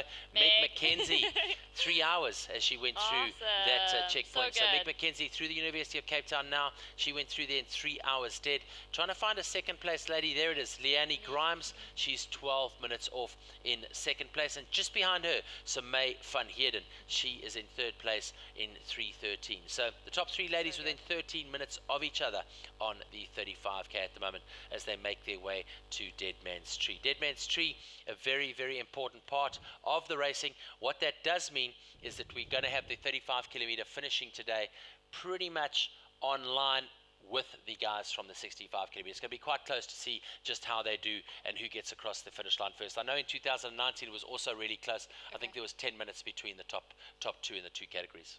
Wow, yeah, and as we talked about earlier, when they get to run together like that, like what Cody and Colin, our Zimbabwean, are doing, they're pushing the pace. They're going to race. And this is what Ryan and Prodigal did a few years ago too, to get to that, that record pace and record time on the 100K. And so this is super exciting. Like, what can happen? It's not even 10K left. And we have everyone on their final game, zoomed in, ready to roll. I mean, Meg McKenzie with an hour to go before the record and 10K. Like, can she hold this pace? Can she break that record this year? Yeah, Meg, you just never know. I mean, she's so good, isn't she? Especially on these short distances. We speak about the speed at which she covers ground. I mean, she's a diminutive figure, you know, but she really does manage to turn over the miles very, very quickly. And again, you know, one of those crazy, look at the turquoise waters there of Hart Bay, everybody. Wow. I mean, that is amazing. As we stick here with our second place lady, Marianne Hogan, and we look down over Hart Bay, wow, I mean, where do you get scenery like this? Look at the spectators there. And the dog, don't forget the dog, just sitting on a rock, passing the day, taking it all in, just doing a little bit of yoga maybe. I mean, how cool is that? Finding their zen. Getting their zen right. It's too good. It's too good. So waiting now to get some more feedback on that 100K out of Hart Bay. Where are the runners as they make their way towards Constantia Neck? We still haven't got anything from Constantia Neck now, waiting for the guys to get through that point. It seems like they're taking a little bit longer than we thought. My expectation was they would be through Constantia Neck. The leaders should have been through there by 11:30 this morning. So they've got another 7 minutes or so to meet that time for us. It's going to be interesting to see if they do that, but we should get that coming through there shortly. Perfect. And 7 minutes is not that much. When I just get to stare at this live stream for that amount of time, I could do it all day. Like, look at those flowers, look at the scenery. Like, this is Cape Town. Yeah. This is true Cape Town. This section is grasping that hugely now and kind of taking away the craziness of running through the streets. Absolutely. From Hart Bay. And so this is really exciting and just a huge, again, another huge step forward for UTCT in making this just an amazing and magical race to be a part of. Absolutely. It'd be really cool maybe if we can go back and have a look at the profile again of the route and give you some sort of idea as to where the athletes are on the course right now as they make their way up to Constantia Neck, because it does feel like they're taking quite a long time on this sector, and we're going to explain to you exactly why when we have a look at this profile. So let's get that profile up on the 100-kilometer route here for the athletes and for you guys and girls back home. Get that profile up for us. There's a Jack Russell. There's a Jack Russell, and there is the profile for you. But this news just in, Ems. Marcel is through Dead Man's Tree right now. He just came through in 3 hours and 22 minutes, and I think it's 5K to the finish? 2K. 2K? 2K. No, okay, 2K. It felt like 5 when I finished my 100, but All right. 2K to the finish, so let's go. All right, so Macy. nice to see that. Woohoo! Marcel Hushi, teammate here. You can see Ems is really, really stoked. So we are 2 kilometers away from the men's finish on the 65K as they make their way towards the rugby grounds at in Cape Town, and they are not far away from there now. So just letting my producers know they are 2 kilometers away from the finish line for the 65K. Quickly have a look at the graphic in front of you here, and you can see Fluckenberg, which is the second to last text on the top of the graphic. And Fluckenberg is pretty much where the athletes are moving at the moment. It's that big climb right to the top, and then there's that nice little drop straight back up, and then they descend down to Constantia Neck. So our next point will be at 70 kilometers. That'll be with 30 kilometers to go in the elite men's and the elite women's race. It is a water station, and Constantia Neck should be coming our way within the next 10 minutes or so. Yeah, that's exciting to know too, because I don't know if they changed that downward little run into Constantia Neck, and that is just dirt. Well, it was just dirt road. So it'll be exciting to see how much that changes, and obviously watching Jim's time coming into that point and the other lead guys, and knowing how much that changes this section. All right, so this news just in for you. Both the 35 kilometer men and the 65 kilometer men are through Dead Man's Tree. That means there's only 2 kilometers to go for both the race leaders in the men's 35 and 65K, which means they'll be coming to the Gardens Rugby Club probably within the next 3 to 5 minutes or so. So you can see a visual there for us of the rugby club. The guys will be getting ready on the finish line. I know Ryan Scott is there. I know Mike Finch is there. And you can see the team starting to get ready for the 35 and 65K. In the 35K, we know it is, I think, Marcel Hucci in the 35K from Germany, racing for the Adidas Terex team. Teammate here to Emily. And in the men's race, it's the defending champion from last year, Cody Reed. I think we've actually got a profile on him, which we might play a bit later. But Cody Reed winning the 100 kilometer last year. He went 10 hours, 4 minutes, 56 seconds. This year, he's done a lot of running. He's decided not to race the 100 kilometer, but he's gone out firing in the 65 kilometer today. He's been running with the Zimbabwean all the way, but he seems to have broken away here at Dead Man's Tree. It's going to be interesting to see if he can hold that to the finish line. It's kind of exciting that we have them racing each other coming in for the final 2K. Sorry. No, you're good. Getting so excited, Jack. Getting all clogged up and teary. Right? But it's just so good. I mean, you know, So Cody good. is just such a great character. Yeah. And you know, I think a clever decision from him. You know, his legs are tired. He's had a big season. And one thing I love about him is no matter what, it's full gas. You know, so no matter what he does, he gives his best and he races hard. And no one before has won both the 65 and the 100 kilometers. So he'll be making history here today if he takes that win in the men's 65 kilometer. We're keeping an eye on the finish line there at the Gardens Rugby Club in Cape Town. You can see there's a bit of wind. You can see that on the banners now as they start flittering in the wind a bit. We've got the team on the finish line now ready to hold up that finish banner and bring that first athlete home in the 65 and the 35K for the men's race. I think it's cool too that Cody is in the lead right now. Obviously, I hope that Colin is right there with him. But Cody has really embraced Cape Town as well and really feels like this is home on the other side of like being from the States. And he's actually staying here for a while. I think he's here for like another 2 weeks or something. Already has a bunch of stuff planned, like going mountain biking and all of that. So he would find any excuse to come out here, I think. Absolutely right. 100% right. And Dead Man's Tree, obviously synonymous with the Ultra Trail Cape Town. It's a very prominent point. We know that it's 2 kilometers from the finish line. When you get there, you can pretty much say, I've finished my Ultra Trail Cape Town experience, because from there, it's not too technical. It's a little bit downhill. Then you get onto the field. Maybe a kilometer out, you start hearing the commentators talking. You start hearing the music. You start feeling the vibe. And it's such a critical point, especially later on. Yeah. You know, as we go into the evening, when the guys were having to hit that 17-hour cutoff, it's such a milestone to say, I'm here, because you know from there, if you keep walking, it's 12 minutes. Right. and you can get it done. Right, so Kane will have some really cool stories because he actually picked me up at Dead Man's Tree in 2018, and Carrie Ann was right behind me a few minutes, like 2 or 3, and then Mimi was right behind her, and he picked me up, and he's like, "Oh, you're doing great, you're doing awesome," and I was like, in tears, like, luckily had my sunglasses on, but just, it was super exciting, and at the end of 100K, it does feel like 5K at least, and it is kind of technical running down, but it is all downhill, and that is an exciting point, like you said, and then you start hearing the finish line, and it's just like, whoa, I just ran all that way, I'm about to get across that finish line, like, it's magic, so magic. Absolutely magical, and you can see Cody Reed, he's definitely opened up the gas a little bit. He was together with the runner from Zimbabwe out of the University of Cape Town Waterpoint, and he literally has just opened up the gas as he now starts making his way towards the finish line. So not long at all now to the finish. We're waiting for that for the 65 kilometer and the 35 kilometer men as they make their way down towards the finish line.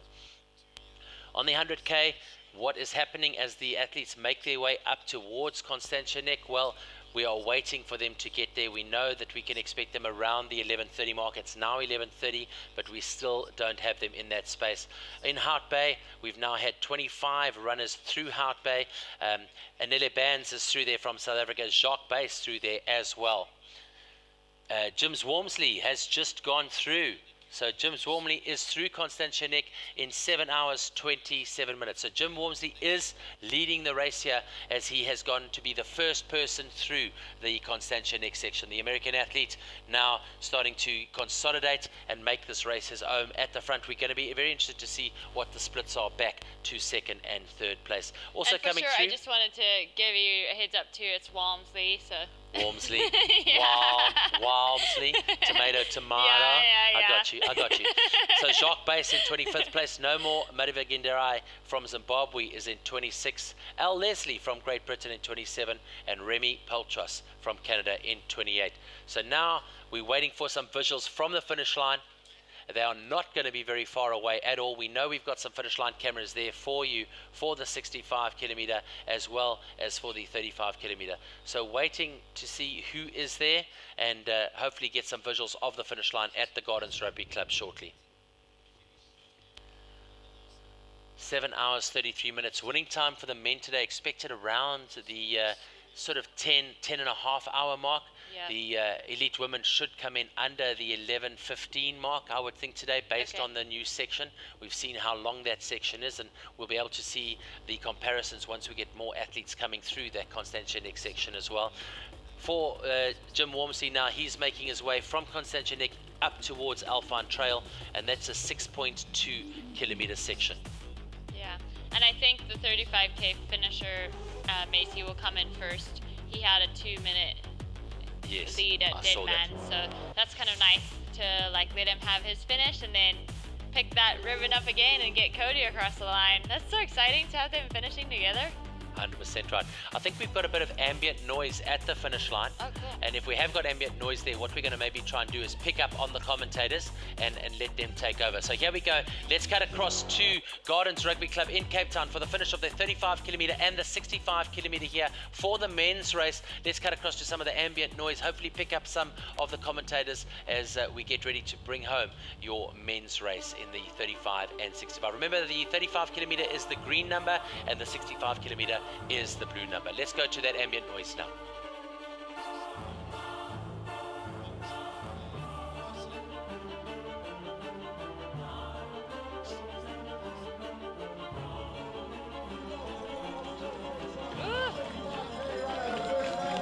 We can hear him coming. No,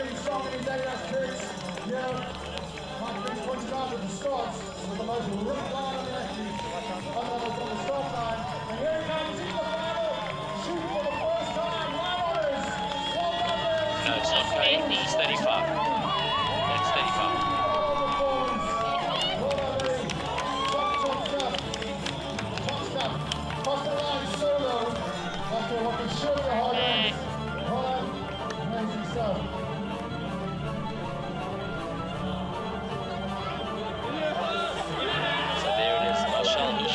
Germany, running for the Adidas Terex team, takes the win in the men's 35k. Waiting for a finishing time there from him. We should be able to get that shortly, but a great run from him. It looks like around 3 hours and 34 minutes. He grabs some ice cold golden nectar courtesy of Jack Black as he comes across the line.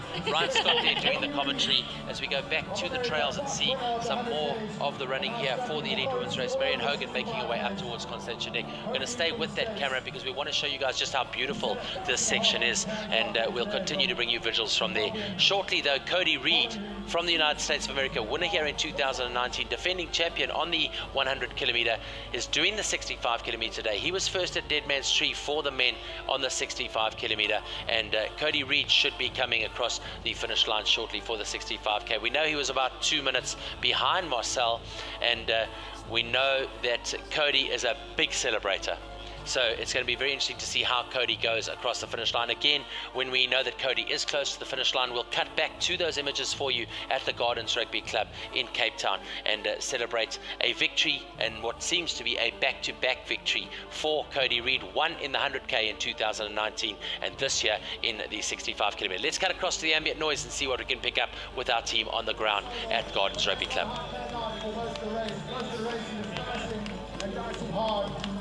Now, crossing the line, just over 6.5 hours. Cody, once again, getting line orders, this time in the 65 kilometer check, Ultra Cape Town.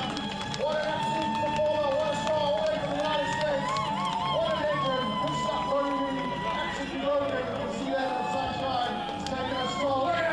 So 6:37 the time for Cody Reed, and he'll be relishing that Jack Black right there. He'll be so thirsty right now. Cody Reed gets another win at Ultra Trail Cape Town, this time in the 65 kilometer. We spoke about it earlier.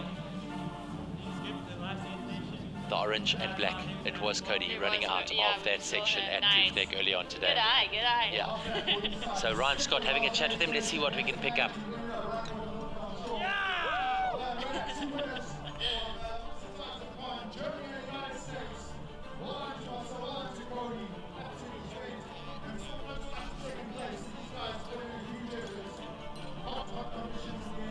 I am hearing it, so look at that, incredible scenes here from the finish line. Definitely hearing some of the audio coming through from Ryan Scott there, commentator on the finish line, and what a great race here from Cody Reed, and of course the man from Germany, Marcel Huscher. They are the winners of the 35 and 65 kilometer men's race at your 2021 Ultra Trail Cape Town. Congratulations and well done. Little interview here, let's see if we can pick this up without ambient noise. Well, you've been a great winner as well. You had all the conditions that Cape Town could throw at you. What was it like on top of the mountain? Awesome. It was pretty windy, kind of chilly. There was wind, there was puddles like ankle deep or even deeper. Amazing trails. Look at that, you can see the stoke in his face. Absolutely enjoyed this race. Come on top, so we're going to see you next year. Same distance, different distance, new challenges? Definitely I'll be coming back. Same distance, probably yes. But, well, 65 also seems like a lot of fun, so you never know. Here we go, Cody. You got another competition for next year. So okay, that's why we're with you. You guys stick around, we're going to see you come second and third and get some photos, but well done to you. So we go, first time on this course for 35k, victory for myself and Cody as well, sitting in the shade, enjoying a cold beverage. As we wait for second and third, it was close for quite some time, but at this stage, these guys enjoy the gap that they managed to create. How about you guys going to see? All right, so back to some of the running here with the 100 kilometer. We're going to get rid of some of that ambient noise in the background. You'll hear those commentators. We're going to close that down. And right now you can see it is Marion Hogan from Canada on the 100 kilometer. News from the course, the reason why we were delayed on those splits and why they took longer than we thought is that Jim Walmsley has actually gone through the Alphen Trail split. They've gone past Constantia Neck. We got no splits on that, but he went straight into, and Constantia Neck, some of those splits starting to come through now only. So Walmsley went through in 6:58. He's taken a massive 11 minutes out of second place, Sebastien Spehler. Andreas Ritterer is now 20 minutes back in third place, and Bongamisa Matembu in fourth place is 38 minutes back. That's how they've gone through Constantia Neck. So those coming through to us now, we know that the difference between Constantia Neck and the Alpine Trail is 6.2 kilometers, and Jim Walmsley, the only athlete to go through Alpine Trail, he's gone through in 7:27:38. So Walmsley through Alpine Trail now. That means that he's going to be making his way up now towards the Nursery Ravine, then to the University of Cape Town, Dead Man's Tree, and down to Cape Town, and the finish at the Gardens Rugby Club. So the only athlete now at the moment through Alpine Trail is Jim Walmsley from the United States of America. He is currently leading the race in the elite men's race. We know that through Constantia Neck it was Sebastien Spehler in 2, Andreas Ritterer in 3, and Bongamisa Matembu in 4th place. So we've got a view now, a little split screen for you at one of the aid stations, and we continue to follow our live view unit of the second place lady here in the elite women's race on the 100 kilometer. It is Marianne Hogan of Canada. Those of you checking in from around the world, a very good morning here from South Africa. It's 20 minutes to midday, noon, and the racing has been going from 4 o'clock this morning. Nearly 8 hours of racing so far in the 100 kilometer. The 65 kilometers starting at 5 o'clock this morning. The 35 kilometer starting at 8 o'clock this morning. So exciting times at the moment, leading the elite women's race, and I would think by now she's made her way into the top 10. Courtney Dauwalter from the United States of America, the #1 ranked ultra trail runner in the world for the women, and she is moving very, very quickly in the elite women's race, and she's got a nice gap of over 25 minutes on second place at the moment.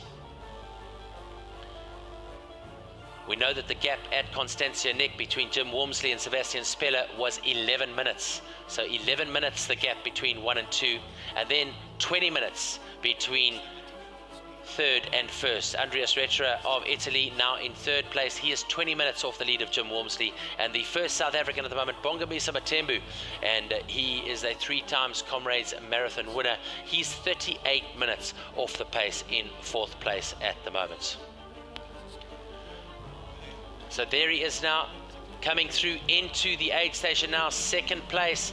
It is going to be the runner from France, Sebastien Spehler. We're going to get a Alpine Trail split on him. I'm sure that'll be coming our way shortly as he clocks in, and it'll give us some sort of idea of just how much time he's either gained or lost between Constantia Neck and the Alpine Trail. So waiting for that time. There it is, 14 minutes and 28 seconds. 14 minutes and 28 seconds is the gap now between first and second place. Jim Walmsley starting to open up the taps a bit, get the horsepower out. You can see Ryan Sands there with the microphone. We're hoping to cross to him shortly. I'm just waiting for my team to tell me when he is ready. But Ryan Sands now with Sebastien Spehler. And Ryan Sands, what's happening there at Alpine Trail? Okay, cool.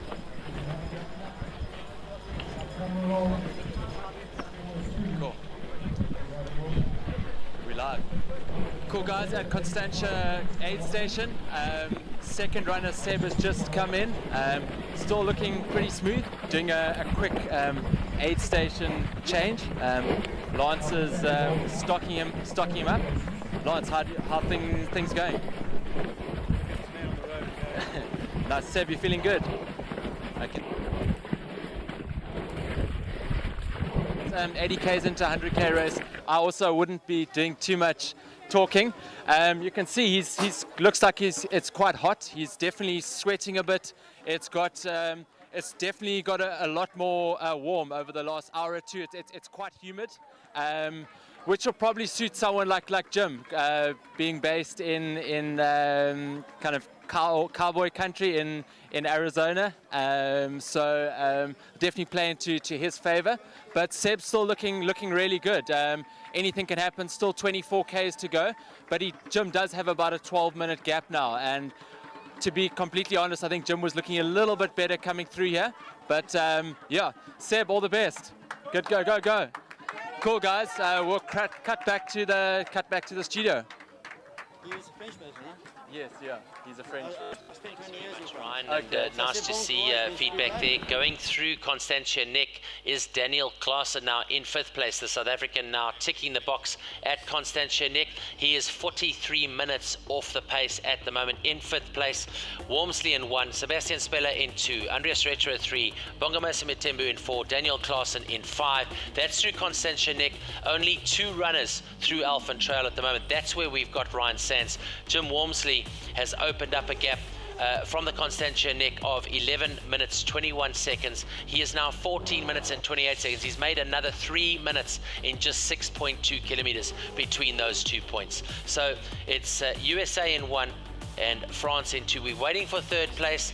Has Andreas Retra managed to keep his 3rd place? It hasn't been under much threat. He was 18 minutes ahead of Bongomisa Matebu at the last split, and we should get something from him in the next 5 or 6 minutes or so. So that is what's happening at the front end of the race. Let's tell you what is happening as they get through Alphen Trail. From Alphen Trail, they make their way. It's 4.8 kilometers to the next split. That is at the Nursery Ravine. After the Nursery Ravine, they make their way down to the University of Cape Town. That's an 8.6 kilometer section. Then to Dead Man's Tree from University of Cape Town is 7 kilometers, and then just over or just under 3 kilometers between Dead Man's Tree and the finish at the rugby club at Gardens in Cape Town. So getting through the distance now, 76.6 kilometers for the elite men. Ems, crazy. Jim is starting to open it up, isn't he? It's crazy, yeah. It's definitely opening up, and I just have to say it, but Colin, our Zimbabwean, is coming into the finish sometime soon too, probably in the next couple minutes, which is exciting in the 65k. Absolutely. Well done to the Zimbabwean runner Colin Kanyimo in the 65 kilometer. He's very close to the finish, less than 2.5 kilometers from the finish now as he sits in 2nd place. Let's get across to the 35k, see if we've got anything more there. Has anyone else gone through Dead Man's Tree? Yes, they have.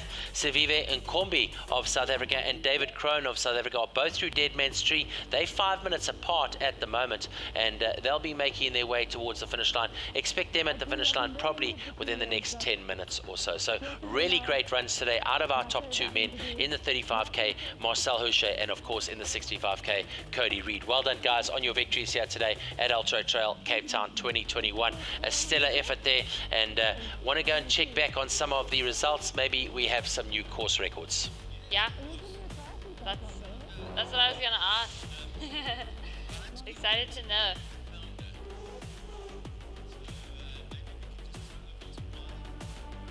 So getting a look here at Alphen Trail, and we know that Ryan Sands is there. What we're going to do now, Ryan has an interview set up. I'm not sure who the interview is with. It might be with Nick Bourneman, it might be with Stuart McConaughey, but it'll be good to catch up with them. You know, they're so far into the day now, you know, nearly 8 hours into the day today. It'll be good to hear from one of the race organizers and see what they've got to say. Let's get across. It's going to be Nick Bourneman. Let's get across to Nick Bourneman. He's at the Alphen Trail with Ryan Sands. Hey guys, so I'm here with Nick Bourneman, the man that's kind of the visionary behind this, the guy that started it all. Nick, how are you feeling at the moment? I know there was kind of 1 or 2 rumors en route that the Jim got lost. I see you sweating up a little bit. The nerves, how the nerves doing? Yeah, I ran into the aid station here and I heard a rumor that Jim either bonked or he got lost. So we started freaking out a little bit, especially if he got lost. But no, the rumors were squashed quite quickly afterward when we heard that he was about 1 kilometer out, so that was a relief for us. And you know, the race is really on. I know the guys are about maybe 15 minutes behind him, but yeah, you know, if Jim pulls through without any hiccups, he's probably going to make it all the way to Cape Town. Yeah, and you obviously must, I know as a South African, I'm incredibly proud of the event and what it's done for trail running, what it's done for running, and what it's done for Cape Town. You must be obviously incredibly proud to be standing here. I think it's its seventh year already. Yeah. Did you in your wildest dreams when I think you had the first event, it was pouring with rain. To be honest, when I heard about the first event, I was like, oh, like another trail running event. But I think this has become, like, from a trail running point of view, the kind of the iconic trail event in South Africa, and even one of the iconic sporting events. How does it feel? Well, not to sound arrogant, but you know, if we look at the canvas of Cape Town, the mountain, the scenery, you know, it's got all the raw ingredients for it always to have become one of the world's greatest events. It just needed the sort of the right push, and we worked really hard to go there. It didn't come easy. It took us a good 4 or 5 years to get it really on the world stage through the world tour. But again, Cape Town is a magnificent destination. Everybody should visit it once, especially if you're a trail runner. This really is, the Alps has its own thing, but Cape Town has its own special flavor. The mountains are incredible, and the community is amazing. Awesome. So I think we're going to let Nick get on with it. I know he's got some planning to do, and to make it all happen. But yeah, thanks so much, Nick. Thanks for what you've done for trail running and putting it on the map in South Africa. Yeah, and thanks for all the hard work you guys are doing here. Awesome. Cheers, thank you. Cheers. Cheers. We'll cross back to studio now.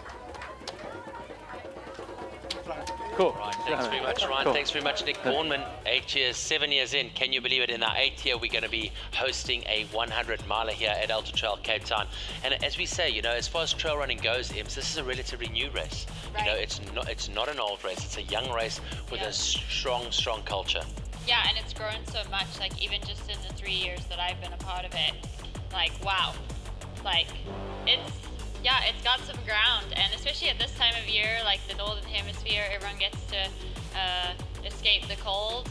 And looking at that finish line, looks like we got a second finisher. Absolutely, looks like the 35k Savive Nkombi coming through there in second place today in the 35-kilometer. Congratulations and well done. Just behind him will be David Kroner. He shouldn't be too far back, probably 3 or 4 minutes behind, but they really have put in a massive effort there today. Congratulations, guys, and well done. Here we have the aid station, another one of our 65-kilometer races, and really good to see how they're doing.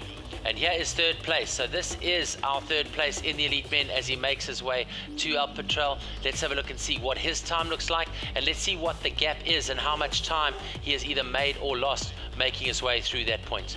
And it's Andreas Tura for everyone just joining us. Fully kitted out in La Sportiva gear.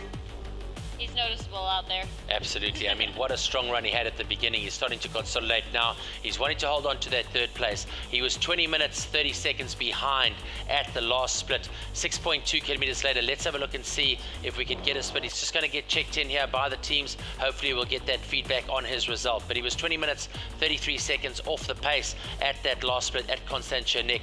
And we'll see what it looks like at Alpha Trail shortly. There's some news for you on the top 10 men. Again, remember, some of these times are a little bit outdated just because of the speed at which the guys are running, and you'll see the times differ, and that's because they're at the different locations. We're going to cut across to Ryan Sands. Ryan, what's going on at Alpha Trail? Bring it in, Ryan Sands. Tell us what's happening.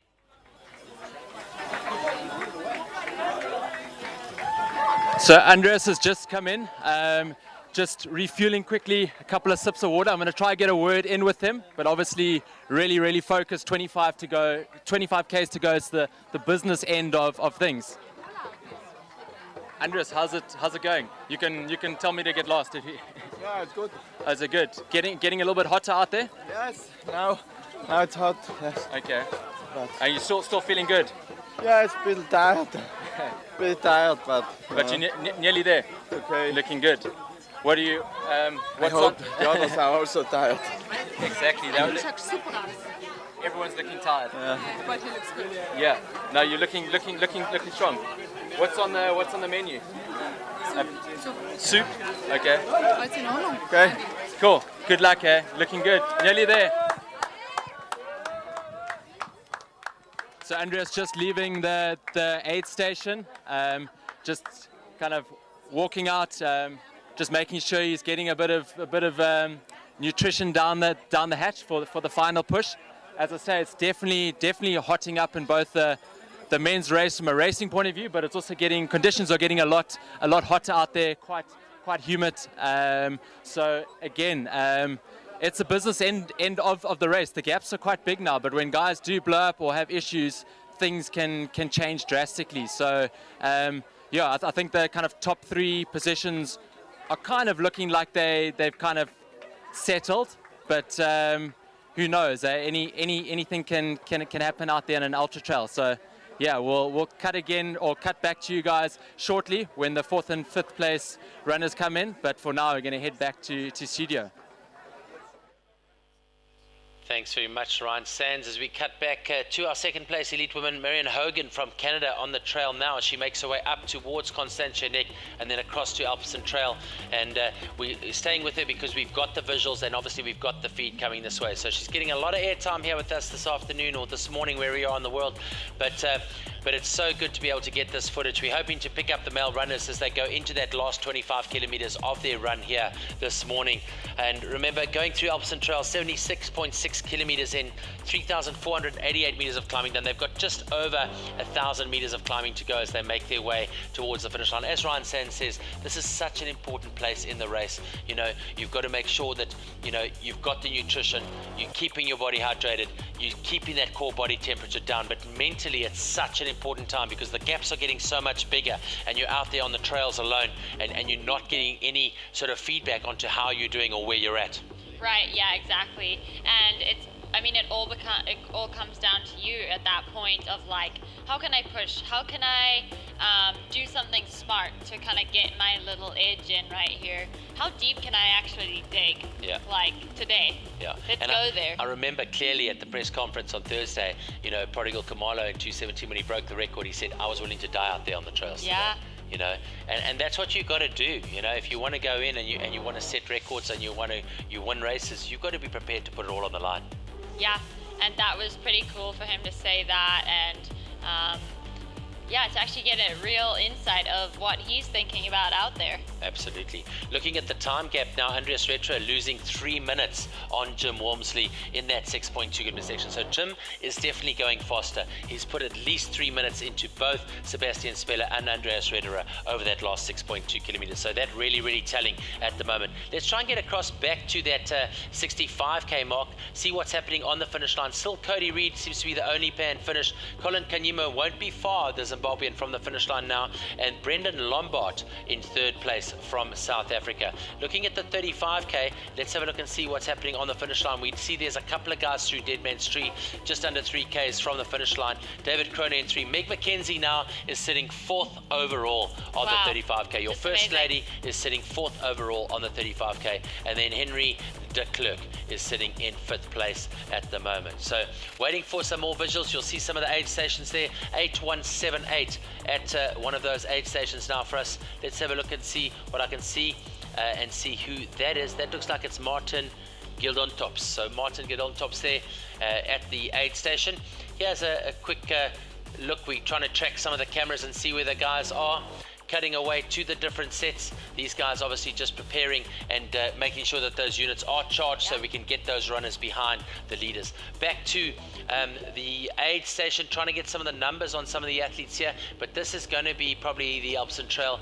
Another runner coming through here, looks like 6018 coming through here to that area. So 6018 for you, and that of course is Jaslyn Gales, and he is now through into that zone. So lots happening at the moment. You'll find now on the finish line 6225, a good run. Let's have a look and see who that is in the 65k. That is Niels Luchters there in the 65k, and it's going to start getting quite busy on the finish line. We know that between around 12:15, 12:10 and around 1:30 you've got 65s coming in, 35s coming in, and then the first of the 100s are going to come in. So things start to hot up on the finish line at around 1:45, 1 o'clock this afternoon. Yeah, and that kind of makes it exciting too, because the runners coming in after not Ultra Trail, Cape Town, Cape Town University, they start running into the athletes from the other races, and that makes it exciting. Like, then you get this camaraderie out there that now they're seeing Jim, like the middle of the pack, back of the pack from the 65k and 35k are actually seeing like Jim and Courtney and everyone, and that's where the fangirl and fan guy happens. Like, absolutely. That makes it so exciting for those last 10Ks. So Ulrich Viljoen here on the 65k, he's getting assistance here from the aid station, and really good to see that. Give you some sort of idea. Here's one of your athletes coming across, so that is in the 35k, 3165 across in the 35k. Now let's have a look and see if we can find out who that is. Be interesting to see how they've done here today. So 6135 coming across the line. and a good run from him. He'll be chuffed with that today. Well done, congratulations. I'll get you a name on that shortly as I just get my scrolling done. Please forgive me. 3165, David Kroner in third place today. He takes the bronze here in the 35k. Ryan Scott on the finish line. Maybe we can pick up some of that ambient noise possibly from the team on the finish. So you passed a couple of 65k, whereabouts? Going through UTT? Yeah, like classic clip actually, all on the top. It's like a video game, rocking all fast bar. You couldn't find number 2 there. It's amazing performance. Did you expect that? Did you go for it? Yeah, gotta go for it. Absolutely, well done. Let's get a picture of you guys. We can get you down here at the finish line. So switching back and forward between Ulsan Trail and of course the finish line. A lot of the 65km runners coming into the aid station now. Remember, as they come through the Ulsan Trail, they've on the 100k got to make their way through the Nursery Ravine into the University of Cape Town, then it's Dead Man's Tree, and then it's the Cape Town Gardens Rugby Club for the finish. So for the 100km, it's 76.6 kilometers into the racing here. 3,488 meters of vertical climbing, which they've done so far. They've got just over 1,000 meters of vertical climbing to go in the last 25 kilometers, and things are starting to get a bit hot out there. You know, we're getting a bit of a false impression. I think the weather forecast is a little bit undercooked here today. We're having a look at the conditions there. We spoke with Rice Hands. He says the temperature's definitely going up, and certainly the temperature's getting warmer and warmer for the athletes out on the route. Be interesting to see what we can get on the 100km. Who else is through Constantia Neck? Well, things are changing up just a little bit. Jean-Francois Chazon of Canada has moved up into 6th place, and Mathieu Blanchard of France is currently in 7th place. That's going through Constantia Neck and waiting for that 4th place athlete to come through. Remember, at the moment in 4th and 5th place, the 2 South Africans, Bongamusa Matembu, your 3 times winner of the Comrades Marathon. Here, Courtney Dauwalter, your leader in the elite women's race. Number 1 ranked elite woman ultra trail runner in the world. She's all smiles right now. You check, she's taking a bit of water, wetting the face, cooling down the body temperature there. Very, very good. You see what she's getting up to there, and really getting out onto the trail. Courtney Dauwalter and Ems, isn't she just such an incredible sight to watch? Right, she is, and I think she's right there at Constantia Neck, if I'm correct, and that's so exciting. I mean, she's looking so strong and just running in like a star. This is super exciting, like to see her up that high. I think she's in 8th overall, maybe 9th. I don't know. We actually don't know the tracking, trying to keep up with everything. But I'm excited to see where she's at. She's moving so strong. She's leaning forward now and like really grinding into it. And she's still supporting other runners out there. Oh, she's amazing. Having a chat, and really good graphics here as well, which is quite nice. You can see it looks like he's on a handheld unit now. The picture a little bit more balanced. He's able to rotate nicely, and it'll be really cool if we can stay with Courtney for a while and just watch her run at this pace. You know, she really is looking very, very comfortable as she makes her way down the paved stones now, and waiting for a feedback on 4th place for the elite men into Alphen. But right now we're going to stay with Courtney for a while and just you know, watch her run. I mean, it's poetry in motion, isn't it? Yeah, it is. And to make sure everyone knows, she's in 8th place. She's gotten that top 10 spot, and so that's super exciting. And we had a good chat to her in our Q&A session about how she's seen the gap between the guys and the girls close, and she was very humble about it too, but just saying like girls can do it too, and not to underestimate ourselves. And so it's really exciting to see her move up into that position, and obviously just moving so strong, so strong. And it's just so cool. I remember chatting to her in 2019 as she got here. Here's some nice a little time there from the guys on the camera. So the cameraman here really getting involved and helping us out with some information. I don't know if you know this, but do you see the roses on the outside of the vineyards? Yeah. Now, I don't know if you know this, but a rose is what is called a indicator species. And if a rose dies, it means that you can get some infection into the vineyards. So it's an indicator plant. The rose will die before the vineyard dies, and that's a way for the farmers to tell whether their orchards are in, or their grapevines and the vineyards are in good shape or not. So that's what those roses are planted on the end of the vineyards for. Just a little bit of useless information for you, but that's how we roll here in Cape Town. Yeah, I learn something new every day, and that's really cool that you know this, Max. I've learned so much today. So running here next to the pine trees, you can see onto her right-hand side now, getting a little bit of shade now as she runs next to the vineyards, and you can see a bit of an incline here for her.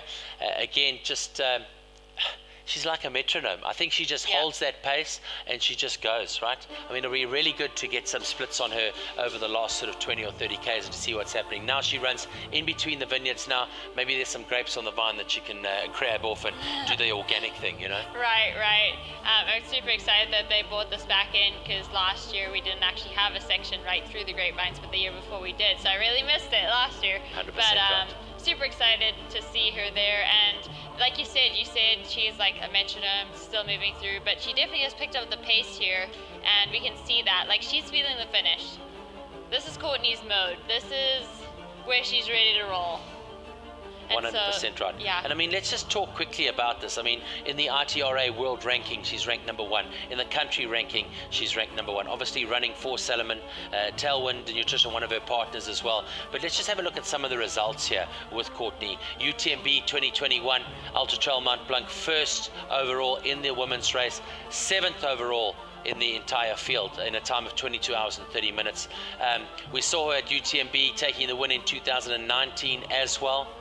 MIUT, she went first as well in 19, as is Tawaria, 100-mile endurance run. She was first there as well. In Toho, the 200 endurance, the 200 miles, she was first and second overall in a time of 49 hours, 54 minutes and 36 seconds. Let me just repeat that to you. A 200-miler race.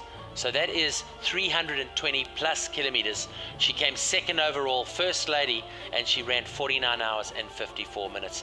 Having a look at Ultra Trail Mount Fiji, she was first there of 167 kilometers, and just she continues to light it up, and her ability to run back-to-back races. Look at the fans, the girls, they're such groupies, aren't they? They're like, so excited. Yeah. I mean, that is just so cool. That is so cool. And she's like, hey guys, coming through. Yeah.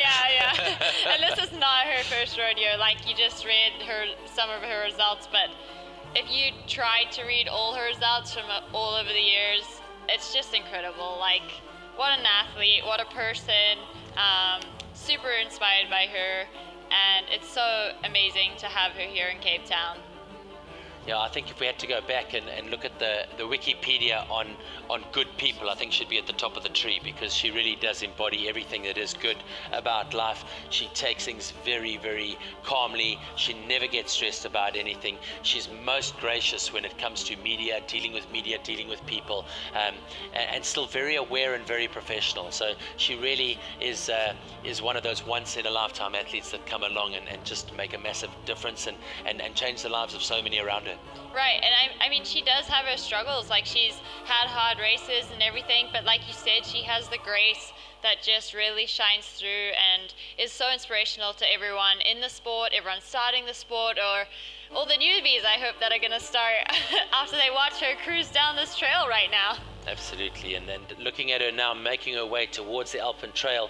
It's a 6.2 kilometer section between Constantia-Neck and the Alpen Trail, and she will be working really, really hard. Remember, currently sitting, I think we said in 8th place? Yep. And that really is just very telling on how well she is doing here today. We look into Alpen Trail, still only the 3 athletes through there. In first place, it is Jim Walmsley from the United States of America, leading the Ultra Trail Cape Town 2021 here in the elite men's race. He went through there in 7:27. Sebastien Spehler of France in second in 7:42. Andreas Retterer in 3 in 7:51. He's 23 minutes off. And now we wait to find the next runner. It should be Bongomisa Matembu from South Africa, your 3 times Comrades Marathon winner. And these 2 65-kilometer runners coming through. You can see the blue on their race numbers as they make through. 6:233 coming through now. Let's have a look and see if I can identify who that is. and be nice to give them a mention. Every single one of our athletes here today are absolute legends, and let's have a look here. 6'2", 3'3", that is Priya Duplessis coming through in that section. Courtney now back to what I call the Kalahari shuffle. The reason we call it that is because if she was running in the desert on sand, Right. you'll see that her feet are just slipping over the top of the surface, Yep. so that it doesn't have enough time to dig in, and it's super efficient. Watch the elbows moving, and she literally just is pushing that body forward and just continuing to open things up. So Courtney is absolutely flying. You can have a look at that right there. our poor runner here just trying to keep up with the live view unit. He's actually really cool. We need more of that. Tell him to do more of that. We want to see his facial expression. Can you?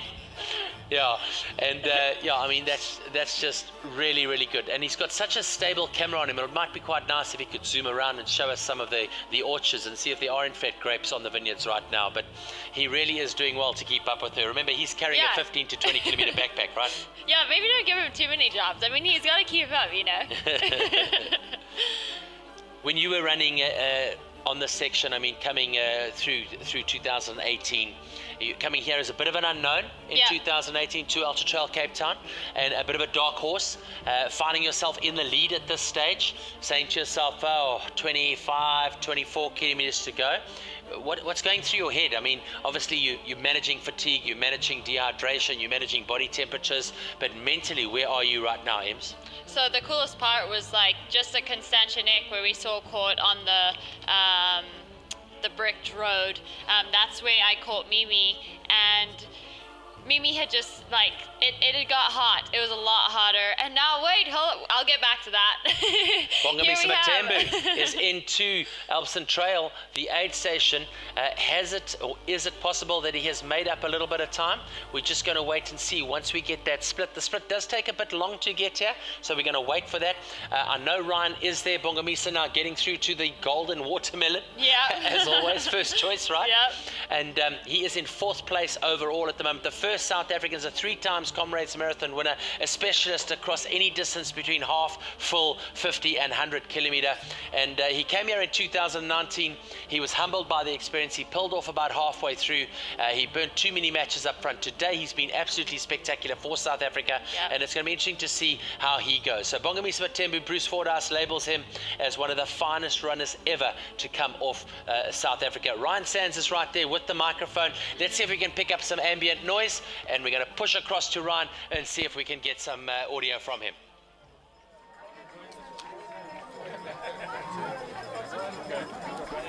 So Bongamusa's just come in, looking probably the freshest out of all the runners, looking like he's just having another regular Saturday afternoon gentle long run. I'm just going to have a few words with Bongamusa and just to see how he's doing. How's it going out there? You're making it look too easy. Yeah, just taking it easy, just try to enjoy as much as I can. Then the rhythm and the focus will come by itself, Yeah, for sure. The most important thing, I just need to enjoy it. And just keep moving. Perfect. You can keep eating. Don't worry about me. I don't want to waste your time. Yeah. So then, man, I think from now I need to.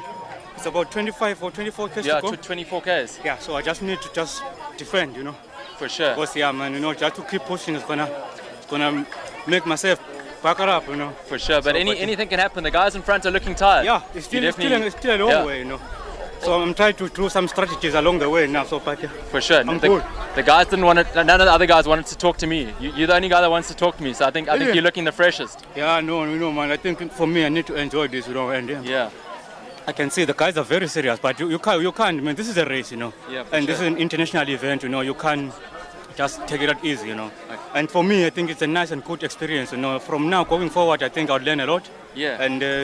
And again, from the previous one to this now, I think I've improved a lot, For sure. Yeah. I'll see you on the road. I'm not in the road all the time. For sure. So that's Bongamusa looking extremely strong, very, very comfortable, having a good chat. You'll see what's the drink of champions. See what he's drinking. Drinking a Just Juice and a Fanta there, a Kappa. Got a couple of what else is going there? Quite a selection. Sandwiches, Kappa. But this sandwiches. Is the magic stuff, the Kappa juice, Kepi juice. So are you doing crew duties today? Okay, wait. Let's just go. Yeah, there we go. Go Bonga Musa. Well done. So there you can see Bonga Musa looking extremely comfortable and fresh, having a good time out there. And I think it's, for me, being a South African, a really proud day to see a comrades legend, an ultra running legend, taking part in Ultra Trail Cape Town. And I think it goes to show a lot about his character. It's not necessarily kind of his like focus or strength trail running, but still like mixing it up there with the best in the world and just really going to show Bonga Musa's caliber. So I'm secretly hoping he can pull back 1 or 2 places en route to the finish line. So yeah, really stoked to see, and we'll cross now back to studio. All right, thank you, Ryan Sands, the hedgehog on fire at Alpecin Trail. Bonga Musa Matembo looking really good. Waiting for a split there on his time, and just to see what his time was through there. We know we do get that a little bit later, but he was 38 minutes behind Jim Walmsley at the last section. That was 6.2 kilometers back. So he'll be making his way out onto the route now, and he'll be moving up towards the Nursery Ravine and then across to the University of Cape Town. Bonga Musa Matembo, as we know, 3-time winner of the Comrades Marathon. As we go back to Courtney Dauwalter, and she finds herself in a totally different look and feel here with regards to the topography. Yeah, and this is a really exciting part of the race, and it's so different. Again, you're now like in the forest and there's a lot of sneaky climbs and descents, and now you got people out there, so she's gonna have a cheer squad, and finally you're back in the race, you know. And this is really exciting, going all the way up to UTC or UCT and she'll come out at the university, and I'm just so excited to hear how she loves this section. Like, it's green, it's amazing. Looks like I could put a mountain bike on there for sure. Yeah, for sure. And like, I know that they say it's getting warmer, which it isn't, but like, the runners have been running for a long time at this point, 8 hours and 16 minutes. Like, they're gonna feel warm for sure. They're working super hard, and we can see Courtney is still leaning forward into the race, so she's running fast and hard. Super exciting, and it's amazing to see Bonga there up in 4th too. And because Bruce was saying he was really nervous about how he was going to do, and if he didn't think that coming from the roads he would actually have the like strength and ability to be up at the front, even though he is so far on the road. But like Bonga said, like, he's learned so much, and now he's here and he's showing us he really has learned this, and he looks strong. He looks just as strong as he did coming in to London. Absolutely. Confirmation for you on the 35 kilometers that Meg McKenzie has won the women's race in the 35 kilometer. She went 4 hours, 6 minutes and 42 seconds. So that a really quick run from her. That is way faster than anyone else, I think. And I think that could quite possibly be a new record in that distance from Meg McKenzie. Henry Leclerc in 4th place, and the men Rika Simon in 5th place, and Kobus van Skalkwyk in 6th place. On the 65 kilometer, Brendan Lombard from South Africa got in 29 minutes behind Cody Reed. Cody Reed between Cape Town, University of Cape Town and the finish line took 29 minutes. And look at this, there was a sprint finish between Brendan Lombard and Colin Kanyuma of Zimbabwe. Brendan Lombard getting in 9 seconds ahead of Colin. Colin was in 2nd place, pretty much probably all the way towards the field at Gardens Rugby Club. So there it is, Daniel Claassen, ladies and gentlemen. The South African is picking up some time, and that is Daniel Claassen of South Africa, currently sitting in 5th place. There's Ryan Sands. Let's get across to Ryan Sands. He's chatting to Daniel Claassen of South Africa.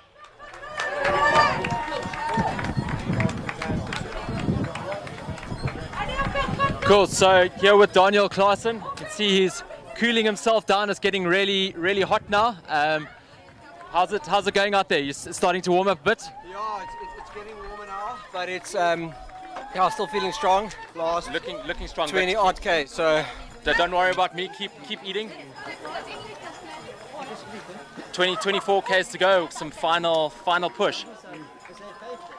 I hope it's less than 24 though. So as you can see, it's a it's a family affair when it comes to crewing. Everyone's getting on in the mix, helping. It doesn't. I always say, ultra running is not one person who makes it to the finish line. It's definitely about the family, your support crew. I think it must be really cool to see your family out at this stage in the race. Definitely, it helps a lot. It's nice to see familiar faces. And 2 weeks. And wife to be. Jeez, planning a wedding in 2 weeks. Is everything ready for the wedding? Everything's ready for the wedding except Cyril. We need to wait for Sunday's announcement. Fingers crossed. So yeah, Daniel just stocking up. Got a couple of Ks to go, and then the next aid station you'll be able to have crew at again is the UTCT aid station.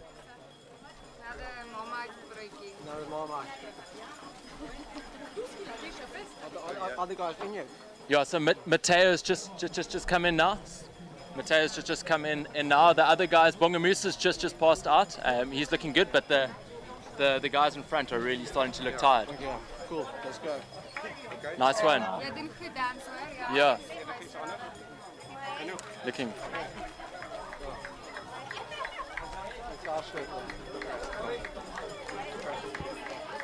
So you can see pouring some water on his head is definitely hotting up out there, getting a bit hot. And there's Mathieu heading out. He's using an ice buff on his head. You can obviously just see it's as I said, getting warm. Go Daniel. So yeah, so that's 5th and 6th place runners neck and neck. So it's going to be really interesting out there. Daniel does know the trails very well. It's his home trails. So I think he's got an advantage out there. But so yeah, we're going to cross back to studio, and we'll cross back again shortly. And I've heard that Courtney Dauwalter should be in next. She's really kind of moving up the ranks. Thanks very much, Ryan. As we get back to Courtney Dauwalter, she makes her way up towards Alpes and Trail. I don't know if you guys saw that, but positions 5, 6, and 7 are really, really close together. We saw Daniel Claassen coming in 5th. Mathieu Blanchard of France went from 7th through to 6th, but then Jean-Francis Chasson of Canada was also there. So all 3 of them in that transition at Alpes and Trail together. So 5, 6, and 7 are all together into that aid station, which is very, very cool. That means that next in is going to be probably, I would think, Courtney Dauwalter. So she's not far from Alpes and Trail at the moment. In fact, I think she's nearly there. So getting some nice ambient noise from the trail. Let's leave it like this. Let's just listen to the footsteps. Here is the aid station. So we're going to cut back to that. It's going to be coming your way shortly here. And she's looking really, really good. Waiting for the cross now. And Courtney now picking up some nice leg speed at the moment as she makes her way towards that Alpes and Trail. Waiting for some results from the Alpes and Trail, trying to get some of the splits from the timekeepers. Not getting those splits coming through at the moment, but I know that she is not very far away at the moment. And there's another one of our runners. I'm not sure who that is. Probably one of the 65-kilometer runners, I would think, making their way there. There's another one, 6009 is there as well. So 6079. 6009 is AC Else. So AC Else now on the 65-kilometer. He's there. He has another one, 6174 there as well, coming through into that position. So well done to you. And that, of course, 6174. Luis Kutsia is at Alpes and Trail now. Courtney should not be too far away. This looks like one of the ladies on the 65, and it'll be interesting to see who this is. I'm trying to get a number. 6119. 6119. This could be one of the first ladies on the 65. Let's have a look and see. It is Amanda Amandel Bell. So did we say 6119? Yeah. Apologies, my error. 6119 is Jesselyn Cook. So Jesselyn Cook is there on the 65K as we get back to Courtney Dauwalter now as she makes her way up to Alpes and Trail. Still waiting for some numbers from the timekeepers on the splits at Alpes and Trail. They do take a while sometimes to come up, but not seeing them. There we go. Bongamisa Matembo went from 28 to 42 minutes. at Alpecin Trail. So he lost 14 minutes on 6.2 kilometers. That just gives you an idea of how hot it is out there. It also gives you an idea, Em, of the fatigue that these athletes are going through. They might come through with a brave face, they might come through looking good, but the time doesn't lie. And if we look at the times there, Bongomisa going from 28 to 42 minutes. Well, we know that, like, was that from Constantia? No, to Alpecin Trail, yeah. Yeah. So yeah, it is pretty speedy, and so that is kind of surprising. I mean, he's the road runner of this race, and so to see that, he is probably feeling tired. Yeah, and you see that Jim put 3 minutes into Sebastien, 3 minutes into Andreas, but 12 minutes into Bongomisa. So Bongomisa definitely maybe in a bit of trouble. Daniel Claassen was looking super strong, as was Mathieu Blanchard, as was Jean-François Giselle. And look at this now, and you can see 5, 6, and 7 are all within 1 minute and 30 seconds of each other. Just so amazing. 5, 6, so and cool. 7 in the elite men, so close at the moment. I nearly got swallowed here by Emily as she gave a little yawn because she's been up like me since 2 o'clock this morning. But is it just me, or does Courtney look like she's moving faster? Oh yeah, I mean, she's been leaning into it. Like, since she left, well, since we last saw her at Hout Bay, she has really dug into this race, and she's moving strong. 8:25 right now. Dang, that 10:55 record might have some danger on it. Yeah.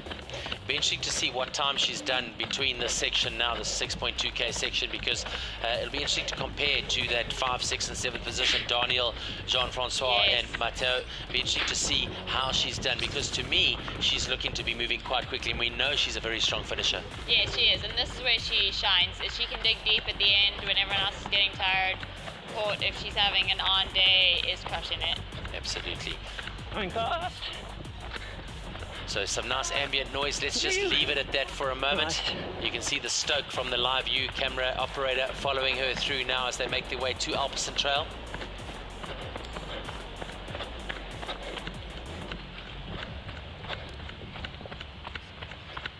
And really, really cool to see her moving so nicely. Let's have a look and see what's happening on that 65 kilometer. Has anything happened at Dead Man's Tree? No, it's still just those top 3 runners. So it seems to me like in both the 35 and the 65 kilometer, some real proper specialists in there with some real speed. We saw Meg McKenzie in the 35 kilometer, the South African, going 4th overall, first lady across the line. So an incredible race from her today in that section. Also across the line, now in the 35 kilometer, we've got Charles Steven Nienaber and Kobus van Wyk. They're in 7th and 8th. Rikus Simon in 6th position. Here's the 100 kilometer now. Down the trail, people clapping hands and getting ready, watching the trail. Well done, Courtney. You see that she was sort of running, left hand down, right hand up, like steering like a cheetah. You know when a cheetah runs across the African plain, it actually uses its tail to steer. I don't know if you know that. And I think that's just what Courtney did right there. Yeah, all us trail athletes rely on our arms for balance. I mean, she is looking absolutely spectacular at the moment. I'm quite interested to see.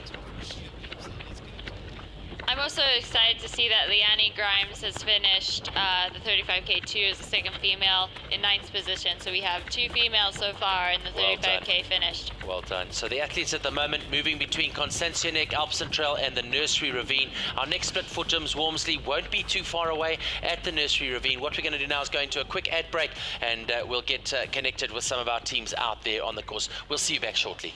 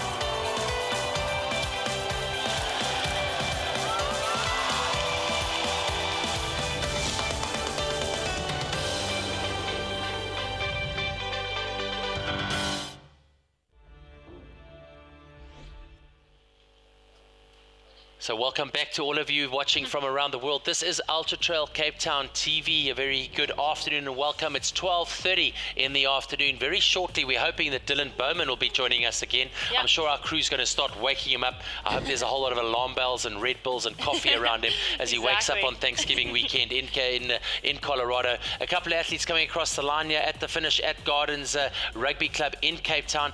News from the course at the moment in the elite men through the Nursery Ravine checkpoint. Jim Walmsley continues to extend his lead over second place Sebastien Spehler of France. He's now 16 minutes and 50 seconds ahead. And to third place, it's Andreas Ritterer from Italy. He's now 29 minutes off the pace. News from Alpen Trail is that Courtney Dauwalter is nearly there. We're hoping to get across there for some visuals. She should be there shortly. We know that Ryan Sands is there as well. We're hoping to get a little interview with him and with Courtney. A very big welcome to our people from around the world with your eyeballs on the screen here. We have over 1,000 people at any one time watching the live stream, which has been absolutely fantastic. My name is Max Kleur. I'm your host here today, and alongside me on this side is Emily Horgood for Adidas Terrex Ultra Trail athlete winner here in 2018 EMS. It's turning out to be a humdinger here today. Yeah, it's amazing, and we've been super excited about the people reaching out from all around the world, Australia, New Zealand, England, America. Just being a part of this today has been super special, and we are excited to share it with you too, and our athletes out there are just crushing it. All right, here we go. Look at this. This is great visuals here. We're going to stick with these guys. This is Courtney. I'm seeing some cars. That means she's coming into Alpsen Trail now. So Courtney now moving quickly. You can see she's on the downhill now, leaning back nicely with the hands. You can see she's got good control of everything. She really is looking great, isn't she? Yeah. I mean, this is her strong point. We know Courtney, and she's having an on day. This is exciting. So things starting to get a lot quicker now as she gets through this. Remember, she's then got just on about 24 kilometers to go to the finish line. She's currently sitting in 8th place at the moment. She's having an incredible run here today, inside the top 8 overall. We know that 5, 6, and 7 are very close together. Going through the last checkpoint, we know that Courtney was, let's just get a look here for you. At the last checkpoint at Constantianek, Courtney was, here we go, 18 minutes behind 5, 6, and 7. Let's have a look and see what that time gap is going to be now, because it's going to be pretty close to see how much time she has or has not made up as she comes into Alpsen Trail. Good to see now Fabrice Fauser from Switzerland in 9. Solicitor Mandua, he's been a find of the day from Malawi. He's a vet man. He's currently holding out onto a top 10 position. Mathieu Clement from Switzerland in 11, and Rudolf Mostert now moving up into the top 12. Here it is, Alpsen Trail now. The athletes getting scanned in. There's this little oasis here in the shade. Lots of nice fresh fruit and nice food to eat. They can restock their hydration packs, and they can get ready for that final assault, that last 24 kilometers on the trails here in the 100K at Ultra Trail Cape Town. You remember coming into that spot not so long ago, 2:18, 2:19. You're 3/4 of the way through the race.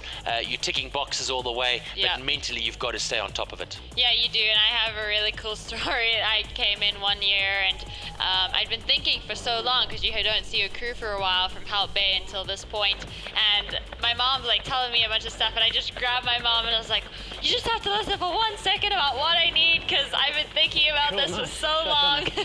And so that was exciting. This point in the trail is really cool. You're like heading towards Cape Town University, and this is exciting. Like, you're diving into the trees, and there's so much going on. And as we can see, like, Court is feeling the finish here. We can't wait for her to get to the university, and we know that there's a big crowd there waiting to welcome both Jim and all the lead men, and then Courtney and all the lead women. And we're excited to see too where the women are. 100% right. We know that in 2019, the last time this race was run, Beth Pascal from Great Britain getting the first place and the course record. She went 10:55. Ems, you came in second place that year, 10:55 on that course. Do you think she's on record time here? I mean, the question has been asked, is this a record time for Courtney? We know how hectic that section is between Hout Bay and Constantianek.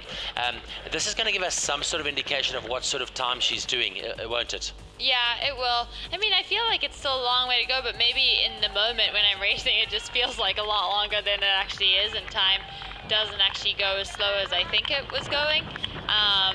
Yeah, I mean, she's 8:35 right now, so that's a couple hours, and 20 minutes. So who knows? We'll see. Well, here she comes now into Alphen Trail now. I call it Alphen Trail. Alphen Trail now. I'm starting to get a bit slurry. It's been a long day. But you can see, listen, I've got to tell you, as much as I'm giving Courtney a high five right now, that runner there is going to win the 100-miler here next year. No kidding. I mean, he's running this trail with an extra 15, 20 kilometers on his back. He's been absolutely incredible. The runners here with the live view giving us the footage have been absolutely amazing. And we know that Ryan Sands is here. We've got someone talking to her, giving her some splits at the moment. We're going to wait and see just what that time is. We know how strong she was. Look at that. She's actually brought back 2 minutes on 5, 6, and 7. She was 18 minutes, she's now 16 minutes off. So Courtney has brought back 2 minutes on the men in 5, 6, and 7th place. So really a great run here from Courtney at the moment, and waiting to see. She's not even wasting time. Well, one thing to throw forward, no, she hasn't actually been to a cruise station yet. She was actually checked for compulsory gear, which is weird because we didn't see it on the guys' side. Yes. And so that's interesting. Yeah. Because that's not what it should have been, maybe. Anyways, this is just an interesting fact, and she's still on the move, and she's going, and she'll be out soon, so that's exciting. She's on the move. She's hunting down those guys. 100%. And is that done randomly? I mean, how is that gear check done? Where is it done on the route? Do they just select randomly and just say, I want to see X, Y, and Z? It's supposed to be randomly on the route, but what we've discovered, like, from all the racing is that if you do it at one point for one person, you actually have to do it for everyone because it does take time. And so that would be interesting to ask the guys, like, if they got checked right there or if they're going to get it checked at a different point. Like, that's something that really needs to be noticed. All right, let's cut across to Ryan Sands. Ryan, are you there? Tell us what's happening. He's with Courtney. He should be right there right now. So Courtney's just come into the aid station, looking really, really strong, really composed, just cooling herself down, drying her face and wiping her face. Courtney, how's it going? Cool. As you can, nice. Cool. As you can see, Courtney's really in the zone and pretty focused.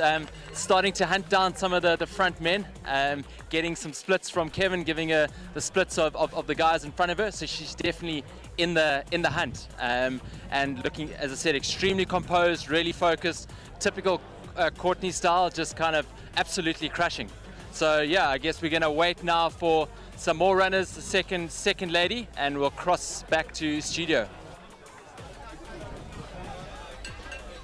Here of Courtney Dauwalter. News just in, and that of course coming at you, Em's just pointed it out to me, at Constantia Neck. Marion Hogan of Canada is now inside the top 14 overall. She's gone from 19th to 14th. So our top 2 elite women having incredible runs here today, and Marion Hogan going through 1:35 behind the lead. She is 33 minutes behind Courtney Dauwalter as she goes into that aid station at Constantia Neck. Alphen Trail now. We know the top 8 are through there. Courtney Dauwalter inside the top 8. She is 16 minutes behind 5, 6, and 7. Has she got enough time to catch them? I've got to tell you, at the rate she's moving, it could be very, very possible. One of them's just got to have a bad section, and I'm sure Courtney will swallow them up. Yeah, and look how exciting that support is. Like, I just see people all the way down that road right now, and that is so cool to see. And again, we just go back to the Cape Town community and how excited they are for all the runners coming into town. And this really shows it, and this is so encouraging. 100% right. The elite men moving through Nursery Ravine now on their way to the University of Cape Town. Sean Robson, local legend and trail talk host, will be welcoming them at Ultra Trail Cape Town. We've got some great visuals here once again with Courtney as she continues to make her way through the race. In the 65 kilometer, just waiting to see if there's anything else happening on the finish line. Still on the 65, just 3 runners through that point. In the 35k, having a look at the finish line now, we've got 15 people across the finish line. The top 10 being rounded out.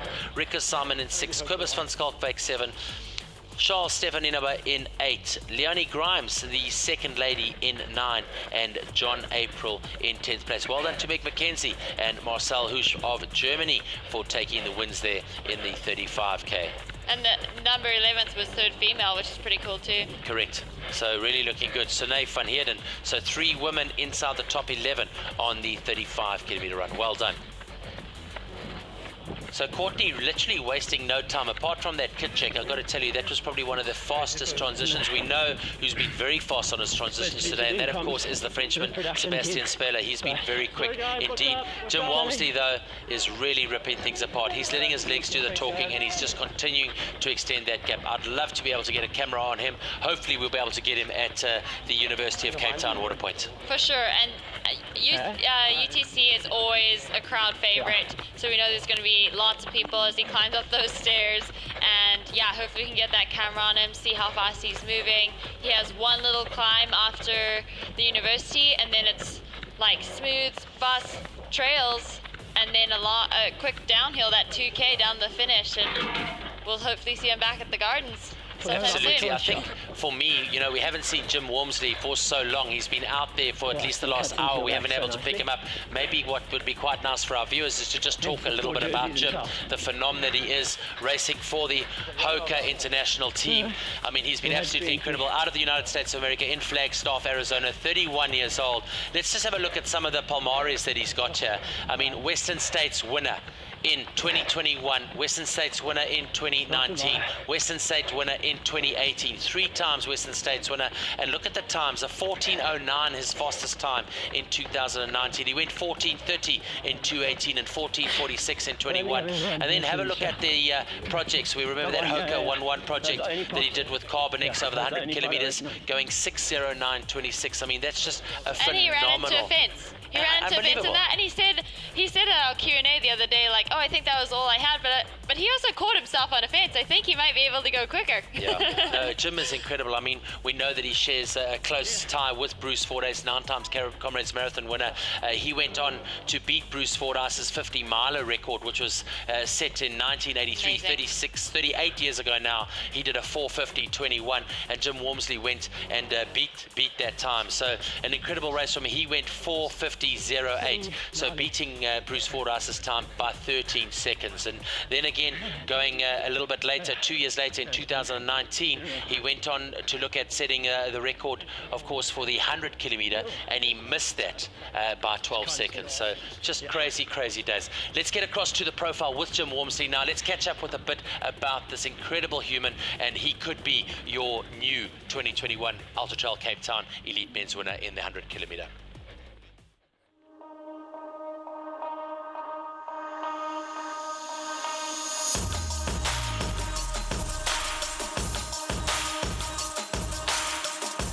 I'm Jim Walmsley. I'm from Flagstaff, Arizona in the United States, and for a living I run for Hoka One One and Wahoo Fitness.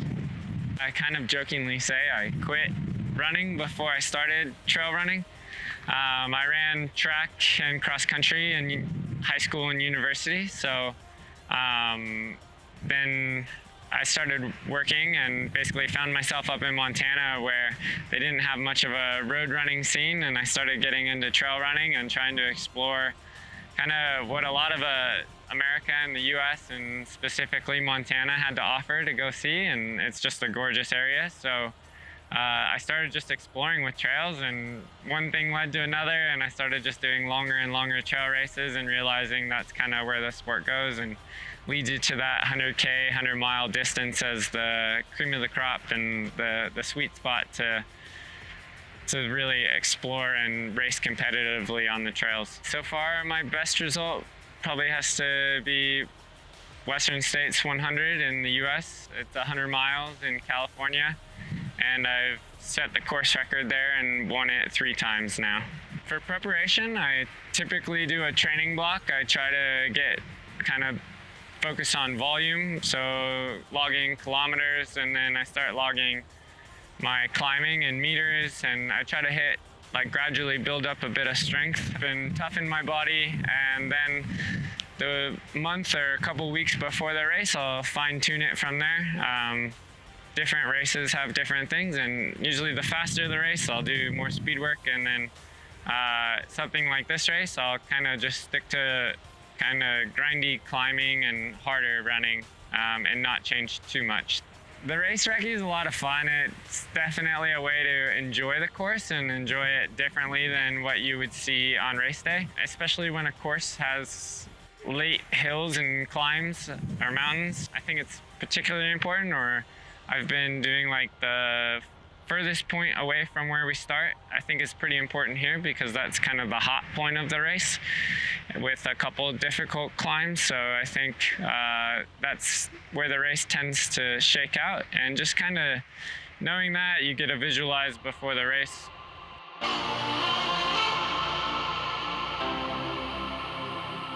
A typical 100K race can vary a lot for me because I'll do anything from a road 100, which is just over 6 hours, and it's a lot of patience and it's typically really fast. This 100K in Cape Town is probably a little bit closer towards the other side of the spectrum. It's going to be a lot slower of a course. It's a really, really early start at 4 a.m. The day before, we start getting all the nutrition ready for each aid station, try to predict what I'm going to want, how much I'm going to need to take with me to the next aid station, get my headlight charged up the night before, try to go to bed really early, and I'll probably wake up around 2 a.m. and start having my morning coffee, a little bit to eat in the morning, just kind of starting to get awake, but visualizing and staying calm. And then I think this race in itself needs a lot of patience the first half of it, and not getting too excited and pushing too much beforehand, but finding a flow that's going to be sustainable and hopefully build towards the second half of this course, because it's definitely more runnable. But this year is really dynamic, so it kind of depends how it shakes out with who's where later in the race, and we'll try to take advantages of my own strengths. A lot of stubbornness drives me in a race. I think a lot of times I end up going out a bit quick, and you kind of want to prove that that was the right decision, and everybody's gonna talk about it if you collapse late. But that's endurance running and endurance sport, is that happens, and sometimes you overcook it. But I like that challenge. I like pushing myself and seeing if I can get everything out of myself on race day and just give it 110%, and there's no regrets no matter what happens.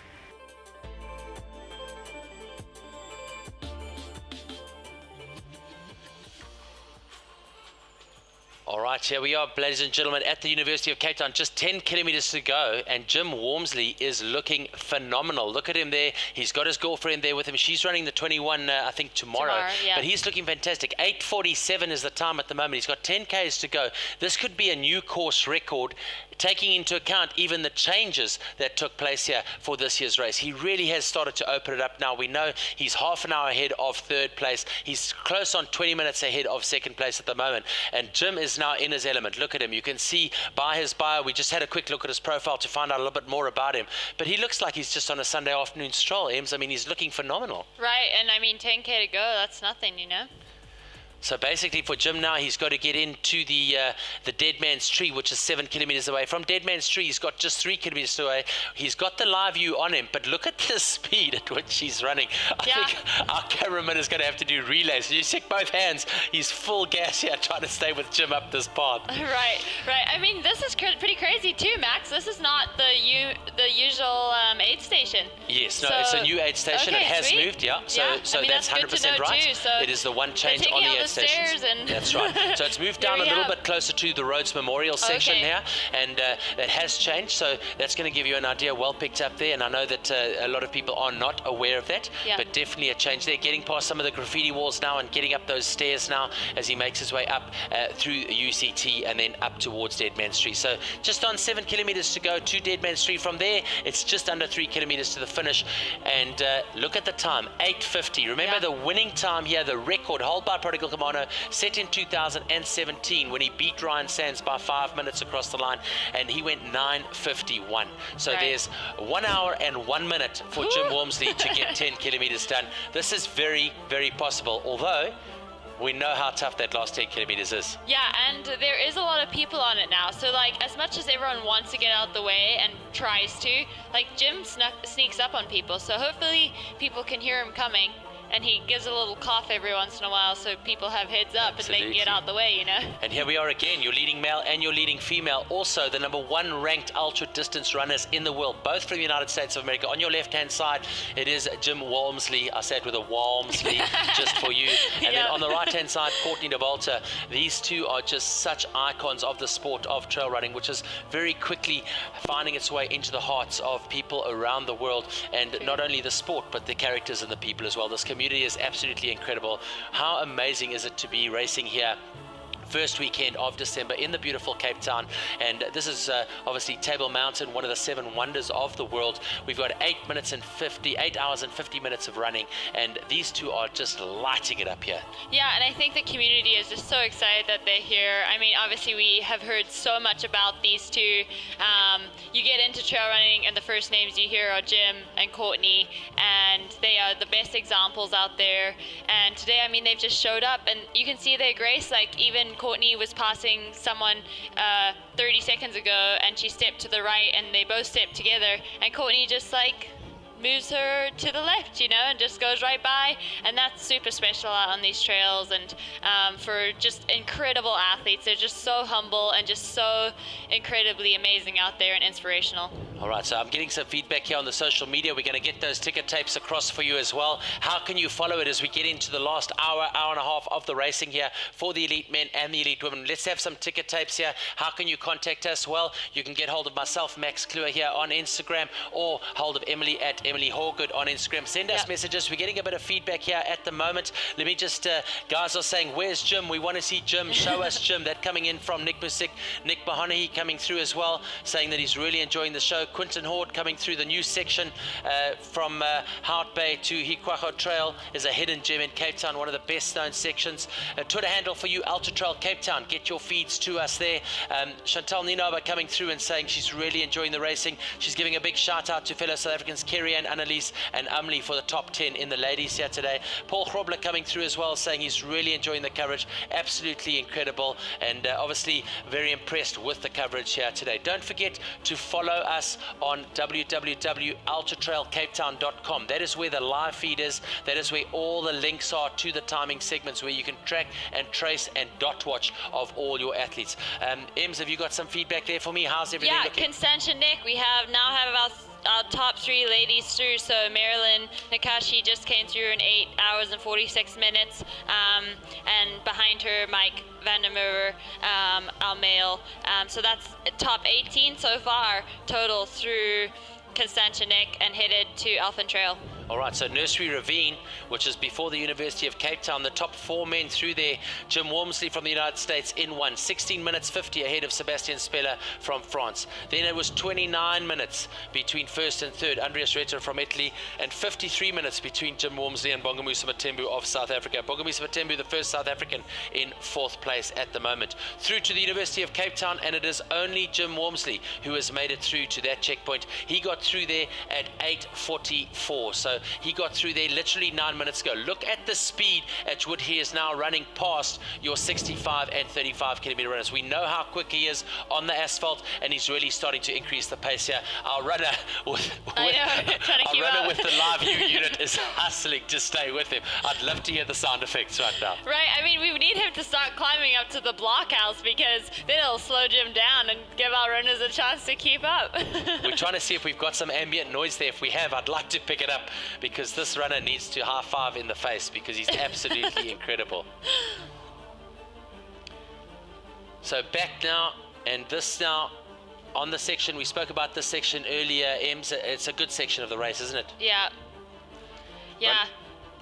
Nice to see the spectators. And we can just see everyone out there. I think that's so exciting. They're still out there. They're not just seeing the winners come through and, you know, moving on. They're actually hanging out, and we're getting a lot of runners through there right now. That's cool. Let's spare a thought as well for the runners out there. You know, a lot of the time when we get to these live broadcasts and we get to the races, we focus only on the international athletes or only on the leading athletes, and we always forget that 98% of the field are just here to enjoy and take part in the race. And I think let's get back to that route profile again of today's race. Let's quickly have a look at that trail, and maybe Ems, from your side, you can take us through the route profile, because it's the last 10 kilometers now for Jim Walmsley. probably the last 15 kilometers for some of the other guys. Let's have a look at some of these sections and see what it looks like. Yeah, I mean, this is exciting for me too because it doesn't have, it's changed a little. Yeah, it has changed. So to the finish line, or the Gardens Rugby Club down at the bottom, is about a 10k home stretch.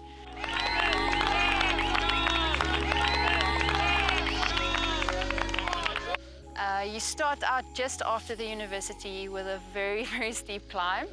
It's actually, you can divide it into 4 little sections. You think you're finished every time.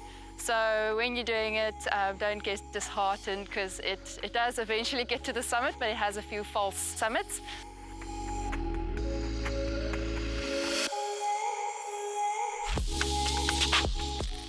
Then when you reach Blockhouse, you go onto the contour path. The contour path is not that much up and down, follows the side of the mountain, but it's very technical. It's not that easy on tired legs. Up until where we are now, and then you start descending. The descent is not that steep, but there is a pretty technical section in there as well. Lots of rocks, so you should be careful not to trip and fall then. And then the last section is basically a wooden path, and then you go onto tar, and the rest is easy and straightforward to the finish line.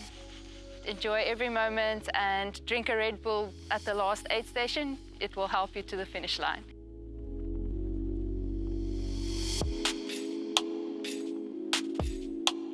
Naomi, 2 times 3rd place here in the 100 kilometer. What a legend, and just again such an incredible person. So let's get across now and have a look at that profile, because the profile is important. We come out of that beauty shot. Ems, I'm going to leave it across to you. We've into that last 10 kilometer section. You can see UTCT, the second to last box on the right hand side. Take us through that last 10 kilometers. Yeah, I mean, from what I'm actually seeing today on the live stream, it looks like everything's a little different. Like Jim being on the tar, we don't have that much tar at all. Well, we didn't have that much tar at all, so I'd be interested to even grab a microscope and make sure I know exactly where they're going.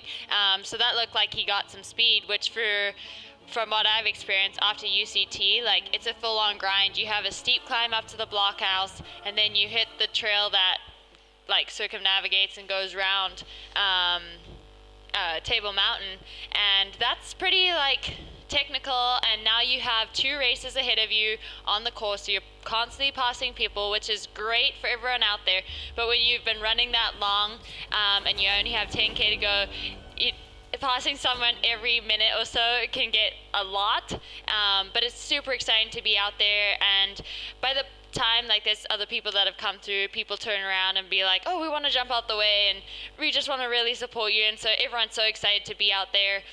You get that, and then you're going to hit, just before Dead Man's Tree, you kind of hit some little switchbacks down to Dead Man's Tree, and then we know it's 2k to the finish, and that's it. I mean, 100%. Here we go. We're heading in. So interesting news just coming in here for you, and this will be very interesting to the statisticians and the people out there. We spoke a bit earlier about Bongomisa Matembu, who was in 4th place, and we said that he was slowing down, and he's definitely been slowing down, because he's now at the Nursery Ravine, and he is just 50 seconds ahead of Mathieu Blanchard. Mathieu Blanchard coming into a strong 3rd place at Ultra Trail Mont Blanc. He's now moved up into 4th place, but look at this. Daniel Claassen is only 4 seconds behind Mathieu. So what's going to happen now is 4th place, Bongomisa Matembu, 5th place, Mathieu Blanchard, 6th place, Daniel Claassen, are all within a minute of each other, and then it's a 3-minute gap back to Jean-Francois Chausson. And then we know that Courtney Dauwalter is right there as well. So the top 5 is turning out to be an epic battle as Jim Walmsley continues to put the pressure. It was 16 minutes and 50 seconds to Sebastien Spehler at the last checkpoint. University of Cape Town, Jim is through there. We're still waiting for Sebastien to come through there. But Jim Walmsley continues to open up the gap, and there's a big charge here from Mathieu Blanchard and Daniel Claassen. They are running incredibly well in 5 and 6 at the moment, and they're looking to get into that 4th place. Bongomisa Matembu holding on by the edge of his teeth. They are all running together as they come into the aid station at the University of Cape Town. Yeah, and this will be really cool to see. Like, Daniel is obviously a local and knows this section really well. So how will Mathieu be able to keep up with him, and how will this play out? Like, I'm so excited to see. Let's see. Like, they have one more crew aid station spot, and then it's 10k to the finish. Home run. Here we have, you know, the top 7 this close in a race. Like, this is just incredible. Like, yes, Jim's ahead, but he's not hours and hours ahead. Like, this is exciting. This is really exciting. Look, I got to tell you, I think because we've missed Jim for a while and we haven't been able to get to him with the cameras, we've been watching, but I don't think we're realizing at just how fast he has been accelerating in the last hour and a half. And I mean, if he's going to be online for a record, taking into account that new section from Hout Bay up to Constantianek, up to Alphen Trail, then he really has been moving very, very quickly. And I think we're going to get a good idea of that. When he gets to Dead Man's Tree, we're going to know whether the record is on or not. But just looking at how he's been doing and what he's been doing, and looking at how relaxed he was when he was at the University of Cape Town, I've got to tell you that the record is seriously in danger.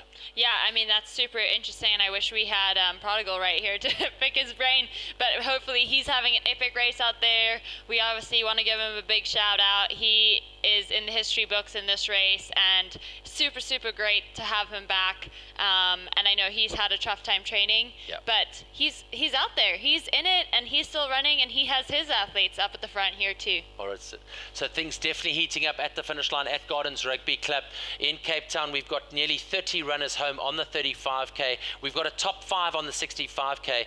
Cody Reed, winner of the 2019 edition of Ultra Trail Cape Town in the 100 kilometer, coming back for the 65 kilometer this year. He's had a busy season. He's on tired legs. He didn't want to miss it for anything in the world, and he's definitely, he was one of the major instigators into getting Jim Walmsley over here to race this year, and he went and shattered an incredible time, 6:36.26. We'll know about records a little bit later on in the day. Brendan Lombard of South Africa in 2, a sprint finish against Colin Kanyemo in 3rd place, and then Kennedy Sekutla and Bruce Arnott. Bruce Arnott, the evergreen Bruce Arnott, I mean, he must be over 50 now, and he just continues to rock and roll at this distance. So an incredible run from him. He's in 5th place overall. So let's get back to the racing now, waiting for some sort of visuals at the University of Cape Town. Perhaps Ryan Sands can get across to the University of Cape Town, because that is going to be the last time that he's going to be able to interview the runners for us before they go into that last 10 kilometers. So hopefully behind the scenes, Ryan and the guys are moving. We're only calling it as we see it. I've got to tell you, that dog over there is very, very patient indeed. A beautiful, beautiful Labrador. Right. And there's my boy. Oh, there he is.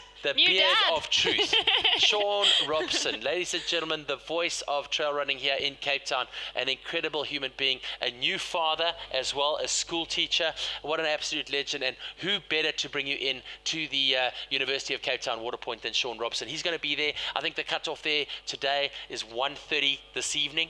Okay. You know, for the guys, so he's putting in a massive shift there today. That's going to be a 12-hour plus shift from him, and he absolutely loves it. And it's so exciting. Like, every time you come into that point, oh my gosh, your whole face lights up, because he's so excited to see you.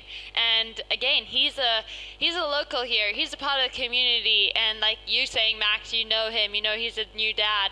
Like, that's really cool, and that's where this community really shines, and these last 10K are just filled with that. Absolutely, and I'm really looking forward to seeing just how quickly he's going to be able to make it happen here. Remember, a very big thank you to the city of Cape Town, the host city here of the Ultra Trail Cape Town, and just embracing trail running here, embracing the community, embracing the network. So exciting to announce on Thursday that we have been granted a 100-miler for the Ultra Trail Cape Town, and that is just going to be able to showcase so much more of this beautiful peninsula and this beautiful city of Cape Town for us. So really looking forward to that. A big shout out to the team from Sand Parks as well, the custodians of our national parks, the custodians of these national heritage sites, and of course Table Mountain, one of the 7 wonders of the world. They've been absolutely spectacular, and together with the city of Cape Town, Ultra Trail Cape Town and Sand Parks, we are so stoked to announce that come 2022 there's going to be a 100-miler as part of the Ultra Trail Cape Town, and we couldn't be more excited. Yeah, I'm super excited to see how we can pick. Do we pick the 100K or do we pick the 100-miler? I hope someone's ready to sell us both of them, because this today is putting the 100K on the map of a race to do, and I think we're going to have a lot of internationals here. Like, this is really exciting, and just bringing that opportunity here to the trail running community all over the world is super exciting, and we can't imagine, like, how next year is just going to blow up even more. All right, so cool to have such good content, and really good to get some sort of idea. We've got a little split screen going on here. You'll see there, we're waiting for a visual on one of the runners, or some of the runners as they come through this section, but making contact with the teams out on the trail and waiting for feedback there.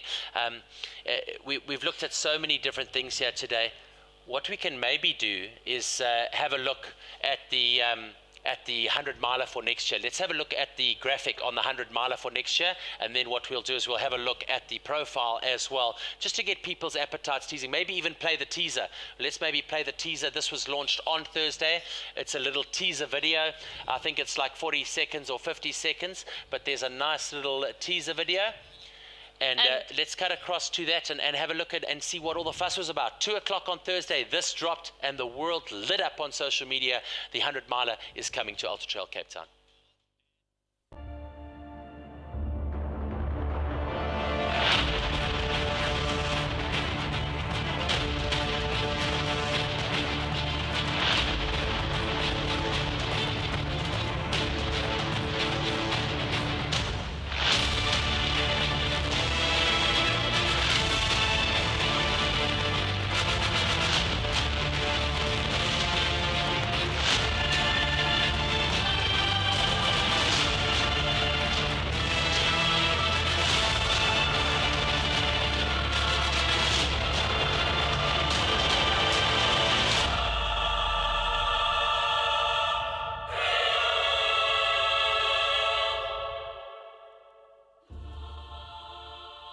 So there it is, incredible news. Let's go quickly, and here we go. Sebastien Spehler here from second place. He's at the University of Cape Town water section now, so he is there. Let's have a look and see if I can get a split for you on that. So second place is now into that position at the University of Cape Town. I'm going to see if I can get a split on that. It might or might not be there. Yep. We're going to wait for it. We've got a split. So there it is. 19 minutes and 29 seconds is the gap between Jim Walmsley and Sebastien Spehler of France. Yeah, and I mean, that's huge to be right that close behind Jim. Obviously, he has had an incredible day. He's been working hard from the beginning, and he looks ready to roll. I mean, he's got 10K left too. Let's see how fast he can run this. Yeah, he's been really good. There goes the live unit, and he is good to go. And 10Ks now, you can see that the mind, the attitude, it's a very big difference from saying, hey, I've got 25Ks to go, to like, I've got 10Ks to go. Yep. This is a morning quick session, a speed session. This is something that's just going to energize them. They know that they've been running for 9 hours. 10Ks to go. That means he's going to look at finishing just after the 11:10, maybe 11:12 mark, and that's a good place for him to be. Again, we spoke to Dylan Bowman. We spoke with Ryan Sands. Both of them tipped these two to be your top two. Perhaps we can look at waking Dylan up in Colorado. He's got literally 40 minutes until the finish, and I think it's time to wake Dylan up. Let's see if we can get him awake, because that'll be awesome. Yeah, and have him give him his insight, and he's had so much experience with this, of getting to know these athletes this year too. I mean, as we've said before, he is a huge bonus and benefit for our sport, and making it as incredible as it is, and just highlighting and just showcasing who our athletes are and what they've achieved and what they're achieving today, right now, out there. And as we talk about all the other athletes, the middle of the backpack at the back, they're inspired by these athletes. Yeah. But we constantly look back at them too. And yes, this live stream doesn't focus on them, but I hope that never takes away from like what they're achieving today, the energy they're putting in, and what they're achieving. All right, fantastic. So it's about 4 o'clock in the United States now in Colorado for Dylan. We have given him enough time to sleep, because we've been on our own here for the last 6 hours, and I think you've done an incredible job, Ems. Oh, thanks, but it's time to wake Dylan up, because we need Dylan to come back at us now and bring some of the awesomeness that he always does in the later halves of the race. So hopefully we're not waking him up too early. I'm sure by now his wife might be digging him in the ribs if he is married, and she'll be saying, hey, what's that noise? But hopefully we can wake him up and get him in for the last hour of the session here today. Sebastien Spehler looking really good though as he makes his way through. I'm just looking at that time, 19 minutes and 29 seconds behind Jim Walmsley with just 10 kilometers to go. You can see not looking as smooth. Look at that body composure. I was about to say, he's not using his arms. A little bit awkward, maybe a little bit sore, maybe chafing. Not sure what that is. The leg speed looks good, but he certainly isn't looking very comfortable in the upper half of the body, is he? Yeah, he's looking a little stiff and not pumping those arms, which can be huge and actually take a lot of pressure off the legs. So we'll see if it changes. Maybe this is on a little incline. I'm not sure. This is part of the new kind of section of this course, so I can't give you a a personal recommendation as to what you should be doing on this section, but obviously he is rocking it. He's had such a great day, and to have him right in this mix with Jim is just really, really cool. All the way from France, here in Cape Town, here in Africa, experiencing the day and just having a really spectacular race out there. All right, so Dylan may be hating me right now. I don't think he thought that Jim was going to go so fast today, but I have sent him a string of WhatsApp messages now. We've got about 40 minutes, I would say, if we want to be on record time for the Prodigal Kamalo record time of 9:51, set in 2017 when he went 5 minutes and 50 seconds faster than Ryan Sands. It was an incredible effort. Let's look at the elite women. What's happening on the elite women's race there, Ems?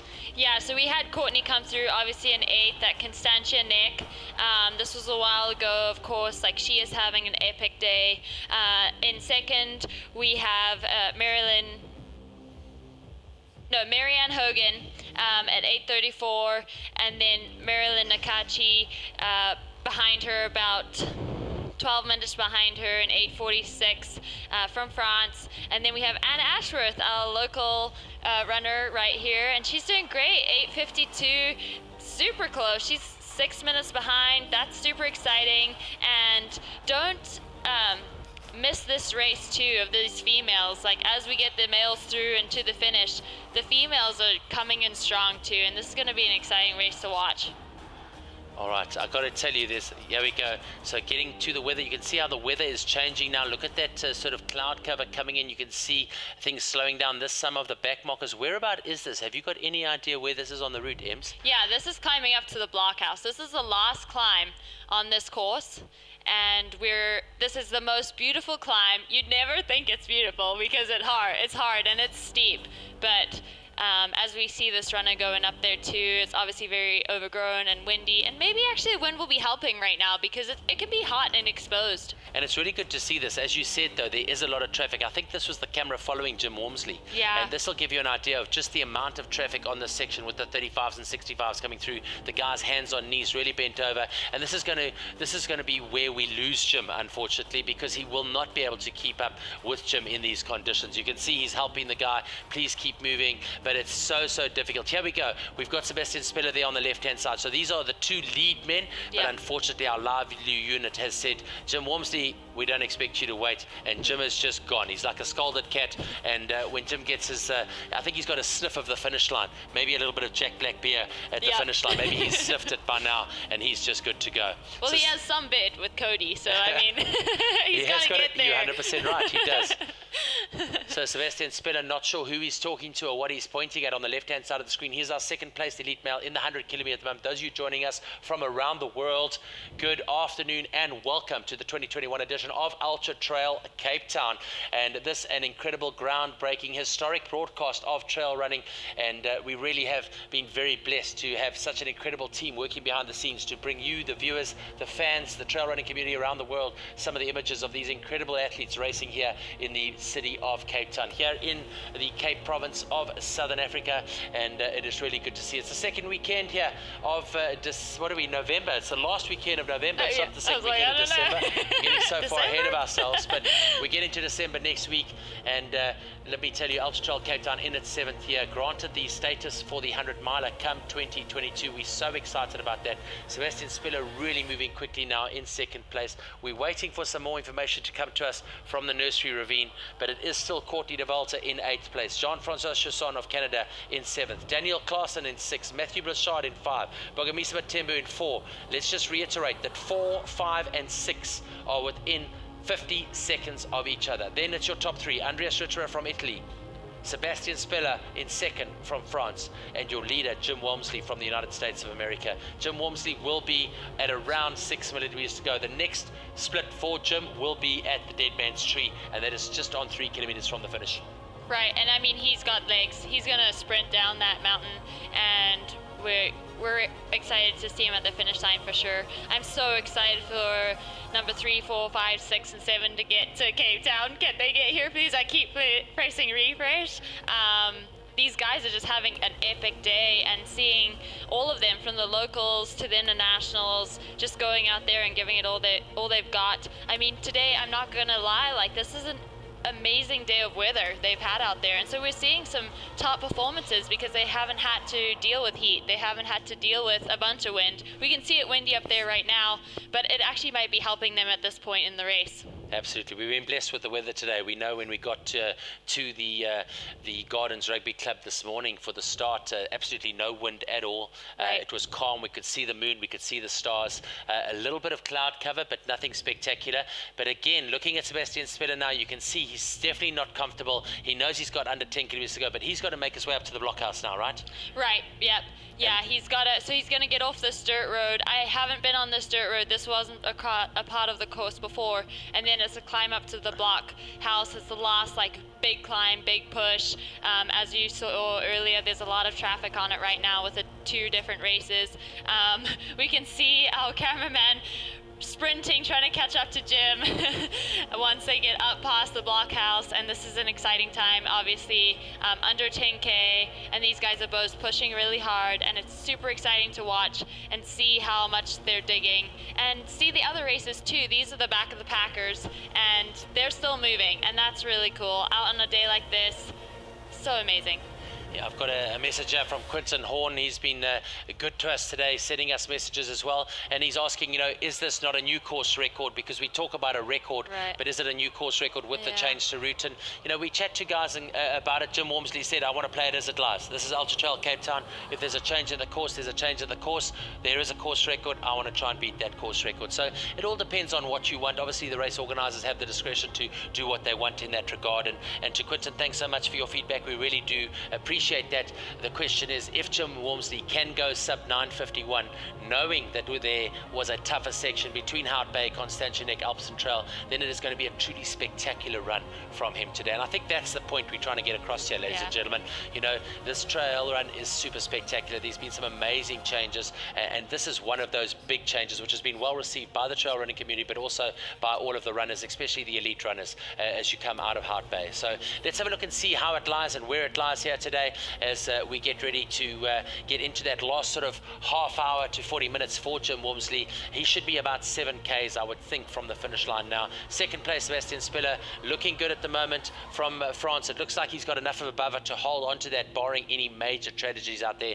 But story of the day, Courtney Dauwalter, 8th place and just closing. I'm going to be so excited to see her next split. Yeah, and she actually just came through Nursery Ravine, still strong in 8th place. 9:08. I'm not sure how much time she's gained from the last section, or if she has, or if she's held consistent. It'll be interesting to see that.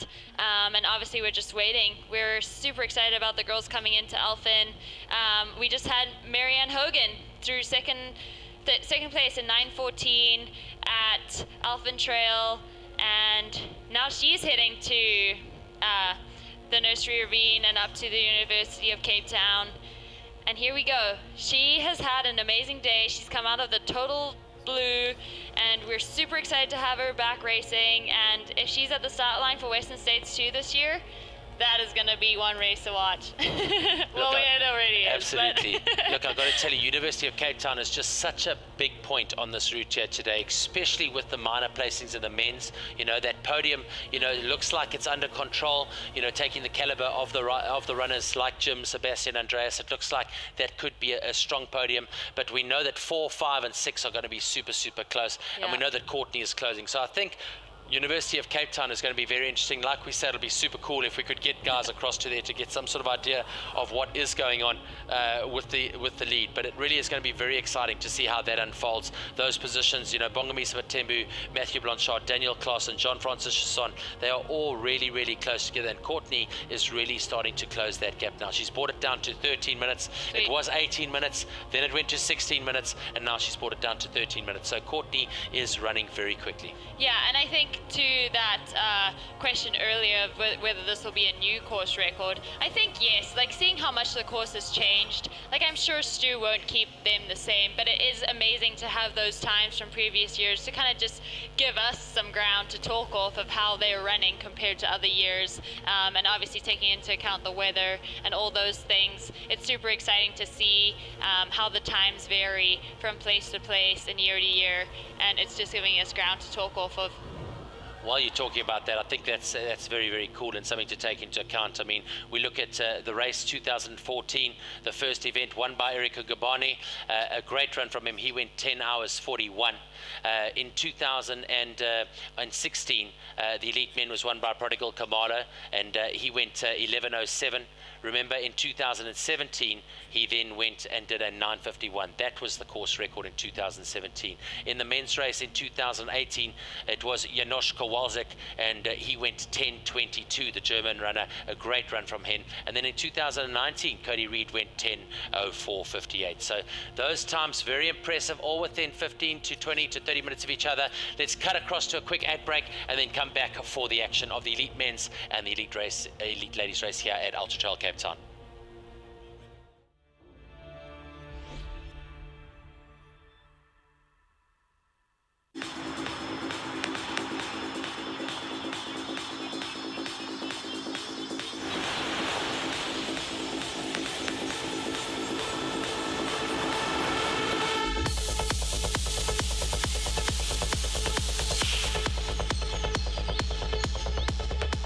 Going on an adventure, watching the sunrise from the top of a mountain after descension. It's time for me to put your life back on the bookshelf. Remember what you said. You wrote a story by yourself.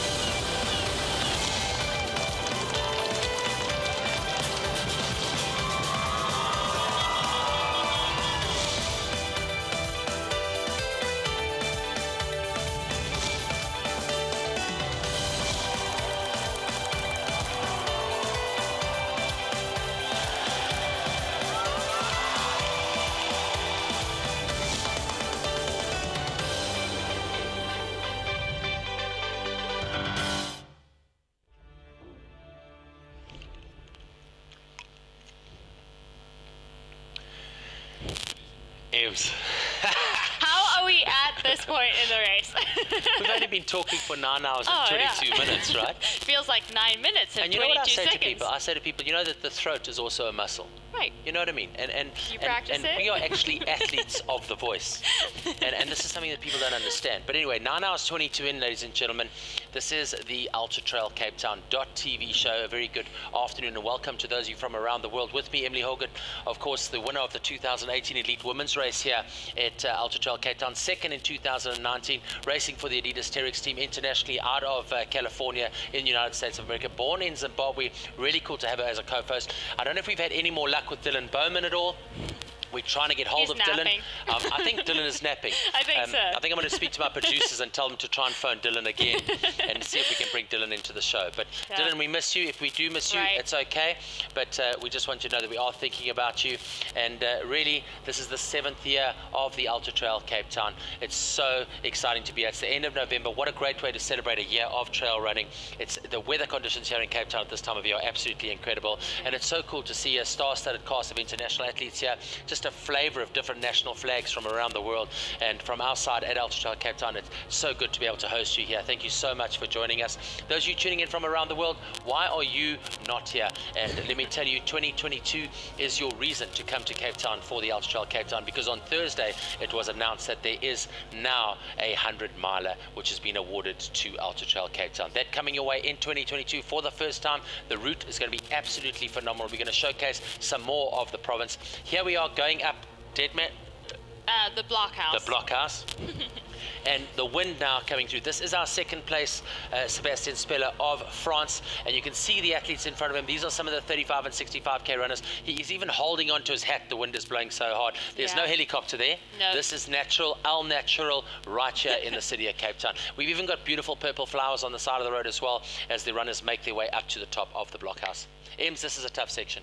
Yeah, I mean, this is your final climb. This is where you really got to dig deep, and then it's like, it's back to the rocky kind of loopy round table mountain trail. It's not, there's no hills or anything, but you still got to run, and you got to run pretty fast, and you're on tired legs by now. And then you've got a downhill from Deadman's 2K sprint to the finish, and this is where it gets exciting too, and we really see people's strengths shine out, and we see like the tough things. I know in that 65k race, our Zimbabwean Colin like had a tough time on this little last section and ended up taking third by like a few seconds.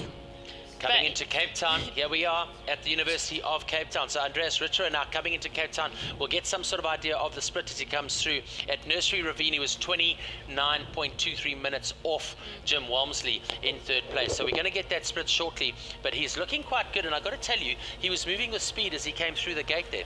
Yeah, for sure. And I know like he started out really strong, and kind of we thought he'd drop back a little, but yeah, he was not moving slow, and he just came in right there. What for me was amazing, and I've got my results right here, but I remember in 2019, I'm looking at the results here of the 35k, Andreas Ritter coming through from Italy, first place in the 35 kilometer. Wow. And now he's stepped up in crazy conditions into a third place overall in the 100 kilometer, and by all accounts he's going to manage to keep that through to the finish. Just 10k's to go to the finish line now, and he really has run a good race today.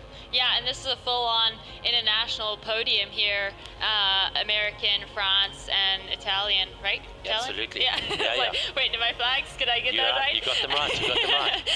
But that's, I mean, really cool to see out here, and he has not dropped back, you know, any further than he started out. And well, he started out strong, but yeah, but I must say, looking at the splits here now at Nursery Ravine, he's gone from 29, and in this last section he's now on 39 minutes behind. So you can see he's definitely lost some time, and that is over 8.6 kilometers. He's lost 10 minutes. So what that does is, it's not showing you that he's running slower, it's showing you that Jim is running faster. And this is what I'm trying to point out, and I think we might be missing this a little bit today, is I don't think we really picking up how fast Jim is going on this latter half of the race, and especially these last 20 kilometers. Jim is moving quickly. Yeah, he just keeps dropping everyone. I mean, he's dropping the athletes, but he's also dropping the cameramen who haven't run as far as him. Yeah, they just can't keep up. And that's really, I mean, that just shows his strengths and how talented he is at running this far and this strong for this long. It's just really amazing to see, and super cool to see him rip up this course and really bring it home. If you look at Sebastien Spehler here now, you can see how he's literally getting down onto his knees now, trying to avoid the wind, because the wind is really, really blowing, and this really takes it out of you. This blockhouse is proper. Yeah, it's a really good climb, and there's no one, I don't think anyone's ever said like, oh, I'm looking forward to that climb. Nope, that is the hardest climb of the race. Yeah, and it's the last climb. Am I right? It's the last climb, yep. You know, if I remember looking at the profile from here, they sort of make their way down the back of the escarpment on the contour into Dead Man's Tree, and from Dead Man's Tree they can literally hear and see the finish. It's not too far, it's just around the corner, isn't it? Right, even before you get to Dead Man's Tree you can actually see the finish, and so that's really exciting, and that brings you home for sure. And wow, yeah, he's getting close. He's so near the top now, and remember that our cameraman is maintaining his pace and staying with him. So again, I just cannot applaud the team behind the scenes here that are managing to bring you these visuals. I know a lot of you are watching, and a lot of you think, oh, how quick can it be? Why are we not getting these visuals? But people, let me tell you, this is a phenomenal production, and the team behind the scenes here has really put on an incredible show today. I hope you guys agree with that, and I hope you've enjoyed us bringing you this live footage of the 2021 edition of the Ultra Trail Cape Town, because it has been absolutely incredible, and it's nice to see. We're chatting to some of the guys here. They just say the cameraman cannot keep up with Jim Walmsley. They just cannot keep up with him. They can stay with him for 1.5 kilometers, and then he's just blowing them out the back. They're absolutely exploding, because again, he's going very, very fast. So you'll love this. So we get to the end of Western States, and Jim's still sitting in the P tent for the drug testing, and everyone was joking with him because it took him 5 hours to pee. And we were all like, well, thank goodness there's one thing we can beat Jim at. Winning. Right. But again, I mean, this is another thing. You know, we're looking at these conditions now. We know when the wind blows like this. We know when there's a decent amount of sunlight out there. Your body is just letting go. And dehydration can become a massive problem. Yeah, exactly. And I mean, at that point in time, too, as we see here, like, our athletes dig deep. And as Prodigal said, like, it gets to the point where you're prepared to die out there if you need to. And Jim obviously, you know, crushed it this year at Western too, and probably dug really deep, even further than what we realized, and that showed in just sitting in the P tent for that long. I think we spoke about it earlier as well. You know, we get so drawn to winning, and we get so drawn to heroes and icons of the sport, but winning is not normal. No. Winning is extraordinary. It's not something that everyone can do. Yeah. You know, we've got a field here of, 400 runners, and one person can win. Right. You know, the men's, and one person can win the ladies. So getting into that mindset of winning and finding the formula that works for you and continuously doing that back to back to back requires a very special individual. Someone that has a Jim Walmsley, a DNA, someone that has a Courtney Dauwalter DNA. And this is what just continues to impress me, because the level of athlete right here today, racing in Cape Town at this moment in time, we've got some of the best runners in the world. We know we've got the #1 ranked male and female in the world across the distance, but we've got some of the best runners in the world. So having a look at the tracking here, having a look and seeing just how hard these guys are working is absolutely incredible. Don't forget, check out www.ultratrailcapetown.com for the tracking. You can see on screen there are the URLs for you to track, but literally those links are available, one-click links for you on the ultratrailcapetown.com website. Also get across to the YouTube channel, go and subscribe to the YouTube channel. We're going to be doing a lot of post-editing and putting out a lot of really cool imagery, especially with the guys from Pulse on some of the running sections that we've done earlier here today. But yeah, check it out, people. I mean, the ticket tape's coming through. Remember, if you've got any questions, he lost his hat. Yeah. He stopped and went to get his hat. Of course, you got it. You can't lose any exactly gear. What is happening out there. Sebastien Spehler going and grabbing his hat, getting blown straight off the top of his head. And it just gives you an idea of the conditions and how hectic they are at the top of Blockhouse. He's nearly there, though, Ems, right? Yeah, he's nearly there, and he'll see it soon in an instant. And we would really, really love to hear from you. Join this community that's here today. Reach out to Max at Max Kluwer on Instagram, and myself at Emily Holgood, and give us your thoughts. We are so excited you're here with us. I just heard there's 1,700 viewers on the YouTube, and yeah, jump in onto the Ultra Trail Cape Town following too, and give them your thoughts, and tag them, post it there. Just be involved today. Like, absolutely. Why not? Absolutely. I'm going to do a shout out to our director here to see if we can get hold of Dylan again. Let's try and give him another phone call. Let's try and get hold of Dylan, see if we can get him back in. I'm sure he's awake. We've given him another half an hour to sleep. I think that's more than enough because we really want to try and get him involved. So we're going to try and give Dylan a call again, see if we can get him out of bed in the USA. He's in Colorado at the moment, and we're going to keep on trying. We're going to keep on hassling him, and then we'll send him one of those, what are they called, those Jack Black things you called them again? The growlers. We'll send him some Jack Black growlers because we need to get him out of bed. Yeah. But here we go now, making his way to the top of the Blockhouse, Sebastien Spehler. He's been incredible here today. In second place at the moment, you can see moving his way through those 35 and 65 kilometer runners, and just again, you know, trail etiquette so important, asking for passage, people letting him come through, and that's what it's all about. But you can imagine what Jim is also doing, because we're not getting him, and he's managing to weave and wound his way through all of this as well. Yeah, and I just cannot imagine the joy and the excitement on those 35K and 65K back of the runner pack runners that are just so excited that Jim is running by them. And so there he is at the top. Yeah, that's the Blockhouse. That is the Blockhouse, that's right? The Blockhouse. That is your Blockhouse. So there it is. He's reached the Blockhouse now. And how far to go to Dead Man's Tree from here? I'm not actually sure. I feel like it lasts forever. Really? But it's probably 4 or 5 Ks. Okay, all right. Yeah, and then you got the 2K run. Yeah, it's down. probably 3.5 to 4, I would guess, probably, just judging on the thing. So he's getting some speed up again, starting to run now. onto the contour trail now, and he's making his way through. So really, again, massive shout out to our team following him here as he comes along the contour, and basically he's going to come around the contour into the bowl, and then he's going to come back on himself to Dead Man's Tree. Yes, yeah, it's a beautiful, beautiful trail. You start seeing the gardens and the finish line, and here this section of the trail is just really full of people right now, and everyone's going to be so excited. They're going to start feeling this finish. It's going to be amazing. So looking at the time now, it's going to be interesting, because I don't think we realize just how tough this last 10 kilometers is. We know, we said that Jim needs to run, 52 minutes to an hour if he wants to break the record. Right. But I think it's also super important that once you get to Dead Man's Tree, you're looking at 8 to 12 minutes, possibly. Yeah. Maybe with Jim and sniffing that finish line, he can do that sub 10, I would say.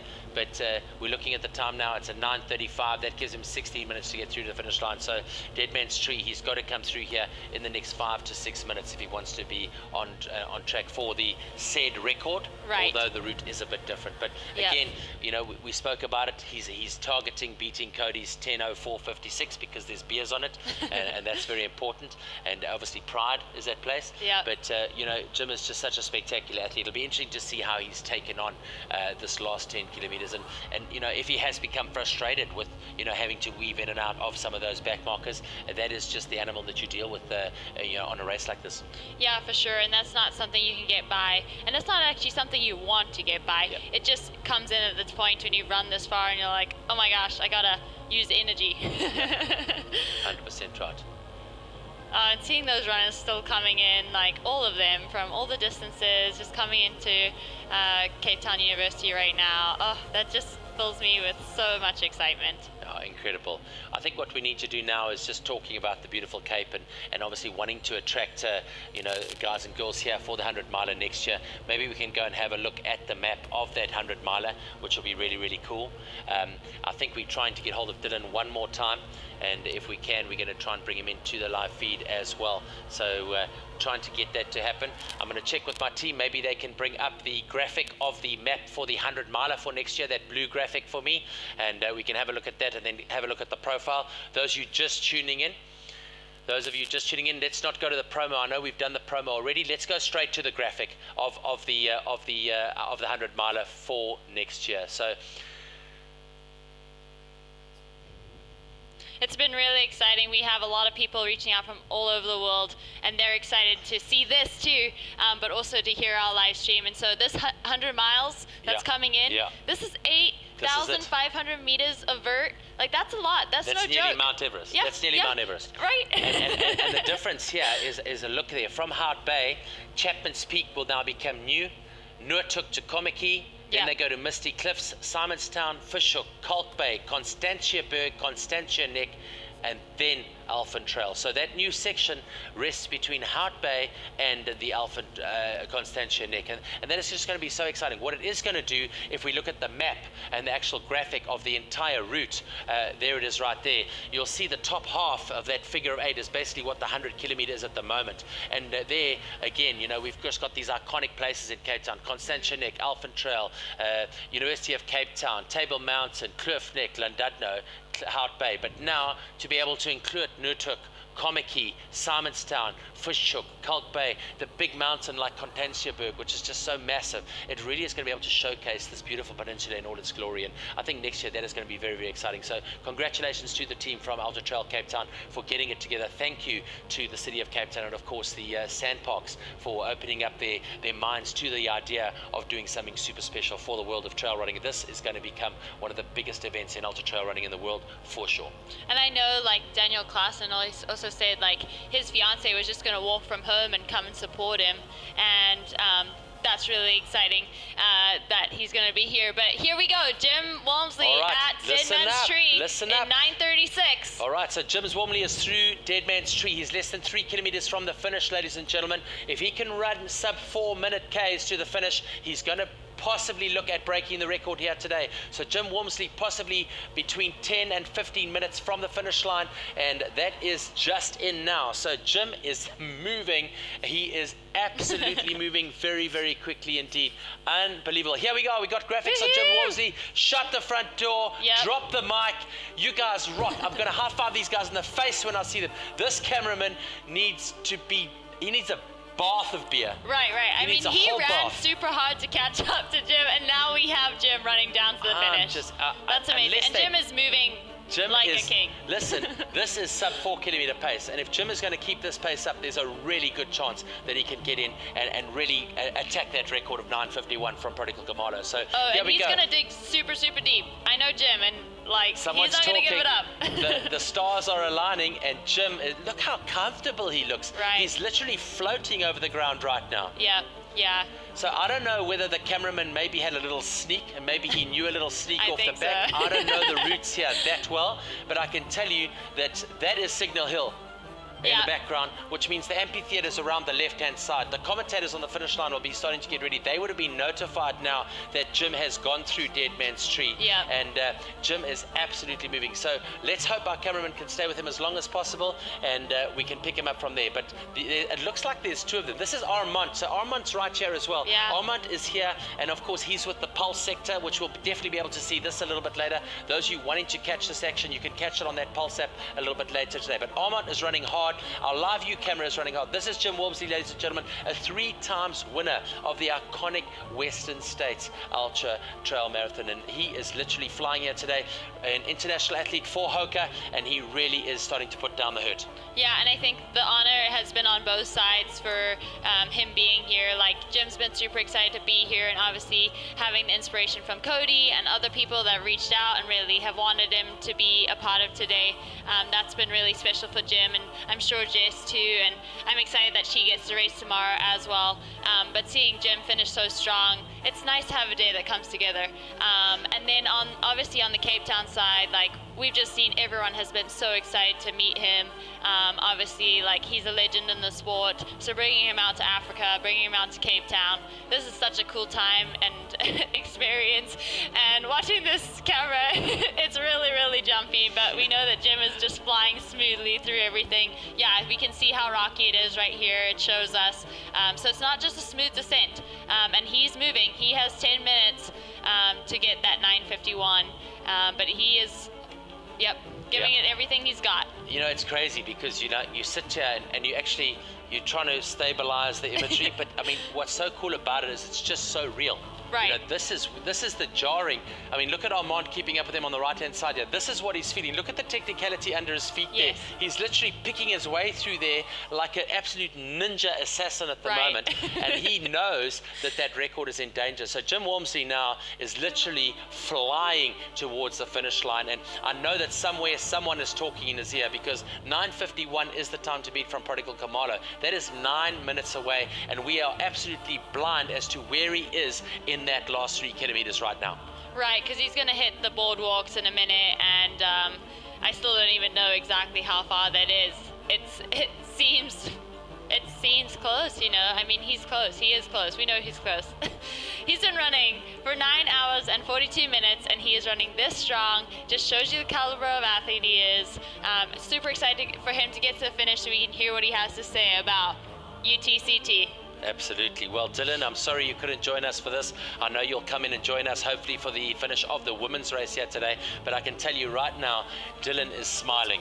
He is definitely smiling. Even though he's sleeping and he's in dreamland, he is smiling because Jim Walmsley is doing the near impossible here today. In crazy conditions, the race started early at 4 o'clock this morning. He ticked boxes all the way through, trading punches all the way with Sebastien Spehler and Andreas Rittera. They changed places a couple of times. We saw when they got to La Dudna, they were less than 12 seconds apart as they hit the white sandy beaches. And from there, we saw Jim very tactical there. We saw the change for him where he changed his shoes. At Hout Bay. That was at Hout Bay. And I think that was a good one for him as well. Very calculating in that space, and just such showing such maturity. I mean, I know he's been in this game for a long time, but to piece something together like this, to take all the pieces of the puzzle and click those pieces together time and time again, when you've got competition like this biting at your heels, is nothing short of incredible. Yeah, and I think he's really loved having that competition today too. Like, it's one thing to run away with it from the beginning, but to have this competition is so exciting. And here we are back in Cape Town at Cape Town University. Absolutely. So Mathieu Blanchard now. So Mathieu Blanchard in 4th place. Remember, he was 3rd at Ultra Trail Mont Blanc this year, and this guy really loves running. He's got a secret concoction there. I know Ryan Sands asked him about what it is. I know he said turmeric. I think he said there's some turmeric in there, some sweet potatoes, and a whole lot of other stuff.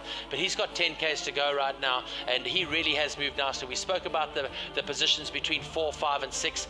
We know at the Nursery Ravine, it was him, Bongamusa Matembo, Daniel Claassen, and Mathieu definitely now stretching out the lead, getting ahead of Bongamusa Matembo and Daniel Claassen of South Africa. There's Daniel Claassen now. So Daniel looking really good. So that 4th place now is right there. It's a tie for 4th place. Mathieu Blanchard this year is Daniel Claassen now, the South African, the first South African. Remember, he was the 2nd South African here in 2019, 7th overall. That's his fiancée right over there. They're getting married pretty soon, I think. 2 weeks. This is an 2 weeks till marriage. Unbelievable. And this year, let me tell you, when I saw him at the question and answer on Thursday night, he was just so humble, so ready for this. He spent some quality time overseas this year with Kane Riley, and they've run some incredible stuff overseas this year. And this is your 1st place South African. Daniel Claassen looking really, really good. I need to basically load up the finish line, because that finish line camera is going to catch Jim Walmsley. So we need to make sure the finish line cameras are ready for Jim Walmsley, and we need to try and get back to our live view camera, because Jim is going to be less than 5 minutes from the finish line. We need to try and find out wherever he is. So finish line Daniel cameras. is in 5th, not 6th, as odds on the street. It's tie, right? They're going to be tie, because they're right together. 4th and 5th. 4th and 5th. Yeah, he's gone back. He's gone backwards. Yeah. So Bongamisa will be sitting in 6th, and 4th and 5th, although the places are there, they pretty much tie, because they're in that space at the same time. So we need the finish line. So we're going to go quickly to a little clip here on the pulse segment with Daniel as he makes his way down the Fluckenberg section. Let's have a quick look at that. We do not want to miss the finish, so I hope that our finish line cameras are ready, because that finish is going to be coming our way any time in the next couple of minutes. But this is Daniel Claassen now, running his way down this pulse segment now. Don't worry, we know you guys are out there watching and thinking, hey, we don't want to miss Jim's finish. Don't stress about it. We got it under control. We got eyes in the sky right now. This is just a showcase of the telemetry and the topography of that pulse segment running down the Fluckenberg there with Daniel. He's been super, super good here today. Moving through to the finish line now, a couple of athletes coming across the line in both the 65 and the 35. Nick Bourneman, Sue Elliott on the finish line now. Legends of Ultra Trail Cape Town. We see Ryan Scott is there. I'm sure that Mike Finch will be there as well. Trying to look back at Dead Man's Tree, and we know that Jim Walmsley was through there at 9:36 with just under 3 kilometers. Here we go, ladies and gentlemen. Jim Walmsley now is making his way down the road. Whereabout is this? I'm trying to pick it up. He's going to turn left. He's going to get that left hand onto the field. And then he's going up. No, he's got 2 lefts. 2 lefts. All right, we've got 2 lefts. Is this going to be a new record? Call it, Ems.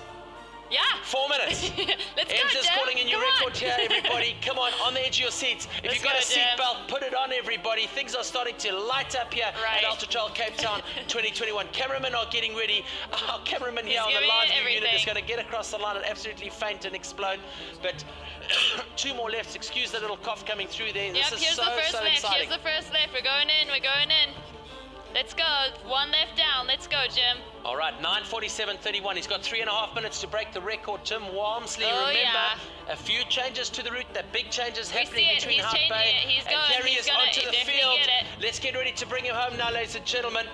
I'm going to get Emily to bring him up onto the field. I'll bring him home. Let's go, Jim. Come on. And he's crushing it. I mean, he's climbing. Yeah, this is a tiny 25-step climb, and he's just bringing it home strong. Jim, I mean, today has just been exemplary, as it always is. He changed his shoes at Halt Bay. He's run strong the whole day, and he's just beyond excited to be here, I'm sure. And we can't wait to question him. Here he is over the last Here we go, ladies and gentlemen. Last It's Jim timing. Walmsley running past the hospitality tent here out on the finish line at the Gardens Rugby Club. He's going to go a quick right-hander, and then he's into the final 100 meters of the race here today. Jim Walmsley, ladies and gentlemen, is going to break the record here in 2021. Prodigal Comando's record of 9:51. Jim Walmsley from the United States of America is your champion of Ultra Trail Cape Town in 2021. Absolutely incredible. There it is. We're going to take it out. Jim Walmsley, take a bow. Incredible. Look at that. Stu McConney, can't believe it. What a day. I can't believe it. And we told you how fast he was moving in the last weekend. There's the clock. 9:47.29. He has gone under the time of Prodigal Commando. We have a new record at Ultra Trail Cape Town in 2021, and it's none other than the phenomenal Jim Walmsley. Congratulations and well done. Ems. What a day. Woo! And he has just crushed it. He's excited. He doesn't even look like he's breathing hard. That is absolutely ridiculous. I mean, those amazing, last right? 10Ks. Look at Cody Reed. Cody Reed giving him a Jack Black. I owe you a beer. Yeah, he does. Record, buddy. I'll take this round. You get the next one. But Cody winning the 65 here today from the United States of America. But it's all about Jim Walmsley here today, ladies and gentlemen.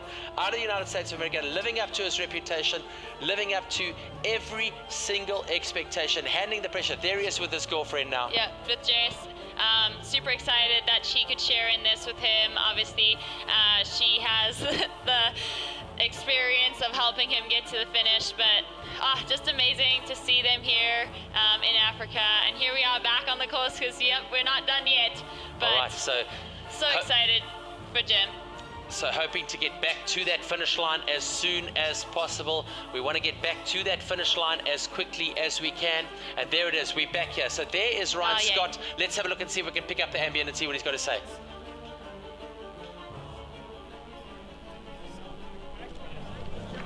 I mean, I think it happened because the second half of the course was really cool.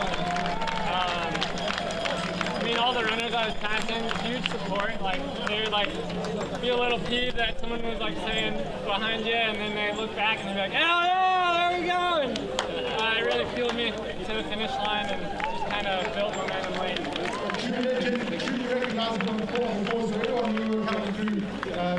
How did it go with regards to the conditions? Where you in Delta Walk, the tactics, Dave was quite a tricky race to get right. You certainly did that. How did it pan out for your position and your tactics? It was a little tricky. I think made an earlier move up Flatty Clip and kind of went off a bit and had to backtrack and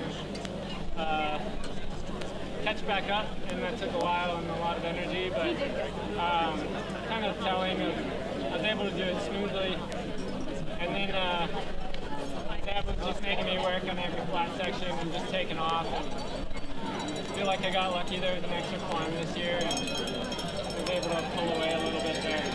Fantastic, so you did all the time. Continue for a week and managed to enjoy what you do. Today, you managed to take it out to the backyard and head down and I remember heading out of Hot Bay and looking to my right in the ocean, it was super blue, and there were like 6 people with little buoys swimming in the ocean there, and that was a pretty cool view. Other than that, the course is just so entertaining. It keeps you really on your toes, and paying attention, and for the most part, no falls today, so I feel lucky in that regard for sure. fantastic. You also have been at the time of this race within the season. What are your plans? What, 100 miles? Winning 100, exciting, but at the same time intimidating. Think about it, but they're now a little break, and I'll probably build through next year after this. Well, what's intimidating is a new record over this course, 9 hours 46. Well done to Jim. Enjoy your time. So there it is, the finish of the Ultra Trail Cape Town for the elite men, Jim Walmsley of the United States of America. Look at the time, I mean, absolutely incredible. And a 9:47.20. He breaks the record, just working out my mathematics here, by just on 3 minutes and 40 seconds. I mean, he salutes the crowd. Ryan Scott, obviously sound quality not good. The wind really blowing there at the Gardens Rugby Club in Cape Town. You can see the wind definitely a factor. But Jim delivering on promise here today. I mean, what a great result, Ems. Yeah, and he had a great day. I mean, he made smart decisions, and it's just really great to see like a professional execute a professional race. And we got to watch like as much as we could keep up with him. And he just executed it perfectly today, and to see him at that finish line is amazing. We apologize for the sound if we couldn't hear his interview at the finish, but we are really excited to get more of an inside look at him. And we're jumping back to the University of Cape Town. Yeah. So at the University of Cape Town, it is Jean-François Chasson of Canada, and he's coming into the UCT 8 point now. He's in 7th place at the moment, and that means that Courtney Dauwalter not going to be too far behind. Let's go and have a look here. University of Cape Town, what is happening? He's going to be in 7th place as he comes through there. What I want to point out for you is having a look at Hout Bay. That is where Jim Walmsley made his move. We know that that's where he changed the shoes, but pretty much there Jim went out of Hout Bay. He was just 59 seconds ahead of Sebastien Spehler, and all of a sudden between Hout Bay and Constantia Neck it went to 11 minutes. That's just incredible. And Jim, I mean, he has it nailed, and we talked about this with Bruce and everything. Jim is so well read, has a plan, sticks to it, doesn't get flustered if things aren't going as he thinks. Like, it sounded like he had a wrong turn there and had to double back and get back on track, but he just took it in his stride and crushed it all the way to the finish. And it's nice to do a comparison, because don't underestimate what a great race Sebastien Spehler has had today, the rider, the runner from France. He's been really good today. My riders and my runners are all there. But what's been quite impressive is you look at 3rd place, coming out of Hout Bay to Constantia Neck. He literally went and put another 13 minutes into Andreas Retterer. If you then go to Alpen Trail, he then went and put 19 minutes. Then at the Nursery Ravine, it was up to 30 minutes. Yeah. So between Alpen Trail and Nursery Ravine, he did another interval. He went out and he increased that by another 10 minutes. And that just shows the speed at which he was running. Between Nursery Ravine and the University of Cape Town, that then was another 10 minutes. Yeah. So now all of a sudden, every aid station he's putting 10 minutes into the next 2 or 3 places. And that is just showing the speed, and that's why that record was in danger. Between the University of Cape Town and Dead Man's Tree, I mean, he was just on his own, and that last 10 kilometers, we know that we saw Sebastien Spehler going up to the blockhouse. We saw how tired he was. We saw what hard work it is. We saw what the weather conditions were like up there. Right. And I mean, it was windy, but Jim did mention that. He said that the second half of the race wasn't warm. He said it was cool. And I think that's huge, and that's a big thing to take in. Like, the weather condition today has been so amazing. I've never seen it like this on race day, and so seeing that happen, seeing him take full advantage of it and just nail it. Wow. And now we have our Jean-François Chasson, 7th place. I mean, getting a little massage. His legs are hurting a little, but he's got 10K to go. So once he gets through this, he's on the home stretch. And he's still got blockhouse. Yeah. So blockhouse is absolutely brutal. When your body is saying, I can't, blockhouse becomes a mental nightmare. Yeah, and I mean, that's trail running. It's so mental. So it'll be exciting to see how he can get through this and be like, okay, just have to push a little more. And look at the wind blowing there. You can see that weather at the University of Cape Town really, really picking up. I think he's saving a little bit of his breakfast roll for later on that beard. He'll maybe use that going up the blockhouse to get him through. But you can just see now, I mean, these guys are putting everything out there today. And this is just such a great race to perform at so late in the year, because this is certainly going to prepare them and put them in the right space of mind for next year. You know, a lot of guys are starting to think about, where am I next year? What am I going to be doing? Where am I going to be racing? What races do I want to do? A lot of their partners and sponsors are, you know, deciding where they're going with their brands and what they're doing, and is this person the right person to be representing us, or hey, look at this kid, or look at this person. So this is just such a great showcase for the sport, because we're not only getting out to the trail running community, but we're also getting around to the partners, the sponsors, the role players, the stakeholders in the sport of trail running, and we're showing them what a magnificent sport it is. Yeah, and this is trail running, and as much as like I'm always down for just following a blue dot on tracking, this has been really special today to be actually in the race, like being able to see it. Yes, I can't drive around to all the different aid stations, but I've had a front row seat That's amazing. No, it's incredible, isn't it? 3170 coming across the line there in the 35K. I'll let you know exactly who that is right now as I jar my memory. It is Denzel Hillerman coming through, so well done to Denzel. 3858 through as well. Really big field here in the 35K. Waiting for some of the previews to come up. I'm working too hard for my computer and too fast for my computer, so I'll give you those details as soon as I can. But really good to see the athletes coming through and really enjoying the run here today. And no matter whether you're doing the 35, the 65, the 100 or even the 21K tomorrow, what a celebration of trail running it is at the Ultra Trail Cape Town. Yeah, and as Jim put at the Q&A a couple days ago, this is an exciting race to have too at the end of year, because there are a lot of athletes that really want to have a celebration race before they take some time off, and that has been it today for a lot of people, and it's still for a lot of people ahead. So Tina Pinar across the line there, one of the ladies in the 35K, and this is the one thing I love, and I don't know if it's something in racing worldwide, but I can tell you in South Africa, you always want to beat the person ahead of you. Yeah. And look at the enthusiasm from the guy. Here we go. Here's another one of those runners, right? Yeah, here's Dries, Swimby and Christian from Hoka. So Dries and Christian coming through. Well done, guys. They had a great run there. Congratulations to both of them representing their brand here at the Ultra Trail Cape Town. Well done, boys. A great run from both of you here today. I'm loving the enthusiasm of the guys from Jack Black as they run to the athletes and give them that golden nectar as they cross the line. It's absolutely fantastic. You love that golden nectar, No, that don't golden you? nectar, let me tell you, it is the taste of champions here, and really good to see the guys embracing it. And I've got to tell you, like Jack Black have just been so good. I mean, we know what they do with Tuesday Trails. We know how that works and how they raise funds and how they put money back into the trail community and the trails here. And I think that is just so important. 3224 coming through now. Let me go and see how fast my machine is working. Sometimes I work too fast. 3224. I love how excited she was. Seeing her raise her hands like that, celebrate. That's what everyone should do. And those little smiles. Well done, Georgia. I promise you heard out on the trail, and then you get to the finish and you're like, oh, I want to do that again.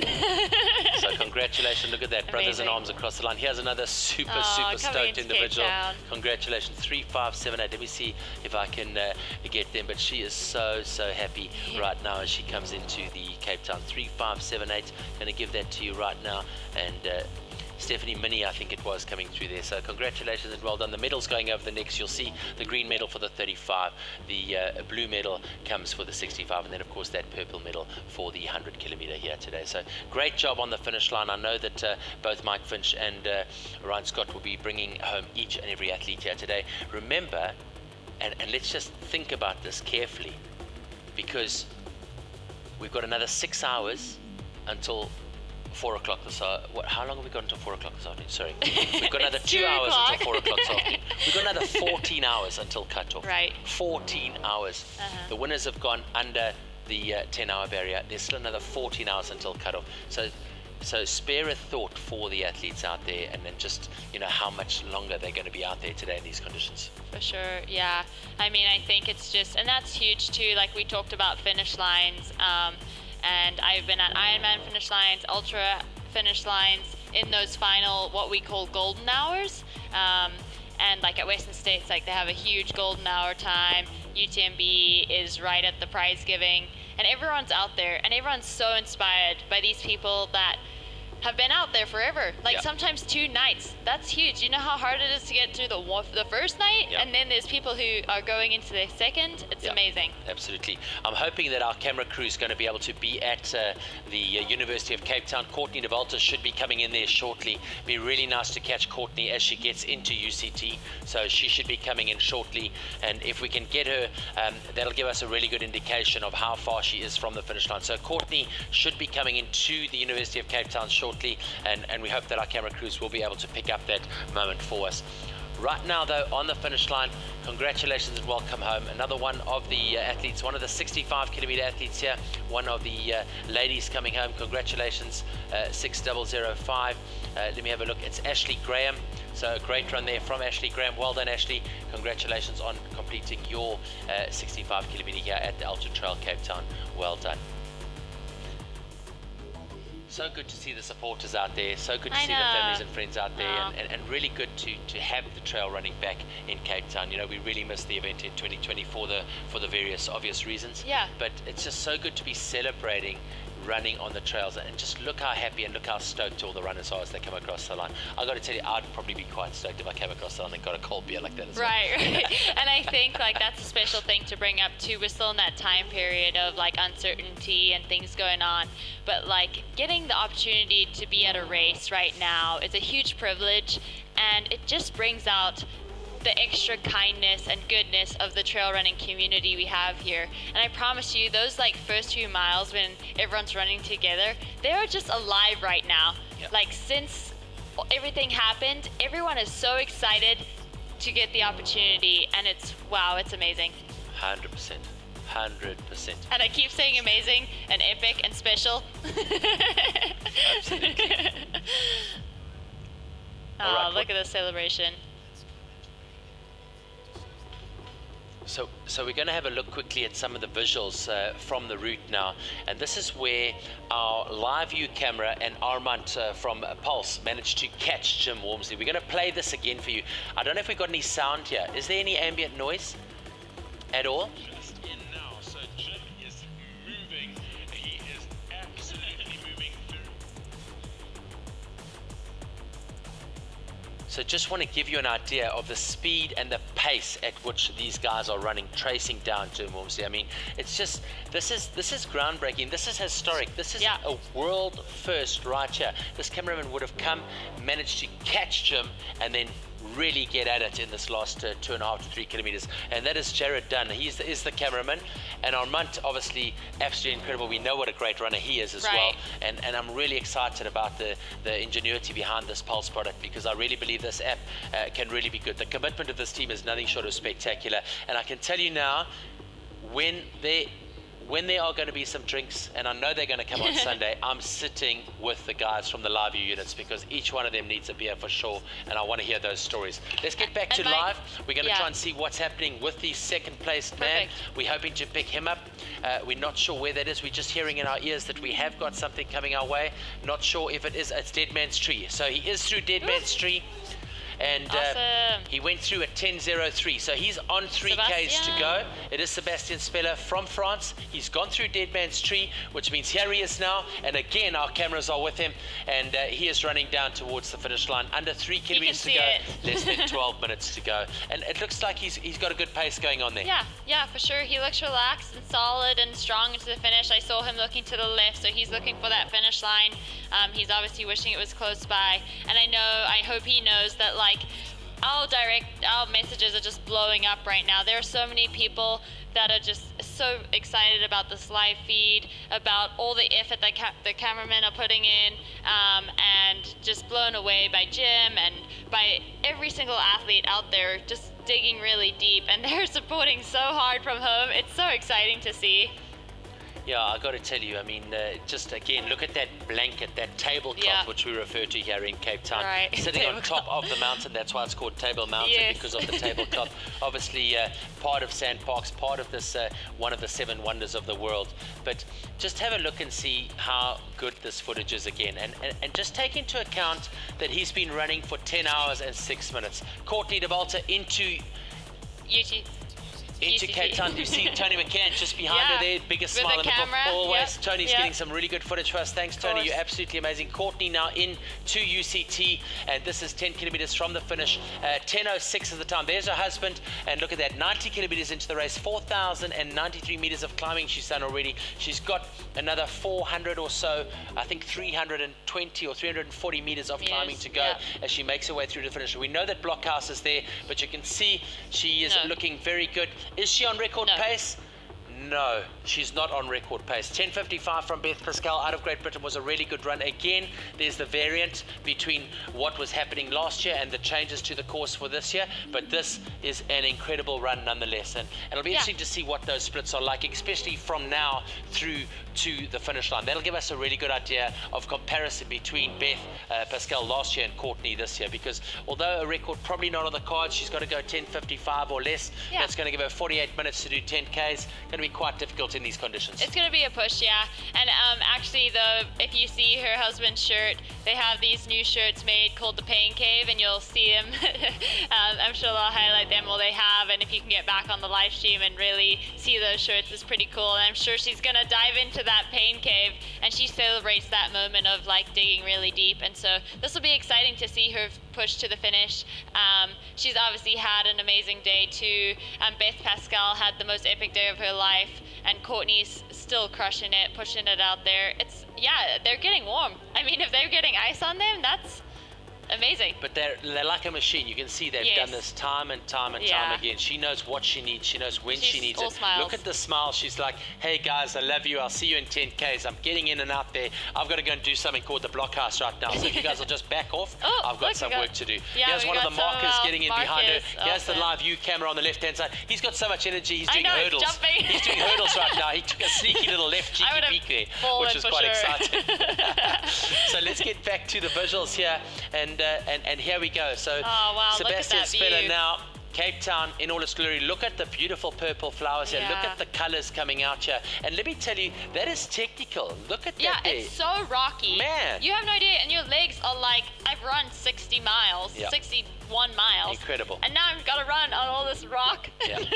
No, Sebastian's been absolutely incredible today. And remember, when you're running against someone like a Jim Walmsley, you know, you cannot underplay the race that he's had today. It's like saying, you know, to Laszlo Sech from Hungary at the Olympic Games against Michael Phelps. You know, Michael Phelps was just such a phenomenon. Laszlo Sech in any other year, in any other Olympics, would have won a gold medal. You know, and this is what happens when you get these incredible athletes that are just able to elevate and lift their game to such a level that they become unobtainium. And I think, you know, the efforts that we've seen here today from both Jim and Courtney have been nothing short of spectacular. For sure. And like what everyone says, like the what ifs, blah, blah, blah, blah, blah. But this is what happened today, and this is what we're seeing. And they have had amazing days. They're blowing all of us away. It's so cool to see. Like you can see, this is probably hurting a little for Courtney right now. I can see it in her legs, but she's still diving deep and just running. That is, I mean, just amazing. And here she goes. She's gonna start that climb up to Blockhouse. Grind it out, and then it really is the home stretch right now. It's important to watch, you know, that waistline, and you'll see when those legs are starting to seize up as well. You know, we look at golf, and we know how important the golf swing is, you know, and we look at all of the things that come with sport, and every single sport has one thing in common, and that is when you get an athlete that gets into their flow state, which is where they just literally align all the stars and everything just works, and they literally put it together. It's beautiful to watch. It is, and that is one thing that probably isn't happening right now. Like I can see Courtney is in pain a little, whereas Beth at this point just had the most amazing day of her life. Her body felt amazing, and she was cruising. But I mean, it's so amazing to see. They're both incredible athletes, amazing people, and wherever you go, they're gonna give you the best of them. And that's really amazing. Courtney definitely not looking as smooth as she did coming out of Hart Bay, but you've got to remember there's time in the legs. She's also come off a massive season. Let's talk about her season. I mean, let's talk about the distance that she's done and how recently she's done that. She's on tired legs. Yeah, I know. And to still show up and give this all she's got. And I mean, she's an expert in this race, and she knows how much her body can take. And she's digging deep right now, and that's inspiring. And that's what we all need to see. You don't always have an epic day and look like you're floating on clouds. It always takes a lot of effort. 100% right. I mean, I'm just having a look here at Courtney's profile on Instagram. 327,000 followers. Where in your right mind did you ever think that a trail runner could have over 320,000 followers? It just shows you the type of person that she is, and just this thing that she's created for trail running, and not only for trail running but for women in trail running. And you know, basically we spoke about it earlier, and we spoke about it, the question answer, you know, where she is able to go and run the biggest trail runs in the world, come inside the top 10 and give all of the men a good go for their money. I mean, she really is leveling the playing field, and she is doing so much for the sport of women's trail running right now. She is, and as a person, she's the most kindest, supportive person out there too, and she wants to see you achieve your best. 100%. And that is the biggest example for this community. You know, it's so cool. You know, we get to, in our space, when we're involved in this sort of work, we get to interview some incredible people, and it's very seldom that someone catches you and holds your glance, but she's got these most incredible eyes, and as you say, they're almost like puppy eyes. You know, because they're so full of kindness, and they're so full of like humility, and the way that she just just gives everyone so much of her time and still manages to rock up on the day and deliver time after time after time. And you can see she's got this down. You know, hands on the knees, she knows what she's doing, and she knows exactly how long she needs to do that for. She really is in tune with her running in every specific way. Yeah. Wow. Just incredible. I love that lady. I'm just thinking back on Jim. Are you just thinking back on what Jim just did here today? Oh, that too. I mean, but we have a full field of world-class athletes we're watching here, Max, and we get to like celebrate them and highlight them, and that's just an honor. No, I mean, the stoke is real right now, and again, you know, we talk about so many things, but right here from the Cape Town studio in Observatory, the ability for us to be able to host this, I mean, we are just a small little cog in a wheel that is just absolutely massive. The teams behind the scenes, the production crew, you know, the pre-editing, putting a show like this together, and then on the day, you know, we're never going to get it perfect. I mean, I've worked on events all over the world for the last 25 years, and I can tell you I've never been to an event where everything ran perfectly. But when you get into the world of live TV, when you get into the world of live TV in this space, which is unobtainium, you know, in the middle of nowhere, where you're fighting weather, where you're fighting satellites, and you can still put together a show of this quality, that is nothing short of fantastic. So well done to the team from Ultra Trail Cape Town, and I'm humbled to be a part of this experience, guys. It's been absolutely phenomenal. Em's also working with you today has been crazy. I'm hoping Dylan's going to wake up sometime soon. I know, right? So we can need to wake him up. You missed it, buddy. You missed it, buddy. Happy Thanksgiving. Yeah, it's been a true honor to work with you, Max, and like hearing your input too in a production like this, when you've seen like the Olympics and experienced like these huge Red Bull events. Like, we're a tiny little trail running community, you know, and like Africa's stepped up their game. And this is hats off to everyone here, everyone in studio, out of studio, like you said, all the time before, Stu and Nick and everyone. Like, wow, crazy. What a team, and this is why I really wanted to be a part of this UTCT fam this weekend. Yeah. I mean, I can hear the guys in my ears now. Hey guys, don't forget, we mustn't miss Sebastien on the finish line. He's going to be probably another 4 to 5 minutes away from the finish. Don't worry, our crew is on it. They are watching the finish line, and they certainly have got a cat eye on that for us. But right now, watching Courtney as she makes her way along this asphalt section. She'll take the left and then start making her way up to that blockhouse. Sebastien Spehler of France, second place in the men's at the moment, 26 minutes 55 seconds behind Jim Walmsley at the dead man's tree. And let's get back to the University of Cape Town. Let's see what's happening there. We have got our top 8 athletes through there. Courtney, the last athlete to get there, 1 hour 20 behind Jim's Walmsley at that point. She hasn't picked up much time on 4, 5, 6 and 7, but she's not losing any time either. And again, this is where you start to dig deep, you know. This is where you really start to understand what it's all about to get into that 100-kilometer mark. And we're really looking forward to seeing what sort of time she's going to post today. We know that 10:55 from Beth Pascal from Great Britain last year in 2019 was a really good time. And we know that she had the day of her life. We spoke about that. But again, we've checked and we know that the difference in the course, we spoke with Robbie Rorick earlier, he says that section going from Hout Bay up to Constantia Neck was double the time. But it's funny because this section that we haven't talked about, this section is like smoother. Yeah. And I don't know, we might actually have made the course very similar by having to change this, because this was because of the fires, 100%. right? Okay. And we're only going to know this once we chat to the athletes and the athletes that have run it before. Yeah. You know, but certainly a massive hats off to the team. And again, let's talk about the trail builders. Let's talk about the trail network. Yes. Let's talk about the trail markers. Let's talk about the sweeps. Let's talk about the forerunners. Right. I mean, as much as you know that you've got 2,000 runners across this weekend, across 4 races running, the teams around this are year round, and they're just so massive. And to put an event together, anyone who's been in the eventing business knows just exactly what it takes to put an event together of this caliber. So well done to the team here in Cape Town from Ultra Trail Cape Town. I know Sue is the mama bear, and the lady that really a personal friend and a passionate person. I know she's going to cry sometime in the next 24 hours. I'm sure she already has. You know, and we look at what her and Stu do. We know what Nick does with his, you know, foresight and eyesight and his professionalism that he's brought into this event, and it certainly is phenomenal just to see the passion that drives this project. For sure, yeah, and it just definitely echoing that, a huge congratulations to everyone. You can see Courtney definitely not looking as smooth as she was earlier. You can see that sort of hip flex, you know, not as smooth as it is. She's not able to elongate that leg as much. But again, you know, she's got less than probably now 8.5 kilometers to go, and she knows Blockhouse, and she's seen Blockhouse. I'm sure when she came out in 2019 she might have gone up and had a look at it, but she knows what lies ahead right now, and she's hanging in there. She's got nothing to prove to anyone. Let's go to the second man coming across the line now. Here he is, ladies and gentlemen. We're getting across to the finish line. He's not far away, and there he is. There he is. Sebastien Spehler is across the line. He's getting the medal across his neck. There he is right there. Stu McConaughey is with him on the right hand side. That is Sebastien Spehler now, and getting that medal across his neck. Second place today for the man from France. I'm just waiting for a finish time on him. He's gone 29. He's gone 29 minutes behind Jim Walmsley. He goes 10:16:20. What a great run from Sebastien Spehler out of France. Really, really good. He's just taking the time now to think about what he's achieved here today, and he's had a great race, Sims. For sure. Yeah, and I mean, we missed it. That's okay.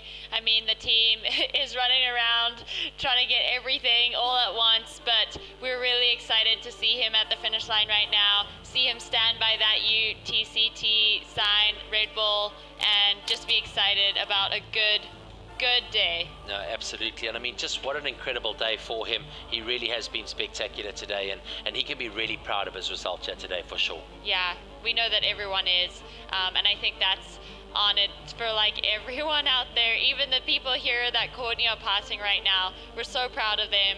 They are all having amazing days in terms of just getting the job done, you know, one step at a time. Like we said earlier, eating an elephant is done one bite at a time, and that's exactly the same method that happens right. with running an ultra. 100% right, you're 100% right, and I mean, that is what it's all about. Let's get back to Courtney now on the trail, and I'm going to ask him to take us on this little section.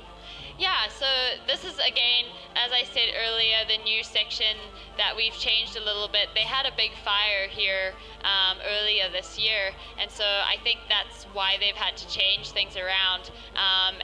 At University of Cape Town, everyone usually has to climb this big staircase, and the welcome there is always exciting. I'm sure it was just as exciting to this year, obviously a little different, but she's going to take a left turn here coming up soon and start her climb up to the blockhouse.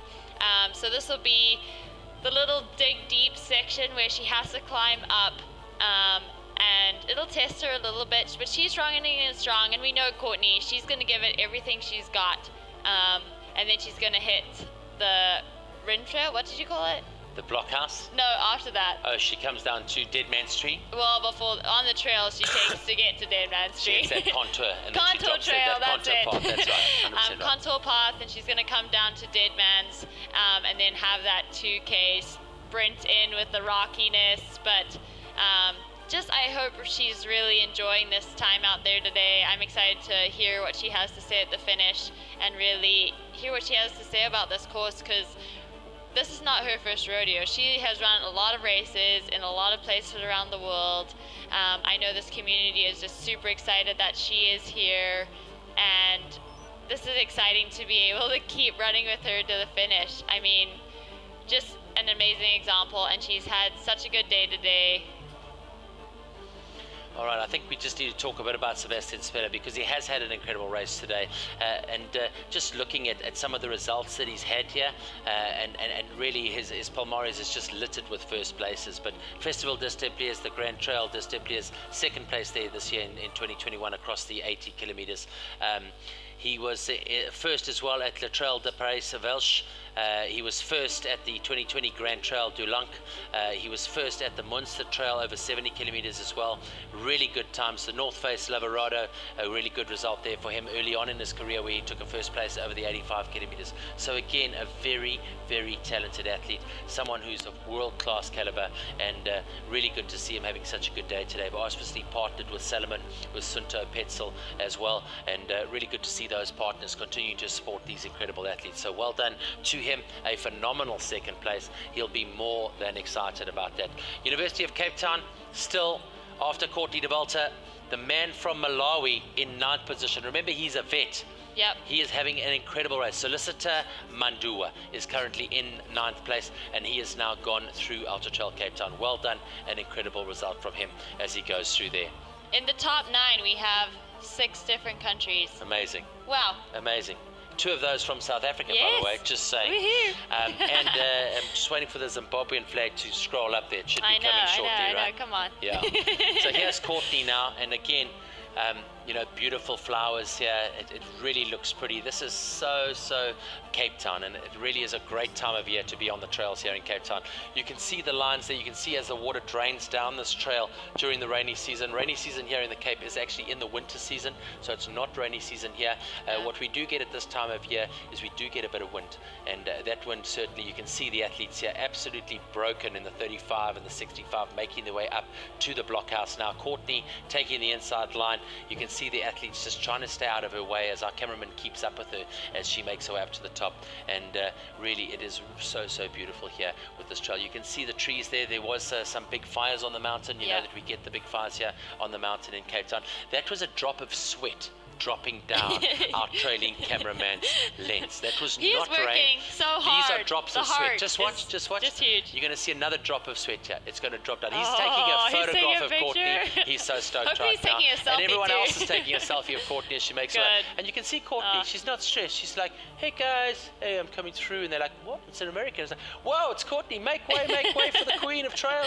You know, so Courtney really coming through. Thanks so much to all of the trail runners for being courteous and obeying that and looking after that trail etiquette, which is so important. Again, a big thank you to the city of Cape Town, the people of Cape Town, for being vigilant and aware of the running happening this weekend in the city. It's been absolutely incredible. Courtney now continuing to make her way up, and you can see that when there's another couple of drops of sweat dropping on the camera. For sure. So our camera crew, again, absolutely incredible. Courtney has got a really good pace here, and again, you know, we look at a lot of the races around the world. This is a bit different to the other races around the world. It's a very different fauna and flora. It's a very different vegetation as well, when you look at it. For sure. And how alive it is just amazing, and being able to capture so much of this on the broadcast and live stream, just incredible. And you can just see the color right now, and yeah, you can see the burnt trees, but wow, this part of the world, it's just like, it comes alive when it gets burnt too. And that's amazing to see. Yeah. So trying to get back to see what is happening and where were our top 3 elite women, and where was the last time that we had a full result of all of them. Well, that was at the 81 kilometer mark, 19 kilometers to go, and that was at what is called the Nursery Ravine. At the Nursery Ravine, going through in 8th place, Courtney Dauwalter, and she went through in 9:08. Getting down to our second lady, Marianne Hogan of Canada, she went through in a 9:56. So literally 42 minutes behind Courtney Dauwalter, and Marianne Hogan holding on to that second place. Then Marilyn Nakashi of France starting to move up now, starting to make some headway into Marianne Hogan. Could she get into that second place as they get to UTCT, because she is only 7 minutes behind at that point. And then looking down, Anne Ashworth starting to put together a good race as well, and she's sitting about 7.5 minutes behind that. Yolanda McLean, a veteran woman, she's coming just come in, up. and Yeah. Yolanda McLean inside the top 5 overall. So she's got in ahead of Annalise Scourse, and she really has got in ahead of Kerry Ann as well. Yeah. So Yolanda McLean moving into the top 5 overall in the elite women's race, and that is at the 81.9 kilometer mark. So they've got a bit of a distance to go as they make their way to the University of Cape Town. Remember, from the University of Cape Town, they've still got 10 kilometers to go. What we're hoping to do here with the live broadcast for you today is to continue until we have all 3 of the elite women across the line before we close off on this live broadcast. And we're going to be hoping to bring you some more action. We're going to go to a couple more inserts, maybe find out a little bit more as we wait for the runners to get through to the finish line. We're waiting for 3rd place.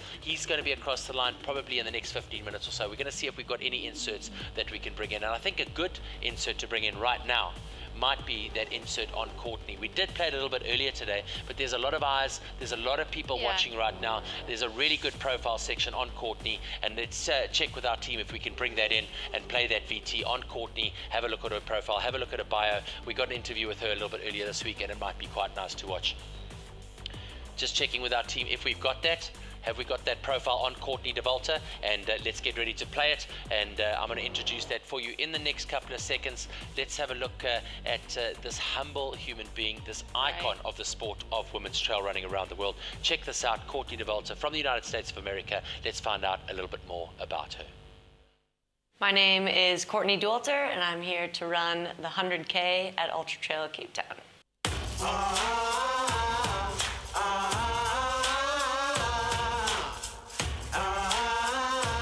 I think coming here in 2019 and getting to go to all of the aid stations and cheer and be a part of that side of the race made me want to come race this even more. I got to see how cool the community was. I got to get a little lay of the land with the course and where it goes.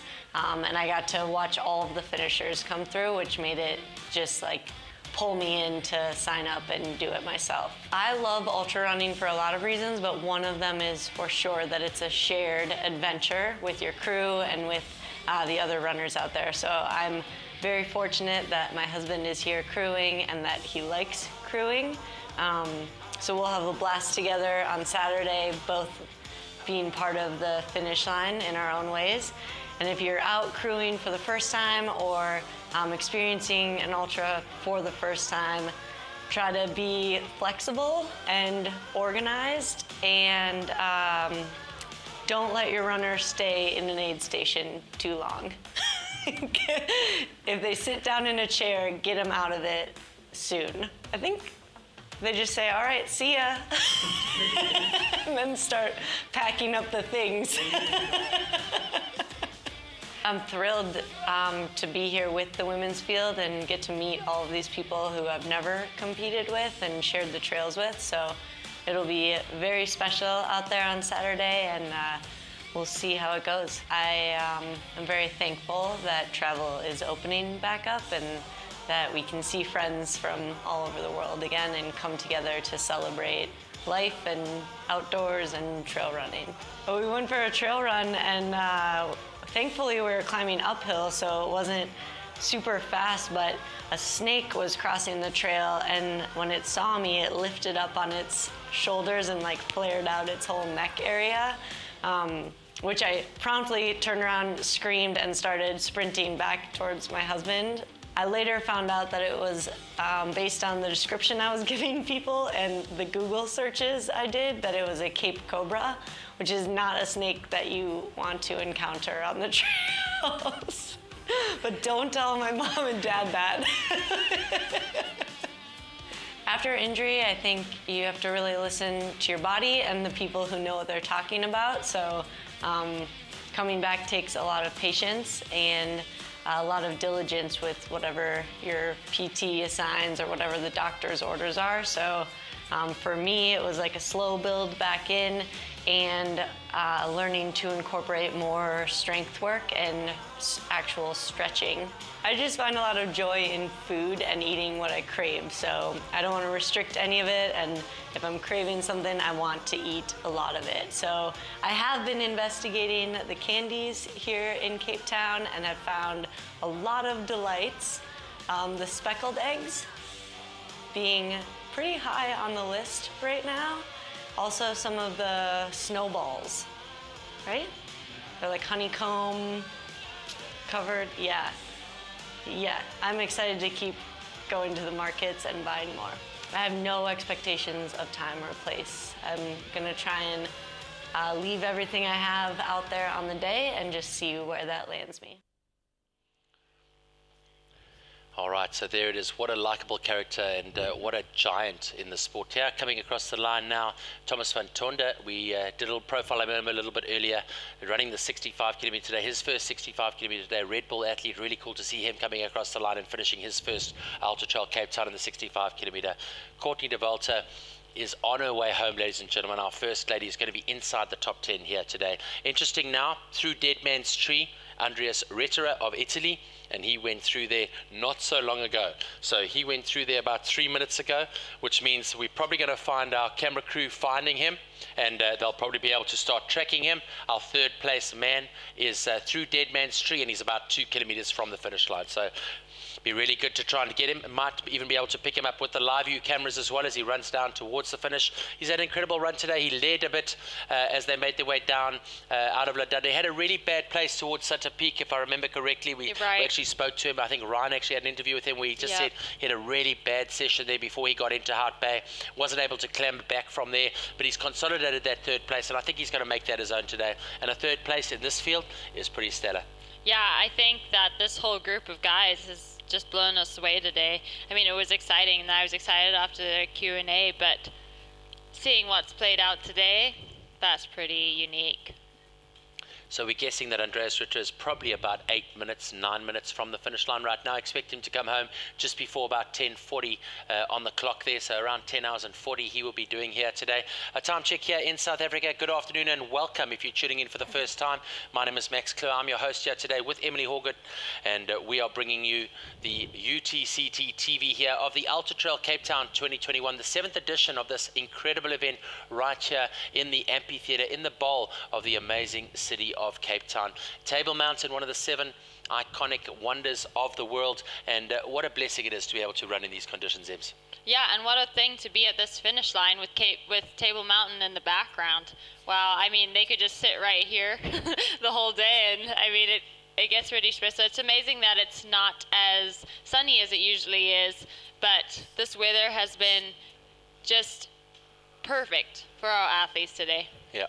We're going to try and look and see if we can get a couple of beauty shots as well, because it's going to be really good to see, you know, if we can see what that weather is doing. You can see that wind is blowing on the fields there at the Gardens Rugby Club, and you can see the wind getting into the sails there of the branding.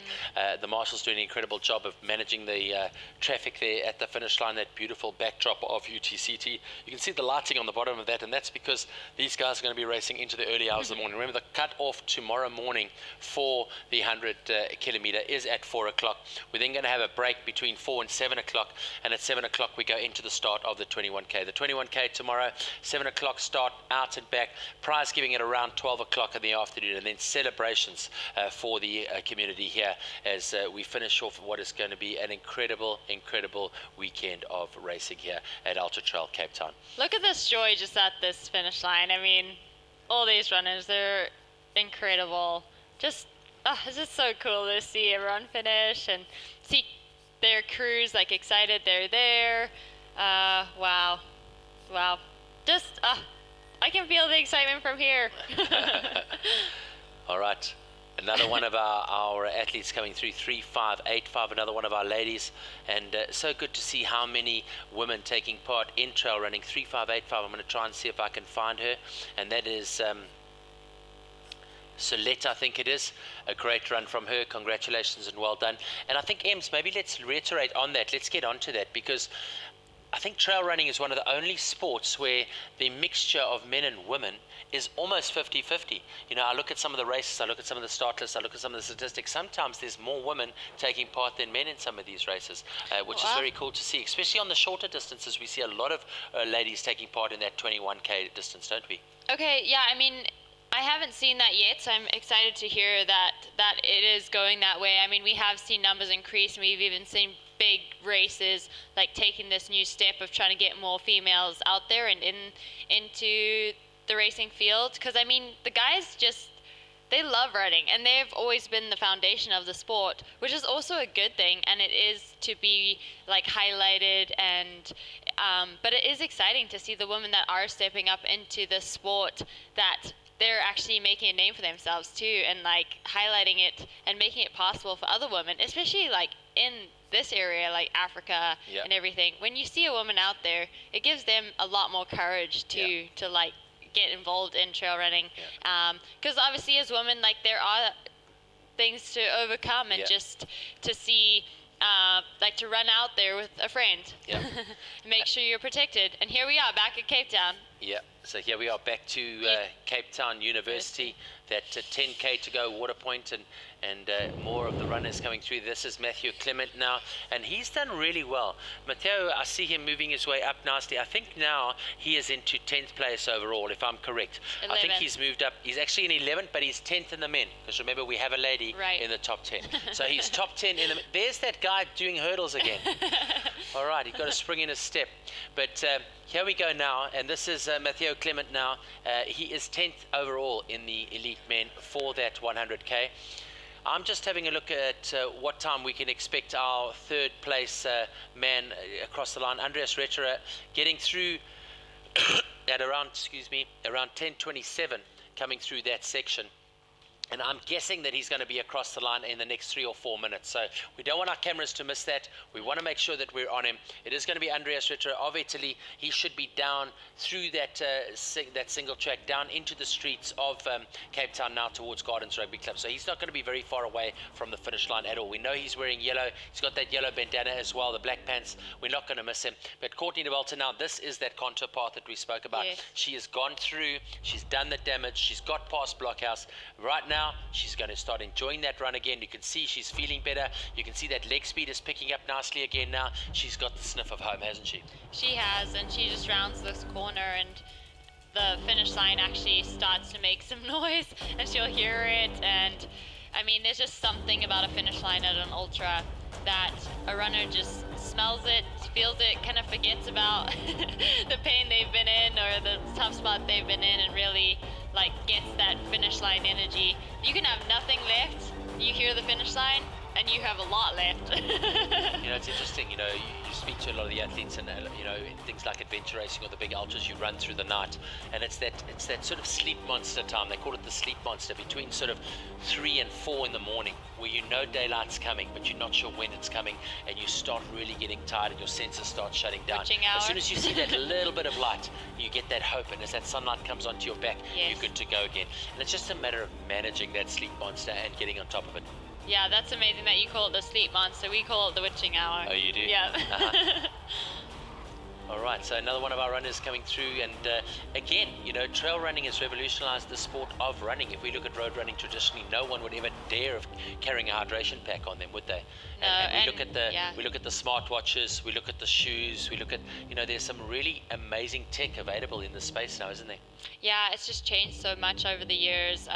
If you look back at the big races like Western States and see what they ran with, like these huge water bottles on their waists, just really amazing to see. They had scales at 8 stations, and Bob Lind, the medical director there, would weigh the athletes coming in, and you had to be on a certain weight to be able to continue.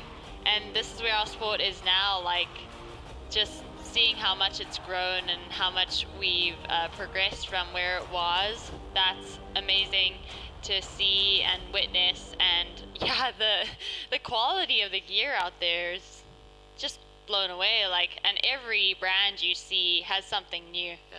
And also, I mean, just the way that it's become so much lighter, so much more efficient, the ability to wick that moisture off your body and get it out there. And you know, in the old days, you used to have to run with a shirt, another shirt, a jacket, a rain jacket, just to, you know, stay out of trouble. But that was just so heavy, and the technology is absolutely amazing. I mean, we look at the guys doing some of these summits right now, the heights they're climbing, how quickly they're doing it, ascending and descending. Yeah. It's mental.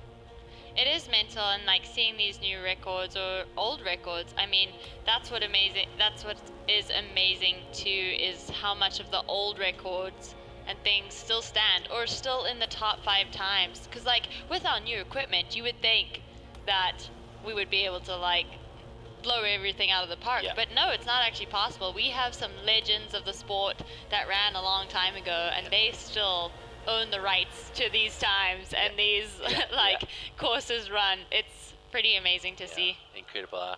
Are we expecting Andreas Ritter of Italy to come across the line shortly? 3rd place man here in the Ultra Trail Cape Town 100 kilometer. He's not going to be too far away, so I know we need to keep focused on the finish line. Let's keep a lookout for him. Very difficult to know exactly where he is. Another one of our runners coming through. You see a lot of the runners, I think we saw Mathieu Blanchard as well, 4th place at the moment. He was also running with those hand gloves which clip into the hiking poles. Yeah. Would you look at using hiking poles on a route like this, Sebs? So I don't know if I would do like here. Like I know I mentioned earlier on Sutter Peak, like it makes it really hard because you're using your hands, you have to. And so if you're quick and confident about putting your poles back in your belt, that's fine. I don't think the climbs are as continuous as somewhere like UTMB. And like Courtney uses her poles, you know, at UTMB, and she doesn't use them here. And so that's a good example of maybe you don't need them at this course. But for some people, like they rely on the poles. They become like an extra set of legs. Yeah, look at that scenery. I mean, look at the colors Beautiful. just popping through. Even though it's pixelated, it's Right, still pretty, right. But you can still see. It's amazing. And almost the like an runners just artist's jumping out of the brush. way. Yeah, yeah. It's just amazing to see the courtesy out there too of runners at the back on the 65 and 35K, just jumping out the way for Courtney and giving her the space to have that epic finish.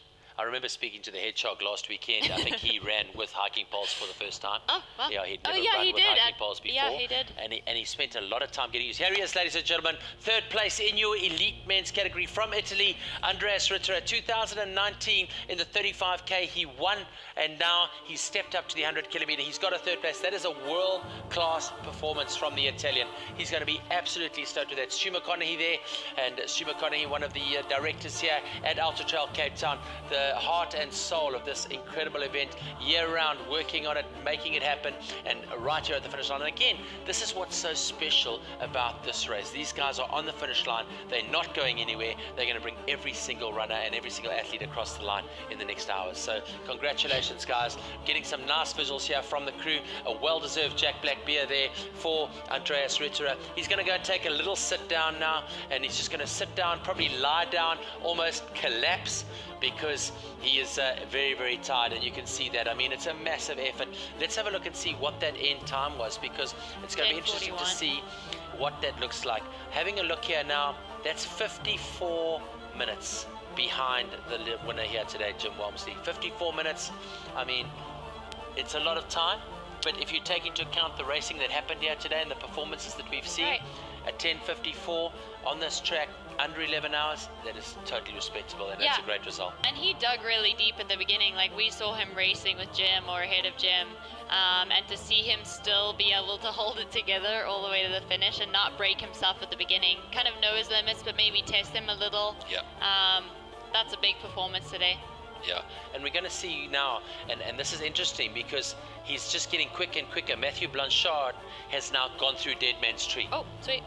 So what's interesting there is that our fourth athlete in the elite men's is through Dead Man's Tree, so he's less than 10 minutes from the finish line now. The French runner, he's come through nice and slowly. He's been very consistent, and he really has put together nice race. I would like to see Matthew's splits over the last 5 or 6 sectors, because I think his splits are going to be very, very impressive. I think he's probably gone faster than Andreas and probably Sebastien as well on some of those sections. He's had a very smart race, and I'm excited to see where Daniel is too, because obviously they've been bouncing back and forth today and pushed each other and made it more exciting. And here we go. Here's Courtney passing more people. Oh, excuse me, coming through. Yeah. But I mean, all day these guys have just really dug deep and kind of worked together. Here he is. He's through. See, Daniel Clausen is right there, 2 minutes behind. I knew he'd be right there. Super interested to see. So these guys are racing. They're racing all 62 miles, 100K to get to this finish line, and this is exciting. This is what we live for.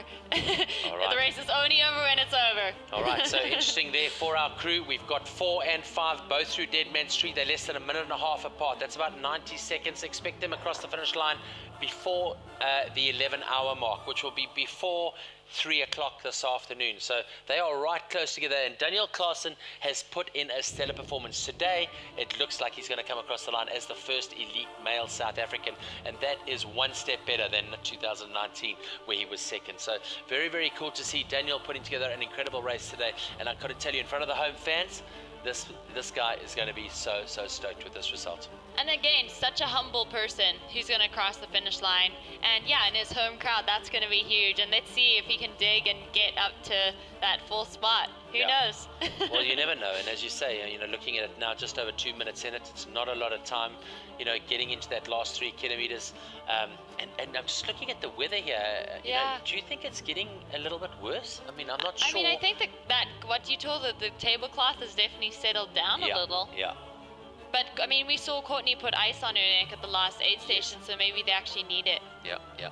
And I mean, you check hands on the knees here. She's just literally pounding out step after step, one foot in front of the other. And that's what's so important, is you can see there's still an urgency in her step. And that just shows you the type of caliber of athlete that you're dealing with here. You can see that it's quite wet on this little section here. You can see those puddles there. So that mist belt is dropping in. You can see that precipitation is possibly starting to hit the athletes. Might have been a little bit wet earlier today. Here we go, up another set of steps now as she makes her way towards the Dead Man's Tree section. Yeah, I just mean, to just keep continuing like that is just exemplary, and that's where our athletes really shine, is that trail runners just know how to keep going. You know, it's a mental tenacity, and the grit is just absolutely incredible. And again, we're looking at the top 2-3% of the field here. Let's take just that time to just absorb, you know, all the other runners out there. Let's have a look at these two runners coming across the line now in the 35 kilometer. Remember, they started at 8 o'clock this morning. It's now 6.5 hours later for 35 kilometers. I mean, hats off to them. Amazing. That's incredible. You know, you run 35 kilometers on the road. Right. You know, I know that the marathon cutoff for a qualification for comrades, for example, is 5 hours or whatever that is, and that's across 42.2 Ks. Right. You know, this just shows you how much more technical and how much more time consuming and energy consuming trail running is. And I think what people underestimate is the 21 and 35 here at Ultra Trail Cape Town are both very tough distances. They're not easy. You earn your medal here. Right, you do, and in every race you get as much bang for your buck as you do in the next race. Yeah. It's not a given at any, and having these changes in the 100K brings a little more excitement to maybe the one of the sections that wasn't as exciting, but then obviously takes away from like that Cape Town, the University of Cape Town exploration. But again, like, bang for your buck, this course is just incredible, and you get it all. There we go. There is your photograph of your elite men's podium. Ladies and gentlemen, first, second and third. In the middle, in the blue, Jim Walmsley of the United States of America. In second place today from France, Sebastien Spehler. And in third place today, Andreas Retterer from Italy. That is 1, 2 and 3, your elite men's podium here at Ultra Trail Cape Town 2021. What an incredible day of racing. It is a brand new course record for Jim Walmsley. He went 9, let me just get the confirmation for you on that, 9:47:20. 9:47:20, the winning time. He goes in, remember, at 9:51, the time of Prodigal Kamalo in 2017. Congratulations and well done. That is absolutely incredible. 2:43 minutes and 40 seconds faster than the original record. So congratulations. Here it is again. Going to try and get a little close up of that and get nice and close in and try and center that for you. But there it is, Jim Walmsley, the Hoka international athlete, has come to South Africa, set a brand new record at the 2021 Ultra Trail Cape Town, and congratulations. 9 hours, 47 minutes and 20 seconds. Congratulations to Sebastien Spehler of France in second, and in third place, congratulations to Andreas Retterer. He went with an incredible run in third place. Well done, guys, and I hope you go and get that well-deserved Jack Black beer, because you certainly have earned it here today. Maybe 2. Not long now, though, before 4 and 5 come across the line. Mathieu Blanchard of France and Daniel Claassen, our first South African, are not too far away. They went through Dead Man's Tree not so long ago, probably 8 minutes ago or so. So they've probably got, we can expect those guys in within the next 3 minutes, I would guess, if they're running at a proper pace. 3 to 4 minutes, they're definitely going to be in before 11 hours. Yeah, and I mean, they're racing right now, so yeah, we could see some epic times for sure. They're coming. Yeah. They are absolutely almost there, and having that finish line shoot in the camera field is just amazing. And I know so many people at the finish line right there are just excited to see everyone finishing. Look, I'm just having a look again at some of the social media that's coming through here. And again, you know, on the photography here, Simon Pocock, Fawaz is there as well, M. Gatlin, Sam Clark. You guys are putting together some incredible images here today. Zach there as well, doing a great job today. Guys, thanks so much for these images. I'm sure these are going to go around the world, showcasing what a beautiful race this is. Probably one of the most beautiful trail runs anywhere in the world. And we cannot wait to celebrate and invite you all here in 2022 for the first edition of the 100 miler for Ultra Trail Cape Town. It'll be the 8th edition of the event. This event continues to grow, continues to reach for the stars, and without you, we could not be able to do that. So a big shout out and thank you to the trail running community, not only here in South Africa, but around the world as well. We are full of stoke and very excited to welcome you all back here in 2022. Courtney Dauwalter at the moment, your leading lady, number 1 ranked ultra trail running athlete in the world in the elite women's category. She is not only a strong runner in the women's category, but she also is going to finish inside the top 10 here today in a world-class men's field. Remember, came home 7th in UTMB this year. Incredible race from her there, and she just continues to light up the world of ultra distance trail running with these mammoth performances. They're absolutely mega.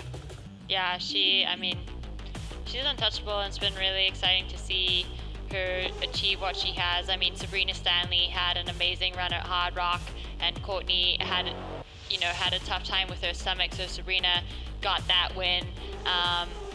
I know she also had a time at the big backyard this year, but I mean, I think that's helped her save her legs for today, and she's having an amazing race.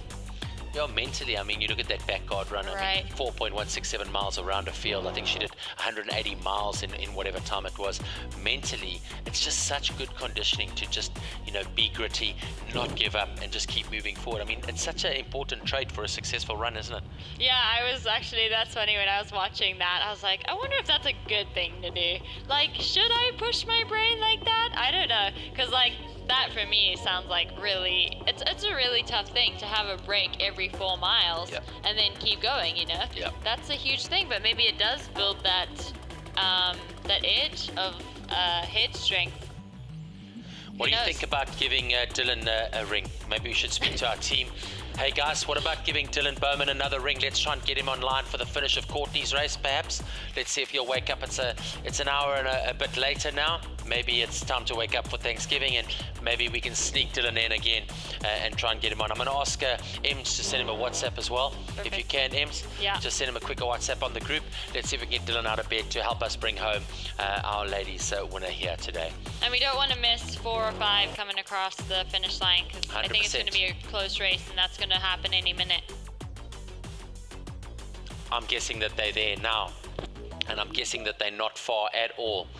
So waiting for Mathieu Blanchard and Daniel Claassen. They're going to be close to the finish line now. They're not going to be too far away. We don't want to miss that moment, of course, to bring home the very first South African runner here today in 2021 for the Ultra Trail Cape Town. But they've been having a go at each other since Hout Bay, I think it was, and they really have been maxing it out and matching each other step for step. Having a look here, the way they came through, just 4 seconds apart at the Nursery Ravine. They got to the University of Cape Town, and they're less than a minute apart. They get to Dead Man's Tree, and they're a minute or just on 2 minutes apart. So Daniel losing a little bit of ground to Mathieu Blanchard. Mathieu Blanchard, of course, 3rd at the Ultra Trail Mount Blanc this year. An incredible result for him in 2021, and a little bit more seasoned and probably of age to be able to manage this type of race strategy. But I'm just so impressed with Daniel Claassen and the way he just continues to mature and put together these incredible results, not only on home soil but internationally as well. Yeah, well, he has been saying all week that he's a young runner that's getting old, and he's a super young runner. Like, he has a lot of time ahead of him, and to throw down something like this today, that's impressive, and that's excitement for what's ahead. And he's excited. I ran with him before the race and had a little shakeout, and he was just talking about how much he kind of wants to invest more time into what he's doing right now, and that's exciting. I mean, yeah, it's just amazing. So having a look at the time here, 10:55, that is Beth's time in 2019. So Beth Pascal from Great Britain going 2:55 in the elite women's race. And here we go, we're waiting. There it is, there he is, welcome home. Congratulations, the Frenchman Mathieu Blanchard is home, and he is stoked with that. He gets his medal here. He comes home 4th overall in the elite men's race. I'm waiting for a finish time there. It looks like 10:54.18. He's not going to go too far, because I can tell you he's going to get that photograph, and right behind him is going to get your first South African. So let's hopefully stay right here and get ready for our first South African to come home. He's going to be less than a minute and a half away now as he makes his way towards the finish line. A clinical race from Mathieu Blanchard. Again, starting out slow, running his own race. And we spoke to Prodigal Kamalo as well, 2 times winner here of Ultra Trail Cape Town. He said, run your own race. This race is brutal. Do not underestimate how difficult this race is. So be very ready for this. Yeah, and I think they've both done that. Like all 4 of the athletes across the line right now have just run their own races today, and that's been amazing to watch. All right, so there we have it. Even a dog comes across the finish line. That's what it's all about. Mathieu Blanchard. That's 2 French runners in the top 4 as we wait for 5th place. We're hoping that we're going to be able to get that. I see Benoit on the finish line there for the French runners, welcoming them home. And interesting now, just to tell our team behind the scenes, we've got Dylan. He says he'll be ready in the next 10 minutes. Dylan has come back to us. He says, please try him in the next 10 minutes or so. He'll be ready to come on, and that should be in time just to bring Courtney across the line, which will be really good. And hopefully Dylan can then end out the broadcast with us, which will be really cool.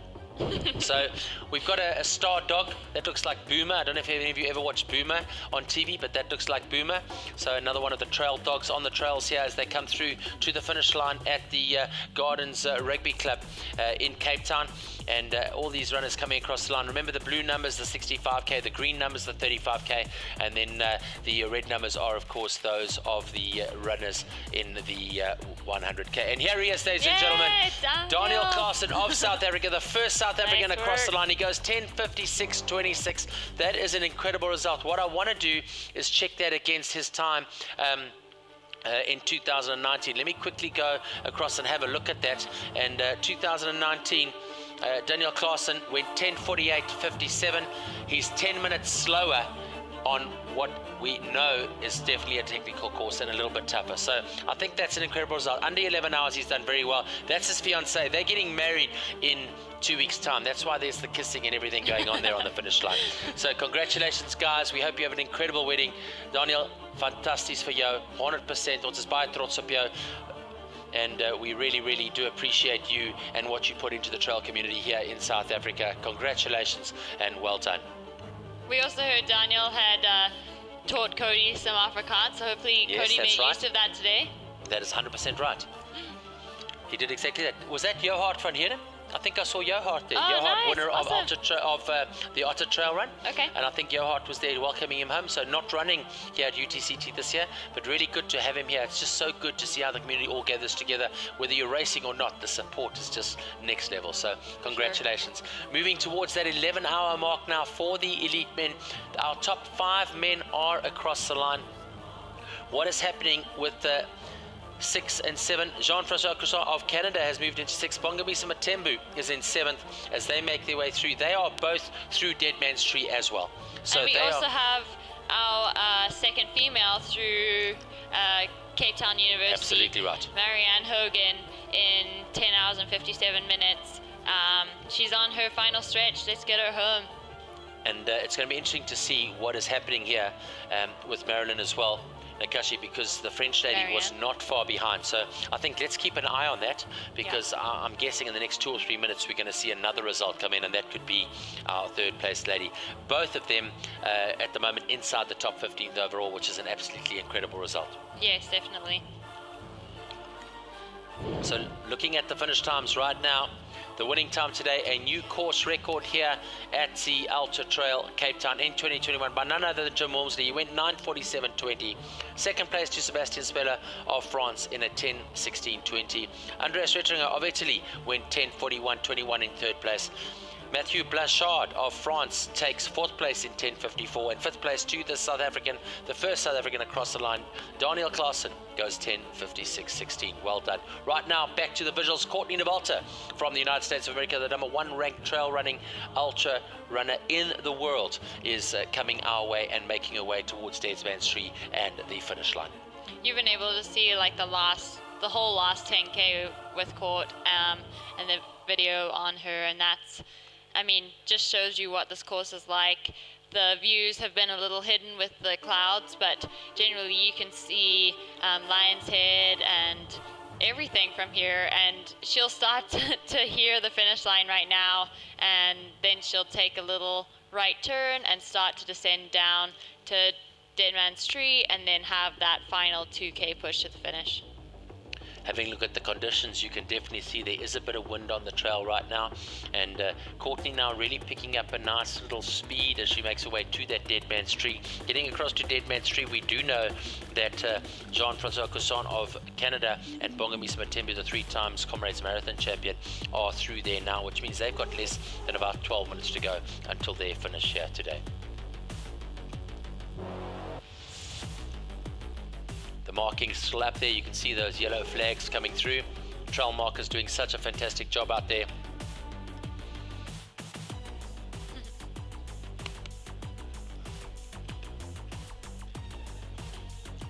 So many people out there on the trail right now, just excited for Courtney to hit that final little route home. Obviously people just out for the day and people racing too. So Courtney just picking her way down, undoing the puzzle as she takes the switchbacks now down towards Dead Man's Tree. And again, just amazing with what ease she is moving after 11 hours of running. Yeah, and we saw her kind of move uncomfortably a little earlier on, but she's got that smooth running rhythm back right now.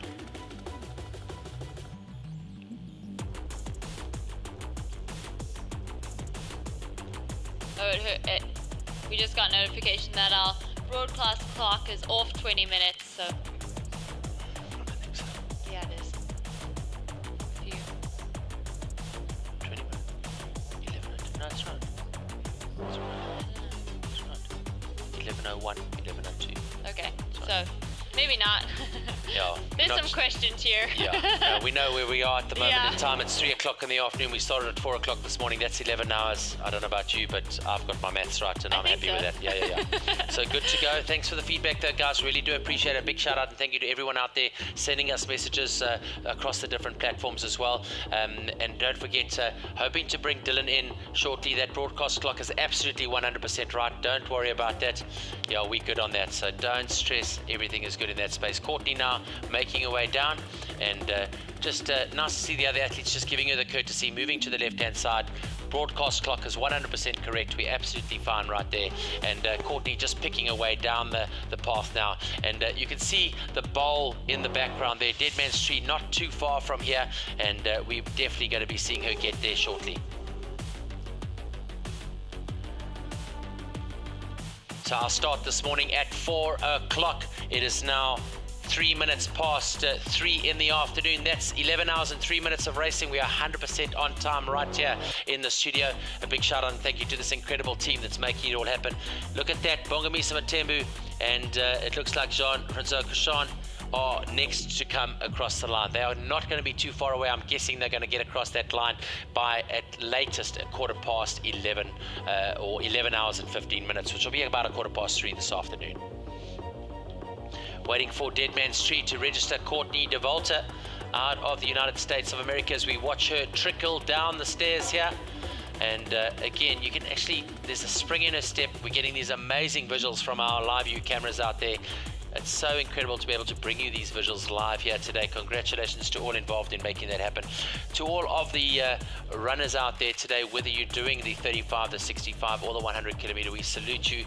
We want you to take a bow, and we are so proud of each and every one of you for getting to the start line. Thank you so much for your support. Thank you for dedicating your weekend. Thank you for dedicating your last few months, maybe it's your last few years, to getting to this level and coming to the Ultra Trail Cape Town and showing your support and taking part. We hope to see you all back in 2022, because we are so excited about what's going to be coming your way in 2022 with the announcement of the brand new 100 miler. That's 160 kilometers of racing across the beautiful peninsula of the Fair Cape. I think we just take this in for now. It's like amazing to watch Courtney run so smoothly right now down to Dead Man's Tree. So coming through, Courtney onto that contour on the tar, onto the asphalt now, and she's starting to pick up some nice speed at the moment.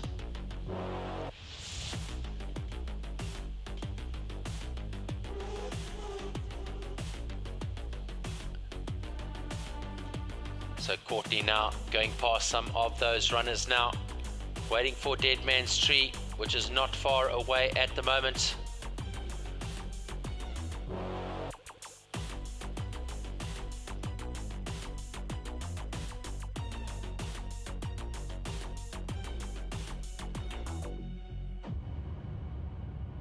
So looking to get the finish of those two runners now. Jean-Francois Cochon of Canada, Bongamisa Matembu of South Africa.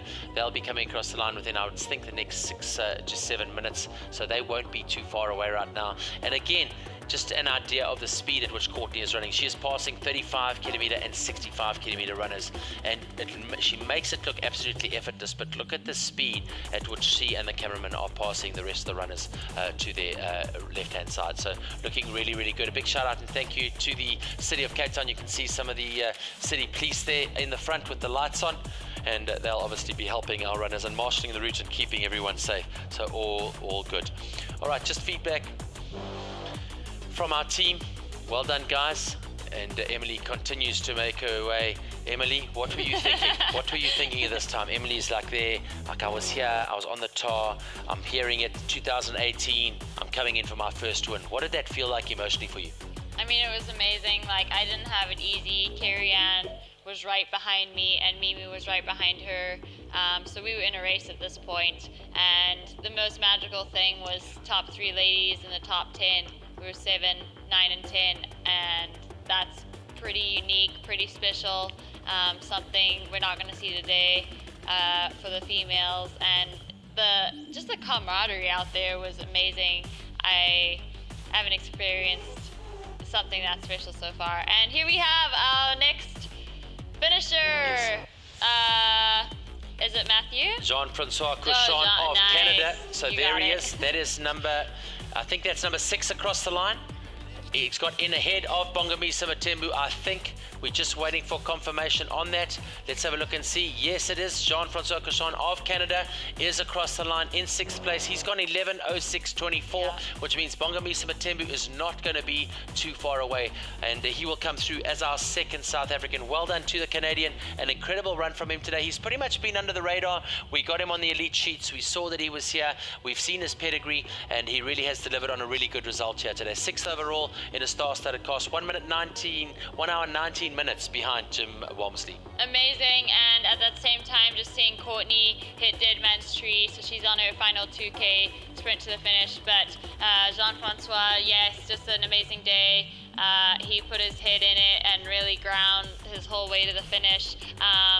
That 5th, 6th, 7th spots all day have been competing and changing up. So excited to see him finish strong.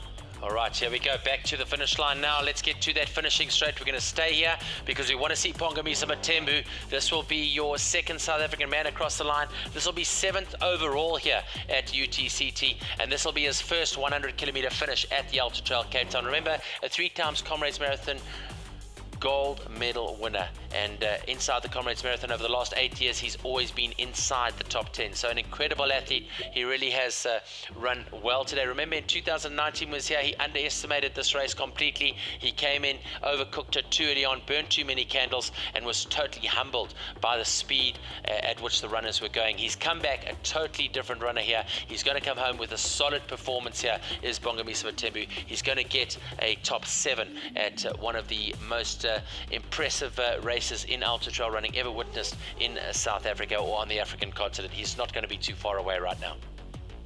And I think today he'll really add to his experience, and what he wanted to learn about trail running and all he was hoping for today. 100%. And here we go, more medals going on. Looking for Bongamisa Matembu now. Just of note, Courtney Dauwalter has gone through Dead Man's Tree. So Courtney Dauwalter is through Dead Man's Tree. Let's try and get Dylan on the phone as soon as we can. Dylan Bowman, let's try and get him back on. I think he'll be ready for us now as we go into the early hours of the morning in Colorado, United States of America. So Dylan won't be too far away. We're hoping to bring him in for the finish. Courtney is 3 kilometers out from the finish line. She's gone through Dead Man's Tree. Right now, waiting for Bongamisa Matembu from South Africa as we get ready to bring him across the line, waiting for the cameras to pick him up as he comes around the corner. He's not going to be too far away now. Those of you watching from around the world, good morning, good afternoon, good evening from wherever you are. Welcome to Ultra Trail Cape Town TV. This is the 7th edition of the Ultra Trail Cape Town right here in Cape Town, South Africa, on Table Mountain, one of the 7 wonders of the world. It's been a magnificent day and a celebration of trail running here today. The start of the 100 kilometer at 4 o'clock this morning, the 65 kilometers starting at 5 o'clock, and then of course the 35 kilometers starting at 8 o'clock this morning. And really good to see the runners back in action here on the grounds, on the start line of the Gardens Rugby Club. It really is good to be back and to be back running. So very, very excited indeed. And I can tell you now, Bongomisa Matembu is going to be coming around that corner any time soon. And Mary Lynn has come through Cape Town University in 11 hours and 4 minutes, right behind Marianne Hogan. So this would be an exciting last 10K too. So here we go now, visuals waiting, and you can see that wind blowing that Red Bull arch now, and nice to see some of the spectators on the finish line getting ready to welcome home the athletes here. It is Saturday the 27th of November, and we are excited to be bringing you the 7th edition of the Ultra Trail Cape Town. A big shout out and thank you to the city of Cape Town, and of course to the team from Sandpark, South African National Parks, giving us permission to extend the cutoff from 17 to 24 hours on this 100 kilometer distance. It's an absolute pleasure to work with you guys. Thank you for your vision. Thank you for believing and trusting us with your precious mountain. We hope that not only you, but the trail running community at large is most appreciative, and we really, really look forward to taking this event to the next level in the future. So time on the board now, around 11 hours and 11 minutes of racing for the 100 kilometer. And Bongomisa Matembu coming through that dead man's tree, about 2 minutes off Jean-Francois Cousson. He's not going to be too far away unless he's been picking up any major problems with cramping or anything like that. We're going to expect to see him come across the line shortly.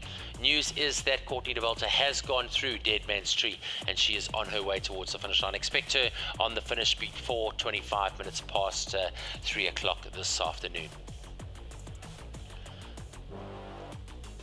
Another one of our 35k ladies across the line. Well done. Congratulations on finishing your Ultra Trail Cape Town. The green bibs, of course, for the 35 kilometer, the blue bibs for the 65, and the red, of course, for the 100 kilometer runs. That's what helps us identify them as they make their way across the line. The enthusiasm of this guy from Jack Black is absolutely incredible. He's got such a spring in his step. Well done. Amazing. Excited to have Dylan back with us live to watch Courtney come over this finish line. We thank him for waking up early. Yeah, especially on Thanksgiving weekend. Right? I mean, you know, we chatted to him early on in the broadcast, and there's Dylan. Yay! He's so excited. Dylan. Happy Thanksgiving. Guys. Hey guys. Okay, cool. Good morning. These are the first words I've spoken today, so I'll try and get my voice back for you. How's everybody doing? Dylan, Catch we good, me up. man. I'm not hearing you. We good, thanks Dylan, very well, thank you. Thanks for waking up. We're into the last probably 10 or 15 minutes before Courtney comes home. And coming across the line next in 7th position will be Bongomisa Matembu. He's had a great race here today, showed lots of maturity, and we expect him across the line shortly. News is that James Walmsley has broken the record. He went a 9:47.20, broke the record by 3 minutes and 40 seconds today on the new course. So incredible run from Jim. Yeah, amazing. I was just catching up on the Twitter feed briefly as I came down to the computer here, and it looks like Jim put on the performance that a lot of people expected from him. So it's awesome. Yeah, really great. And it was great to see Sebastien Spehler too finish second. He wasn't showing up on our live feed earlier in the day, but he must have just been missing the timing mats or something like that. But great 100K performance from him. Absolutely. Bongomisa Matembu coming across the line. Look at the smile. He is so stoked to get that finish, to get that medal. That is a well-earned medal from him today. A 3-time Comrades Marathon winner. And Bongomisa Matembu has come home in 7th place today. The second South African across the line. News for you, Dylan, is that it was Daniel Klaassen, the South African, who came home first for South Africa in 5th place today. A really big battle between himself and Mathieu Blanchard, and less than 2 minutes separating them on the finish line for 4th and 5th place. So a really great run from the South African. Wow, amazing. Yeah, I'm just catching up on the leaderboard here as well. So he's making you guys all very proud, I'm sure. Daniel Clausen, is this sort of a career highlight for him, you think? Yeah, absolutely. Remember, in 2019, he was 7th, second South African across the line. He did go 10 minutes faster in 2019, but that, of course, without the route changes that we experienced for the 2021 event. But Bongomisa Matembu moving across into that athlete tent where the athletes just get time to chill and relax and grab some good food and get warm and be ready, for the media and the questions that'll be coming their way. Right now, though, Dill, I don't know if you've seen on the tracking, but Dead Man's Tree, it is Courtney Dauwalter in 8th place at the moment. She went through there at 11:05, so she went through there 10 minutes ago. We're guessing that last 3 kilometers they're going to do in under 15 minutes, so we can expect Courtney to be in before about 11:22, 11:23 on the clock there. Amazing. So again, Jim and Courtney steal the show. Yeah, incredible performance for her. Interesting to see as well, Dylan. We had a runner, she's sitting second in the elite women at the moment, Marianne Hogan, and she's from Canada. Initially we had her on our system as South African, and we like, I've got no idea who this South African is. But Marianne Hogan from Canada holding on to second place by the skin of her teeth, because Marilyn Nakashi of France is come through the UCT point, and she's continuing to make up time. So literally 6.5, 7 minutes separating those the second and third lady at the moment. And this is the big climb. This is up to the blockhouse, Dylan. This is a crazy climb. You can see the wind. You can see the carnage of some of the 35 and 65 kilometer athletes as they just try to get out of the way, literally fall out of the way for the 100 kilometer runners as they come through. Right, and this is Marianne right here climbing up to the blockhouse. It's the last big climb, and then they go on the contour trail, and then they have kind of a nice little downhill to the finish. It's pretty rocky, so it's not smooth and runnable. Well, it's runnable, but there's a lot of rocks. But yeah, so Marianne is like digging deep and getting up that last climb right now. You can just see the flowers. I mean, it's beautiful right now. Yeah, I actually, after we signed off last night, I looked up Marianne Hogan and realized that she was a Canadian, not a South African. So it's good to see that you guys figured that out while I was asleep too. But she seems like she's got a lot of potential and a lot of great races under her belt already. Most recently finishing second at the Ultra Trail Harikana in Eastern Canada in her home country near Montreal. So great to see her up here battling for a podium position here at Ultra Trail Cape Town. And it looks like she has Black Canyon and Canyons on the radar for next year, so I think she's going for a golden ticket. Yes, cool. Awesome. Just like Emily Hawgood. She just missed one. Yeah, exactly. So Dill, it's going to be really important that we obviously get this shot of Courtney coming across the line. I got to take you back to some of the footage we got earlier of Jim Walmsley coming through Dead Man's Tree in that last 3 kilometers to break that record. He literally just put his feet on fire and didn't even touch the ground for the last 3 kilometers. It was incredible to watch. The TV crew following him did a stellar job with those extra backpacks on, and they literally followed him all the way through to the finish line. So the footage was absolutely cinematic and so powerful, like really goosebump stuff. But Courtney is not going to be far from the finish line now.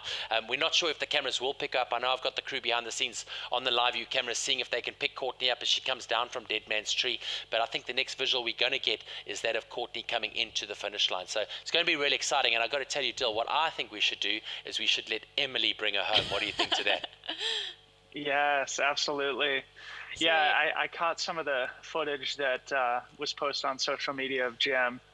And yeah, it's just so incredible to see the stride that he's able to summon at the end of 100 kilometers and the pace that he's able to sort of close out with. It's just so impressive, especially when he knows that the win is secured and that he doesn't need to hit the gas pedal or dig too deep. He could just relax and jog it in, but instead, he's always a consummate showman and just opening up the stride and actually pushing and entertaining us all the way to the finish line. That's his MO, and I'm sorry to miss it this morning, but I got to catch some of it on social media. I'm sure it was really awesome for you guys to be able to call live.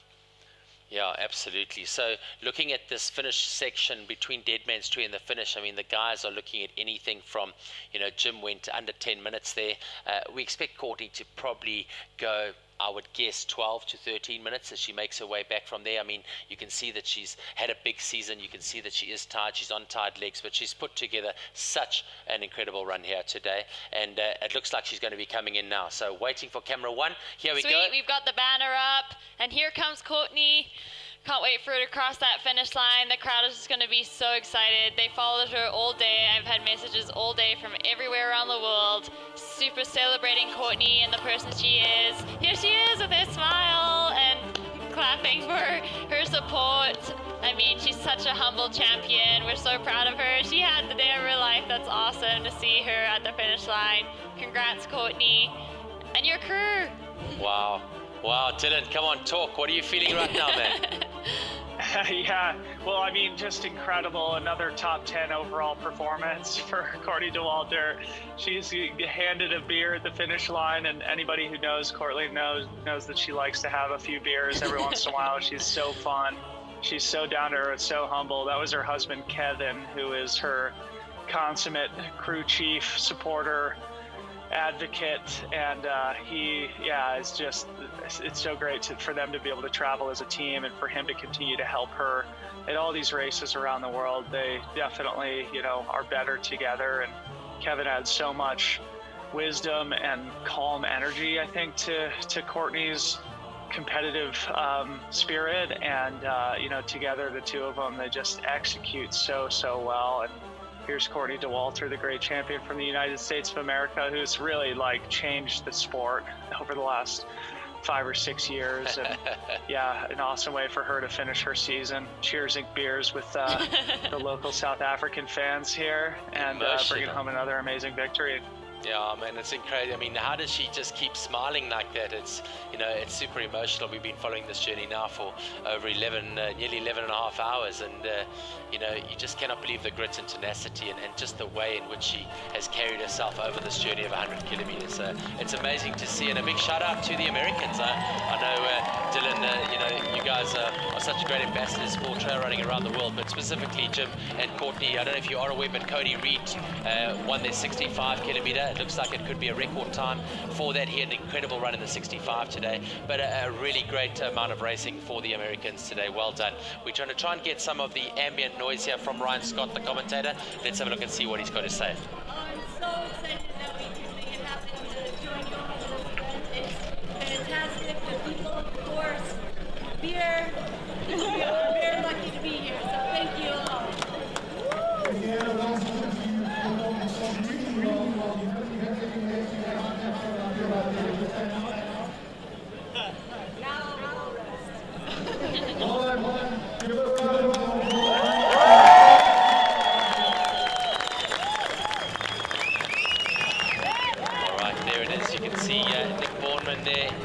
Congratulations, there's her husband Kevin. We had a chat to him at the Hout Bay aid station, and like you said, Dylan, I mean, this is a tribe, isn't it? I mean, you're as good as your seconding crew, you're as good as your support base, you're as good as the people that make your dreams come true, and they certainly are an incredible combination. Yeah, I'm sure it's something you guys talked about during the course of the race, but it is just so important to have crew that you know and trust. And it is like an advantage in a lot of cases when your crew is as skilled as the runner themselves. Obviously, both Kevin, Courtney Dauwalter's partner and husband, and then also Jess Brazeau, who is Jim Walmsley's partner.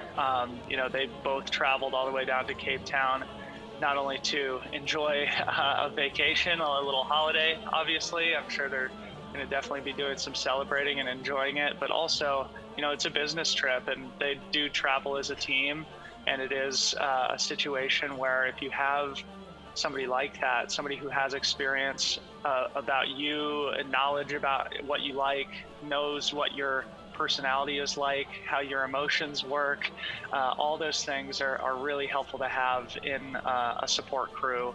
And so it's great to see that both Courtney and Jim were able to travel with their partners, and both Kevin and Jess, I'm sure, are happy that their runners are done, happy that they've secured another amazing victory, and confident in the fact that they contributed mightily to those amazing victories themselves. So yeah, it's great to see, great to see. Ems, how are you feeling right now? I mean, you've been on that finish line. You've cut the tape in 2018. You took the win in the Elite Women's. Beth Pascal in 2019. Courtney Dauwalter, your name goes down amongst some of the greats. I mean, how incredible is that? And how special is Ultra Trail Cape Town for you? Yeah, I mean, I don't believe it.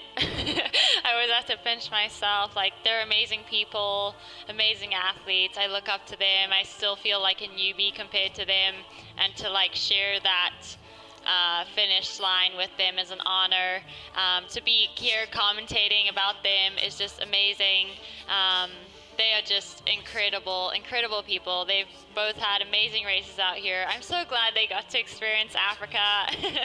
And it makes the world so small when everyone gets to come together all around the world. Yeah. Yeah, I mean, it's been an incredible day, and I mean, you know, we're going to wait at least until the top three elite women come across the line.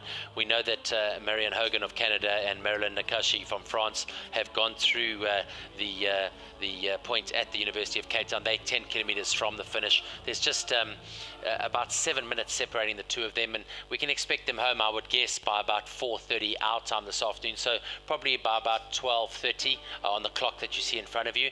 So we've got another hour of the broadcast. What we're going to try and do is bring in some of the highlights from the day, show those to you, Dylan, and hopefully you can help us in the voicing of those, maybe seeing them for the first time, but it'll be nice to get your insight on some of that as well, and you know, just to bring to life some of the incredible scenes and some of the incredible moments that we've had here today. Here we go back up to the elite women's second place here from Canada. It is Marianne Hogan as she makes her way up the blockhouse to the top.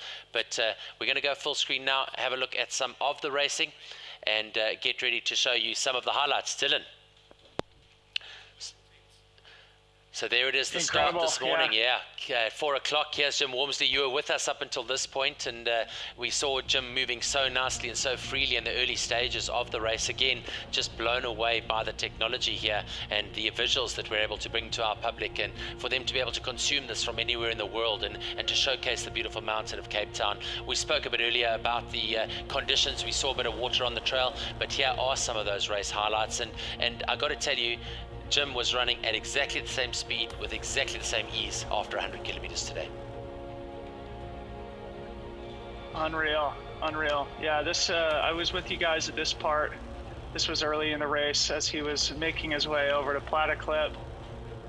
So this is about 25 kilometers into the race. That's right, and then early of course in the morning, from there, here's Andreas Reuterer. Yeah. And he had a good race. I mean, he had a really good section down to La Dudna. As they got down onto the beach at La Dudna, all three of them, Sebastien, Spehler, Andreas Reuterer and Jim Walmsley, were within 10 seconds of each other at the La Dudna checkpoint. So they really came back together quite nicely. And then the big change came as they made their way towards Hout Bay. So here's Andreas now making his way across that section. And he really was good today. I mean, in all aspects of the racing today, as he made his way, you know, out of that Plataclop Cliff Lake area towards Table Mountain. And this is where he took the lead, and this is where we discussed just how good he was looking, Emily. Yeah, right. And he did drop back today, but he actually never lost his stride or anything. So yes, he obviously was in pain a little more, but he never showed it. So he had taken the lead from Jim at this point in the race? That's right. Yeah, he got up. Really? It looks like Jim had, I don't know if he had a problem en route. I don't know whether he maybe stopped to put a jacket on or no, what he got off, because he said he got off a little, so he took a wrong turn, had to backtrack and re-catch up. Yeah. We don't know exactly where that was at, but we'll find out. And interesting, yeah, Andreas, obviously in 2019, he won the 35 kilometer here. So, you know, coming through for the 35, here's where the two of them were together. And this was really exciting to watch. They ran all the way down to La Dudna together like this, and the speed is phenomenal. Have a look at this, Dylan. Yeah. Yeah, incredible, incredible. Both great athletes, and as I said at the beginning of the broadcast, I'm really excited to see how Andreas Reuterer's career develops now, the young Italian who just finished 4th at CCC, now 3rd here at Ultra Trail Cape Town. He's definitely coming into his own as an athlete. I would expect that we'll see a lot more of him in the next few years in his career at these big races. And Spehler thought for the cameraman here, Dill, as well. I mean, we've been fascinated by this the whole day. He has that right hand as they get onto the tarmac and make their way up. But the camera crew have been phenomenal today. I mean, absolutely incredible. Yeah, how fun is this? This is so cool. I mean, it's the future of the sport, as we talked about last night for me, in the morning for you guys. And I think it's just like the best way for us to be able to bring this story into the general public's lives, into their brains, into their living rooms, is to be able to have cameras on these athletes. And it looks like this is Sebastien Spehler. Absolutely. What part of the race is this? So he's coming into Alphen Trail here, so up off Constantia Neck. This was quite a tough section. We weren't able to get visuals of the athletes pretty much coming out of Hout Bay until this point. We hadn't seen the leaders at all. We had watched the tracking, but we hadn't seen them, and this was the first time we got to see them. Jim obviously went to the front, Sebastien just behind, and then Andreas in third place. And this is pretty much as they remained for the duration of the race as they came in here to the Alphen Trail. We had Ryan Sands here, and really cool to get Ryan interviewing some of them. Bogomis Matembo at this stage in fourth place, but at this stage we did see that he was starting to drop time on the chasing pack of Mathieu Blanchard and Daniel Klaassen. Yeah, I don't know much about Bang Musa except for the fact that he is a Comrades champion. Was this sort of his first 100K trail adventure? And yeah. How do you think you guys performed? So he tried in 2019. He gave it a go and he exploded spectacularly at just on halfway, you know. And he came back very humble and told us just how much he had learnt and how much he just wanted to race against the best trail runners in the world. And today he put together a very mature and experienced race. So good for him and really good to see his growth as a trail runner in the last sort of 18 months or so. It's been fantastic. This is coming out of the UCT, making the way into those last 10 kilometers for Jim Walmsley and also for Spehler coming through now, and this was very tough. You could see that Jim absolutely blazed. We had two cameras trying to track him through this section, and we just could not keep up with him. He was just way too fast. But we saw here that the runners really started to battle here in the men's race, and we saw that Sebastien, you'll see him going up the blockhouse now. He was really battling. Look at his body language. You can see that left shoulder, that left elbow of him, you know, just tightening up a little bit in the hips.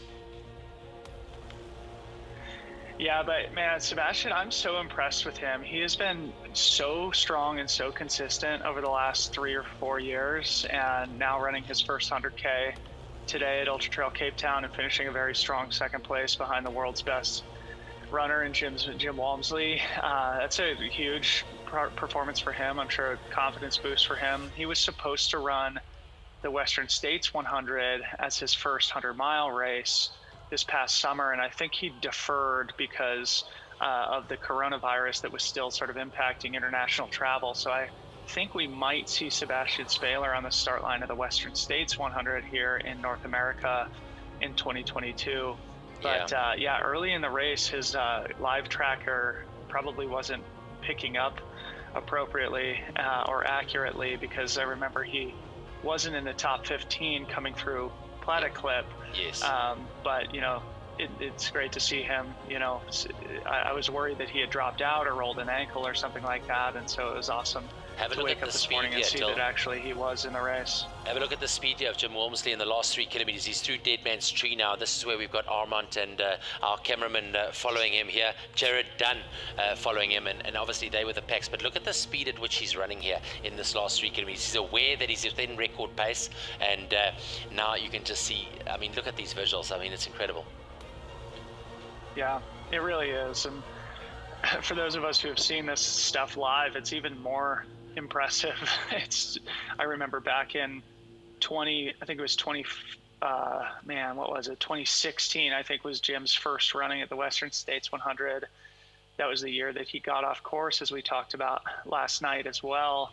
And as he ran through Forest Hill with his trademark long, loping, beautiful stride, he was sort of a new name in the sport at that time. And for those of us who witnessed it live, I can't even tell you, it was like the most impressive feat of athleticism that I've ever seen. And it was at that point that everybody was like, oh, wow, this kid is actually for real.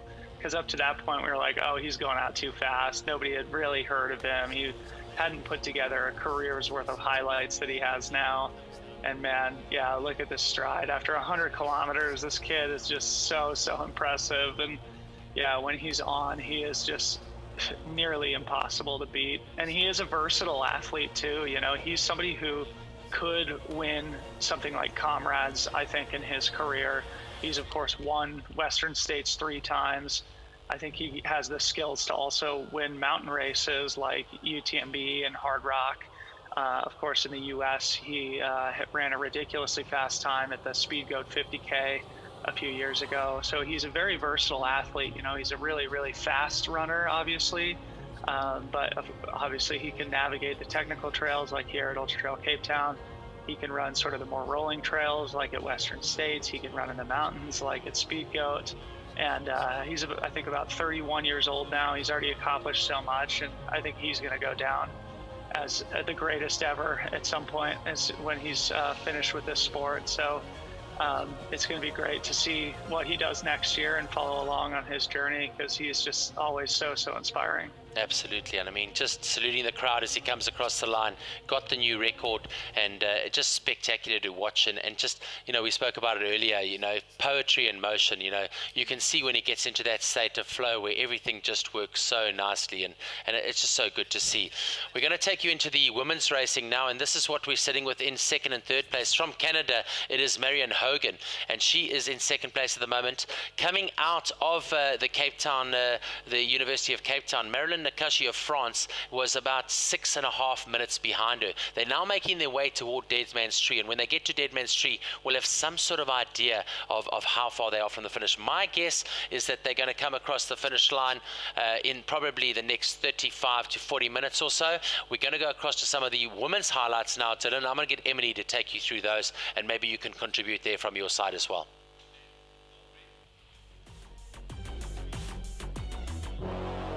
Yes, I think you're here with us. This is Courtney at the top of Cliff Corner and on that contour trail heading towards Platterclip.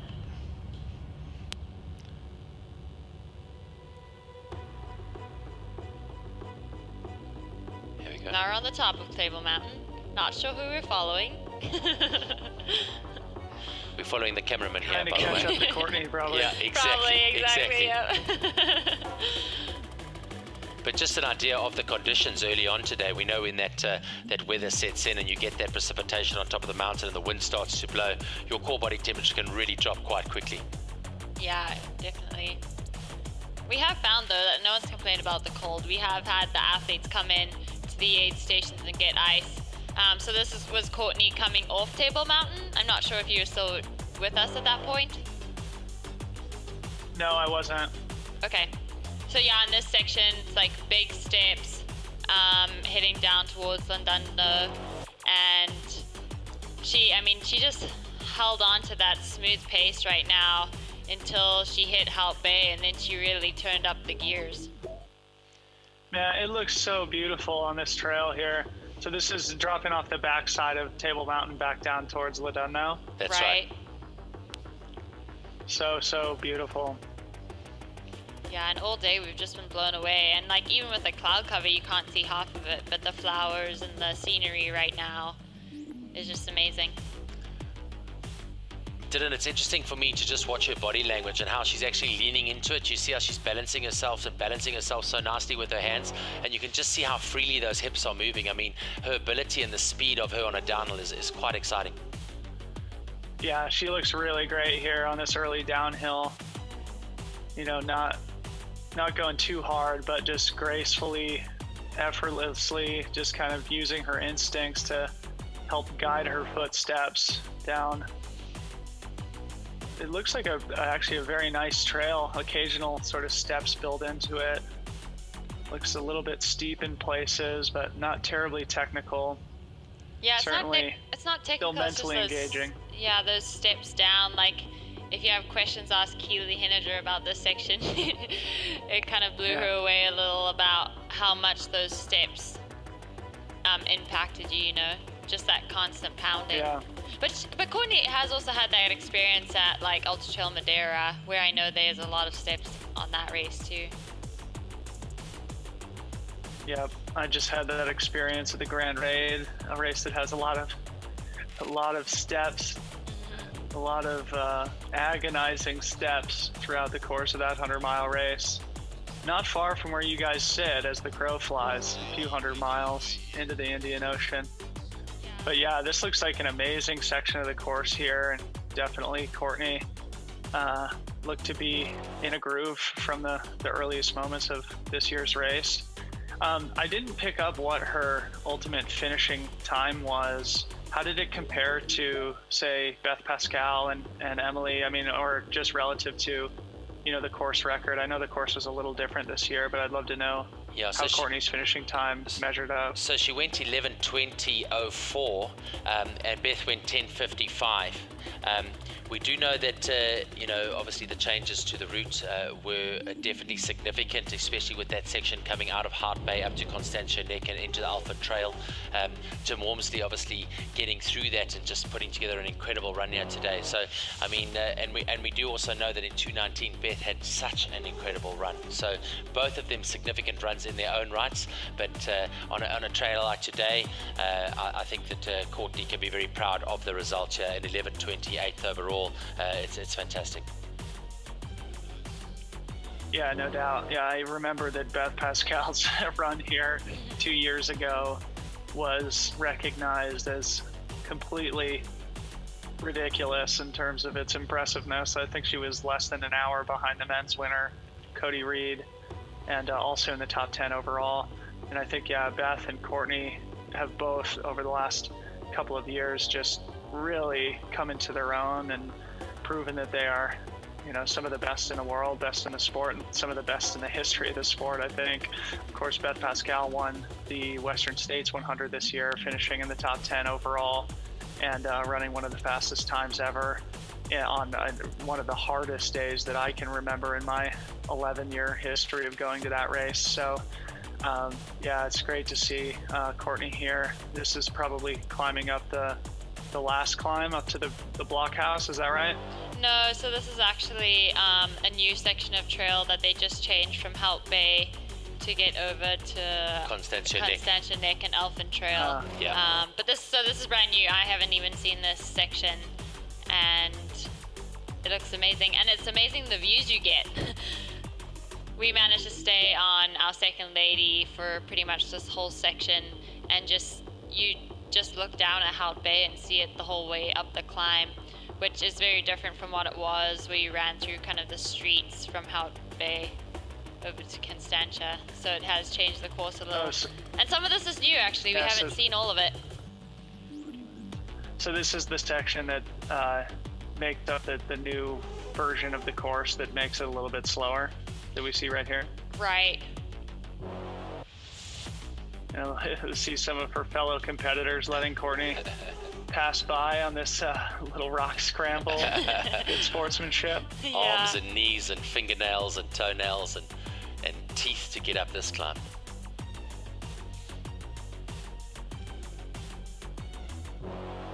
She's got her sock game on point as always.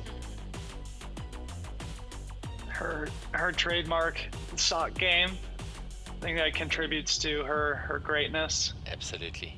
And again, yeah, just a highlight of her personality of just being playful and not taking things too seriously while also competing so hard and yeah, always giving it her all and oftentimes just blowing all of our minds with what she's able to achieve. For sure. Yeah, it's weird to say, you know, we were talking about it earlier, and you know, winning is not normal. You know, it's something that's extraordinary. It's something that is not normal. And you know, when you find the formula like a Jim and a Courtney have done, and you're able to piece these puzzles together time and time again, it's an incredible skill set and something which is very unique, isn't it? Yeah, no doubt. And yeah, I mean, to me, the mark of the great athletes is consistency and versatility, and both Jim and Courtney have those two things in spades. I mean, we talked about it all last night, but yeah, the fact that, you know, Courtney just won UTMB in one of the most incredible performances in the history of the sport, in my opinion, back in August. She then went and competed at one of the last man standing Big's Backyard Ultra races. I think she ran like nearly 300 miles there over the course of 3 days or something.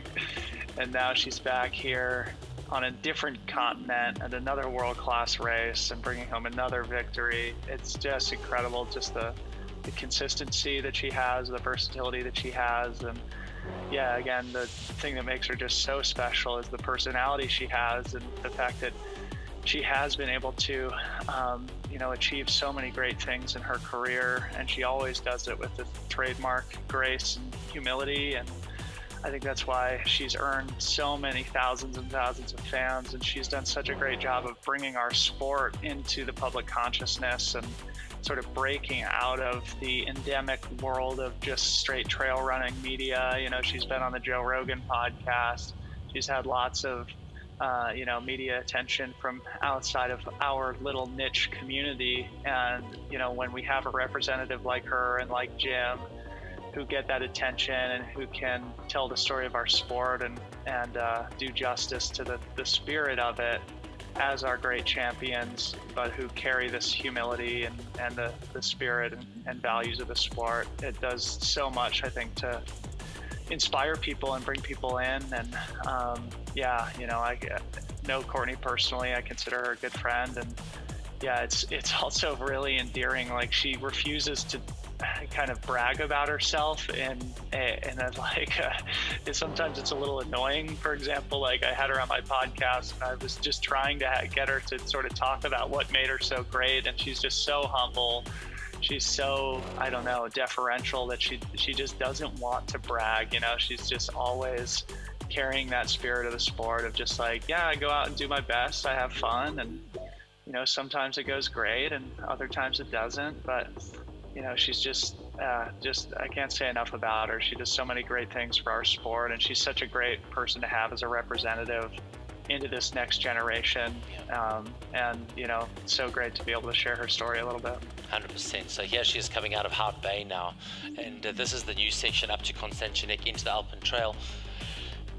Excuse me. Here is our second place lady, and she really has been good today, and like we said, from Canada, Marion Hogan, and she's managed to hold her own here today, and she's proving to be a tenacious opponent here for the Nagashi from France. And it's going to be interesting to see how they go through Dead Man Street. Dead Man Street for them should be coming your way probably in the next 25 minutes. I'm guessing they'll be through there by about 10 minutes past 4 here this afternoon, so that's probably in another 25 minutes, and from there it's a good 15 to 18 minutes to the finish line. So we're going to expect second and third place in the elite women to come through and be through before about 4:30 here this afternoon, so within the next 45 minutes.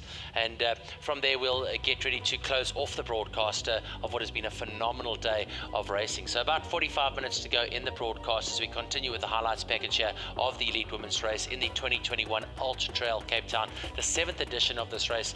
And Dylan, we spoke about it earlier as well, and I think it's very important to reiterate it, is that with regards to trail running, this is a relatively young race, and what it's achieved in such a short space of time, and now to be awarded the 100-miler status going into 2022, I mean, that's going to really change the game, isn't it? Yeah, 100%. I think this race, like we talked about last night, is rightly and deservedly sort of reaching a stature of being a kind of a world-class event. Of course, attracting athletes of the caliber of Jim and Courtney is a great, excuse me, still early morning here, getting my voice under me, but yeah, it's a great validation to have these great champions choosing to end their season here at Ultra Trail Cape Town. And I haven't been able to see much of the 100-mile course except for what we put together here on the broadcast, but the course looks very cool, and it looks like it's definitely going to add another level of excitement to an already world-class event here at Ultra Trail Cape Town. Yeah, very much looking forward to hopefully coming down and experiencing them myself. I still need to get the 100K done as well. So I've got many trips to Cape Town planned over the next few years. So. Well, we look forward to having you, Dill. And again, thanks so much for sharing your Thanksgiving weekend with us and for letting us drag your carcass out of bed this morning. We do appreciate it. I don't know if you know, if you check your phone, you might see a couple of missed calls. A couple? We may or may not have mistimed the call to you maybe 3 hours ago, and we do apologize if we woke you. Yeah, no worries, guys. Yeah, I was sound asleep. Life has been pretty hectic for me recently, and so it's not uncommon that I'm awake at 4 o'clock in the morning. But luckily, I was able to catch a few more Z's today, and unfortunately, I missed the top men coming in. But yeah, lucky to see Courtney come through here, and then hopefully finish up the broadcast with you guys. And yeah, get inspired for my own run here this morning here in Colorado. Brilliant. Well, here we see Court making her way down to Alpecin Trail now, I think. Alpin Trail. Alpin. We're going to come through to that shortly, and again, catching some of the back markers. So cool to see so many dogs on the course. I've got to tell you, there were so many dogs on the course today. It was crazy. I think it was a national dog walking day here in South Africa, but really cool to see the animals sharing the mountains with the humans here at Ultra Trail Cape Town in 2021. And again, good leg speed. We look at that hip movement there again, Dylan. I mean, she's like a metronome, isn't she? She really has got that whole running style down to a T, hasn't she? Yeah, 100%. So about what kilometer is this here? So this is coming into Alpecin. I'll give you an exact idea of where that is if you give me 2 seconds. I'm going to go into it now for you. So here, as she comes into this spot, she is literally, let's work it, less than 24 Ks from the finish, which is here. So she's through 3/4 of the race right now. Yeah, 76.14K at Alpin Trail. Yeah, and clearly still looking very strong. Like Jim, it's like you can't see the fatigue in them. I'm sure they feel it a little bit, but just so talented and so mentally strong too, and so competitive that, she looks the same here at 75Ks as she did at 20Ks. And yeah, that's the mark of a champion. Yeah, and nice to see the sunshine. We had a not so good weather coming into the weekend, and it's really cool to see that the stars have aligned. The average temperature today here, probably around 68, 70 degrees Fahrenheit, which has been good. Yeah. 20 degrees Celsius, and it's been a good day. We saw as they went up to the blockhouse, and you might see some of it just now, but really windy, and that's probably the most extreme face of the climb. Obviously, the most difficult climb of the day, I guess, because it's so late in the race, but proper wind conditions as they went up to the blockhouse. But in general, it's been an incredible day for racing. Yeah, that's great. And I know there was some expected weather, and here she is. Yes, the great champion. A highlight from probably 15-20 minutes ago of her breaking the tape as the 2021 champion. Big smile, as usual. The great Courtney Dauwalter from Leadville, Colorado. Probably about 2.5 hours from where I'm sitting right now is where Courtney makes her home. So I'm holding down the fort for her while she's there in South Africa. Big hug from Kevin, her husband, and crew chief. Pretty great. Smashing a beer, rehydrating, getting the carbohydrates back in. And I just love the way she celebrates with her fans, and I think this is, why she's got over 300,000 followers on Instagram. She's just an icon, and she's a person of people, isn't she? Yeah, no doubt. And look at the fans. This is so cool. This is another thing that I think makes Ultra Trail Cape Town so awesome, is this local participation, right? Like, I'm sure those people have something else they could be doing in the afternoon on a Saturday, and it's great that they chose to spend their time to go down and get inspired at the rugby garden. I think that's where you guys still start and finish, but that's right. Yeah, I mean, it's just the vibe at the finish line there looks amazing, and yeah, it's just so great as an athlete, when you have that sort of finish line experience. And I remember watching Emily finish UTMB. That was sort of like after dark the second night this past summer, and there's still tons of people at the finish line there to greet And it does, you know, as athletes, it makes it so rewarding to get to the finish line, to the cheers of the fans and supporters, rather than to empty streets and, you know, nobody there to witness your achievement. So it's cool to see the local participation. And yeah, Marianne Hogan looks like she's been solid all day too. What part of the course is this here? So she's coming through on the final section inside the last 10 kilometers. Now this is live for you at the moment, Dylan.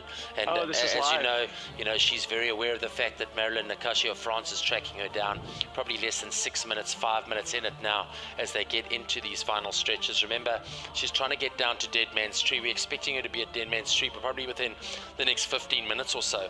So this is the section from Blockhouse, making her way down to Dead Man's Tree, the switchbacks. Yeah, so she's looking very strong here still as well. Up over the last climb. And now it's all about just staying upright, not rolling an ankle. Correct. Putting one foot in front of the other. Obviously she knows that the win is well out of reach at this point, with Courtney already crossing the finish line. But, you know, I'm sure she's thinking about Marianne behind her, and yeah, still looks like moving very well and trying not to fall down or twist an ankle, but yeah, having that competitive spirit to push for that second place. Yeah, it's going to be very interesting to see Dead Man's Tree and see what the split does there, because we know that that is just under 3 kilometers from the finish, and that could produce some quite exciting times for us, because we know that Marilyn Nakashi of France has been solid in the latter stages. Anne Ashworth is not too far behind them. I mean, Anne Ashworth 20 minutes off at UTCT, but we know she's a strong finisher. And Kerry-Ann Marshall moving up again into that top 5. So Kerry-Ann Marshall, a past winner here 2016, she's having another great race here. She has a first, I think she's had a second, and she could finish in the top 5 here again today. So I think what we should do now, Dylan, is go and have a look at that leaderboard. I know our top 10 men are across the line. Courtney obviously coming in 8th place, but this is what the top 10 looked like on the leaderboard, and let's just have a quick look at that quickly as we see what it looks like. That's going to be coming your way shortly. What's really cool about that is obviously just to see the different flags, and look at that beautiful backdrop of the beach. But have a look at the flags there, and let's talk through that quickly, Dill. I'll leave that up to you. Yeah, sure. So, of course, Jim Walmsley, who we've talked about at length already, the great American champion, finishing in an astonishing time, 9 hours, 47 minutes. Behind him, Sebastien Spehler, an athlete who I am very keen to follow in his first 100-kilometer race, finishing a strong 2nd place. But yeah, a big margin back, nearly 30 minutes behind Jim Walmsley, another dominating victory from the American. Andreas Reiterer in 3rd place, the young Italian runner who just finished 4th place at CCC, now with a 3rd place here at Ultra Trail Cape Town. He was in 10:41.21, and then Mathieu Blanchard, another great French runner who just finished 3rd at the UTMB, who just ran the Marathon des Sables, who was at, I think he was even at Madeira running one of the shorter races. He travels quite a bit. He's all over the place. But yeah, another strong performance for him, under 11 hours and 10 hours and 54 minutes. And then local legend Daniel Clausen rounding out the top 5. I'm sure making everybody very proud there on the ground in Cape Town. And our first Canadian athlete, Jean-Francois Cauchon. I don't know him, but likely from the eastern part of Canada. Maybe he's traveling with his friend Marianne Hogan, the other Canadian, in 2nd place here in the women's race. Another local, Bongmusa Matembo, in 7th. I think you said he's a 3-time Comrades Marathon winner. That is amazing. Solicitor Mandua. I don't know. Did you say that was a Namibian flag? Malawi. Solicitor? Yeah. Malawi. So that's a great finish for him. In 8th place, he's a vet. Fabrice Fauster, and then two Swiss runners to round things out, and it looks like they tied, Fabrice and Mathieu. tied in 11 hours, 47 minutes, and 53 seconds for the 9th and 10th position. An interesting look at that, exactly 2 hours between 1st and 10th place. So, I mean, just giving you an idea of just how strong Jim was today and how stellar those performances were inside those top 3 from Sebastien and Andreas as well. 2 from Canada, 2 from Switzerland, 2 from South Africa, and 2 from France. So, very, very exciting racing indeed. Yeah. And as you say, you know, stellar performances all round. Max, I think another, you said it well. I mean, 2 hours separating the top 10 is a big spread for the top 10 men here. But also, it looks like there was an hour between 1st and 4th. So again, Jim Walmsley just putting on another dominant performance. When he's on, it's very hard to stay within an hour of him on over 100 kilometers of racing. So no surprise that it was spread out like this. But just a testament to the skill and talent of Jim Walmsley. 100% right. All right, so there is the leaderboard of your elite men here at your 2021 Ultra Trail Cape Town. Back to some of the live visuals now as we get back to the 2nd place elite woman en route, Marion Hogan of Canada. And she's looking good, Ems. I mean, let's talk about this. You know the section. Yeah, what are you looking at? She's running really strong. I mean, we didn't know, she's our dark horse here. We didn't know who she was, and had to do some research, find out that she's not South African, that she's Canadian, and she's running in strong.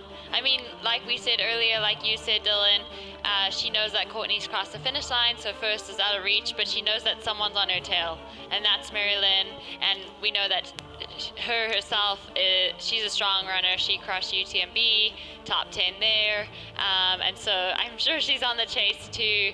We haven't had any live stream from her, but seeing how Marianne is pushing over to Dead Man's Tree, you can see Dead Man's Tree coming up on the right there. She's going to take a hard right turn and start some switchbacks down towards the finish, get on some rocky stuff, but she looks strong. I mean, her form and her pace is just amazing for this point in the race. Yeah, at the last checkpoint, this looks like, is it Tony McCann maybe following there? I'm not sure who it is. But what's interesting as well is that they were in 14th and 15th place coming out of the Cape Town water point. So, both of them inside the top 20, comfortable inside the top 20. And there's certainly a bit of urgency here. And this is what makes me think that the 3rd place lady is not too far behind. That, of course, Marilyn Nakashi of France. And I'm guessing that that's why we're seeing this urgency here. And it's going to bring, I'm hoping that it's going to bring us a great final here to the 2nd and 3rd placings in the elite women. So how many kilometers remain here from Dead Man's Tree to the finish? 3, just under 3. It's about 2.8 kilometers. It feels like forever. Yeah, she does seem to have a sense of urgency. I wonder if we'll get a visual of Marilyn Nakash coming around Dead Man's Tree. I marked the time on my computer here to see if we might be able to get a split if we can from Dead Man's Tree, but there's actually timing at Dead Man's Tree. Yeah, there is timing at Dead Man's Tree, and I don't think we're there. Okay, Are we at Dead Man's Tree yet? I think it's still coming, isn't it? No, she's Is that it, as they turn off the road? It is, hey? Yeah. So 3Ks to go, and let's listen to the ambient noise here. You can see just how hard she's working.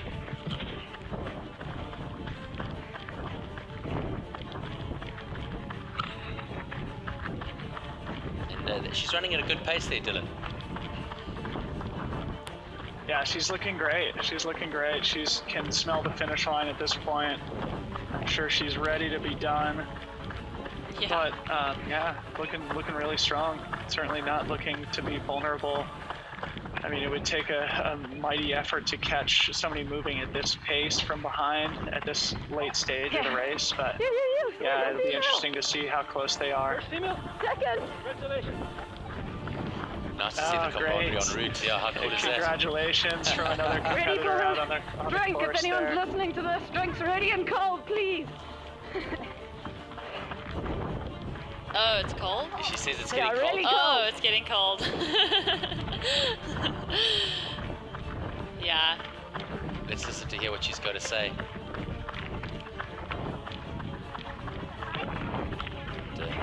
I don't know what's working and what's not. I think there's been a bit of sound, but it's whether they decide to switch it on. Yeah, we decided. So who knows? But cold beer, yeah. Yeah, there we go. She's asking for cold beer by the sounds of it, Dylan, on the finish line. I think that's what she's asking for. She deserves it. Yeah, 100% right. But have a look at the technicality here, Dylan. I mean, you know, yes, it is a dirt track, but have a look at the pebbles. Have a look at the at how that landscape pops out at you. I mean, it certainly is still technical at this late stage in the race. Yeah, you can see her sort of hugging the left side of the trail there, where it looks to be a little less technical. But this is the stage of the race when you're just like, oh, come on, please don't throw any more rocks at me. All I want to do is turn my brain off and have a nice smooth jog to the finish line. But Ultra Trail Cape Town always keeping it entertaining and challenging to the very end here with some more technical running as she cruises down this final descent, only a few kilometers remaining to the finish line. For sure, like, no one wants that amount of rocks at the end of the 100K. Yeah, it's always so frustrating when you're just like, I'm so close. Oh, she took a look behind her. Did you see that? She took a look over her She's taking a couple of cheeky left shoulder. Backs. Yeah. Is that that blue thing on her pack? It must be her refillable. That's exactly what it is. Water cup, is that right? Yeah, that's exactly what it is. Yeah. Nice to see one of our lady operators with the camera running behind with the live view unit. So really cool just to see how all the runners have come together and to get involved in bringing us these visuals. And again, you know, we speak about community, and here we have Tony McCann, who, as we know, is just an incredible runner in her own right, winner of the Otter, someone who really has established herself as one of the leading, you know, 40 to 50 kilometer runners in South Africa on the trails, and she really is doing a good job here of following our second place lady. Yeah, no doubt. Shout out to the camera team. It's really impressive to be able to bring these visuals onto people's YouTube screens wherever they are around the world. Good pathfinding. And it takes a mighty effort. It takes a lot of not only aerobic energy for the runners following our great elite athletes, but also it takes a lot of logistical and organizational effort from the Ultra Trail Cape Town organization to put this together and to organize everything in a way that makes this possible. So yeah, big appreciation to the team who put this whole thing together. It's a big investment, it's a big effort.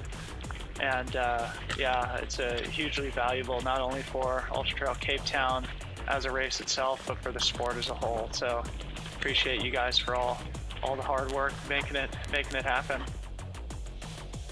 100% right. You can see some of the damage that the fires have done on the terrain here, Dylan. Obviously, Cape Town regularly gets savaged by some of the fires on the mountain, and you can see the black of the veinboss and the burning there, but certainly bringing out a lot of new life and a lot of new colors, which is quite cool.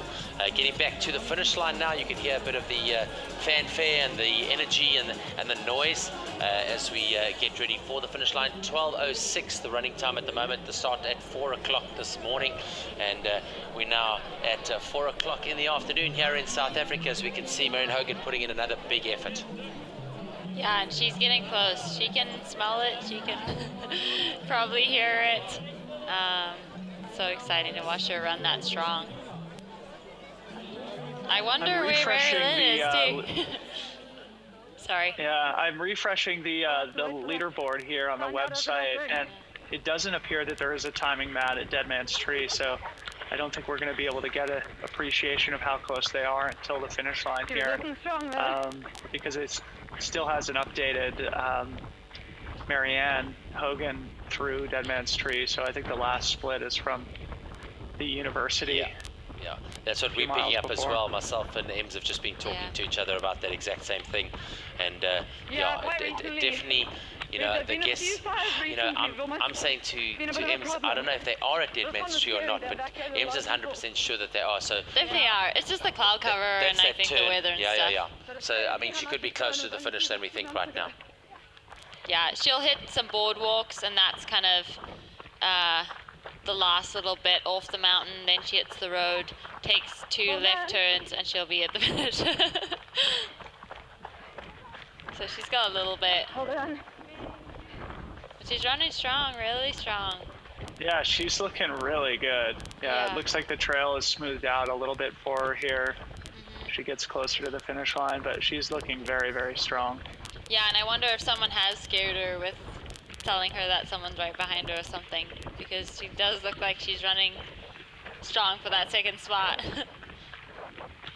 Absolutely, and again, so nice to get these visuals, nice to get that ambient noise as well. Sometimes it's nice just to not talk and just to hear that ambient noise of the one foot in front of the other, you know. Here we are on the finish line again, and a lot of the 35k and 65 kilometers across the line. You can see Ryan Scott there doing the commentating and bringing the athletes across the line, and this is a vibe, and I mean, it's such a great way to celebrate a year that has been, and what a great place to do it at the foothills of Table Mountain, one of the, you know, 7 wonders of the world. Table Mountain is just beautiful at the best of times, but really cool to be here after what's been another crazy year. Yeah, I remember when I was there just feeling like you literally are at the end of the world there in Cape Town, and looking south and knowing that there's just nothing between you and Antarctica. It's a really special, unique place in the world. And yeah, Table Mountain just sort of standing sentinel over the city, always providing inspiration, maybe a little intimidation, but also beauty to the city landscape. And yeah, it's so cool that the runners are able to experience the whole thing so close to a world-class city here at the Ultra Trail Cape Town. Absolutely. We've got some visuals coming your way. It sounds like we've got a pulse segment coming our way now, and this is of the last section with Jim Walmsley. So here we have Armand and the team with this pulse segment following, and Dill, you can have a look at this. Look at the speed, bottom left. Look at the altitude there. This is bringing Jim home.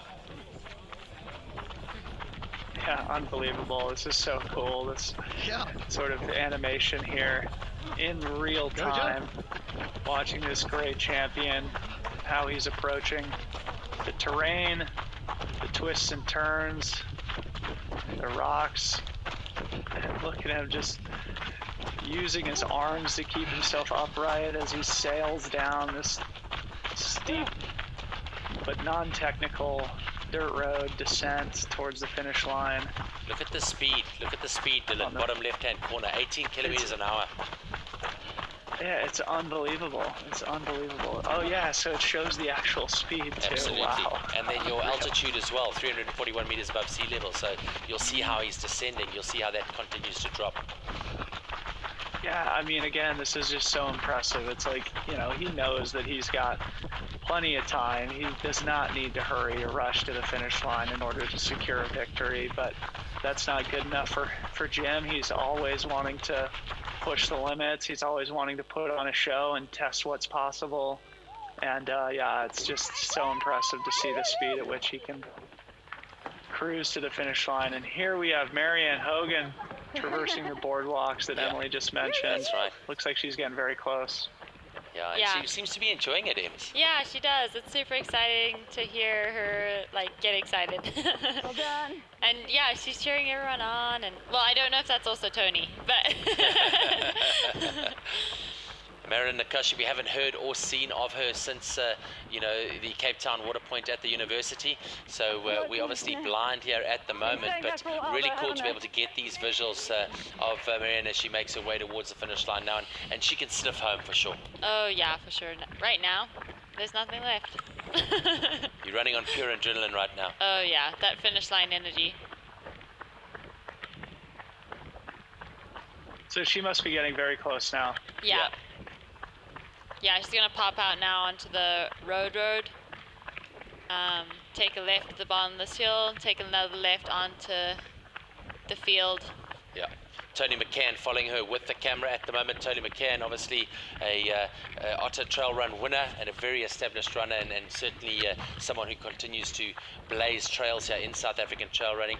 Ems, we saw this section a little bit earlier, and I think you said 2 left turns, and then she's close to home. Yep, right there. So we hope that our finish cameras are ready, and I'm sure they'll be ready on the finish line.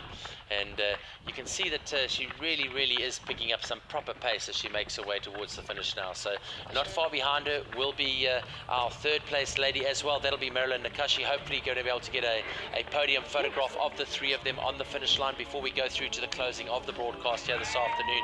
But this is proper. I mean, this is exciting. Look at that. We're into 12 hours and 14 minutes now of running, and it's been a spectacular day of racing, and it's been emotional. Yeah, it has, and so much has changed, so much has happened. I know even back in the field that we haven't even looked at yet, we'll have stories coming through for the next few weeks. Yeah, it's been really special, and this is a nasty little climb, isn't it? It sort of peaks up to the top, and then it sort of drops down to that left-hander, but every single step is just one step closer to the finish, and that's what she's got in her head right now, and you can see she's getting excited. This is her first left turn. And her second one, you can see over there. A nasty little climb up to the field. Right. Yeah. You're like, oh, I'm there, I'm downhill, and then all of a sudden you see that Salomon branding, you're like, okay, I've got a left-hander. Let's go to the ambient noise, let's see what she's got to say. Maybe we can pick up some words from her and some emotions as she makes her way towards the field.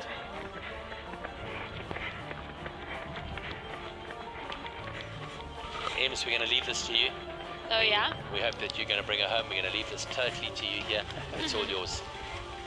Uh-oh, didn't tell you about this one either.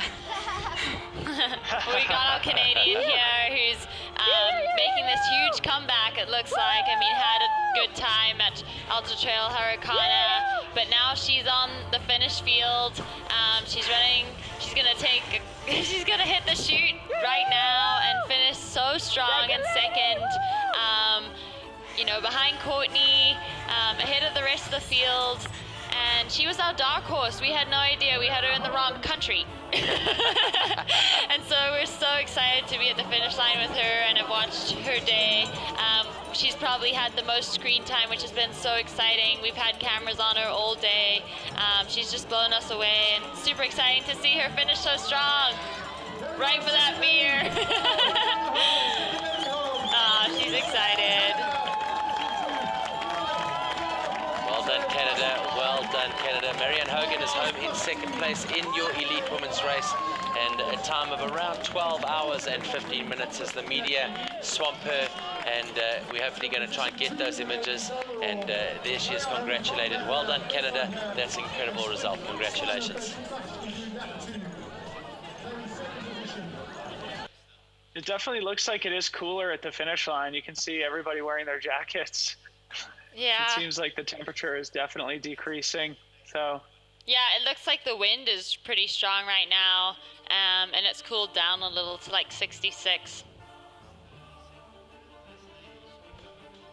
So cool. Great run from Marianne Hogan, making Canada proud. Amazing. Nice smile, happy to be done, beer in hand, as it should be.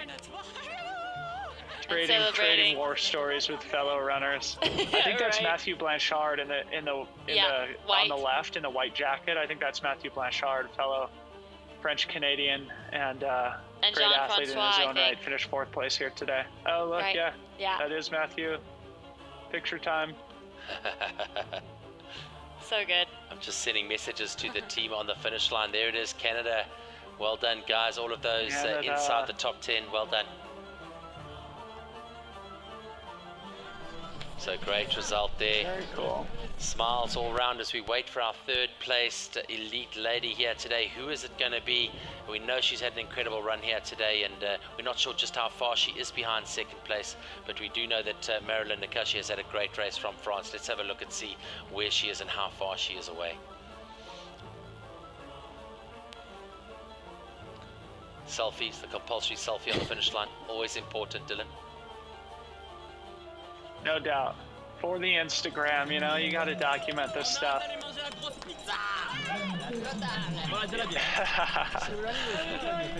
So absolutely no idea on what that gap is back to third place, but it is not far at all.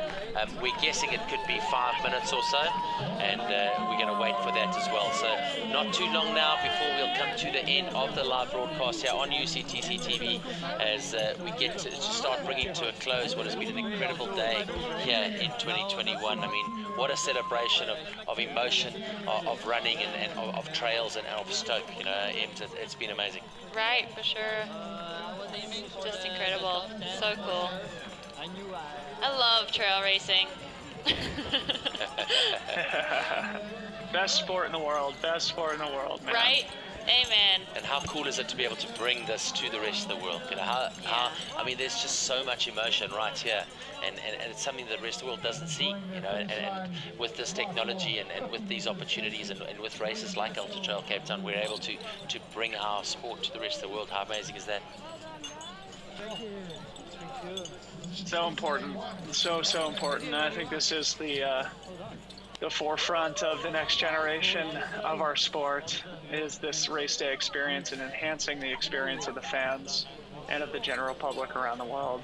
Being able to show these visuals and tell the stories, not only of the great elite professional athletes, but also of, you know, the average everyday amateur trail runners who just do it for the love, who aren't doing it for trophies or for paychecks or anything, but just to be out in the mountains and to be challenging themselves. It's a beautiful thing. It's a beautiful thing.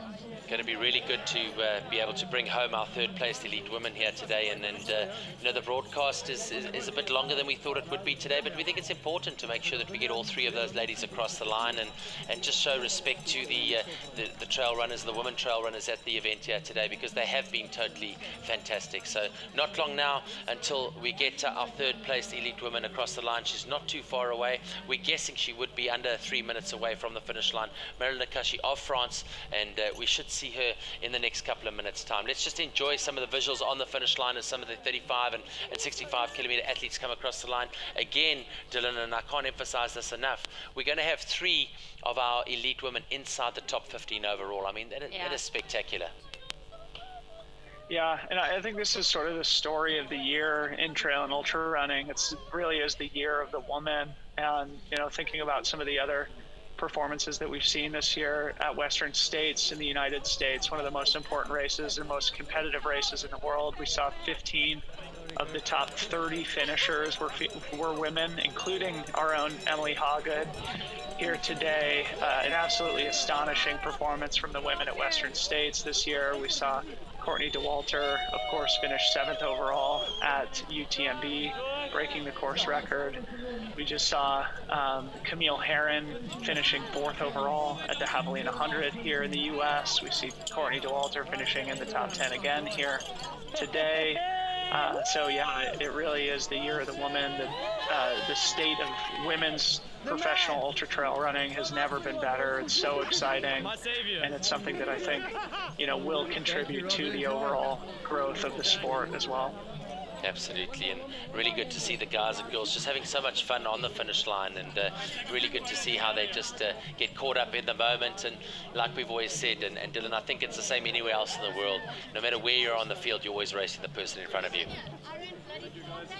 No doubt, no doubt. Yep.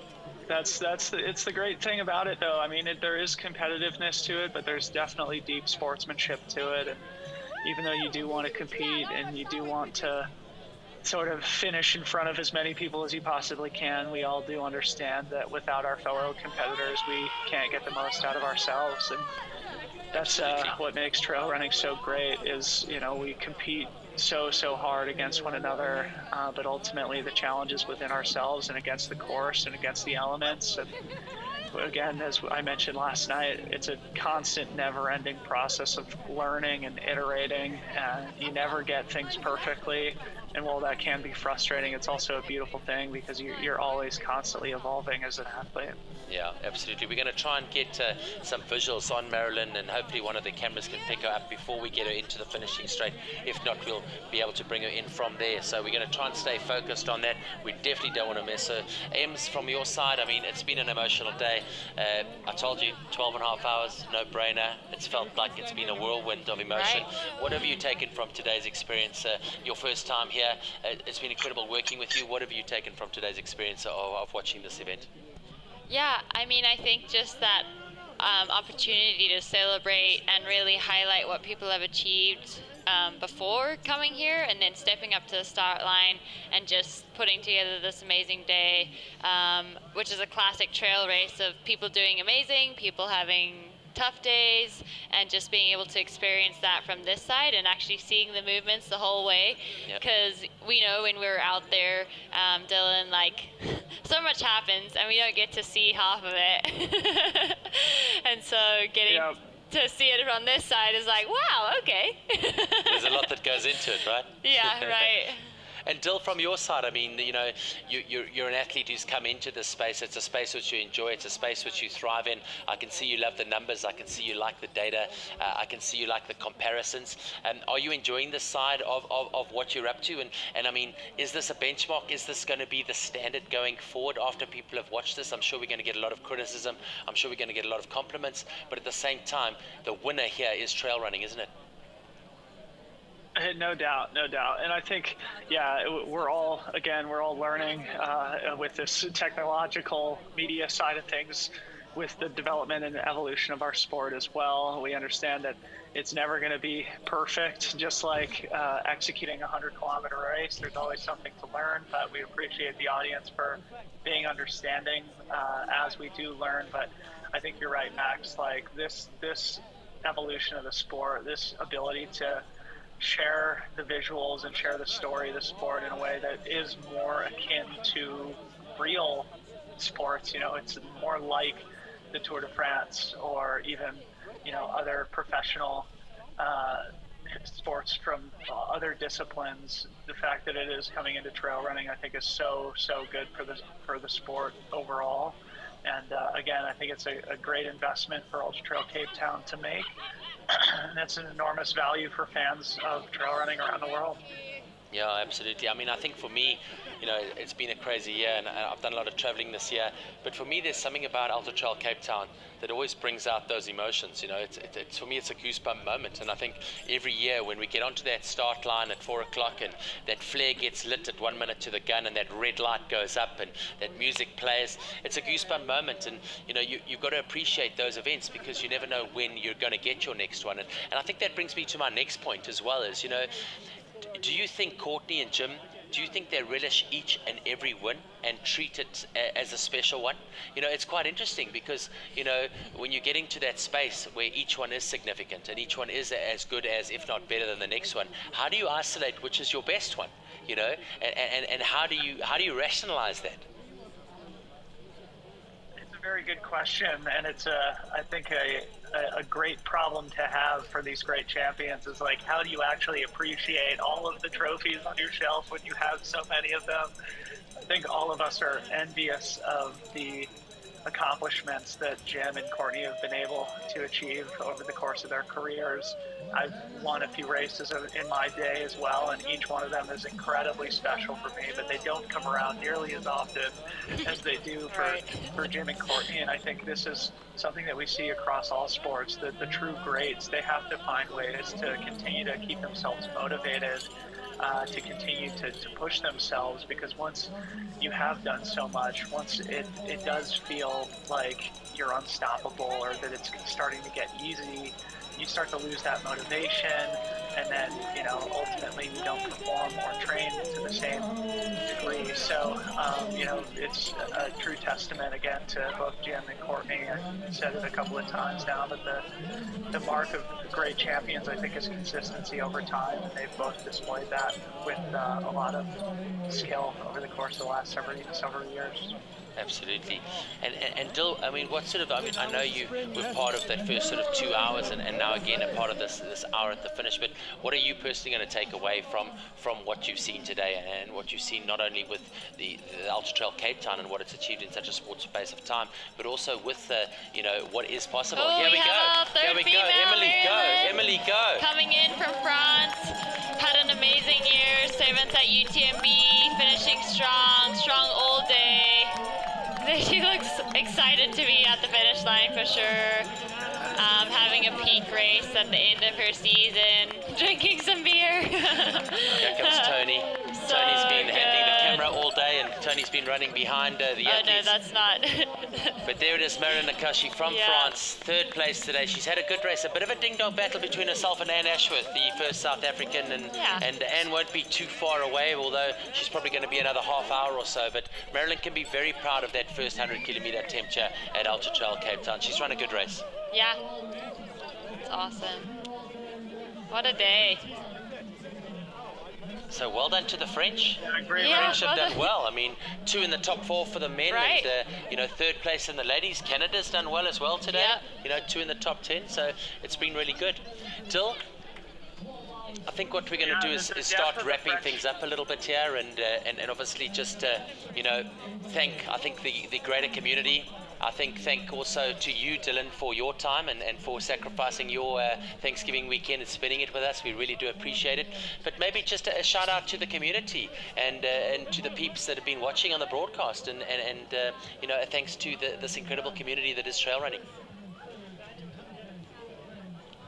Yeah, thanks guys for having me. Really, really fun to be able to share the experience with you both. Really inspires me to come back down. Great finish by Marlene Nakash.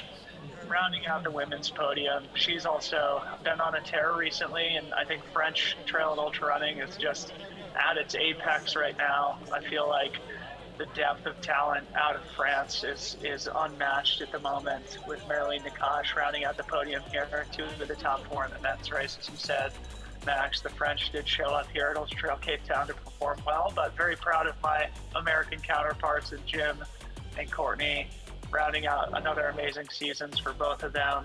It's been great to spend some time with you guys here on the broadcast, and as I've said a number of times, plan to have me there, either sitting next to you guys next year or out suffering on the trails myself.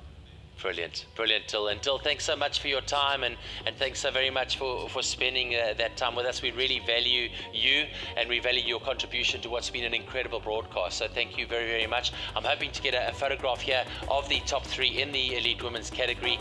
Here's again celebrations of the 65-kilometer, and we just want to say thank you so much. Ems, you saw the results there for the elite women. We've still got 4 through 10 out on the trails, but Ems, I want to give you some knuckles because you've been absolutely incredible today. What a co-host. Her first time. Max. Give her a round of applause, Dill. She's been absolutely incredible. Ems, thanks so much for joining us. Fun. We won it here in 2018, second year in 2019. To our production team, to our runners, to the people behind the scenes, to all our partners and sponsors, to the City of Cape Town for being such gracious hosts, and of course to Sandparks for making it available for us to run for 24 hours in your beautiful playground that is Table Mountain. Until next year, ladies and gentlemen, a massive thank you from myself, Max Kluwer, and the team here at Ultra Trail Cape Town TV. It's been absolutely incredible. We look forward to your feedback, your comments, and of course some of your criticism. But from our side, we're going to be logging out right now. We're going to give you guys a high five to the face. Thank you so very much. This has been the Ultra Trail Cape Town 2021, the 7th edition. Don't forget, 2022, we're coming for you. The 100-miler is coming to Cape Town, and we want you to join us. Thank you very much. Goodbye. God bless. Have a great weekend. Goodbye.